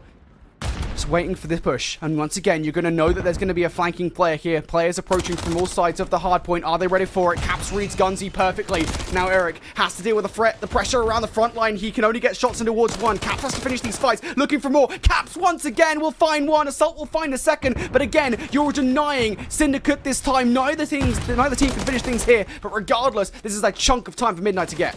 Yeah, and Syndicate don't have anybody at New right now, so they are just all flooding into P1, hoping to break through mid, but they gotta get through Assault, and Assault is now lined up 5 in a row. Scrap time no longer a factor. Everything is about this new hill that has popped. It's going to end on P2, and the kills just keep coming for Midnight. Needs to be something crazy here from Darkside. Needs to pull something out of the hat here in this situation. Assault will double up. That might be all she wrote here. There's the final kills coming on through. And if you're SGP Syndicate, you can no longer afford to wait for the rest of the teams. You need to go individually, one by one. Crew's going to go down. Can anybody touch in time? If anybody's going to do it, it's going to be Darkside. You've got to touch on towards the hard point right about now. Assault going to find a couple of kills. Nobody from Syndicate can touch. And Midnight will get their revenge. They will move on to the next day of competition, and they will eliminate Syndicate. What a series, what a map. But man, Syndicate, this late into the day, clearly not enough gas left in the tank. A lot of great moments. They made a hell of a comeback after being down over a full hardpoint worth of points. It's just simply not enough. The rotation, better. The last couple of gunfights, stopping that P1 push through, better for Midnight. And what a way to send your sister team packing. The team that was picked up, you know, basically built right before this event, is the team that sends SGP Syndicate home. You know that one's got to sting, but man, props to Midnight for making adjustments, cleaning things up, and advancing now to playoffs. Man, actually insane. Syndicate eliminated. How about that for a storyline? Redemption has been earned for Midnight. They move on. Now we look over towards Law Gaming and Houdini. We saw Law take map number 1 away from Houdini. That shouldn't have been a surprise to anyone. What is a surprise is the fact that this has gone all the way to a round 11. Houdini continued to be an absolute nuisance in Search and Destroy, but first blood has already been struck, and it's not looking good, bruv, if you're Houdini. No, it's not. Guys are now down after making what was, I believe, a bit of a comeback, because Lord Gaming were leading at one point in time by a couple rounds. Now all comes down to this plant. At least you get the bomb down. That's the good news, but the trades do manage to follow. RCD is feeling all the pressure and some through mid right now. Trade is good. Tyrael looking for more. He's going to get shut down. Arstes and Paulex will trade things out. Now it's just down to Chunk for a 1v2. Arstes knows where he is as well. That's a dicey fight to take. Chunk has to reposition himself here. Will get the full regen, but does he check up top? Oh, almost turns on towards Paulex to try and save the Search and Destroy. Law will not allow it, though. They win the round 11 by the skin of their teeth. Once again, Houdini give them a difficult time in Search and Destroy, but once again, Law were able to edge them out. Law able to just come out on top here in the round 11. A little bit dicey for sure. Didn't get to see the entirety of the map, but there was moments there where, again, I feel like Lore Gaming were certainly in the driver's seat, certainly leading, but obviously thanks to Twisted is how they're able to get all the way to that round 11. Losing it out with 13 kills, not going to feel great. And now having to pull off another reverse sweep, also not going to feel great. But you take a look at both of our matches currently happening, Exceptional and OMiT EU. They have a late start here, but that will be our very last match that will end things out. For now, unless you want to jump on board with that one, I was going to say, then we'll jump right back into this one, it looks like, where it has also been a very electric one, and Noctem looking to make a comeback themselves. Honestly, mate, I'm good with either. I feel like I'm being treated either way. This has been an insane series. Clutch Rain X War looking to end this series. Noctem XCR with a 3-0 in the control has extended it a little bit further than Clutch Rain X War would have wanted. But I have to say, it is insane that Exceptional are able to start the series so strong versus OMiT EU. They'll be very frustrated if they end up losing that map number 1 away. So we'll keep an eagle eye on that for the moment, though. Clutch Rain X War looking to try and shut out Noctem XCR here. Noctem XCR currently in control of the Cafe kill. Cobra in from behind. What damage can he do? Looking for these gunfights. Right now, at the very least, the player that was inside Cafe for Noctem XCR has been taken out, but players in power positions for Noctem XCR is going to remove Clutch Rain X War as soon as they get in towards this time. Now just going to be one player bounced towards the backline. Denza through the front, though, for a couple of kills here. It's time worth fighting for, especially considering how dicey P4 always is. Yeah, just a little bit of scrap time secured, and never really hurts if you're late towards this hill because not a whole lot of time ends up going over anyway. But Aspect, I think, will try to look to get a forward position, maybe throw himself on the time. Trophy system will certainly help out, but the high ground is what you're looking at right now. Harry's trying to hold on to it. Now he's dropping. We'll see if anything for the pinch happens. No, Aspect reads that too. So key kills coming through and a chance maybe to grab the lead here if you're Noctem XCR. A real opportunity here for Noctem XCR. I talked about this hill kind of being one of those hard points that, generally speaking, you don't actually see a lot of time going away to either of the two teams that are vying for control over it. Noctem XCR able to get anything away from this. I think it's a bonus for them. Of course, the flip side of that conversation is that Noctem XCR now towards the backline here are going to be fighting out of a potential spawn trap with the rotation in the front of your mind. Detain able to take Bance down. Denza, though, looking to get some of these transitional fights. Again, Detain has broken out. Potential problem that they're going to want to deal with. Almost gets that fight on towards Harry, but not able to pull it all the way through. So Clutch Rain X War should be the first team to touch over by Scrap. An opportunity to build up a full 60 against Noctem XCR, and they're winning the first fight as well. Aspects looked really good here, especially through the back half of this series. Nade's going to come out. Trophy system, I believe, it's expired here, so Bant's going to be feeling quite alone on the point. The wall bang will be enough to at least find one. Through middle now. Looks to be where Noctem XCR are trying to find an opening on this break. Come around the backside.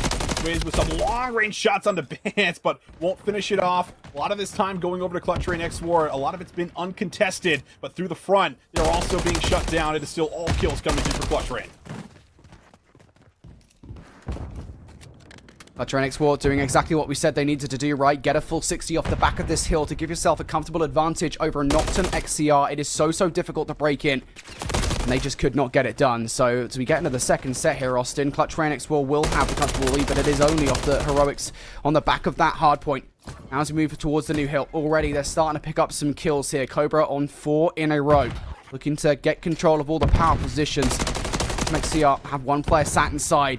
Vance just runs out into the middle of the map here for a kill. Denzer, Cobra, all of them contributing now to that breakthrough. This is disastrous for Noctem XCR. They couldn't afford to let that break happen. No, and now you have to worry about a potential streak coming in here. Cobra starting to lurk in and around. Inside of Broken. Not going to find anything.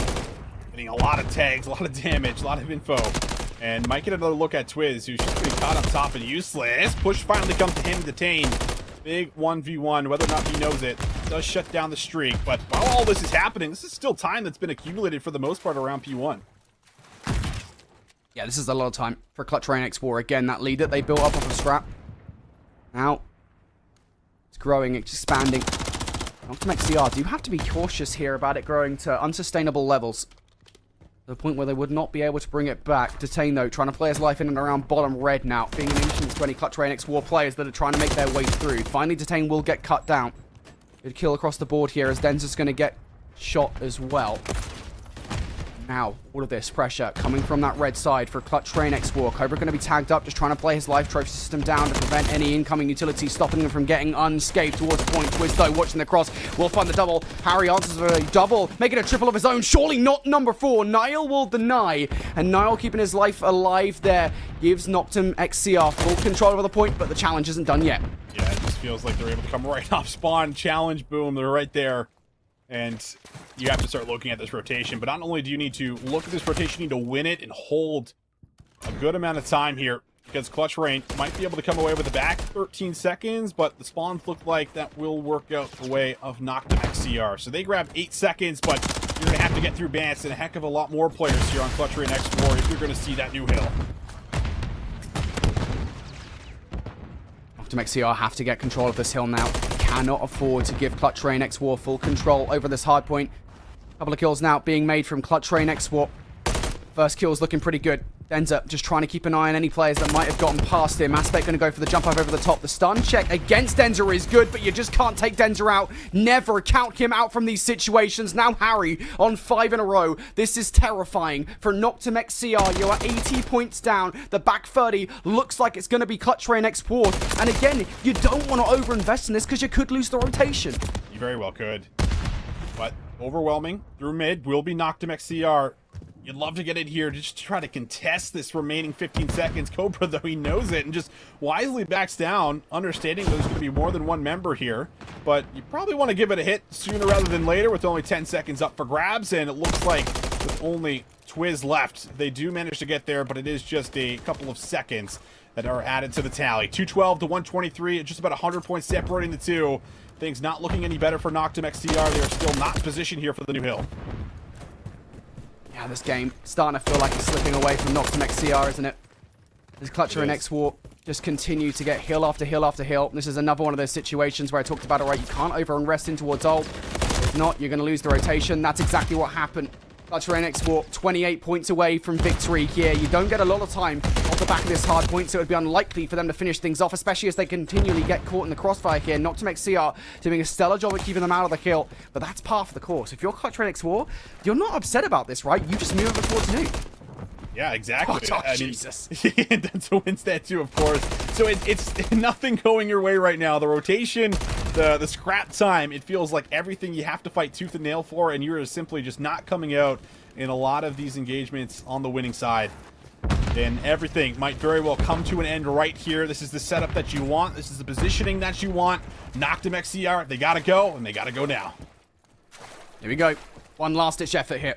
for Noctem XCR. You have to clear every single corner of this backline. Detain knows it as well, and that's a great location as to where Cobra is. But now you got to stop the players inside the hard point. Vance and Harry. Latter of the two is down. There goes the Formula of two as well, with just 7 seconds away from losing this game. Noctem XCR have gotten all the kills required. They've gotten control of the kill. Well, they did one of the hard parts. The problem here is that it gets even harder from here on out. Holding 25 seconds, winning rotation after rotation. It would be one of the most incredible moments that we've seen so far on the day here in Challenger Finals, but 7 seconds. Clutch Rain have a lot of options. They can hit scrap time. They can go for new, and it looks like right now they are fighting for some of that high ground, which is definitely the right call. 9 seconds before the new hill pop. Big 1v1 with Nile, and Bance is able to win it. That's our next war. Just looking for one more wave of gunfights. Quiz has a streak in the back pocket, so off spawn, he might have to utilize that almost immediately. Aspect's about to run out of bullets in MCW. There's the kill coming through from Harry. Now you need that streak down. If you're a Twiz, you can see him stopping off the spawn to bring it down. It will stop Harry from getting the time off the point, but he gets a couple of seconds now. Clutch Rain X War still just 5 points away from victory. You can play kills if you want to, if you're Clutch Rain X War.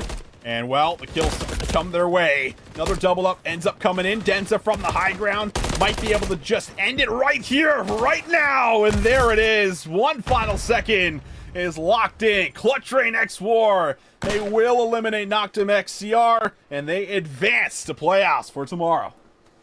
Gotta be honest, as much as I've got to give Noctem XCR some serious respect there because they were significantly more competitive the second time around. They were able to win that control 3-0. It would feel weird if we had a championship Saturday. Can we call it championship Saturday since technically Sundays? You know, there's only one match on the last day. It would feel weird to have the penultimate day of competition without Clutch Rain X War as they're able to take that series 3-1 and they take the second spot out of their group. Here's a replay of the end of a hardpoint, and we've got a replay here. I'm a bit concerned that Exceptional don't win this game.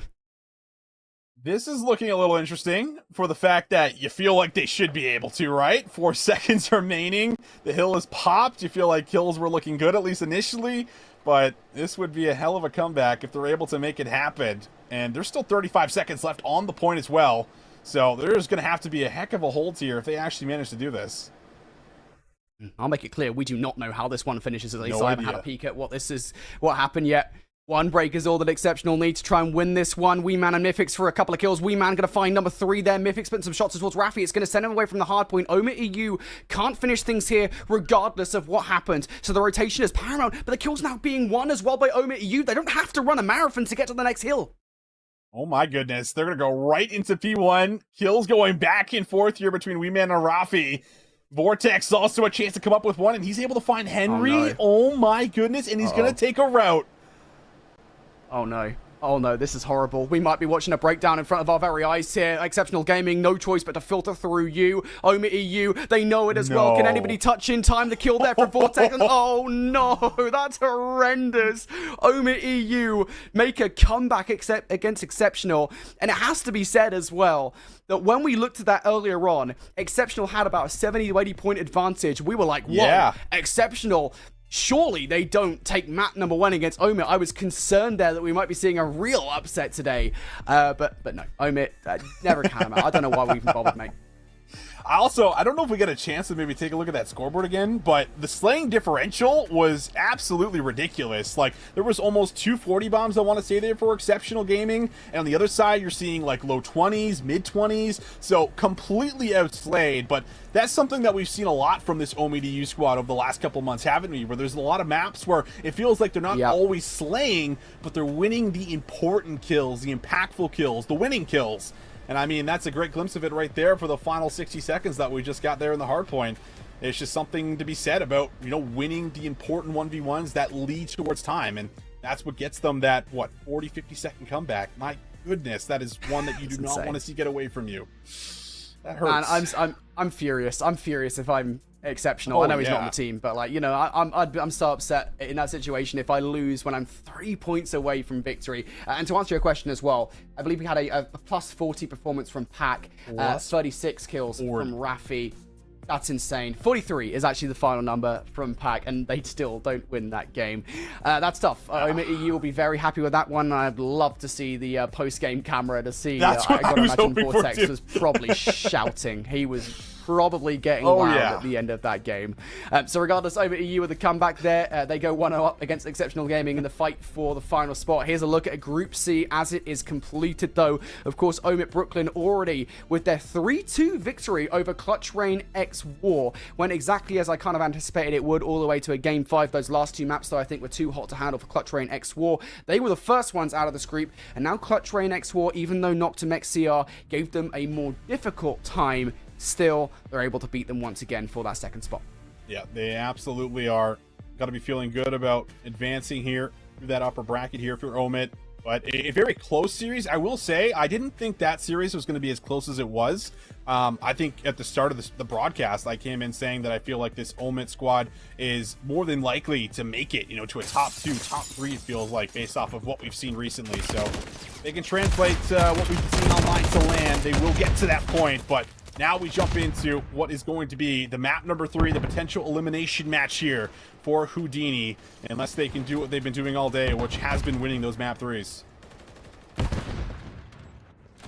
Now, Houdini, they've been a problem. I think if they were going to take any map in this series, I've got to be honest, Austin, I thought it was going to be that Search and Destroy just because of how tough of a time they gave Lord Gaming earlier on, and it felt like I was right considering they pushed them all the way to around 11, but still, this is a big ask here in the control to get this one done. Stranger things, though, as always, trades galore here at the beginning of this round. Keza on 3 in a row, and as I say, he's going to get cut down by Paul X. That is a full wipe here from Lord Gaming. With 60 seconds on the board now, they've got the map control for a spawn trap. Definitely do. Chunk, a lot to look at. Paul X, gets absolutely fried. Chunk looking for the secondary shot before the regen even comes through. But on the other side of the map, Kez has now been able to work with a bit of space after winning that 1v1. Might be looking to press all the way up into the spawn now. And will be red. Paul X waits patiently for that, so it's back to step 1 here, essentially, for Houdini. It's just so difficult. Houdini can't really get anything going here. And I want to say, it's not fair to describe them as spawn trap just yet, but it just feels like anything they're trying to get going here through the middle of the map is just not going their way, and now it feels like maybe a spawn trap coming together. Kez is able to stop Paul X from doing exactly that, so an opportunity now perhaps for Houdini over towards B. The kill from Yuli, though. This has to be it for Houdini. Dizzy opens up proceedings with that first kill. Dizzy able to find a second. Great coverage of that B street now. Keza towards the point as well. Going to make the call to his teammates. Hey, I need a little bit of help here. I need the assistance, and Twisted provides all that and more. B just a tick away, a sliver of a tick away. Surely not, no! The clutch is there. The clutch is good from Lord Gaming. 15 seconds left now. We need something good from Houdini. Yeah, what a little juggle that was. I think that was Yuli and Too Real, the duo, of course, as it would be. And they're able to just bounce back and forth there with perfect timing. And now one final attempt to try to make something happen on A, it looks like, for Houdini. Meanwhile, they do actually win the battles on B, so both zones are under threat. 6 lives, certainly the biggest problem here, but you have a chance to actually secure the extra minute on that B point if you can hold. Problem is the lives for Houdini, especially as Tyrael and Paul X find those kills, right? You're down to your final 3. Dizzy's done in this round. Ludi. Shots across the board. Keza down. You know where Twisted is. You've got him pinned in this situation. Your only real hope if you're Twisted is that Chunk can provide some kind of reprieve. Chunk does that, to be fair. So it's a good start to a 2 versus 5, but this is still a huge ask for these players, and they have to do it separately. Yeah, just don't give anything isolated. That's really the biggest thing right now. You know where both players are on the map. You know that the time is working against them as almost a 5th member at the moment. So just play it smart. And that's what you want to do. Date connects, then chow. So Lord Gaming able to hold on there. Houdini certainly making it interesting in the final moments of the control, or of the round of the control. But either way, not enough. And now going to have to make something happen heading into the round 4 to tie it up. It should be said that we do expect the defense to go the way of Lord Gaming in that situation, so it's not like we can exactly judge Houdini for it, especially considering they did have a good effort over by B. They were just so close. Literally a 10th of a second probably from getting that capture through, and yet still Lord were able to clutch up towards the end. Stop Houdini from adding the extra 60 seconds to the board. Still, a lot of what ifs now. Lord Gaming, going to be an A hit from them off the start of this round. They want to get that first tick through right off the rip. Are they going to get it through? Yes, they are. The progress has been made. Now Paul X opening up with the first kill. Yuli going to find one as well, but Twisted and Keza also finding value. Chunk also going to find another one. That's the full wipe that Houdini needed off the back of 8. Lord Gaming, though, they're not done yet. RCD's immediately going to open up a response as they look to get B now. Oh, big win. RCD's looked like he had like a rival there. How fast Dizzy just drops. Goes to the pistol and won't be able to find the double up. Keza stays alive, trying to defend the zone. It is just that single tick that was secured off the initial push there towards A for Lord Gaming, but Yuli still in a pretty advantageous position. Will be shut down. Twisted wins a big battle as he now starts to surge forward here and see if he can add reinforcements towards B.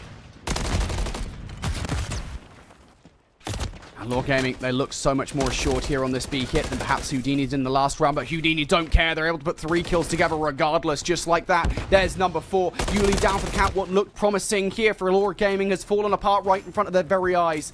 And now Lore, back to square one they go. Gonna have to go straight towards A off the spawn. RCD's gonna have the kill against Dizzy. Keza, potential flank coming on through for him as Paul makes his way towards the point. Yep, Keza's just found a hell of a lot of value on that flank as well. A couple of kills that once again holds Law at bay. Yuli just wants to fly across. Does manage to get himself on the point. Time becoming a factor. Nades just raining over the top like hellfire right now, but you got Too Real. He's going to provide some great cover fire over the top. Chunk looking for a different angle himself. Gets caught on the mantle. Long-range shots back and forth. Trades coming here and there. And it looks like as it's all said and done, Paul X is alive on the point. Yuli's going to add the support. And that might potentially be enough. No, it's not. To try to get this final tick on B. It is so chaotic right now. 10 lives playing up against 13. Tyrell and Yuli finding gunfights in their favor as well. Lore Gaming, they're looking to try and do this by lives. They, of course, do need to add an extra 60 seconds on the board. Stopping the top over by B. That's a good start. Paul X going to find a couple of kills, but Keza might well have just had the final say in this round. Lore Gaming.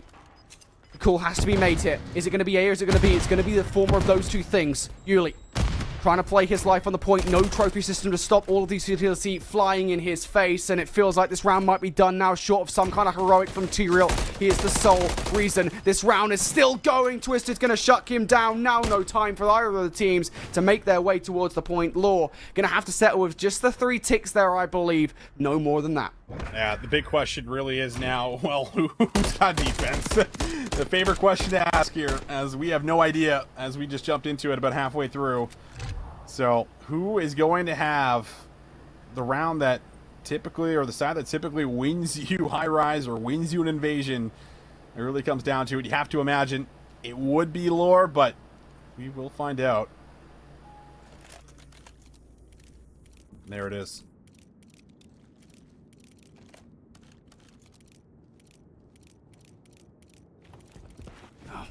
Houdini on the offense, that's probably not what they wanted whatsoever. Lore Gaming. And they get it done right off the start of this round. Houdini, if they just get away with gunfights here, could be a deadly start of the round for them. Dizzy's the only one to find any value whatsoever, though. Twisted will play his life and escape through towards blue. But as far as the push of either of these 2 pointers is concerned, Lore have absolutely won these opening engagements until Dizzy and Twisted find some value. Now a path has opened up over by A, and Houdini are going to exploit it. Big win there from Chunk. You're able to keep the flank safe for a moment. So just about everything's going to be coming here from the front. Keza, good for 1. Trades not looking promising because both zones were, again, under attack at the same time. Dizzy is not going to have any chance in that gunfight. Alex just runs at him. He's up to 32 and 27, but Twisted will do a good job of shutting him down, and now he throws himself back on the zone. Twisted try to hold on to this point, trying to keep this offense alive, as is Chunk, to be fair. Second tick now about to be through here. These guys doing a great job of playing their lives, watching the cross, watching each other's backs. Twisted should be able to hit the regen here in this situation, as long as he plays his life, as long as he keeps his head down. But Chunk goes down. Now Twisted all up, left up on his lonesome. RC's over the top, is able to take both of those players out of position, but they get the point regardless. An extra 60 seconds on the board now. Houdini closer than they've ever got to winning this offense. Good position. Time to play with. Kills just about even here, too. Chunk almost able to come up with another one.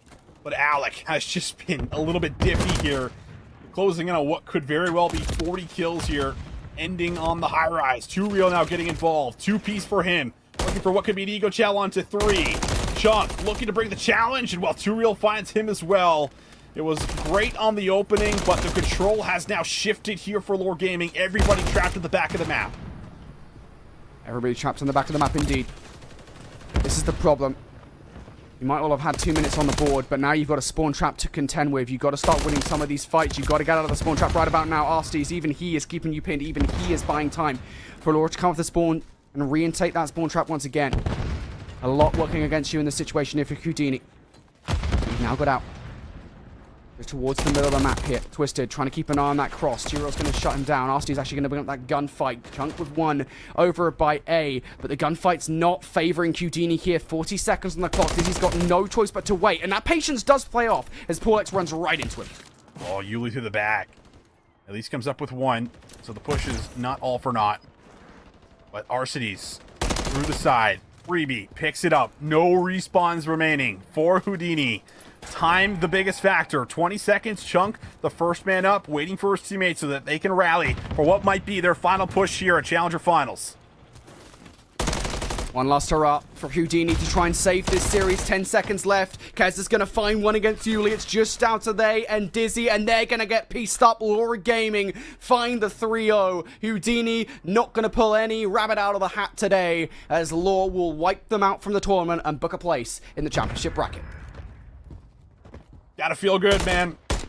These guys had to go through a heck of a lot of crazy moments throughout today, but able to get the job done pretty swiftly here up against a Houdini that were only here because of their reverse sweep. So they had a heck of a run themselves. Certainly were trying to make the magic happen, but we head over to OMiT EU and Exceptional Gaming. This is once again a moment where you feel like Exceptional Gaming have it in the bag here. Just one more round. We'll see if they can close it out this time around. If they were going to get it done, it has to be in the Search and Destroy. That was very difficult. OMiT EU were the best Search and Destroy team from Europe in Season 3 of Challengers Elite. So it is a real titan to take down in the mode. Exceptional, just want to try and get the bomb down over by B. OMiT watching all of the different angles though. Vortex taking shots in towards Afro. He's going to survive the fight. Is it enough to try and get the bomb down, though? They're not convinced just yet.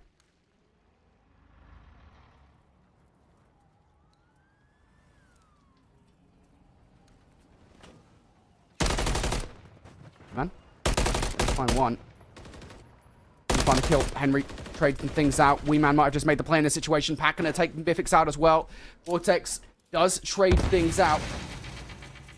And now, Exceptional just left up to Afro. Yeah, what can Afro do in this position? Gonna be side by side with Henry. Decisions can be made. You can backtrack if you need to. And Afro's trying to get a read on the secondary player, so they have no info right now on where Vortex is going to be retaking from. And he's going to come right up the middle of the map. And he is spotted, but Vortex takes it. The ARs will win out in the 2v2. And, well, wouldn't you know it, Brody, we are headed to a round 11. Oh, man, I don't think I can take this. I don't think Exceptional can take this, to be honest with you. I don't know how much they were up. We see them 5-4 up. I don't know if they were up anymore. If OMiT have made another sensational comeback, it's kind of just par for the course at this point for them, especially after that hard point. But still, losing back-to-back maps in the way that Exceptional seemingly have would theoretically be heartbreaking. Again, this is for survival. Exceptional would be looking to pull off a hell of an upset. Round 11 we are. And it's OMiT for the attack. These guys are usually very well measured when it comes down to how they like to approach some of their offensive rounds here.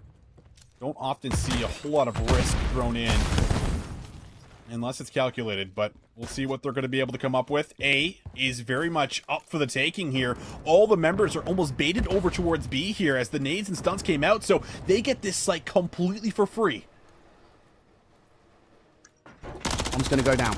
What does the retake potential look like? Vortex not going to get a clean kill, and he probably wants that as well because Mythic is already down for the count. No. Vortex in his haste to trade is going to get shut out, as is Hixie. This is falling apart, but Weeman finds a double. This is still possible. Now a 1 versus 2. Henry taking the shots, Afro forcing the issue, and Afro's going to find the kill. No Weeman heroics today, and no heroics from OMiT EU this time around. Exceptional, they take this round 11, they tie the series up.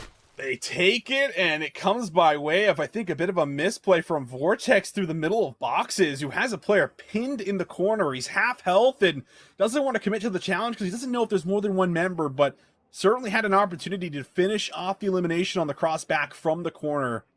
Doesn't work out, ends up dropping, and everything just completely crumbles there. And maybe you're thinking for a half second, Wee Man's able to pull off something crazy in a round 11, but he's only going to be limited to 2. The trades are there, and Brody, we got ourselves a series and potentially a long one. Yeah, 1-1 now between these two teams, and you say it potentially is going to be a long one. We think it probably will be, given what we know about these two rosters. So we're going to take a very quick break here. On the other side, the conclusion of our final match of day 1, the final match of the group stage. Only one of these two teams can make it to the second day. Who's it going to be?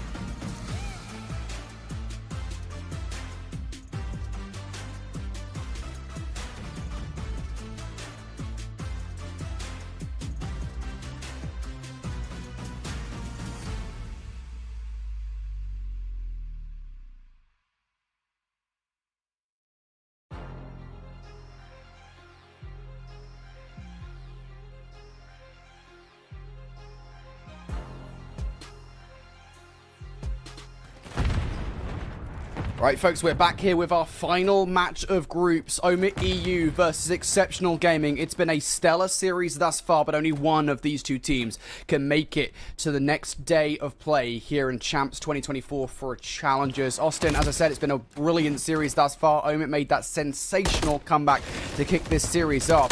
They've still got a fight on their hands versus the Exceptional roster, though.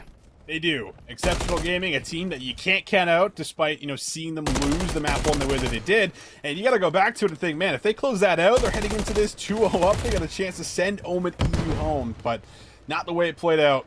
We'll see if anything really changes here going into the map number 3, however. It will be that first tick. Looks like it's going to be secured fairly easily. You got support here as well from Weeman. They're going to go for the double stack. That's the right call, play call, right? We've already got one tick over by A, but it wasn't the right play call to be looking in that direction because Pac's just going to slide on through and pick up Weeman and Mythics for free. The second tick doesn't go through as well.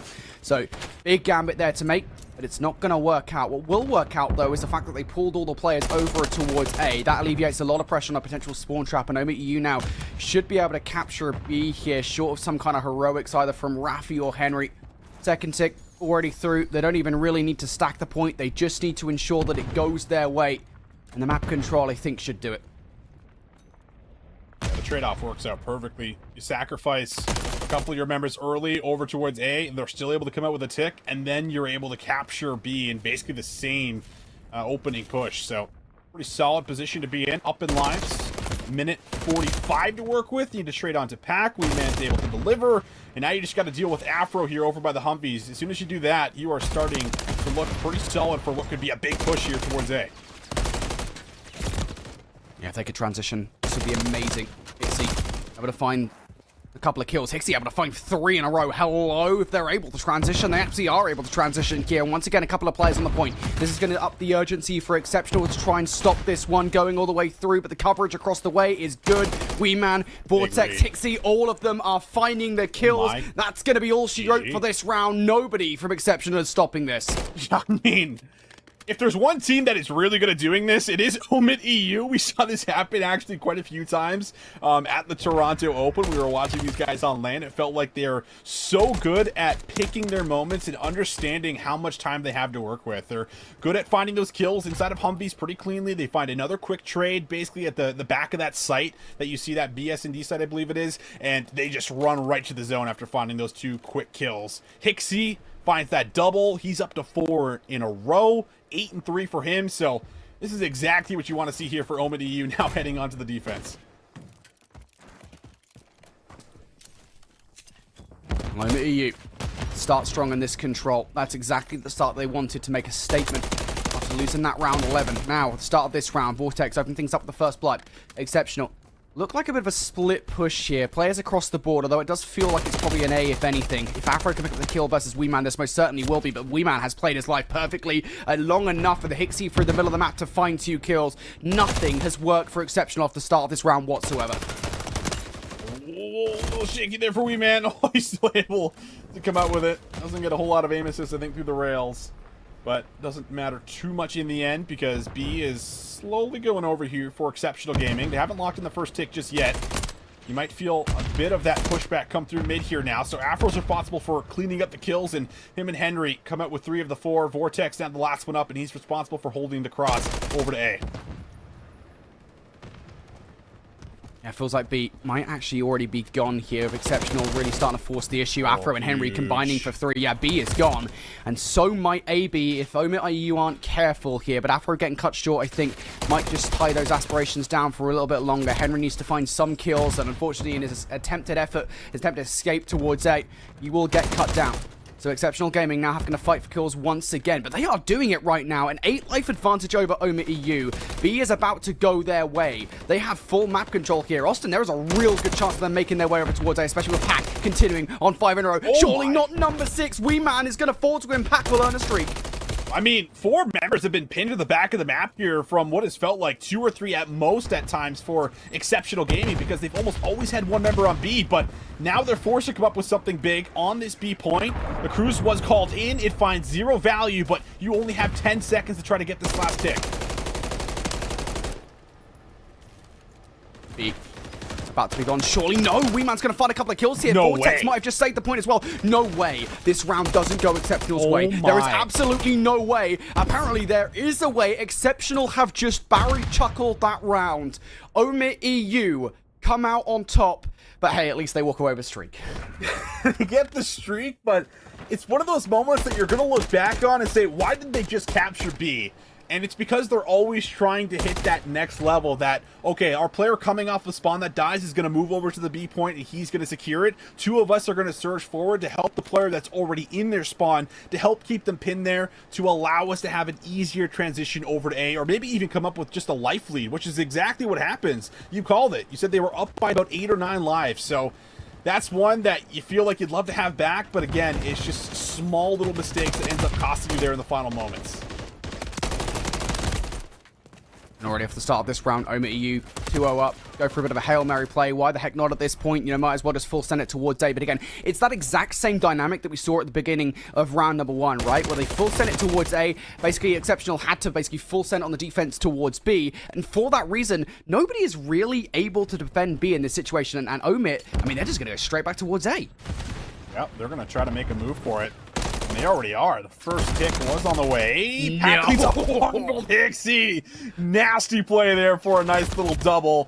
Wee Man, a little ambitious on the jump shell, expecting some players to be crossing as he chows. But it's really up to Vortex here to try to play his life on the point. Does manage to lock in the first tick, and reinforcements are on the way. It feels like OMiT have been in total control of this control. Vortex able to find yet another frag here. The cross is being watched doubly so from both Wee Man and Mythix. All of them doing a stellar job at keeping these players at bay. One player has gotten past though. Vortex now needs to find the frag. Stunned up is he. Wee Man will pick up that kill though, and that is going to be a donezo. Exceptional know it, but again, they've spent so long trying to hold on to A. Unsuccessfully so, they've not cleared out B. He is slowly going over now to Wee Man. Cuts right through mid. Finds a heck of a pickup. Pack forced to use the streak just to slow things down here for OMiT EU. But it is feeling like the pressure is almost too much right now. They are just dropping like flies. Another one. As Mythix is up to 4 in a row. They could stack it here with 3-4 members strong and secure it with a 3-0 on Invasion. One final chance to maybe touch, but I don't think they're going to have time. The kills are good, and they will hold on. OMiT EU just come out and absolutely smoke them in control. Sheesh is all I'm going to say about that one, pal, because that is not okay. I tell you what, I think I'm furious if I'm Exceptional about how that round number 2 chuckle went, because that's the second chuckle you've had in this series thus far. And albeit, I think you can argue it wasn't as costly, right? I mean, look, you lost the round 2 control. You still could have bounced back. You still let 2 offensive rounds go the way of OMiT EU. So that wasn't the end-all, be-all of that control, but it still is the second significant chuckle they've made of this series so far, given the hard point that kicked it all off. And now, if you're OMiT EU, I mean, you are one round 11 victory away from a 3-0 in this series. You shouldn't be here. Yeah, it goes back the other way now, doesn't it? Yeah. Where it's like, well, we have the chance to close it out 3-0 if we won the search, but this one's been very, very tight, man, the whole way through. However, I will say that is kind of a map mode combination that could very well check you going into a hard point, right? With the way that we just saw them lose, it felt like it wasn't even close. Like, it quite literally felt like there was times where maybe they were just playing Invasion Control for the first time. It did not look good. But you take a look back at this map, we did not get to see a whole lot of the highlights, and you just see how much of a comeback OMiT EU were really able to mount back as they closed it at 250 to 248. Man, this has been a heck of a series, Brody. I can't believe that was 100 points. We didn't know it was 100 points. We got a look, obviously, as we transitioned from game to game. I think, again, the lead was only about 70 to 80, and I know there's not a massive margin between those two scorelines, but still, to lose a 100-point gap, Exceptional again. It's going to be one of those things. If they look back at this series now, the way this series has gone so far, albeit, yes, they clutched up. Yes, they didn't give Wee Man that ridiculous 1 versus 4 in round 11, but still, you are, I would say, I don't even know what the word is, but there's like a level above frustration, and I think you are that. Wherever that is, you are that right now, that you've lost that 100-point deficit back in game number 1, and you've given away 2 offensive rounds to OMiT EU here on Invasion Control, and of course that round number 2 fumble from them as well. I mean, nothing went right in this control. They were just totally outplayed and outfoxed at every single turn. And now, backs against the wall. Your tournament lives are on the line. You need to back-to-back win the hard point in the Search and Destroy and upset one of the best EU teams we've ever had in competition for challenges. It's a huge ask. a big ask, man. Just because of the mental resilience is just so required going into this hard point, man. And on top of it, if OMiT EU do make it through to playoff play, I really hope no one's playing them on Invasion Control as well, because that to me seems like a veto automatically. Yes. I don't care if you don't like Karachi or High Rise, you got to shake it up a little bit, because I mean what they did was just so clinical, so perfect. Very few mistakes, and that's what we're used to seeing from this team when they are in these respawns. But the first hard point was very close. This one will be a sub-base. This could be our very last map of the entire day for day number 1 of Challenger Finals, to see if OMiT EU can try to put Exceptional Gaming away. Yeah, it's worth saying that OMiT EU hardpoint was the thing that they had to work on coming into the event. I know it's the thing that the coaching staff are trying to drill into the team, like, hey, this is how we need to play hardpoint moving forward, try and beat some of these teams. It feels like it's worked out so far. They got to win a map number 4 against Exceptional here to close out the series and book their place on the final day of play. Already, they've lost control of P2. You're okay with this, though. If you're OMiT EU, you're okay with this. You've got control of the rotation, and we know how sticky these back spawns on this next hill can be. Oh, yeah. It's very difficult to find the flips at times. Almost difficult to push through this initial area right here in the top double windows. But Weeman going to pick up the exact same position, watch the cross, and cut the map. He's going to find some good tags there onto Henry. Pack eventually able to get the trade. But already 20 seconds has gone over, and you haven't even seen the warehouse yet. Now, this is difficult for Exceptional to try and break through. Hixie gets a little bit of damage, though. Has to back one up and still going to win that gunfight against Pack. Just Pack voraciously tries to take it, but in from behind enemy lines is Rafi. Has now done enough here to flip the spawns in Exceptional's favor. They're looking for the back 25 seconds. Not the end of the world, though, for OMiT EU here. You took the vast majority of time away. Pack's still looking for the scrap time here, and he will get it. For OMiT, again, now they're just looking for the rotation towards No, but keep an eye on Henry. I don't think OMiT EU know that he's here. They're tracking names, which Hixie is just about one of the best players in the game at. They should know, and they do now. Weeman will follow up onto Henry. Clean shots come through, and you now no longer need to worry about that back spawn. It should hopefully be yours. We have seen some crazy things so far today on sub-base, but through middle, Hixie is now also cutting off some of the players making their way to the hill. He's on 3 in a row, looking for 4th. Oh, he's going to get it as well. Will be denied the 5th by Henry, though, so Exceptional Gaming on their way here for potential break. Weeman trying to keep an eye on May. Surely going to get overwhelmed. No, even despite the fact that he's weak all the way down to 43 HP. Afro's still not able to win that fight. And Weeman continues as well. He should be dead to rights well before he wins those last 2 snaps. Rafi, though, answering back. Exceptional will give this one last little hit. Gotta be careful about over-investing here, and I think on the minimap you're about to see why. Hixie forced to spawn out on the other side of the map. Yeah, Exceptional, you might be able to take the last 15 seconds away, but you have to be wary of the rotation. You certainly do. Exceptional Gaming have not exactly been very on point with the rotations, it feels like, so far. This is the first time we're going to see them actually at the first hill here over the last 2. And everybody patiently waiting for OMiT EU, looking for some of that information. Afro's also got a chance to maybe contest this high ground here that you've been fighting over and trying to hold. It's Mythics that's able to come up with 2 of the double windows, but he's also going to drop, and now you got some of this warehouse control. It's just a matter of trying to keep them off the time as Hixie slides on through. EU holding for the moment here. Pivotal moment here in this game. If Exceptional Gaming aren't able to break back through, Rafi knows it as well.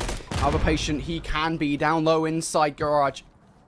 Or inside warehouse, excuse me. He's still going to get shut down. Afro and also now taking shots at long range. I think the player up top, Snow, looking to deal with him. But Vortex goes overwhelmed. Pack will find a double through the middle of the map. And all of a sudden, control will flip right back in favor of Exceptional Gaming as they get a crucial back 15 seconds away from OMiT EU on the hardpoint time. As we go into the second set here, OMiT EU still looking at a competitive team. They still cannot count out Exceptional at this point in the game. Yeah, the slaying has also shifted just a tad bit here too. Afro and Rafi have yet to get too involved. You definitely expect Rafi to be able to try to pick it up, especially as one of your key ARs here on the roster. You cannot afford to have someone really in a slump on a map like Subbase. But we'll see what Vortex can do now from the low ground. 3 in a row for him. Trying to wrap around the back. P1 has been open here for about 20 seconds, and a lot of that time has gone the way of Exceptional. Up top, Vortex takes the chow. 4 in a row, looking now for 5 on the pack. He's looking for it. Can he find it? Vortex snide streak though, as Rafi will get that kill. Again, OMiT EU now going to have to give up that scrap time. 20 seconds of it. A couple of kills now coming through from Afro and Henry. An opportunity here perhaps for Exceptional Gaming to get full control of the rotation towards New. Lovely Semtex. I think that's a double from both Afro and Rafi that picks up that fight.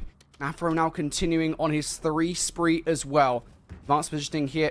Looking for players to come through warehouse side. That's not where the threat is coming from, though. OMiT EU now looking to make their way around the backline. They're really mounting up the pressure, and Hixie opens up with first blood. Yeah, the pressure is on OMiT to try to make something happen here. Bit of a 2-stack inside of the hill. Reinforcements being cut off here through mid.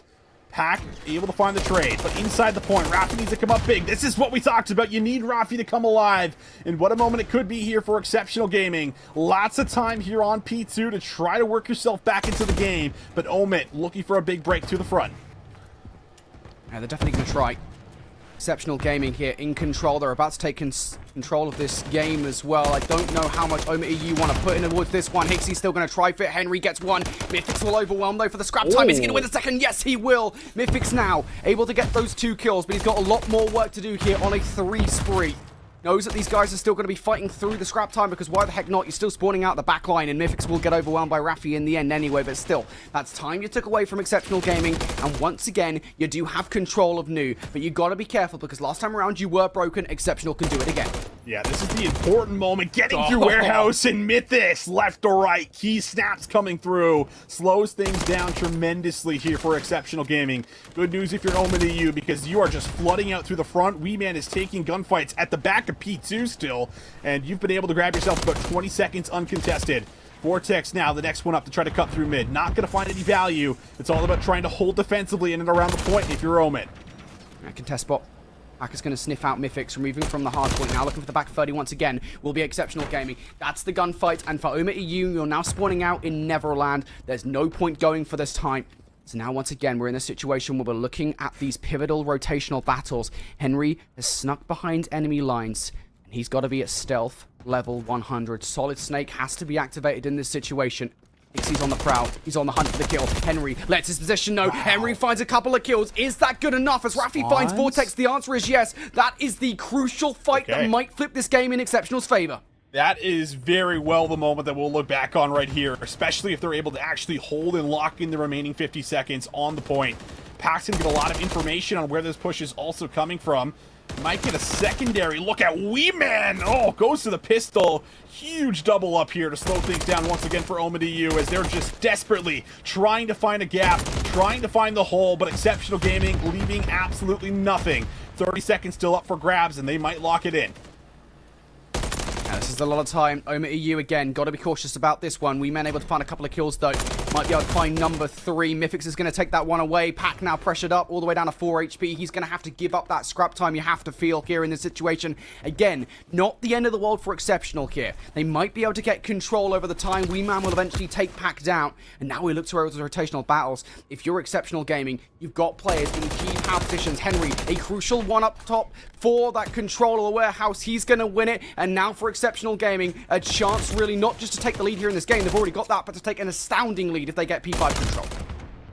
Ill's gonna come through there for Rafi. 1 for 1. P5 open, and it's Exceptional Gaming looking to try to rack up the time. But Weeman flies on through, just trying to keep them off of it. That's the big factor. The positioning not going to be here. The spawn's not what you want to see here if you're OMiT EU. Work once again cut out for them. A lot of big gunfights need to come through. They need to happen now.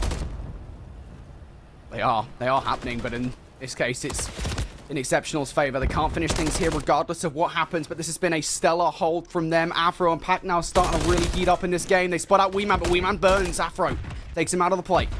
Now OMiT EU here, looking for some form of control. They're just not getting it. The ARs are way too strong from Exceptional. They're now just 13 points away from victory, Austin. They're going to get the last 5 seconds off the back of this hard point. They're going to be so close to forcing a game 5.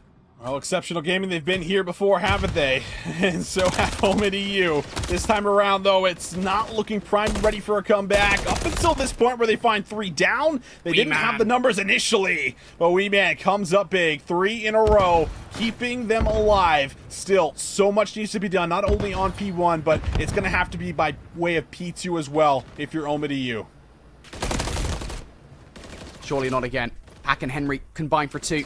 Mythics needs to go huge here, needs to find at least a couple of gunfights. He's preoccupied with the against Pack up top now, going to be able to find the second. Hixie also finds value, and when you require OMiT EU to make the clutch gunfights in their favor, they do exactly that, but it has to be perfect. Spawns in control for Exceptional Gaming. Yeah, you get some splits that come through here. This is going to be difficult to read if you're OMiT EU. Knee kills to come through. That's going to be 2 of the 4. Pack, can he move in for the time? It's just a couple seconds that you need.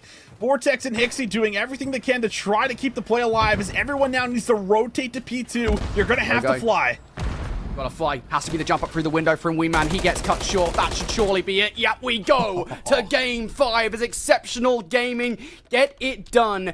And we talked about it before. There was one crucial play that made the difference, that flipped the spawns back in their favor. Sub-base hardpoint is such a difficult hardpoint to pass.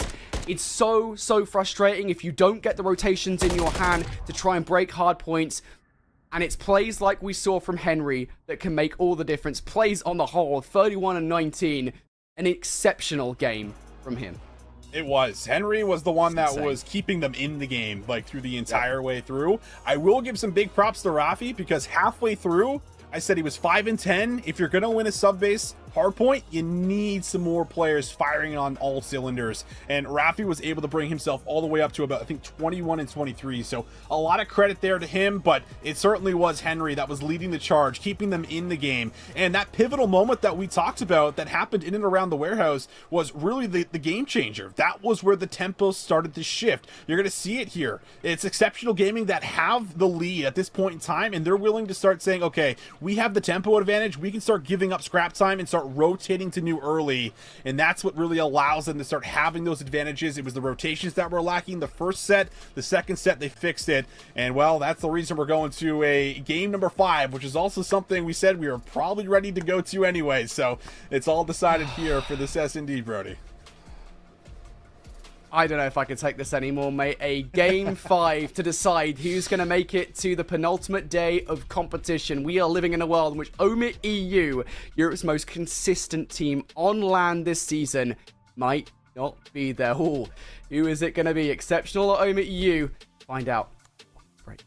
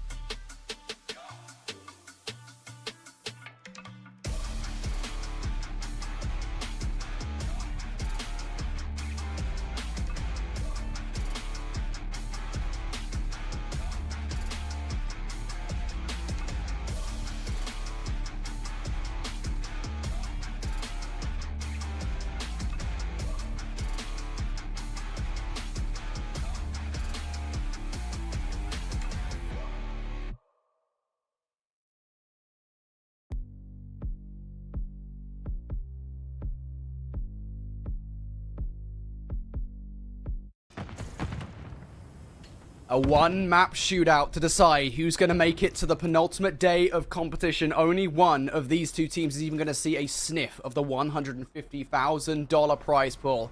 I cannot believe I'm saying it. It comes down to a map 5. It's been an absolute grueler here so far, Brody, but everything is decided right here, right now, in the map 5. Last S&D went to around 11. Have to imagine we are in for a treat to end off the night.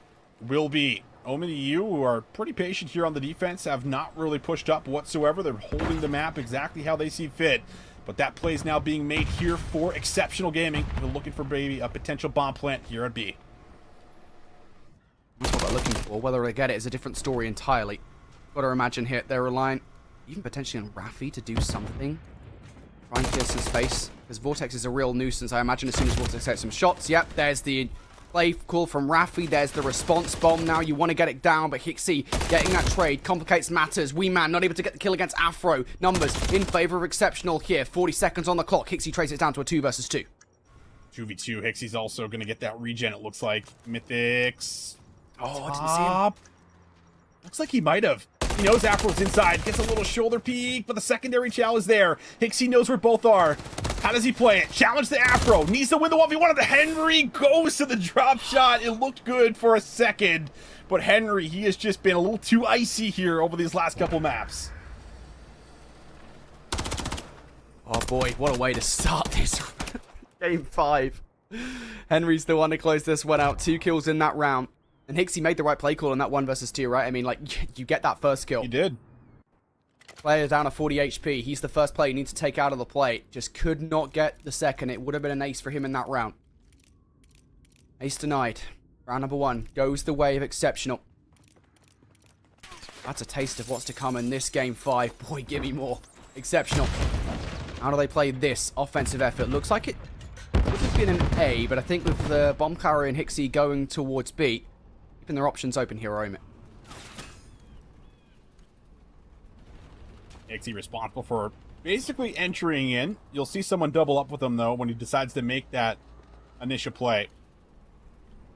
He's just going to bounce back and forth, hoping for somebody to get a little bit over-aggressive. Afro's just going to lay on the site. It's a bit of a stack here. Hixie does make his move. He finds one. Does he get a second? He knows Henry's in and around the antenna. Does tag him up. Has to go for the reload. Secondary chow maybe, but no, he goes for the plant. Doesn't clear it, and Henry will punish. He had no help there whatsoever. I mean, that's a ballsy play if I've ever seen one. Might be a bit of a futile play at that. But Man will trade things out back in favor of OMiT EU here. Vortex, I think, is being hunted down by Henry. He is not long for this world, surely. Henry's taking his sweet time to make this one happen. Vortex almost gets the turn on, but Henry wins the fight regardless. Now 2 versus 2. OMiT's still not got this bomb down. Good trade coming through from Mythics. Adaptation's looking pretty good here from OMiT EU. Raffi knows where this bomb was going before. Has just seen out Man on top of the canister as well. Needs to win the first fight. Yes, he does. Sees that second on towards Mythics. Not able to land a single shot, though. Mythics is just too slimy. OMiT EU, they fire back. Good for it. Very, very close, though. Henry does an excellent job of just finessing. It felt like he was one shot maybe 5 times in that round, but just about every single time he's able to slip away with a sliver of HP, reposition, regen, come back at the fight. They finally deal with him, and they're able to get there for the final one as well. 4-1 start for Henry, and the other side it's 4-2 for Hixie. Big battle here between these two that you know is going to continuously ensue throughout the rest of this map.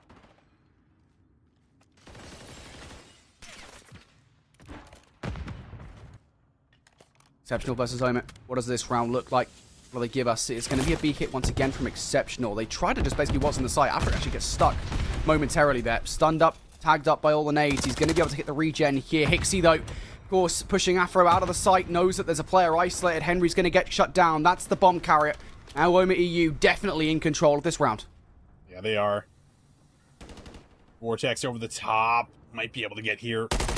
Have a really good time. Oh, he shoots Hixie a little bit, and he does give his position away, but the trades are there. Raffi comes up with 2. He's heavily tagged. He's stuck in the elevator. Good luck. Have fun. How do you work yourself out of this position? I don't have the answer. Dead. It's just GG. He's dead. Surely. He's dead. Okay.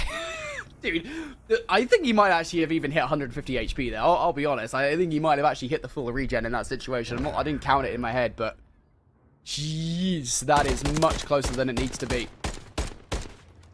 Oh boy, Mythics is the one to close out that round. Great flanking play from OMiT EU. They're definitely not resting on their laurels in this situation here. They're trying to be aggressive against Exceptional Gaming, constantly making them feel uncomfortable. Mythics now off the back of that round is on 4 in a row. Did he get an ace? Did he ace up? He might have, yeah. I think he might have. It's Exceptional. Well, they lost the round before, so actually I'm not sure. Oh no. Anyway, he's on 4 in a row. That is for sure. Yeah, for streaks. And Mythics kind of blindly rechalls there, not even initially sure where he was getting shot from. Wow. And Afro is just going to full send that play. And Rafi gets one back. Nade's just going to come over the top. Trade's looking good, and well, I mean, that's as textbook as it really gets there. The fight just kind of comes to OMiT EU, and they're waiting hands, and they say, thank you very much. Mythic's got the final kill. Yes, he did. Mythic's got the final kill. That's the sick one he wanted. He got the Semtex just before this one as well. That is a cruise missile. And yeah, lovely shots from Mythics to close out the round. And you're absolutely right, mate. I think that was kind of one that I think Exceptional will regret. They played that one a little bit cumbersome. And especially as you've given away a cruise missile now. OMiT EU, this is all in their favor. It's still play for it. Yeah, the deck's starting to stack against them a little bit. Need to find this round number 5. And it's going to have to come by way of offense. Smoke's coming down early. Mythic's in a good position in and around the antenna. And have complete eyes on A and might get a sound cue or two if they decide to make their way back to B, which very well could be the case. The bomb is certainly leading there, as two players are just kind of sitting down low, hoping for some info, but it's a tight setup on B. Doesn't provide enough coverage here for Mythic to get out. Oh my god, almost doesn't get out. But will do so, and Hixie towards the site is going to revenge Mythix. Mythix wasn't even down for the count. Rafi left alive. No. Oh, goodness me. It's starting to feel a little bit like the Search and Destroy that we saw earlier on the first time. OMiT EU now really starting to take control here. Yeah, they are. Man, it's really fun to watch this OMiT EU squad in situations where the pressure's really on, because it feels like they're almost always able to clutch up. And that's a situation where it feels like they're just not going to fall for any feints, right? They're not going to push out wildly. They're not going to try to make the first move. They are just going to hold their tight setup in and around the B site. They have one player that's kind of bouncing in between B long and A to give you that info on the cross. And they just simply hold, and again, let the fight come to them. OMiT EU, if they weren't in control before, they most certainly are now. Mythix is still on that streak that got him the cruise missile. He's laying down, and I wonder whether it might be time to bring that Predator missile down. Yeah, it is. It's sending them inside. That Predator missile is giving them the coverage to get this bomb down, Austin. Yes, it has. Everybody now going to be completely called out, and Wee Man draws first blood onto Pack. Exceptional Gaming slowly seeing this S&D slip away. Unless Rafi has something to say about it. He's good for one. Needed Afro to find that second. Not to be. Not going to happen. Everyone else cleaned up. OMiT EU looking to make this one swift and clean and advance to playoff play for tomorrow. Just need one more round to seal the deal in High Rise.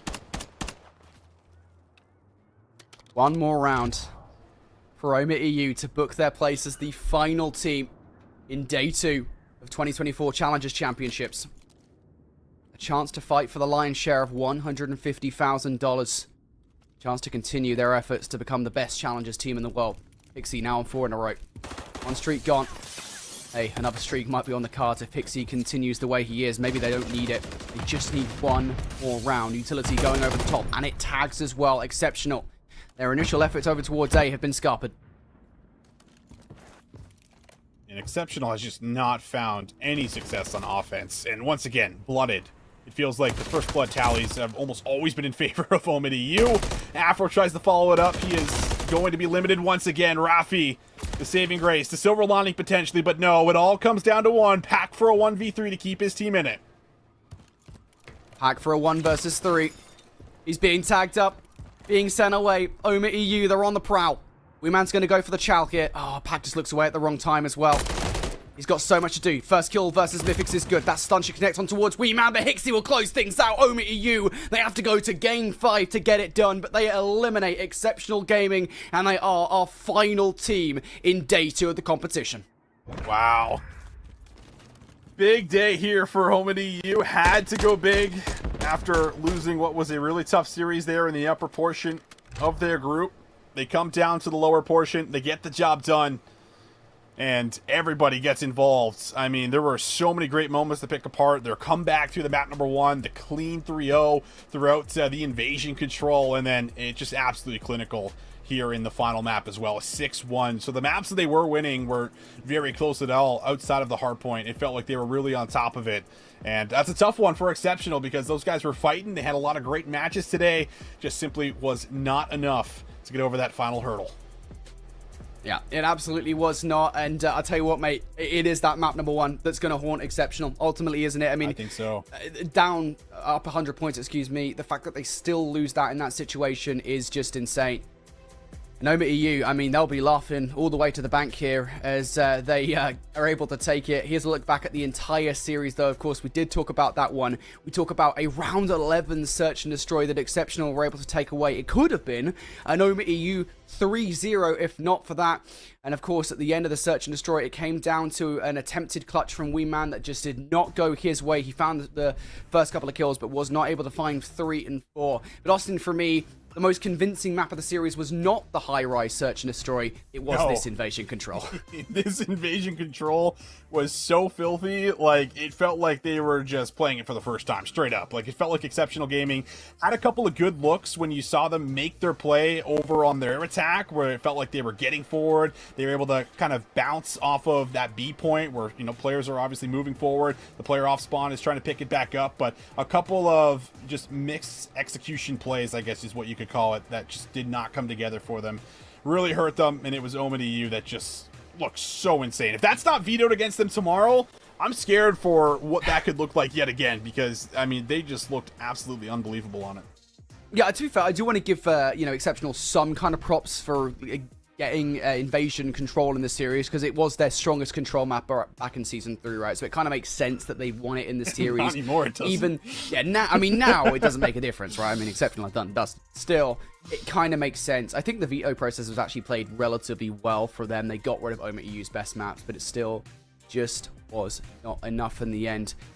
Insane, we're looping back around here to the rest of the replays once again, as, well, that's OMiT EU. They are our final team in day number 2 of the competition. I believe now, for you guys at home in a second here, we're going to kind of go through every single group. If you missed any of the action, if you don't know who our final 8 teams in the competition are, well, we're about to tell you. But it means we're going to have to say goodbye to some teams. Let's start with Group A. Let's say sayonara here to Chaos Esports and SGP Syndicate. I think it's not a surprise to see FaZe Black come out on top here as the winners team, as it were. The biggest surprise, though, is to see SGP Midnight make that recovery story to beat Chaos so convincingly and then to come back for the redemption against Syndicate.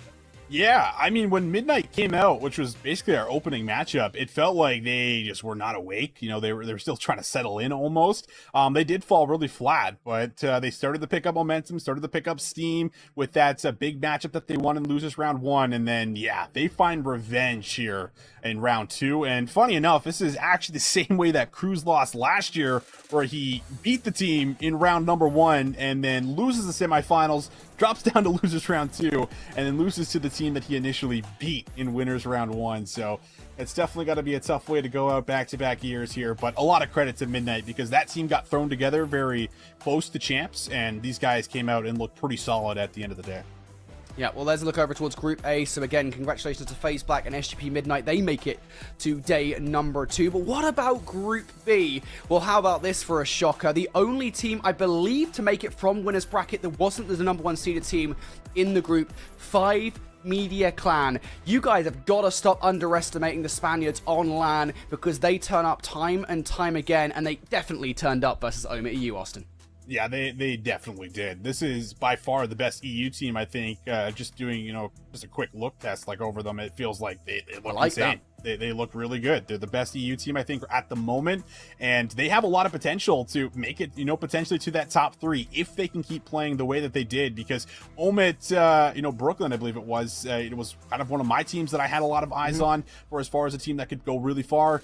Here, we'll see if they're going to be able to, you know, continuously make that bounce back. But man, I'm excited to see how this matchup could end up coming together if the EU squads end up matching up against each other for tomorrow in some way. That would be fun, wouldn't it? It would mean that EU at the very least would get very deep into the competition. Of course, we've got another European team there. You guys just saw OMiT EU. I absolutely love it, mate. OMiT EU with that Game 5 victory versus Exceptional. They had to go the distance, but they are the second team from Group B. Then look over towards Group C. You mentioned OMiT Brooklyn. Well, they made it out of the winner's side with that Game 5 against Clutch Rain X War. Honestly, I gotta give Clutch Rain X War some props, mate, because they forced a Game 5 against a team that had basically swept everybody back in Challengers Elite Season 3. To do that is impressive. It definitely is impressive. I think there's certainly some questions for OMiT Brooklyn. Are they as good on LAN as they've been showing online? I think that question, you know, gets a little bit interesting going into tomorrow. But they're still a team that I feel like you're never going to necessarily count out. It's just there's a lot to clean up, I think, going in towards playoff play. So we'll see what they can do. However, I think that this Clutch Rain team is looking very strong going in towards tomorrow with the likes of what we got out of Denza and Vance even popping off near the end of the night. Yeah, well, shout out to Noctem. They were able to take a map of them, but it wasn't enough to qualify. So OMiT Brooklyn and Clutch Rain X War are the teams that make it out of Group C. And then to round out our groups, let's talk about Group D. Here we see the Houston Spartans. They had to go to a Game 5 with Laura Gaming. They had to pull off, I believe it was a reverse sweep, perhaps. I don't know if I'm making it up in my memory or not. It's been a really long day. But they did get it done. They qualified versus the upper side. Of course, Law did make it through anyway. It was never not going to be a 3-0 against Houdini, let's be honest. No disrespect to that roster. They're great in Search and Destroy, but no match for a Titan like Law. This group, I'll be honest, always kind of felt like it would be ridiculous if it wasn't Houston Spartans and Law making it through. It feels like those are probably the two clear standouts. I will say, a lot of credit to Mindfreak. They were up 2-0 versus Houdini in that series as well, and they were looking pretty primed and ready for what could have been a matchup against Lore to try to find a way to advance. Still would have been hard-pressed to do it, but certainly got to give a round of applause to that squad for coming up again, showing out here for APAC. Just not enough for the tank, not enough to beat some of these squads, even with the early boot camp here over towards Challenger Finals. Yeah, and you know what? It helped them win a hardpoint against Houston Spartans and be competitive at the second as well. So if anything, the hardpoint definitely improved enough to be competitive with the best of the best. It just wasn't good enough. So you guys have found out which teams are making it to the championship bracket. But what does that bracket actually look like? Well, if that's a question to ask, we've got the whole damn answer here for you folks at home. Here is our official 2024 championship bracket for Challengers Finals. Oh boy, I mean, where do we start with this one? Take your pick of the little mate. They're all insane matches. Yeah, I mean, I don't even know where to start. I think that this Lore Gaming and OMiT squad could be a very, very fun matchup to kind of kick things off. But the Clutch Rain and Houston Spartans, I think, is also one that stands out here for me. All four are going to be absolute bangers, I think, without a doubt. But those are the two I think that really give me just the banger vibes, I think, going in towards tomorrow to kick off the day. You know what? I'm gonna go for it. I'm gonna come out with a hot take here. I think OMiT EU and FaZe Clan Black is about to be a really close series. I think OMiT EU are the kind of roster to spend tonight going over their mistakes, going over their errors, being like, look, this is where we went wrong today. This is why we were not as convincing against rosters that we know usually we can convincingly beat. And they're gonna come out bringing it to FaZe Clan Black tomorrow. FaZe Black, though, they're a very difficult team to make it happen on LAN. And of course, to round out that discussion, we do have 5 Media Clan versus SGP Midnight. Honestly, another maybe EU bias caster moment here, Austin. I feel that there's a real opportunity for 5 Media Clan to go deep in this bracket, depending on who they play. They are not to be underestimated.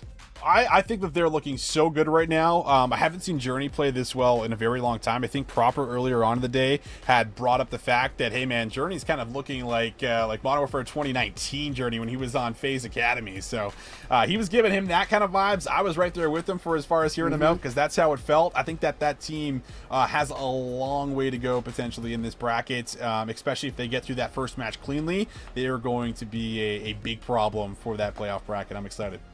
Alrighty, man. Well, look, we absolutely love challenges here, and it is an honor to be back casting it. I've loved casting with you, mate, today.